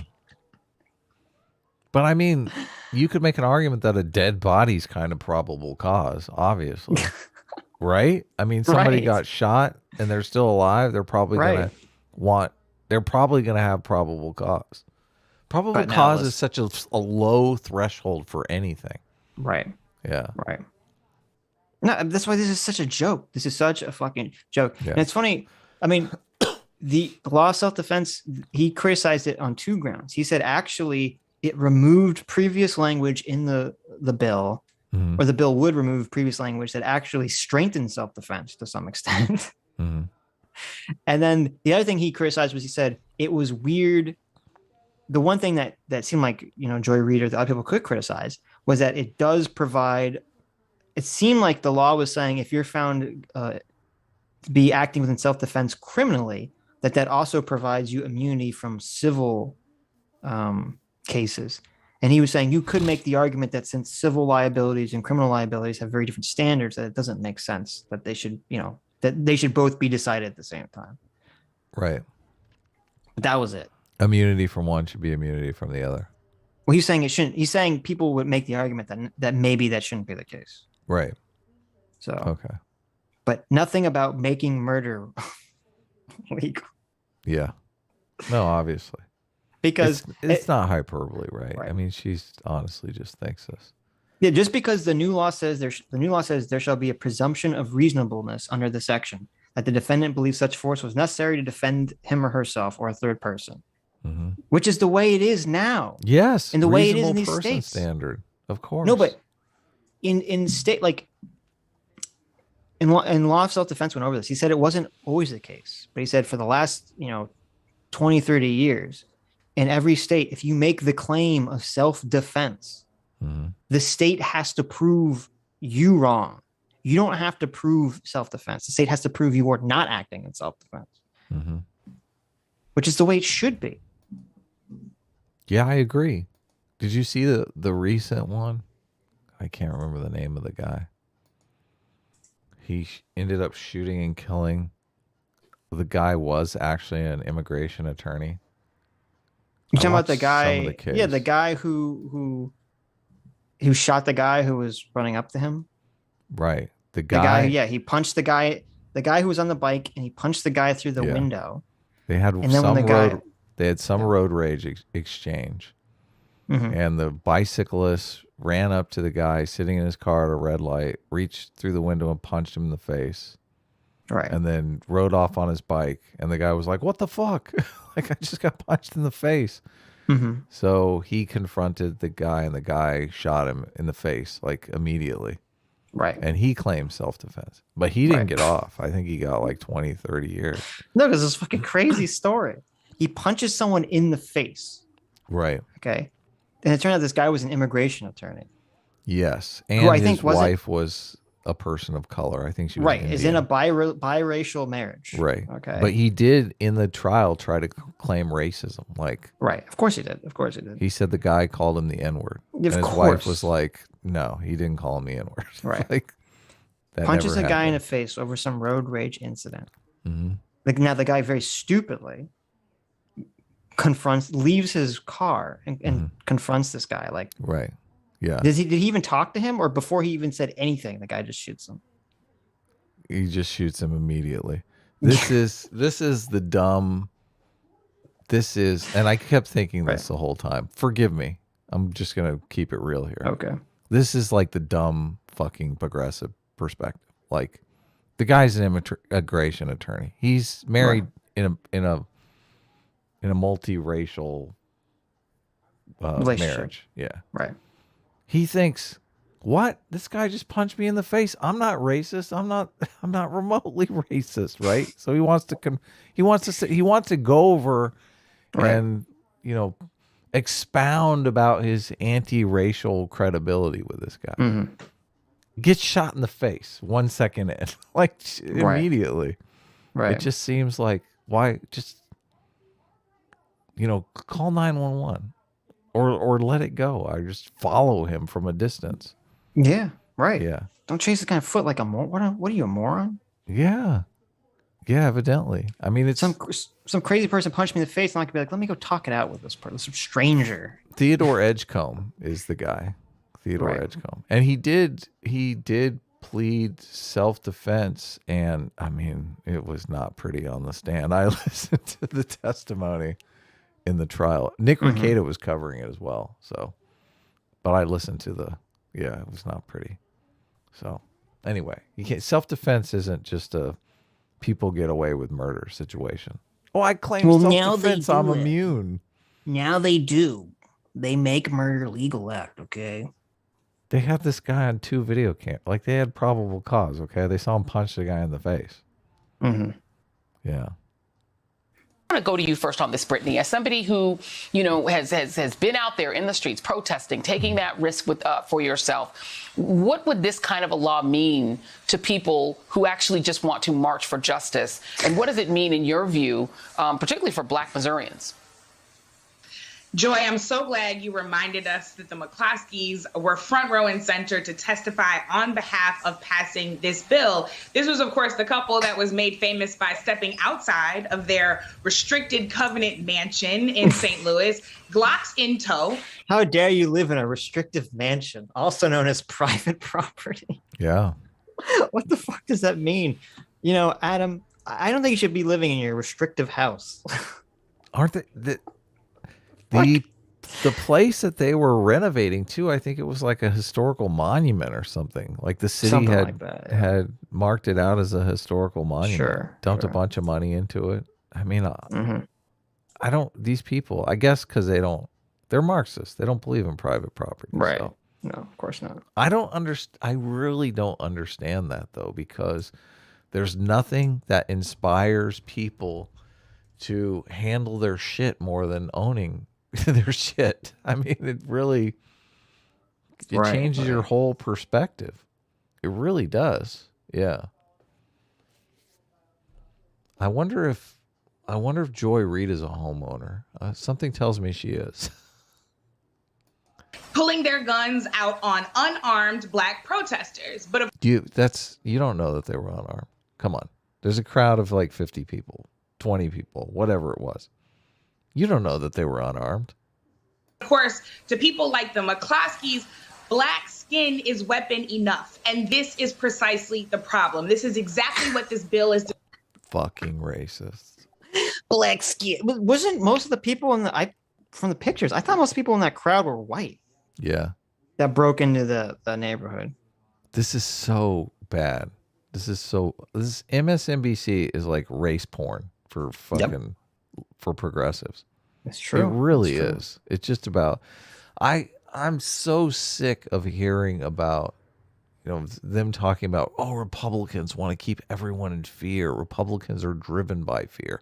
What are you talking about? This is an entire network devoted to scaring the shit out of its viewers. This is not healthy if you're sitting around watching MSNBC all day. Designed to do. It's to legitimize seeing Blackness as a weapon in and of itself and then justify our murders. It is meant to terrorize us and justify your murders. Bah! Bullshit. What's the chance our legal expert will interject and be like, I think you guys are making a big deal about nothing? No, Paul Bart just plays along. He does whatever. No. He basically copy pastes whatever the first person says. That's why she went to him first. Like, this would be a completely different thing. Maybe. If she went to Paul first, she's like, listen, right. Paul will just copy the revolutionary. I'm gonna let Britney set the tone here for the piece. Okay? Who was that? What was it? I forget the name of that guy that was actually not a hack on MSNBC. That one legal expert who was actually good. I'm totally blanking on his name, but yeah, it's like Rodriguez or something. He would come in and be like, well, actually, Yes. Yeah. We need that guy. Come here and be like, you guys are idiots. Yeah, he did a good job. And frighten us away from ever using our voices. I also want to set the proper historical context because back in the day, by 1950, Missouri had the second highest number of lynchings outside of the Deep South. So when folks talk about making America great again, that's the kind of Missouri grand old tradition that they want to return to. They want. Ain't nobody in Missouri want to return to lynchings, okay? This is insane. This is Alex Jones' conspiracy theory. Insane. Right. It's so odd that they called out Joe Rogan for Alex Jones conspiracies when you just don't like the conspiracies. You love conspiracies. You just don't like his particular conspiracies. Right. Okay. Right. They prefer the super racist conspiracy. Yes. Right. Yeah. Wow. Want to return to days when you could lynch or murder Black folks and there would be absolutely no retribution for it. That's not hyperbole. I'm telling you. Oh my God. She knows my hyperbole question already. She's admitting, Sitch, this is not hyperbole, okay? This is true. As a Black Missourian and as a protester, that is reality. And I can't get around that. I mean, Wait, she's like a professional protester? Did she just out herself as a protester? Listen, as a professional protester, I'm going to be as hyperbolic as possible and make it seem like everything, like the worst possible situation in my state is happening. Not because I'm paid to, protest or anything, but this is Fugitive Slave Act territory. I'm sorry, Paul. Yes. She just compared having a pre-trial hearing to determine that would say if you've been found, if a court finds you or acting in self-defense, they won't press continual charges. She just compared that to the Fugitive Slave Act. Oh my word. This is not hyperbole, Sitch, okay? This is not I want to stress Brittany 5 seconds ago. Yes. She said this is not hyperbole, okay? This is legit. We are in fugitive slave territory. We're in fugitive slave territory, yes. This is the most offensive bill. Yeah. Well, and even if you disagreed with this bill, there's nothing in it about race at all. How does this not apply to if you think this bill just lets you kill anyone, why would this not apply to a Black protester killing, the McCloskeys? Yeah. Why would that also not apply to them? What the fuck are you talking about? Yeah. Well, yeah, no. They just got to make it about race. Let's see how Paul just basically echoes everything Brittany said. This is essentially legalizing lynching, as Brittany said. I don't see how it's anything other than that. And couple that with trying to... Can you imagine? So legalizing lynching, Adam. Lynching someone and then saying, "Oh, it was self-defense." What? How is lynching? I mean, it's a weird situation. I don't know that you're going to get very far with the whole, I lynched him in self-defense. No. Neuter and castrate the feds. Here's another piece of this. New York Times reports in 2021, Missouri passed a law that prevents local law enforcement from even working with federal agents on gun cases and imposes a $50,000 penalty on any local sheriff's office or police department that tries to enforce federal firearms laws instead of abiding by less restrictive state statutes. So what they're saying is local law enforcement can't even talk to the feds about gun crimes, but you can shoot and kill anyone you like and just say self-defense and you're good. Can't even talk to the feds about gun crimes? I mean, it sounded like they have to adhere to the state law over the federal law, especially if the federal law is onerous on gun owners. We're talking about Missouri here. Missouri. They all have guns, right? I mean, I'm pretty much under the assumption that Missouri is a gun state. Yeah, this is like a stand your ground law on steroids, and it's like a gun rights for nuts law on steroids. It would allow murderers to go free and empower trigger-happy vigilantes like the McCloskeys and like Kyle Rittenhouse. Oh, he's got to throw trigger-happy vigilantes. Yes. First of all, McCloskeys didn't fire their weapons. What the fuck are you talking about, Paul? Who's trigger happy? Nobody shot anyone in that case. How can you call them trigger happy? They're trigger unhappy. They got to shoot. They didn't get to shoot anything. Yeah, and Kyle Rittenhouse was found innocent. Yes, exactly. Exactly. To shoot up Black Lives Matters protests. Under this law, Joe. To shoot up. Paul is just, I mean, I gotta love him, even though I hate him. It's a real love-hate thing with him. Like, stylistically, I just love it. I really love it. I don't know what it is, why it is. It's just, it's so obvious that his brain is on autopilot. Yep. Yep. There's no thinking going on in there, but he moves. Anyone who kills in self-defense is presumed to have acted lawfully, except if you use self-defense against a police officer, then you still go to jail. What a clear demonstration of who this law protects and who it does not protect. So, Joy, I agree with you. Because this law says that you can't necessarily use self-defense to claim you killed a police officer that you reasonably should have known was a police officer, it's obviously targeting Black people. Well, that's kind of a racist thing to say. Oh, definitely. That's like, what the fuck? They got to get their racist content going. Right. The law, though, is the same as if you broke into a home or robbed a liquor store. I'm assuming you'd be innocent until proven guilty, right? That's the standard. Yes. How is it any standard. different than that? Listen, if you steal a car and are found with the vehicle, right? You're going to be presumed innocent until proven guilty. It's the same exact thing with self-defense. If you claim self-defense, you're going to be innocent until proven guilty of. No, listen. If you kill someone in Missouri, the police should just say, we think you killed someone. It doesn't matter what your reason was. It doesn't matter if you're claiming self-defense. Listen, poor, disenfranchised, oppressed Black lady. Okay. You killed this horrible, evil guy who was trying to rape you. Right. And murder your children.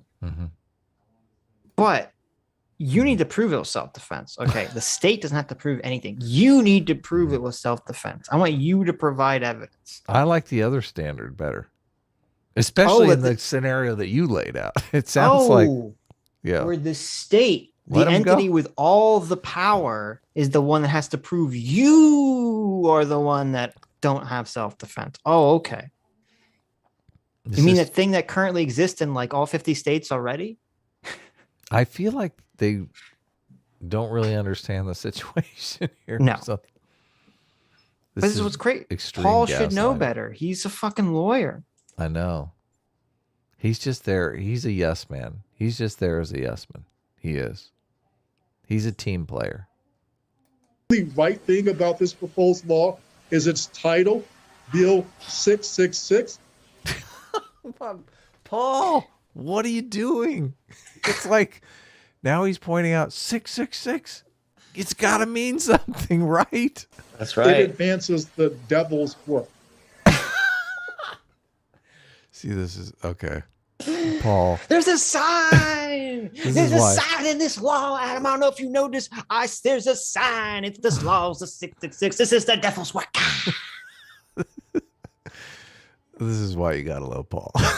I mean, it is a even Joy is not happy that he went there. Joy is like, listen, Paul, I invited you on to make revolutionary comments like Brittany. And you hit me with this traditional conservative biblical stuff? What are you doing? Oh no. It's the white devil, Adam. Listen, I went to church, the Church of the Missouri Senate, and they said, it's the 666. I could look into the eyes of the Senate, the eyes of the representatives, the eyes of the governor. I saw the devil. The devil winked back at me. The devil linked his lips, and he said, whiteness. He said blackness is now illegal. This new law will make it legal for the McClowskis. You could see in the McClowskis' eyes. You saw when that lady in her striped t-shirt and her tiny little gun with her hand on her hip came out to the yard. You could see the eyes of the devil working through her. Did you see, Adam? Did you see the eyes of the devil inside? I saw it. I saw it. Did you see the eyes of the whiteness of the devil inside her? I did. It was terrible. Praise the CRT. We must bathe ourselves with the CRT to renounce the sins of the 666. Okay, that's enough of that. It's my God. Make it stop. A lynch law. Even police are not enthusiastic about it, Brittany, because yes, you can. They totally knocked Joy Reid off her game here. I know, you're right. I didn't notice that the first time. That's funny. I didn't notice that. Wait, let me go back. She's when like, he says that, she's like, oh, wait a The minute. right thing about this proposed law is its title, Bill 666. It advances the devil's work. I mean, it is a lynch law. She's like, I invited you on for legal analysis. Okay, You're supposed to say lynch. Okay, I don't want this Christian shit in my legal analysis. Okay? in my CRT is socialism. Okay, you're not going old school preacher on us here, okay, Paul? Right.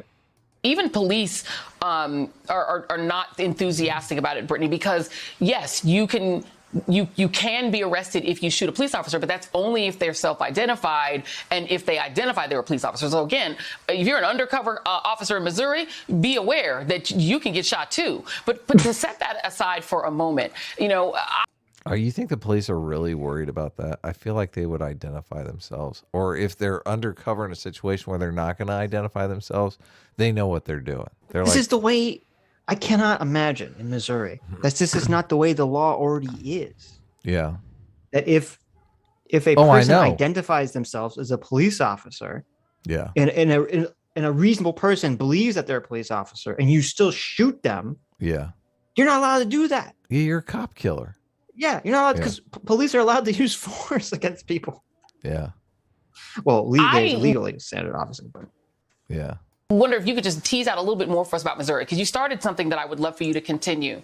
Missouri is thought of as not the South, but this is a state that has had a lot of active Klan activity after the Civil War. This is not a state that is not the South. You know what I mean? It is so similar, culturally. Just throwing Missouri under the bus here, right here. Mm-hmm. And how terrible. I mean, fuck Missouri. No, what are they thinking? Shaping their state like a upside down staircase. That's ridiculous. I don't get it. I don't get it. He's basically saying you guys are a bunch of Klans members in Missouri. What the fuck? Yeah. Fuck them. That's so bad. Looks like a oil can. Kind of crazy state. What is that shape? The shape of that state's ridiculous. Okay. How is this not? I mean, there's a lot of whites there. So she's basically saying all white people are Klans members. I wonder just for Black Missourians, what does it mean to live in a state like that now? Look up the Black population in Missouri. Okay. I'm curious. It's got to be super low. I don't. Joy, you're absolutely right. Maybe. I doubt it's low. I mean, a lot of Black people live in the South. Well, I wonder if sometimes there's immigrant populations that are from different places. I mean, there might be a large Black population that is immigrated to the United States. It's not Missouri has a whopping 6 million people. 6 million people. 11%, 11.4%. Okay. 10%. Yeah. 1 in 10. Right. That's not huge. Well, listen, you tell those, they obviously passed this law because they want the 80% of people to be able to kill the 1 in 10. Yeah. Right. There is a reason why for the Ferguson uprising is part of what shocked the world over 6 years ago because of the kinds of things. Was Ferguson in Missouri? Yeah. Losing my. Is it? Okay. Yeah. That had been an undercurrent for hundreds of years in Missouri. Missouri was a state that legally enslaved people. You had to cross the Mississippi River into the free territory of Illinois. This was a state where that same state legislature back in the day made it illegal. It's like we're blaming the entire. Didn't we see a black state representative in the beginning of this clip? I believe we did.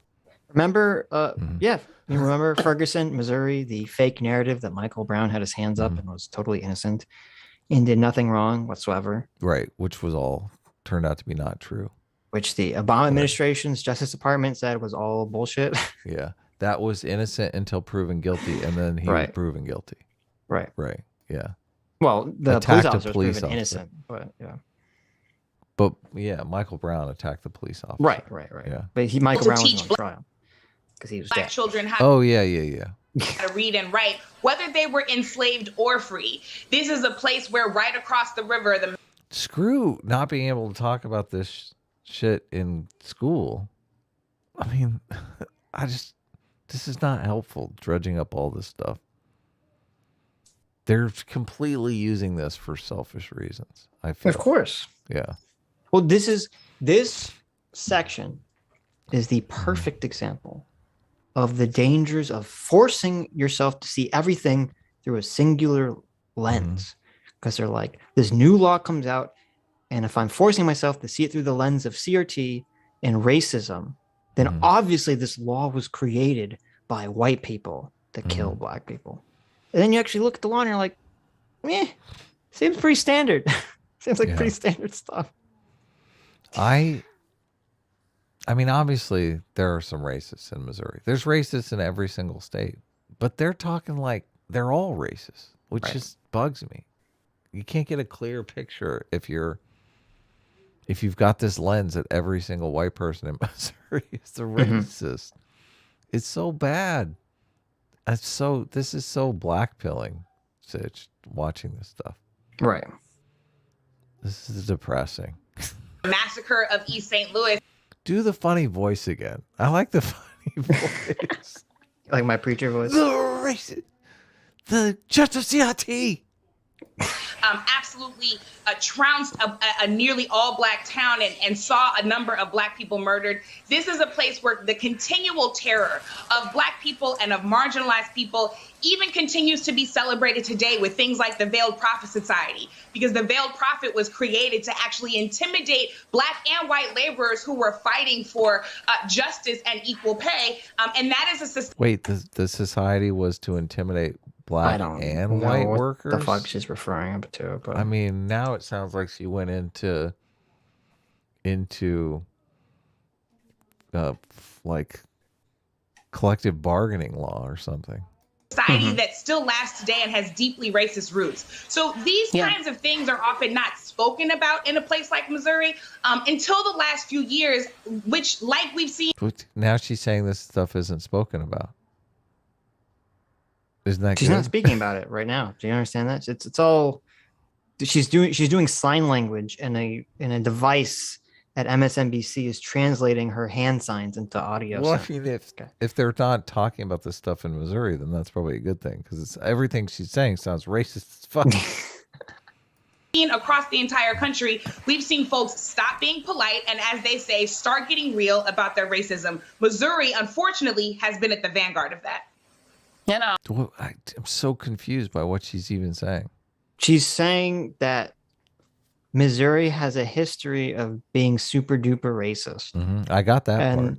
The Republican Party is the vanguard party protecting racism, and that this law is stepping up. the legal lynching law. So. Right. This is just a full mask off moment. Right.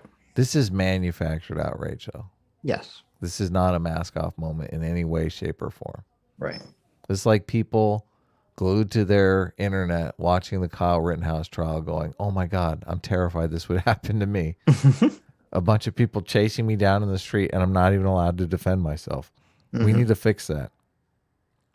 And it doesn't cost the state any money to make a law. They're like, "Oh, this is free. Let's just make it." I'll bet you they're going to quickly make it illegal to teach any of what you just said in schools because, that's the other trend, too, is to hide the past. And, Paul, on this, while we're talking about this, it is not. they're going to make it illegal, Adam. Can't talk about any past acts of racism in our country. Illegal. I don't mind them talking about the past, but they're talking about it like she was basically making it sound like it still was happening today. Adam, I don't know if you know this, but they're putting chemicals in the water to make black people white. That's evil. Don't do that. They're putting chemicals in the water to make white people kill black people. Okay, Alex Jones. Missouri. I'm not Alex Jones. I'm Joy Reid. Let's go to the officer, That is Joy Reid is the Alex Jones. He's Joy Jones. JJ. Jason Van Dyke, who killed Laquan McDonald in Chicago to go to another state in the Midwest. Oh my God. Well, I don't know about this. I don't know about this case, so we have to watch that part Ex-officer about who this. killed Laquan McDonald leaves prison after serving less than half of sentence. There's a video basically of a guy with a knife who's the police keep trying to get him to stop, and then they shoot him at some point. It's hard to tell like if he's walking away or he's kind of looks like he's walking towards them. I don't know enough about it to comment on the case. Should we not watch it? We shouldn't. Yeah, we don't need to watch this stuff. Okay. Oh, wait a minute. That was painful, Sitch.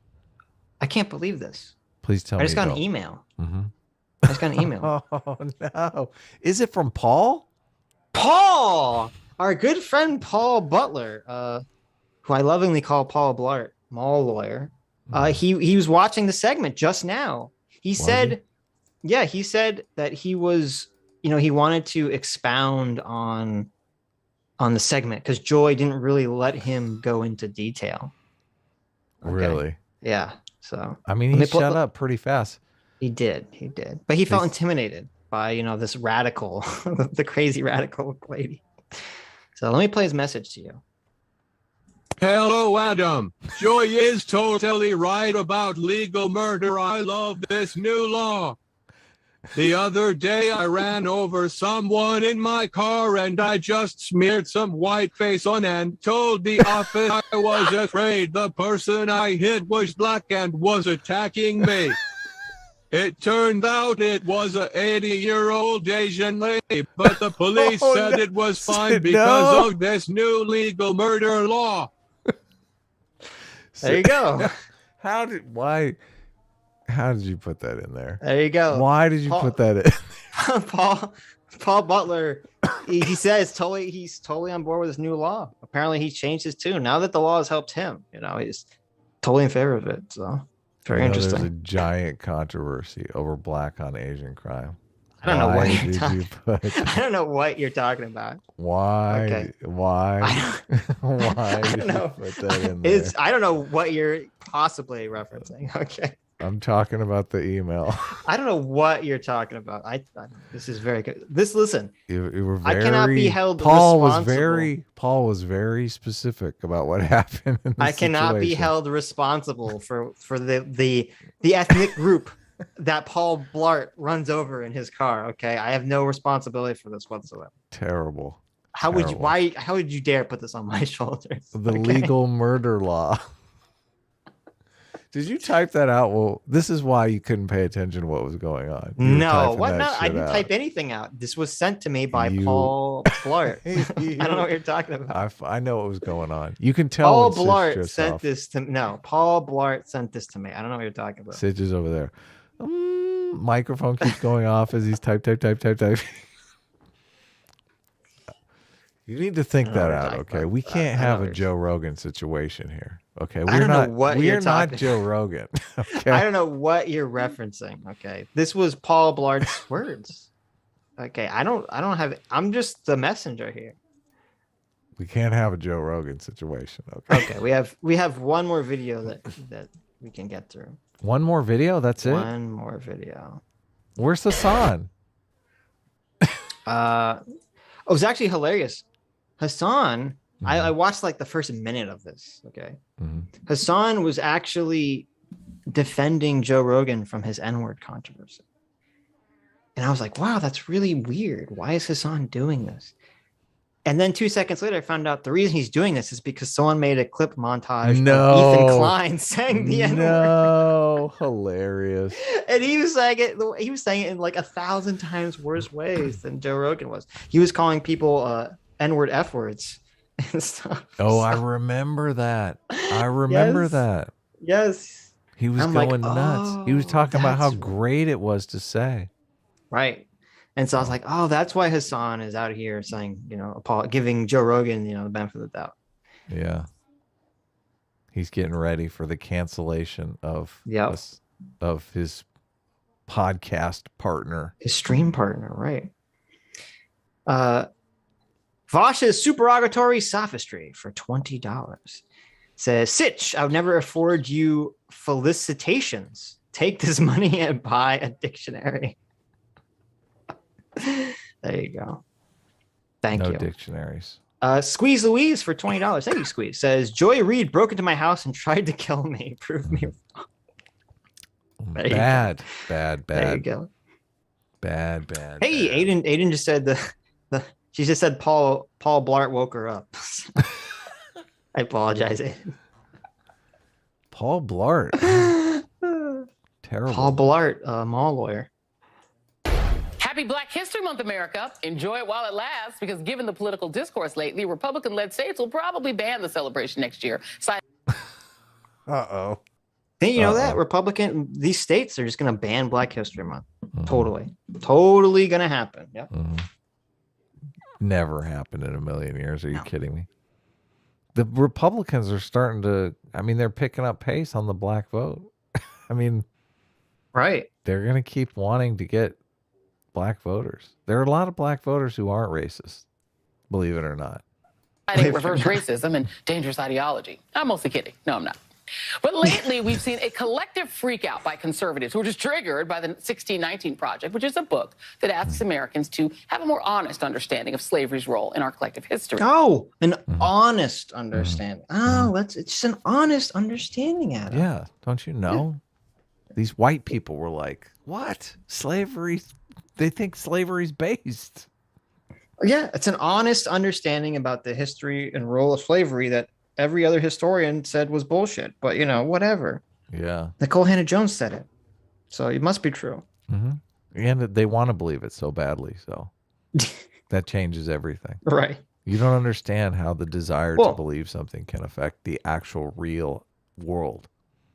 Nicole Hannah-Jones' claim is it's like the holy grail of CRT. Because it's literally, because the CRT claim is our systems are created to be a white supremacist anti-black society, and that's all intrinsic in all of our systems. And so Nicole Hannah-Jones comes forward and says, yes, and that's because our country only exists to protect slavery. Our country literally exists primarily to uphold, the enslavement of black people. So her claim is the holy grail for CRT, and that's why they're so vehement to defend it. Yeah.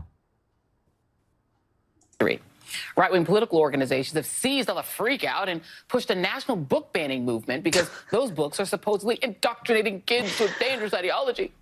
It just so happens that the majority of the books targeted are written by women, people of color, or LGBTQ authors who write about diversity of issues that don't solely focus on America's white, Protestant, Anglo-Saxon secular saints. NBC News discovered that in Houston, Texas, one parent... It's so funny. Except for, those books that were banned in, was it Tennessee? No, was it Texas? Those books that were banned in Texas. The ones that I read the summary of 3 of the books, they're all about white people. So... Oh, they were? They're all the trashy romance novels? Those trashy CW teen romance novels that were banned. They're all about white people. Right. Straight white people. So, white heteronormative patriarchy. I don't know. Yeah. wanted to ban a children's biography of Michelle Obama. Oh wait, this is and notice the slippery dishonesty here. Okay, Protestant Anglo-Saxon. listen to very carefully what she said. Secular saints. NBC News discovered that in Houston, Texas, one parent wanted to ban a children's biography of Michelle Obama because, wait for it, One parent. Oh, right. This is how they frame things so dishonestly, because they're banking that you're not really paying attention very closely. Right. They start the segment. She says, there's been a wave of book bannings across the country. And then the next thing she says Republican Party is responsible for. The entire Republican Party trying to ban a bunch of books written by black ladies. Right. And then the next sentence is, there's one parent, a single parent, wanted, did not succeed, wanted to ban Michelle Obama's book. How is this news? Yeah, it's not. There's some it's crazy lady out there somewhere propaganda. that's a fucking asshole. Like, how is this indicative of anything? Yeah. Listen, you can dig up two people that want to ban Michelle Obama's book. I'm certain of it. Right. It's the internet. I mean, should I go wander over to the Black Hebrew Israelites and get an interview with them saying they want to introduce, the teachings of Yakub into the classroom and say, there's this one guy who wants to do this pretty crazy stuff. This must be indicative of an entire political group or class or race of people. Yeah. What the fuck? Did she read that quote? Look, they did a Jordan Peterson in the quote. Asked the district to remove a children's biography of Michelle Obama, arguing that it promotes reverse racism against white people. It's reverse racism. Oh. Notice how they did that? They put the finger quotes. They did. Yes, is that because a lot of people have a different interpretation of what reverse racism means? Or is it because they believe reverse racism isn't a real thing? Well, I'm assuming Which they did it one? because they're saying that they don't want to say that they're saying Michelle Obama's book is racist. I assume. You think it's a real quote from the person. Right. Yeah. You don't need to use the term reverse racism. It's just racism. No, but it's just how plain many racism. How many people were listening to this? How many old people with hearing problems were listening to this and thought that it was the entire Republican Party? Everyone thought that this actually happened, that there was that her book was banned in Texas. That too, yeah, by the Republicans. Look at the graphic. The top part says banned. Books on race and sexuality are disappearing from Texas schools. And then it says, at record numbers. Ask the district to remove a children's biography on Michelle Obama. Well, did it happen? Well, wait a minute, Joy. I'm confused. If we do live in the evil, racist, white supremacy society where there's laws that are the laws that make it legal to lynch people, why didn't they ban Michelle Obama's book? I don't understand. Why didn't they do that? Look at that poor, innocent little black boy reaching up to get Michelle Obama's book off of the shelf. And look, it's just empty. It's an empty spot. There's nothing there for him to grab. So sad. Man, no. Listen. We all know. We all know that little boy is reaching to grab the next issue of One Piece. Okay. Yes. And read about the adventures of Luffy. Okay. That little boy doesn't give a fuck about whatever Michelle Obama is talking about. That little boy is on his smartphone right now. That little boy is reaching up to read some Kill la Kill and have his mind expanded. Oh my. And maybe some other things expanded if you notice. No, we better move on. She says it promotes reverse racism. Look at that. Listen, if they can teach this trashy CW teen dramas, why can't they teach Kill la Kill in high school? I mean, it's about female empowerment. It's about women dealing with body issues as they go through puberty. It's about fighting a literal fascist regime, Adam. All of the kids in high school have watched Kill la Kill on Netflix. I think Kill la Kill should be taught in every high school. They don't need it they don't need that in high school. They get it on their Netflix. You'll get the kids to pay attention to the lesson if it's about Kill la Kill. If it's about any sexy anime, of course. Parent, who is a member of the My Feelings crowd in Dallas, parent in the Dallas suburbs of Prosper wanted the school district to ban a children's book. This is so crazy. I know. I never listened to Joy Reid, but listen to she's so emoting here. She's so butthurt over all this. We've moved from the realm of things that are happening to, well, there were some people that wanted a thing to happen. Now the thing didn't happen, but they wanted it to happen. So, But listen, this to is the indicative ad-libbing of something. Here. Listen to the ad-libbing here, though. Yeah. She makes the because wait for it. She says it promotes reverse racism. Another parent who is a member of the My Feelings crowd in Dallas wanted to ban it. It's a comedy show. Who's a member of the My Feelings? Joy Reid. Listen, this is a problem. We're confused. We thought Joy Reid ran a news program. I'm starting to think it is a decent comedy show. She runs a comedy show, Adam. We weren't supposed to take anything she's saying seriously. This is all satire and parody.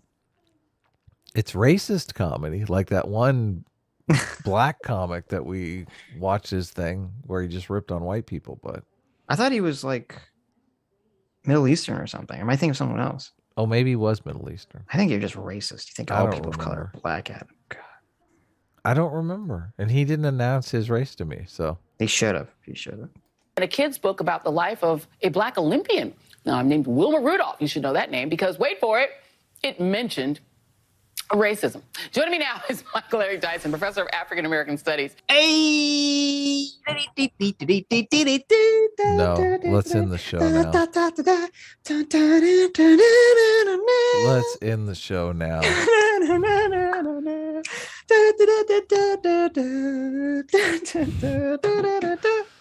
This is so. Look at this smug look on his face. She didn't finish reading the thing because it mentions racism that Rudolph faced growing up in Tennessee in the 1940s. It's just so weird to me. This is 80 years ago. 80 years ago. I should look up this story. I didn't look up any of these stories to confirm whether these are actually true or not.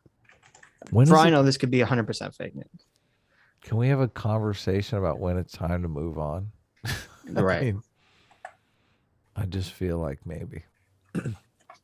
I know that's your wrong two to say, favorite but people.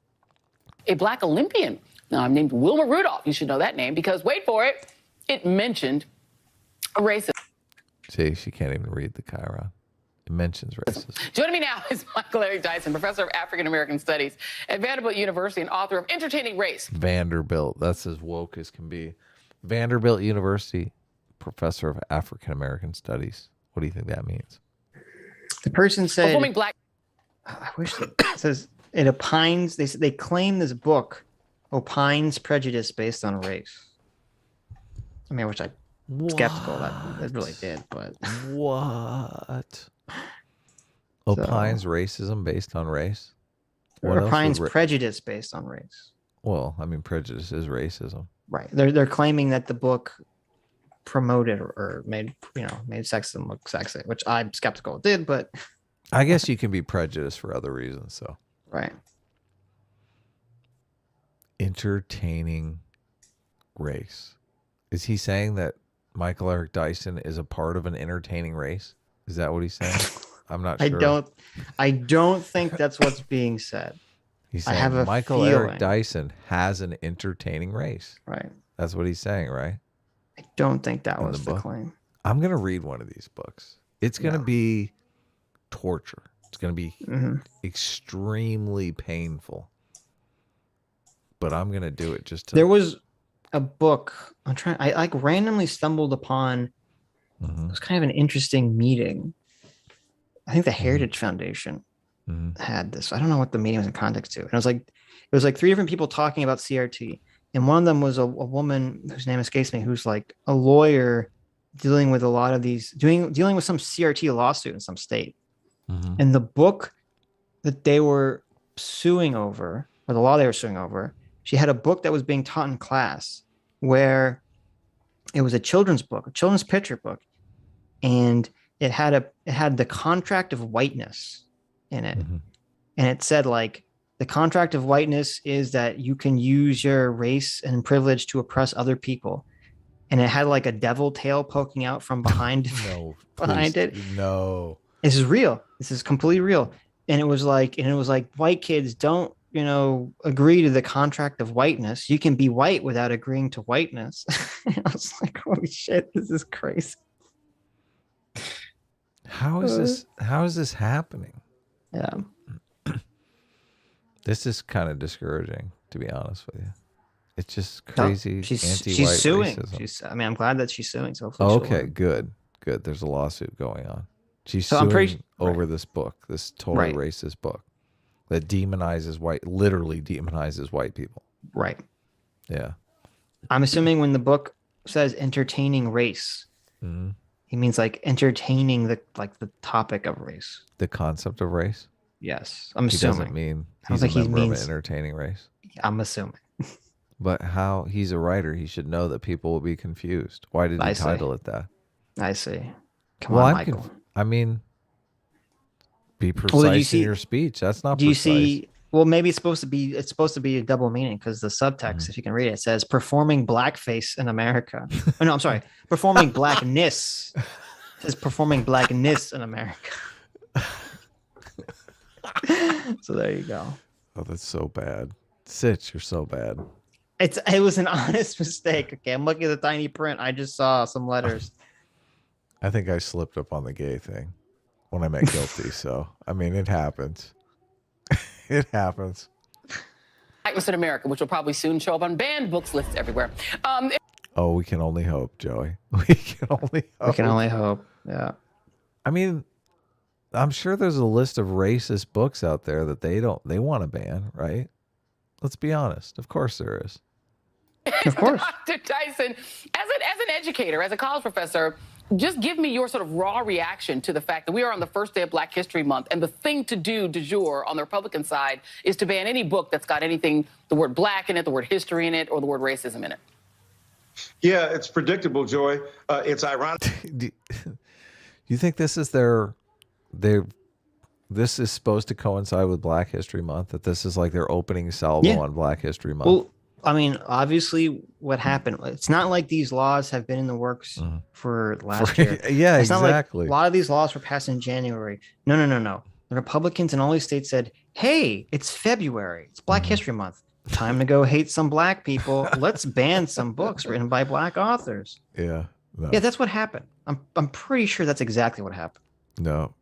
It's paradoxical, and both of those are real, but it's also tragic and contradictory. On the one hand, America is obsessed with history. Can't get enough of the founding fathers, the founding mothers, the founding brothers. There's something like 15,000 books, I think, on Abraham Lincoln alone. Yes. So this is a nation, and then recreations of the Confederacy. Oh my God, every big battle. Yes, yes. But when it comes to black people, can you get over it? So hold on. Why do you think there are so many books on Abraham Lincoln? Because he's white. Don't dope out, motherfucker. Okay. Because he's white. Okay. I'm pretty sure George Washington is white too. Thomas Jefferson, white. It is. Why Abraham Lincoln? Oh, I know. It's because he had that giant hat. Oh yeah, it was a fluffy beard. You're right. It was the beard and the hat. It was Case closed. Combo. Well, he's very tall. Oh, and, people always tall vote for privilege. The taller candidates. Yeah, The tall privilege. You're right. Yeah. He's very white, very tall. He was assassinated. Right. True. Yeah. What was he assassinated for? I forget. I know why. It's because the day before he insulted the actor in this play, and then the disgruntled actor shot him in the head. Okay. That's why he was killed. It was over a dispute about the play. So yeah. Okay. So you can do all these reenactments, you can do all this founding fathers, mothers, and brothers, and all that. Hey, for those of you who aren't following along, Lincoln was the president that freed the slaves, basically. When it comes to us or any history that is. What's that? I don't think that's true. Mm-hmm. I'm pretty sure Lincoln owned slaves himself. Mm-hmm. Yeah. Did he? It's a well-known historical fact. Yeah. He owned slaves. He cheated on his wife with a slave, I believe. Yeah. No. Really? Lincoln owned slaves? No. Of course he did. No. Sitch, Lincoln you don't was understand. You do this joking around. Did Lincoln own slaves? Lincoln was a Oh, well-known look, right slave here. Right here. Look on the Daily Beast. It says Lincoln owned 1,000 slaves. How many U.S. presidents owned enslaved people? List of presidents. Come on. I just asked, did Lincoln own slaves? That's all I want to know the answer to. Lincoln didn't own slaves, Adam. I'm fucking with you. Holy shit. Lincoln couldn't have owned slaves even if he wanted to. Look at that. Lincoln did not own slaves. No, Yeah, I'm that's what joking. I thought. I'm joking. Okay. People don't know. You sound serious. Okay. I know. Anyway, so Lincoln, all those books were written because Lincoln didn't he write the Emancipation Proclamation? He was president during the Civil War, the war because he ended slavery. He was the president that ended slavery, but that's bad. Mm-hmm. That's bad. Well, actually, he didn't end slavery. He just hid it better, according to critical race theory. The academic idea that's only in colleges and not being taught in elementary school. Let's continue. It's inconvenient that challenges a worldview that says the white people are at the center of the universe and everybody else are spokes and satellites. It's problematic. So Ted Cruz is kvetching about. Whoa, wait a second here. Whoa. I'm glad you stopped it there. Yeah, wait a second here. He just said, did he not just say that Michael? We're complaining about, look, CRT is the one that says white people are the center of the universe. Oh, no. I don't give a fuck about that. Oh, okay. What are you talking about? He just culturally appropriated Yiddish. Oh, did he? He just said kvetching. You're not that's our word. Okay. That's our word. You're not allowed to culturally appropriate our language, Michael Dice. Mm-hmm. How dare you, sir? Is it racist to say that word? Am I allowed to say it?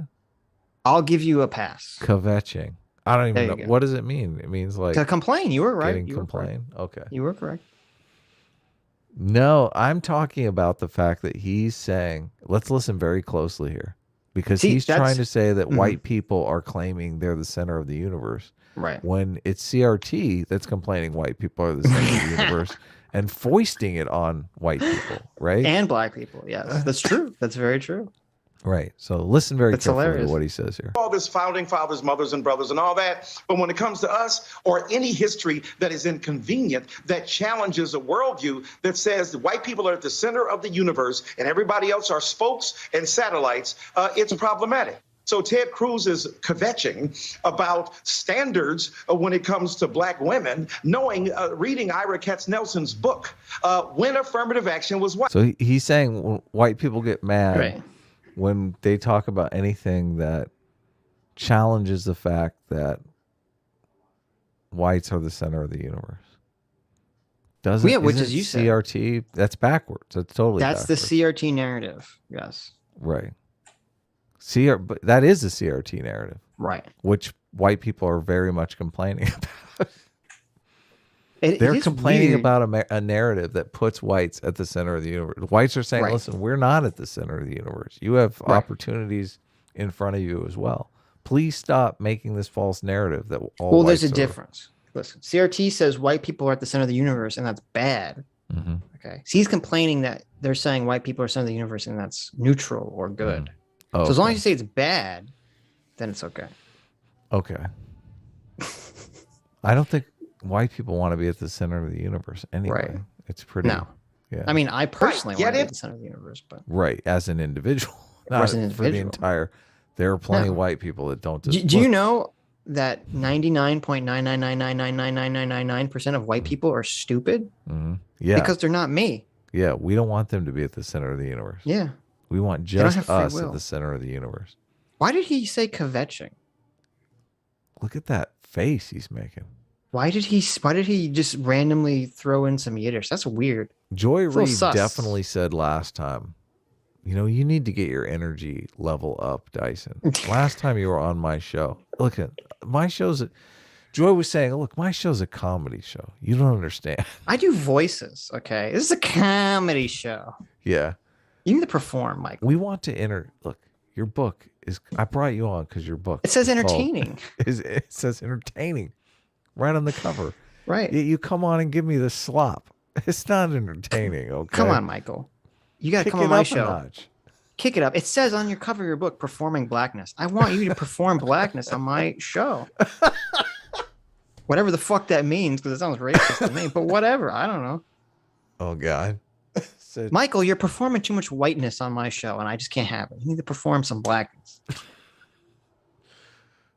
Y'all started the thing. Y'all got the hookup. Nobody asked you questions of merit. You know your Uncle Bubble is dumb as two dumb hammers on the end of a lead pole. And yet at the same time, that person gets a job. What? Yeah, he's calling the nepotism card. He really is. So he's saying meritocracy doesn't exist. You know you're giving Bubba a job when he doesn't deserve it. Yeah, so we've moved from Yiddish to Bubba. So some indictment of the Southerners.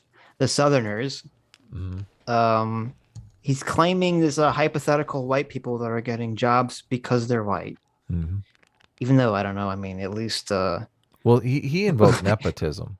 Right, but I'm saying at least what we hear, it seems like companies are going out of their way to hire not white people, but that's just my interpretation of events. But what is it? He said tie two dumb hammers onto the edge of a pipe. What does that even mean? I've never heard this phrase before. I don't know. You know, when you tie two dumb hammers on the edge of a pipe. Questions of merit. You know your Uncle Bubble is dumb as two dumb hammers on the end of a lead pole. And yet maybe that's how maybe that's how he makes a helicopter. I don't know. When you tie two dumb hammers to the end of a lead pole. First of all, I didn't know there were smart hammers. I don't know what a dumb hammer is. Yeah. I have a smart hammer. It attaches to an air compressor.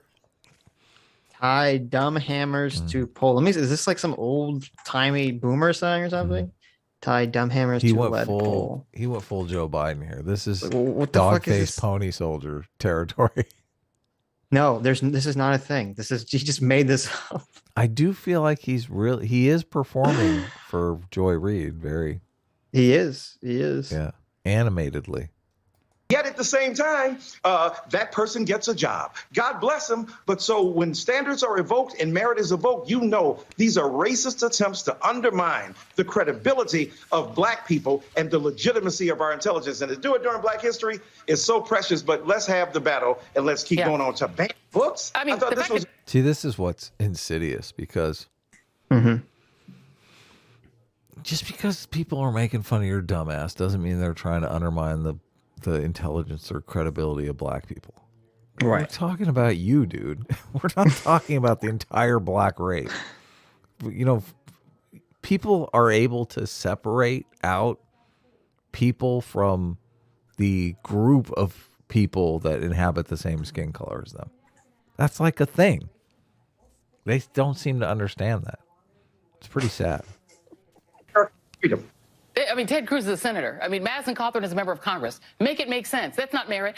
Let's talk about this because... What are they even talking about? I'm no Ted Cruz fan, okay? But he like clerked for a Supreme Court justice for years. Right. I mean, listen, okay. Ted Cruz, obviously a cuck. Uh-huh. Obviously a simp. I don't know if he's stupid. I mean, he's pretty slimy. Uh-huh. He's got a certain weasel-like intelligence to him. What are you responding to Hexadecimal in the chat? I saw you type in the chat. Hexadecimal said something very incendiary. Very bad. Do we need to pull his wrench? No. Are you sure? It was a good comment. Okay, good. We're at this time when sort of the demand among these right-wing groups that are stoking these parents up is to say, you must say that all white people through history were nice. They were fucking bullshit artist. What the fuck? Citation needed, Joy. Listen, we need you to claim that. Here, I'm just going to throw some names out for you. Okay. Charles Manson. White privilege incarnate. We have to. We need you to say that Charles Manson was nice. Okay. Of course he was nice. He carved the symbol of Buddhist peace on his forehead. Right? That's a nice white man. That's the swastika, right? No, Charles Manson, not nice. This is nobody. No, he was taking. No, listen, he was taking it back from Hitler. You don't understand. Taking it Nobody. back. They can both have it. Okay, no, nobody is making this claim that all white people are angels. Nobody's saying that you can't criticize the founding fathers for owning slaves. I clearly remember from every movie, television show that features people being awful to each other, that none of them are white. I've never seen a movie, television show, read a book about history, seen anything where a white person was ever bad. Was Benjamin Franklin, did he own slaves? I know he owned prostitutes in the bedroom. Supposedly Benjamin Franklin was a real ladies' man. Supposedly Benjamin Franklin was like getting busy. I mean, look at him. He looks like a real ladies' man. Well, on the those Benjamin, bifocals, oof, man. on the Benjamin, yeah, he doesn't look like a player to me. I mean, he really does. I don't know. He looks pretty like a lady killer to me. No. Yeah. I would think not really. There's a reason they put his face on the 100, Adam. Okay. Oh yeah, I know. I can't for the life of me remember if he was president though. I feel like maybe no, he was not. He was never president. No. Really? No. Never president. Never and president. Still on the Benjamin. He's one of. I think he's the only. He's not the only, because like I know Sacagawea was on a coin, but he's one of the few, maybe the only person on a bill that wasn't president. No, the $10 guy was. Hamilton wasn't president either. Oh, that's right. I forgot Hamilton was on the 10. Yeah. I forgot about that. But he's the one that started the central bank. I know you guys love that. Isn't that hilarious? Hey, crypto fans. Isn't that hilarious that Andrew Jackson? Oh yeah. He's on the 20, and he was so hated central banking. Yeah. It's almost like a sick. I'm assuming whenever they put Jackson on the bill, that it was like a sick joke. Like, I bet Jackson's ghost is really upset about it. He is. Jackson would not like being on a banknote. That's Jackson hilarious. hated banks. Yeah, oh man. That's pretty funny. It's pretty funny. It is. There's white. Look at that. White privilege. Just white people fucking with other white people. Just for trolling purposes. For innocent. One of my producers. Yeah, they're still going to do that. brilliant term. Harriet Tubman on the 20. I don't know about that. There was all this noise about that, and then it just sort of like disappeared. They would have to snub Jackson, right? I mean, I'm fine with them replacing Jackson, but Harriet Tubman's silly. And then the picture the test picture looked horrible that they were going to use. Didn't Jackson establish a Democratic Party? It's kind of weird. Jackson maybe he was did. a Democrat, and the reason I know he was a Democrat. I don't think he established the Democrat Party, but he was. Well, he's the one that got him their logo because he was ornery and stubborn. Oh, really? He's what the mule is based on? Yeah. I didn't know that. Ornery and stubborn. That is Jackson all the way. It said it's about innocence. He was also, I think, like the first working class president. Yes, they had. What? Why are you laughing? The Harriet Tubman Tribute Act of 2019 required the Treasury Department to put Tubman on the $20 bill by 2020. The plan was halted by Donald Trump's Treasury Secretary Steve Mnuchin. I never say his real name right. Who said, as far as he was concerned, Jackson would remain on the 20. President Trump suggested that Tubman be put on the $2 bill instead. That's hilarious. And even installed a portrait of Jackson in the Oval Office, which was later removed by President Biden. Oh, I bet. That's so funny. That's like his avatar. Trump is stubborn too. Biden promised to accelerate the plan to replace Jackson on $20 bill, but nothing has actually developed about it. So who knows? This is what happens when you elect a president who forgets everything. Had slaves, but they were innocent. They had slaves because they just wanted them to be Christian. Of course, they fed them. They didn't want them to be sick. They wanted them to be able to work. They treated them so good. They were like a member of the family. So yes, there was slavery, but it was nice. We're nice. What is this? What school in America is teaching this? Yeah. At all? This is fucking insane. This is people on Twitter saying this stuff. Oh yeah, I remember. Where are all the examples? If this was being taught in school, Yeah, it's revolting.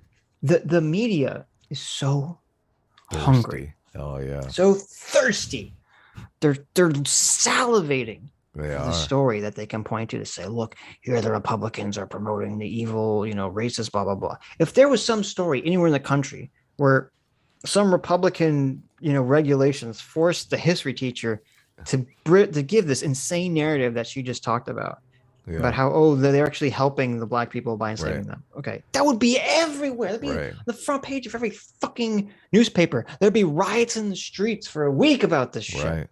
But no. Alabama. Silence. White Alabama school teacher teaches slavery not that bad. Yeah, exactly. Exactly. Yeah. No, Exactly. it would be front nothing. page news for Crickets. all of Black History Month. Yes. They would. They'd make that person famous. I'm actually shocked that there hasn't been like some teacher who's actually like a big Antifa guy who's like taught this just to create the story, Mm-hmm. like the false flag.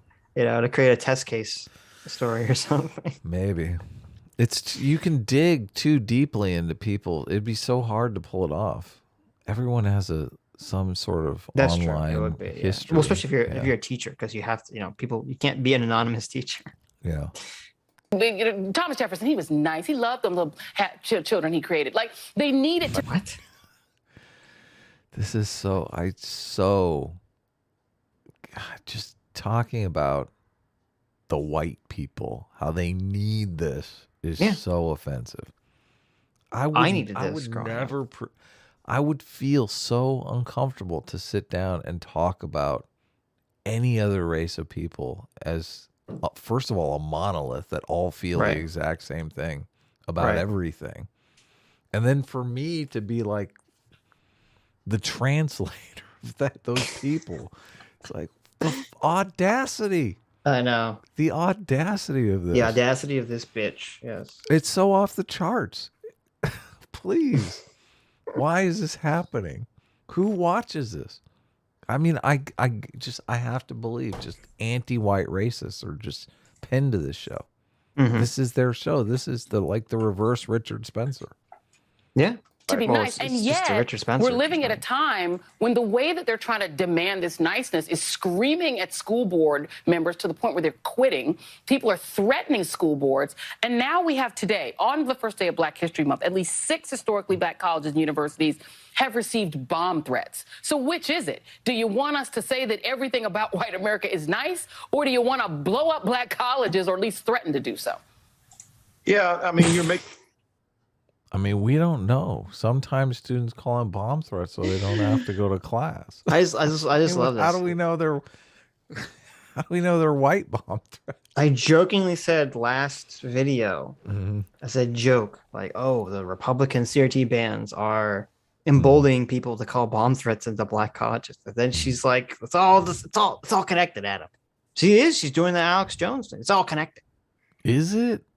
I mean, I don't know about the bomb threats. That's horrible. Don't call in bomb threats. Don't do the bomb threats. It's all connected, though. That's ridiculous. You don't understand. Obviously, there's been a surge in anti-black racism because Joe Biden is America's second black president. And what were the bomb threats about?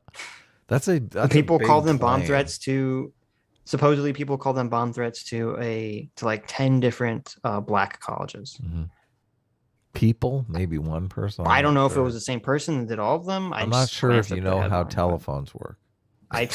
But one person is able to call multiple people in the same day. It depends upon.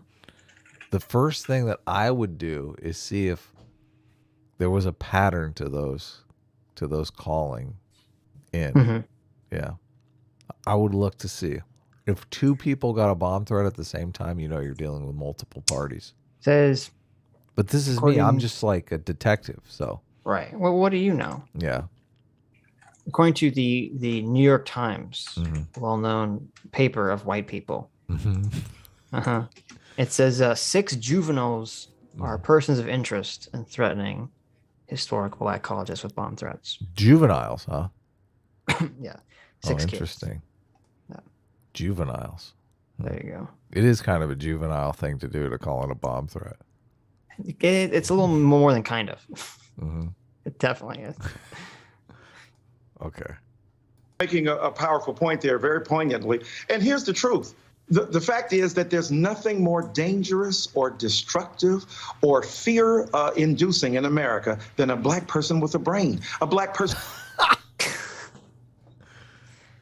I mean, maybe, but I don't see any of them on this show. What are you talking about? I know. It's so Black racist. person with a brain, huh? You're right. Every time I watch Cosmos, I think, oh my God, I'm terrified. This guy. Whenever I watch John McWhorter and Glenn Lowry, I shake and quake in fear with the intelligence on display by these two black gentlemen. It just, Yeah. it Terrifying. rattles me to the white core of my whiteness. It does. I just feel so inferior. You know what? I've said this before. Mm-hmm. I think we might have disagreed on this. I said that there were some studies that correlated low intelligence with racism. Mm-hmm. You remember that? I don't remember disagreeing with this, but Yeah. I wouldn't be surprised. I mean, racism does make me a tad nervous. But Sure. the big brain stuff doesn't. I mean, the big brain stuff makes me feel safe and comfortable. You know what makes me nervous about Michael, Eric Dyson, Joy Reid? It's not their intelligence. It's their lack of intelligence. Okay, it's the fact that they're so fucking stupid. Yeah, it's their racism that bothers. It's the fact that they're blatant racist on public television and nobody cares. Nobody blinks an eye. Who? I hate that I can't remember names. Person who's articulate, a black person who can tell the truth. You know, Martin Luther King Jr. was murdered, not by nice people. Malcolm X murdered. Medgar Evers murdered, but not by nice people. So the point. Who shot Malcolm X? Michael? Who was it? It's a very strange example for you to bring up. Yeah. Was it white people or was it the Nation of Islam that shot Malcolm X? I don't know. Oh, they did? Really? That was black on black crime? That's the Malcolm X situation was? The working theory. Oh, because wow. remember, as you talked about, when he came back from Mecca, he didn't hate white people anymore. Yeah, he wanted to become more like a traditional Sunni Muslim, I thought, and turn away from like all the weird Yaqub shit. Right. And I'm like, you can't do that. Yeah. Once you're in, you're in. Yes. Neil deGrasse Tyson, that's a guy that I was thinking of. The guy that just terrifies me. Oh my God. Oh yeah. Have you I seen hate the Cosmos remake? It's like a horror movie. Whenever he's on Joe Rogan, it's just I can't believe I can't believe Neil deGrasse Tyson would go on horrible Klansman Joe Rogan's podcast. I mean, I know. And he didn't even call the worst him thing out. ever, you know.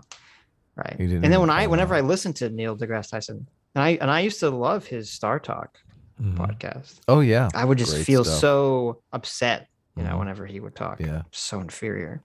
Think how terrible this is. I'm here just a big dummy, just like America's favorite astronomer, but you know, we're all terrified of his, you know, his blackness. Yes. Yeah. No. Scary. They would actually, it's funny. The CRT people probably would hate Neil deGrasse Tyson. Neil deGrasse Tyson, yeah. Yeah.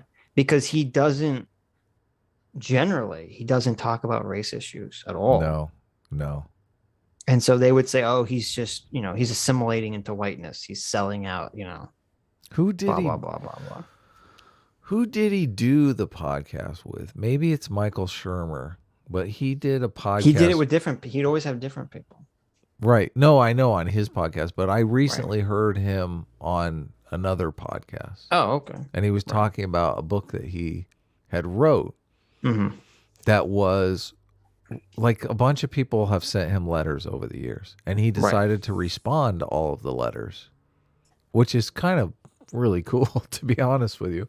Right. And he wanted to respond as sincerely as possible. And the letters ranged from, you know, obviously, you know, Neil, obviously God exists. I know you're an atheist, you know, trying to talk him into the God story or whatever, to, you know, to letters about race and stuff like that. So that was the book he was pitching. And I've never read the book. Maybe I will. It sounds interesting. But in the show, he was definitely talking, like the conversation was edging towards the race thing. And he did say, you know, I never wanted to be thought of as the black astronomer. Right. Like, it was very uncomfortable for him that all of these black organizations would reach out to him and say, hey, can you come talk to us about being black? And he was like, you know, I don't really want to do that. I want to, I want to hang out with the astronomy organizations because, you know, I'm an astronomer before I'm a black person, which I thought, I mean, he was definitely from that old school liberal colorblind society. Let's try to be promoting a colorblind society. Yeah, we don't need, I mean, the more we talk about me being black and an astronomer, it makes it seem like it's unusual. It's like, no, it's completely usual. That's the way we should be thinking of it. So, right. Michael Eric Dyson just doesn't, I mean, I don't think he would get that. There's a clip from 8 days ago. It could be old, though, because it has no views. So it could be a re-upload. It's of Neil deGrasse Tyson talking to Ray Kurzweil. No way. You're thinking of? No. But I'm going to watch that immediately. Ray Kurzweil's like, Ray Kurzweil is the singularity guy. Yeah. The futurist. Yeah. Yeah. Nicholas Christakis? Oh, maybe. Yeah, no. Nicholas Christakis is cool. I don't know if I've. Does he have a podcast? I've read his Well, he's book. talking to Neil deGrasse Tyson. So I'll watch that. I'll listen to that too. Sometimes Neil deGrasse Tyson is a little milquetoast. Just not real deep. I don't know. I disagree. Stuff for me, but I think he's always interesting. But I'm not racist, so I don't know about you. Ray Kurzweil, I want to hear about that. And it's funny because people always get mad at him. He'll always put out some like silly tweet, like you ruined the whole movie for me. You know, like Santa's reindeer can never fly according to science, or something. And I was like, oh my god, how dare you? This, according to my search, it says 5 years ago on the Ray Kurzweil talk. Oh, maybe. I just said there's a clip. 2029. There's a clip that was uploaded like 8 days ago, but it has no views. So I said it's probably a re-upload. How do you see that? Oh, you must be. I did a search on Neil deGrasse Tyson by time. Oh, okay. I guess you said you heard it recently, so I figured it was now. But Point is, if they were nice in murdering him, that shows you your niceness ain't enough. Innocence, as James Baldwin talked about it, and the Oversized Trash Panda for $5 says, regarding the $20 bill, they were trying to generate free energy by getting Jackson to spin in his grave. That's pretty good. I like that. That's good. comfort of white people. And dare we evoke Robin DiAngelo is, if they were nice in murdering him, that shows you your niceness ain't enough. Innocence, as James Baldwin talked about it, and the comfort of white people. And dare we evoke Robin DiAngelo's name? Y'all proving the point. Y'all mad at Robin DiAngelo, and yet you're still white. You're fragile. And she says you're fragile. You're equal. I missed the part where white people are not allowed to be mad at other white people. What? You're not allowed. Listen, yeah. This is so weird. This is so weird. People watch this show? White people are not allowed to be mad at other white people. Ever. Don't you know she's white? How can you they be guys mad are at being her? mad at a white person and you're A white lady came out and said all white people are fragile and racist. And why did white people get mad at that? I don't know. She's white. Why? I don't understand. I hope this isn't Joy Reid's standard that she can't be mad at a black person. Like, just because they're black. Well, let's see. Well, she can interview Candace Owens. I'm sure that will be a very cordial conversation. Oh, okay. Good point. Yeah, excellent. What, you're mad at Candace? She's black. I don't understand. She's black. She says that the white Democrats are trying to put you on the slave plantations. What are you mad about? I don't understand.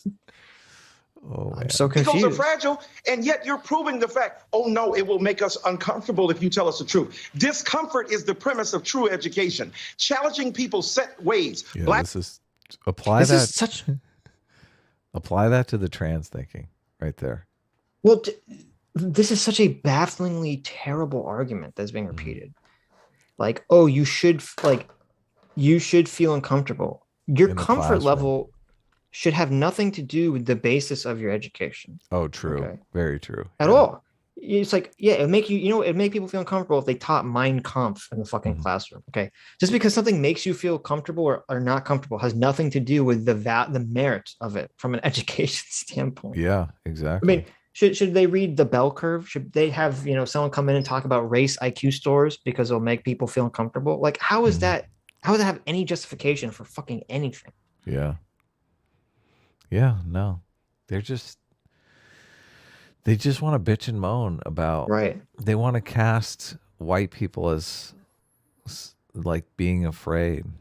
But at least really construct your propaganda arguments to make sense. To have it's legitimate, consistent principle that you're applying here. At some level, though, it's just an ad hominem. It's just a white people are too fragile. They just can't too take fragile. It. They can't handle the truth. This is Michael Eric Dyson doing that scene where he says, "You can't handle the truth." Right. That's basically what he's trying to do. Jack here. Nicholson. Yeah. Yeah. You forgot Jack Nicholson was the bad guy in that scene. Yeah. Well, don't tell Michael Eric Dyson that. Okay. It's the big brain black people that were completely terrified. Of course.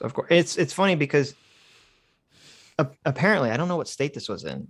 When I was going through clips for this, I found there were some clips on The View where they were talking about stuff similar to this. And they said there was a school district that banned To Kill a Mockingbird. Okay. And it turned out, and I was like, why are people not talking about that? That should be like the number one front book they page put news. up. Sure. Right. The reason they're not talking about it is because the person that wanted it banned was a black kid. Really? A black student who felt uncomfortable by the use of the N-word in the book. Really? Holy cow. Holy cow. And so I'm like, so every time I hear something like, where are all the complaints about feeling uncomfortable and fragile? Talks about. Yeah. It's so bullshit. This is what's happening here. For everyone to really appreciate what's happening.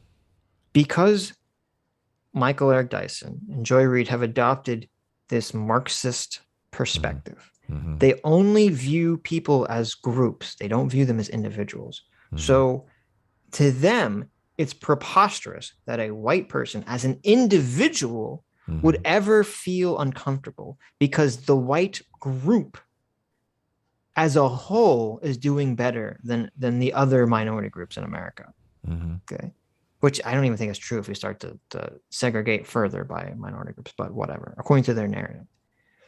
So it's all just this, we're going to take away your humanity. We're going to take away your individuality. You can't feel things as an individual. You can only feel things on the level of your group of participation. And it's disgusting. It's just racist. It's just racist. Yeah. Yeah, it's sad. I mean, it takes work to fight against that. I mean, Michael Eric Dyson has argued this before. He would say something to the effect of, look, I didn't want to be thrust into the group of black people. You placed me here because of the way that you treated me. Well, yeah, he would blame PSA Sitch went back in time before he was born. Okay, and he crafted the social construct of black people. I'm not saying it's a good argument, but I'm saying that's and the when Michael Eric argument Dyson was born, Sitch flew by on his sleigh of all female reindeer or male reindeer, whatever it was, and he stamped Michael Eric Dyson on the head with a little black stamp, and then he flew back into his time machine so he could be born. He would say society forced him into this situation. Right, but that's why this whole scree that they're going off on is racist, because they're holding every individual white person responsible for some society that existed before any of us were fucking born. Yeah, no. I'm not responsible for that.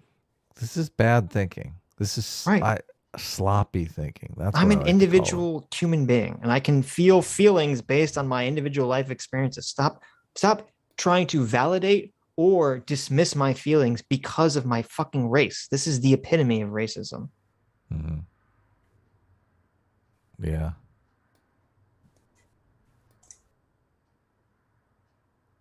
You Hey, do. what happened? You Black, white, press the brown, button. red, yellow, whatever color or race or nationality. So this is, again, an attempt to defend and to protect white people from knowledge. They don't want to be trammeled by enlightenment, so they'd rather be bulldozing knowledge away from themselves to keep the purity and innocence and comfort right there.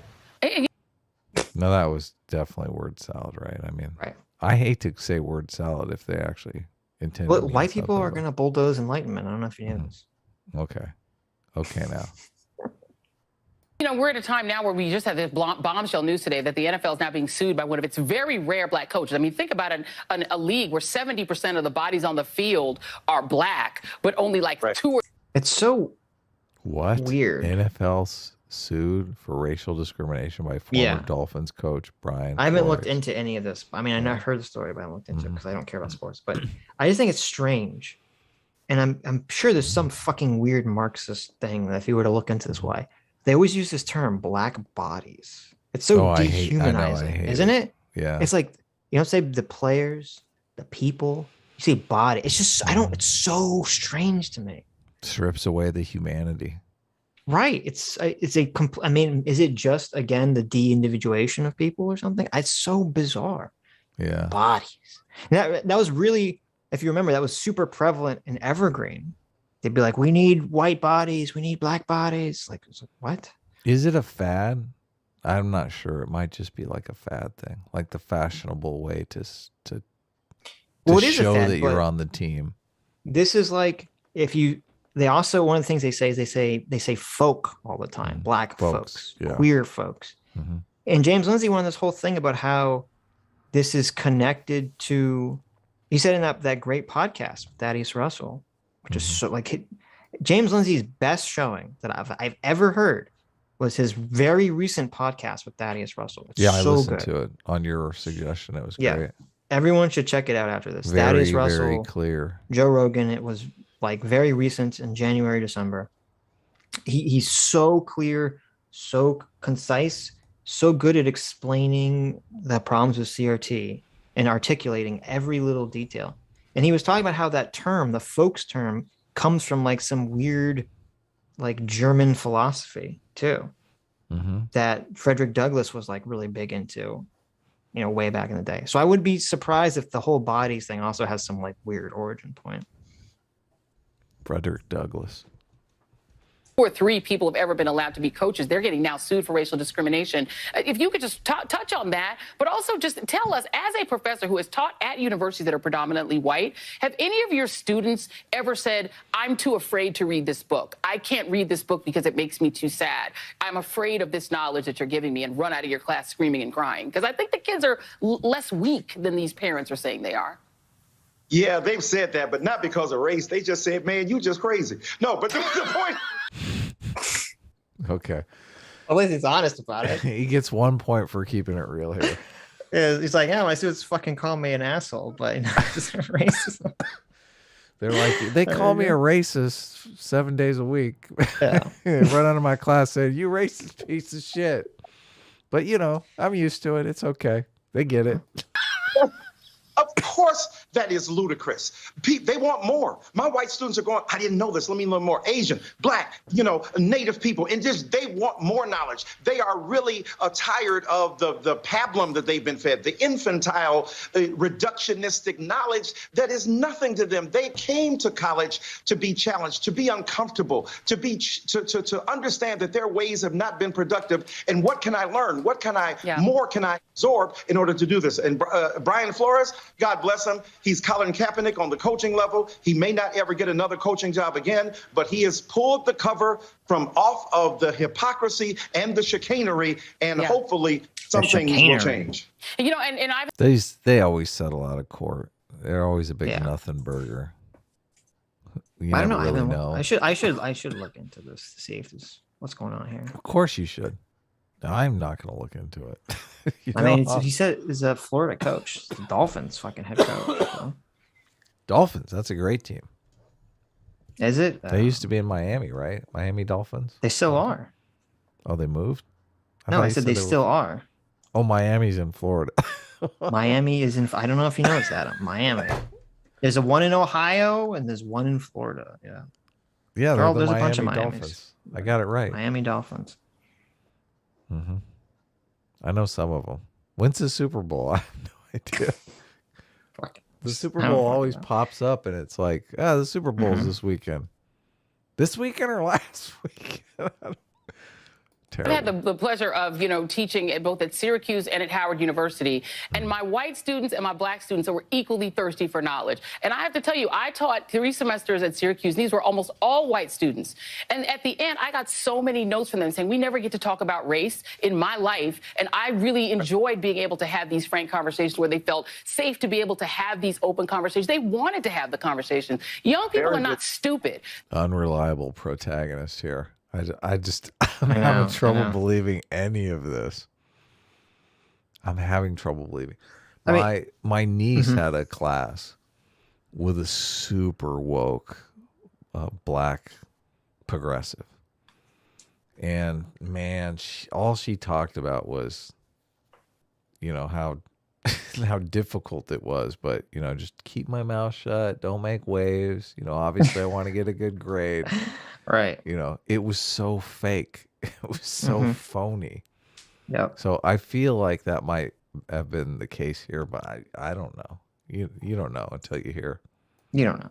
from the personal experience. So I think Utter They Nonsense told me, he sent me a picture. I think, I'm trying to remember what it was. I looked at it a while ago. It was like one of his classes. Is Utter Nonsense in the chat? It's like one of his classes was about, they were like asking him to write on Judith Butler or some fucking thing. Some like super woke shit. They're like, oh my God, really? This is what we're doing now? Judith Butler's pretty cool. I'm gonna just be silent in response to that. I know. I put a Judith Butler in one of my tweets, and Sitch got all bent out of shape about it because he retweeted it and didn't notice. Can't believe you fucking snuck a Judith Butler in on me. You have to. Do you not accept the? I feel like we have to accept the framing for sex and gender. That gender is like a performance. Performative? Yeah. No, that's fucking idiotic. Let's finish this video and then we'll have it Okay. out because Okay. I really feel like. Understand that there's more to it than, in 1492 Columbus sailed the ocean blue. They know that's BS, and they want to know the real story. It's almost a crime against these young people to tell them, you're too soft to read Toni Morrison. That's absurd. I read Toni Morrison when I was in the 7th grade. If you can't read Michelle Obama, dude, ain't nothing you can read. Michelle Obama is Americana. Michelle Obama is talking about the arc and trajectory of rising from the humble beginnings in the South Side of Chicago to become First Lady of this country and to become a best-selling author. This is Horatio Alger in brown skin. What more do you want? They're talking about one anonymous person. Yeah. They never even named. Yeah. Listen, some anonymous person Right. somewhere in Texas said they didn't like Michelle Obama's book. I'm So gonna obviously, guess. I'm just gonna guess that they were like just a Trump supporter, partisan there- person. listen, there's no individuals here. Every individual white person is indicative of the white race as a whole. Okay? I bet if you looked, Or I'm into sorry, it, the whiteness as a whole. I'm so sorry.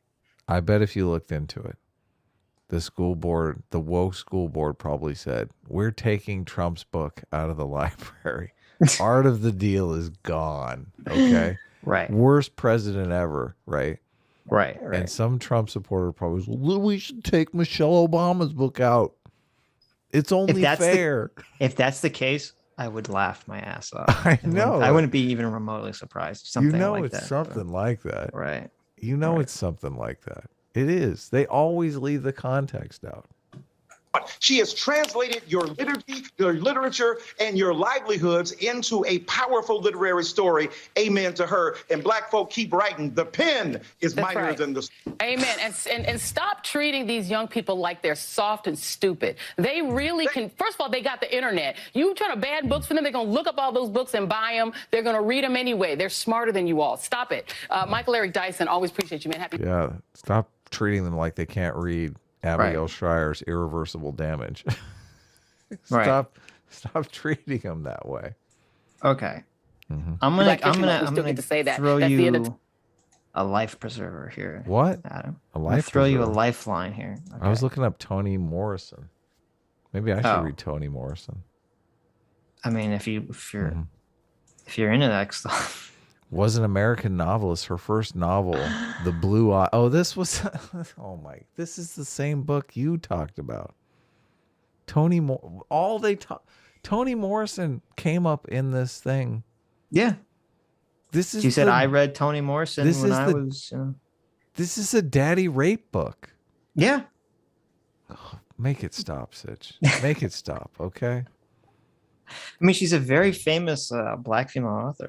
I don't like her literature, but that's I generally like books where there's a person I can root for.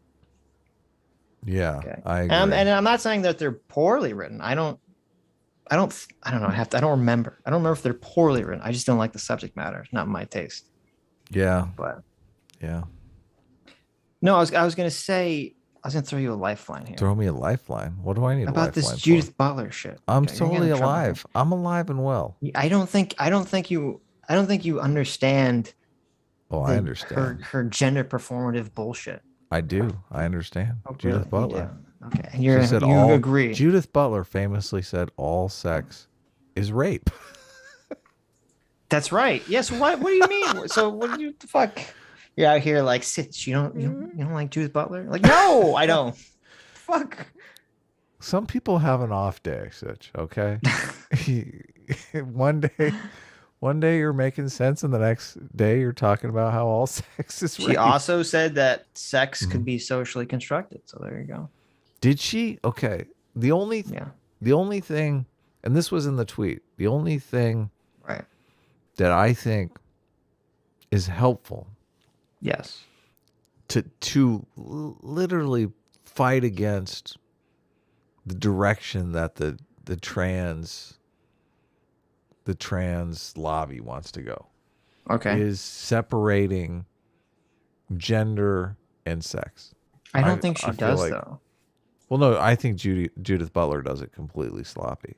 But doing that, just because Judith Butler did it sloppy doesn't mean doing it in a better way isn't going to be useful or productive. But I'm saying I don't think Judith Butler does make a clear distinction between sex and gender. I think it's the opposite.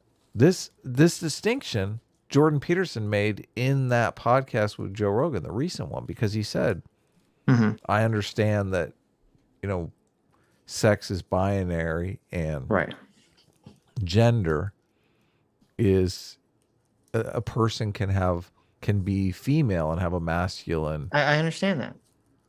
Have a masculine. But I'm saying I don't. Style, all I'm saying is performative style.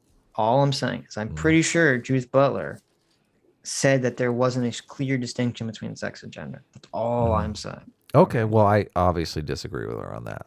But there are people, and I noticed this because that tweet kind of got a lot of action, and you retweeted it, and there was a lot of people that came in, kind of opened my eyes up. This is why I like Twitter. I mean, I think Twitter's useful. I get perspectives that I wouldn't normally get just easily by tweeting something out. But a lot of people came in of a conservative mindset and said, I'm going to die on this hill. Sex and gender are the same thing. Like, don't separate sex and gender in, like, gender is not a performance. Oh, I understand. Yeah. I understand. And I thought, okay, there needs to be just pragmatically, there needs to be a way to talk about, lady boys or what are they masculinity called? And femininity, right? Exactly. Tomboys and yes, feminine guys, femboys and tom girls, femboys and tomboys, femboys and tomboys. I don't know why they both have boy at the end, but there you go. That's the patriarchy. Because that's the patriarchy. Yeah, exactly. Yeah. We're both on the same page. Do we have any super chats left? Or we? I think we're caught up. We're good. Really? Kubomi for $20 says call-in show when? Yeah, when are we gonna do a call-in show? I don't know. I mean, we could probably invite some people on a Tuesday. I was thinking.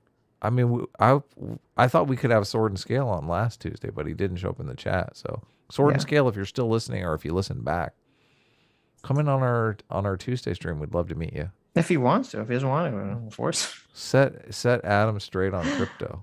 Right. We love to argue with people anyway. Although arguing with our fans / supporters is probably not good, but whatever. True.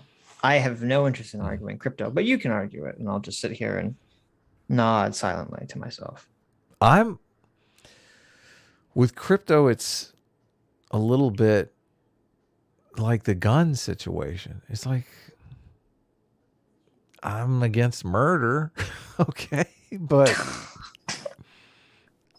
like not all guns are used for murder, right? Guys, don't you feel the same thing?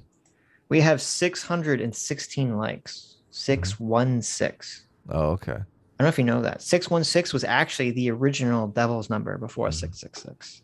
We need 50 likes. This is a We need little late in the 50 game likes, guys, to get up that perfect 666. Just like the legislation that's going to make it legal to just murder people. Okay. We got to reach the 666.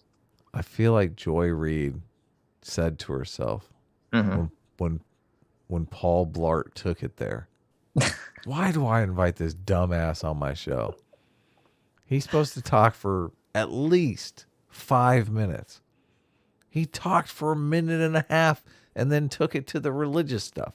I'm pretty sure. Well, maybe. I don't know. Is Joy Reid a Christian or an atheist? I don't know. I can't believe you're against murder. Very brave. Well, you understand what I'm saying. I'm just using that as an analogy. Like, I'm pro-gun. Right. But I'm against murder.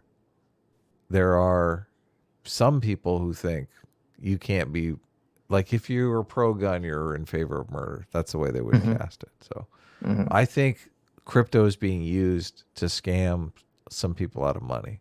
I do think that. Oh, we're at 640. We're almost there. We're almost at that. That was so quick. You're kidding me. 666. We gotta. All you had to do was ask, and that happened that This fast. show has to be the demonic show. This show has to be possessed by the white devil. Oh, you were talking. I mean, about if it isn't in the already, chat. but yes. Adam, I can't believe you're against murder. Very brave. Yeah, you know, when I take a stand, I really, I put myself out there. Okay. Adam always out here with the brave and the bold takes. Don't clip that out of context, guys. I do not want to see a compilation of me saying like over 8 minutes, 13 times that I'm against murder. Okay. That's right. Bill 666 passes once this stream hits 666 live. It does. Yeah. Activate Order 666. We make murder legal. We'll kill the Jedi. It's funny. I kind of lag. Oh. I kind of We're lag. 8 away. We're so close. Really? 8 likes away. All 5 more likes until we can be blessed by the divine white devil. Okay. 5, 6 more likes. Did you just say 7 more likes? I'm sorry. Did you call something a divine white devil? Yeah, we're absorbing the evilness of the white devils. Yes. I don't know if you know how this works, Adam. Okay, we're white and we're evil, so therefore vis-a-vis ergo ad hocto ad procto ad principle. White devils. Oh, we're 1 away. 1 away from there we go. Oh, we're past it. 671. That's fine. Damn it. You That's guys, fine. take some of those likes back. There you go. Move them We over to hit it. dislikes. We need. We hit it. 669. We're at the evil. We can bang. Oh, they did take some back already. They're dialing it in. 668. They know. Okay. Let's. I wonder, as a group, could the group One collective, at a time. One could at the a time, group guys. collective, Don't go too without far. planning, hit 666 likes perfectly Uh-huh. and not go above? I don't think it's possible. Oh, so we're at it. 666. We did it, boys. We did it, boys. Congratulations. Oh, you went too far. Now you're under 6662. You went too far. Now You went too far. No. Now you're too high.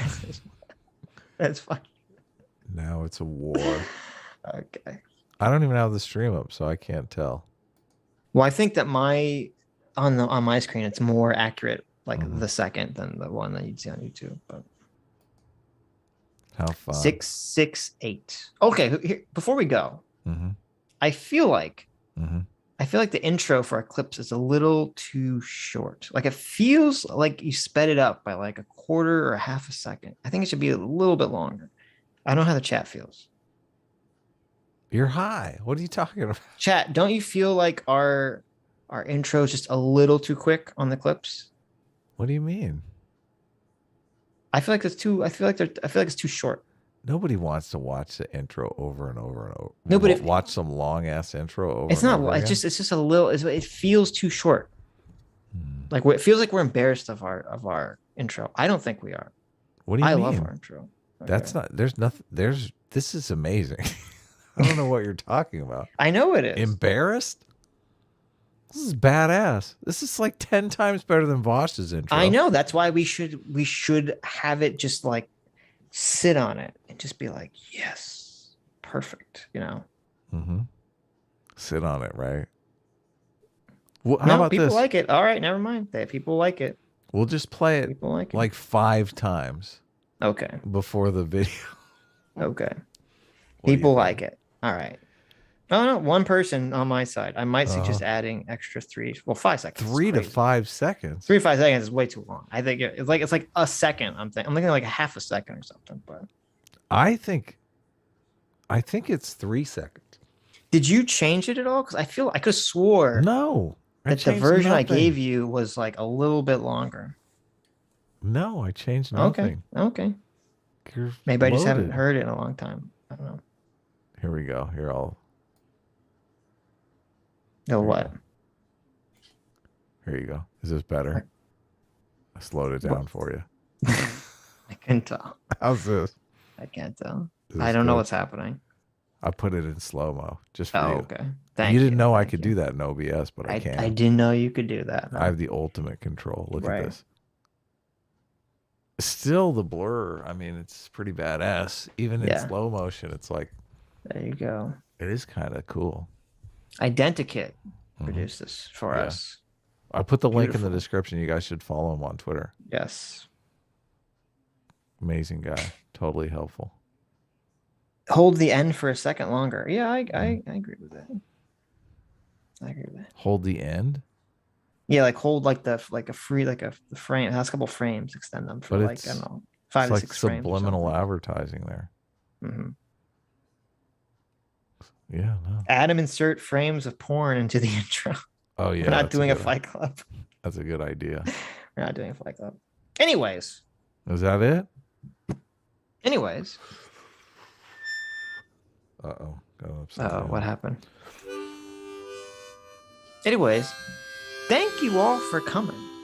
Thank you all for your incredibly generous donations. Thank you all for helping get us to 666 likes. The spirit of the white devil. Thanks you. And so does the spirit of self-defense, which is also apparently evil. Thank you for coming with us on this journey. Adam couldn't make this journey through hell alone. Okay. He couldn't even make it with me, watching terrible Chris Hayes and Joy Reid just say the dumbest shit imaginable. He could only do it hand in hand with you viewers. So thank you so much, and hope you have a fantastic week, and we'll see you on Tuesday.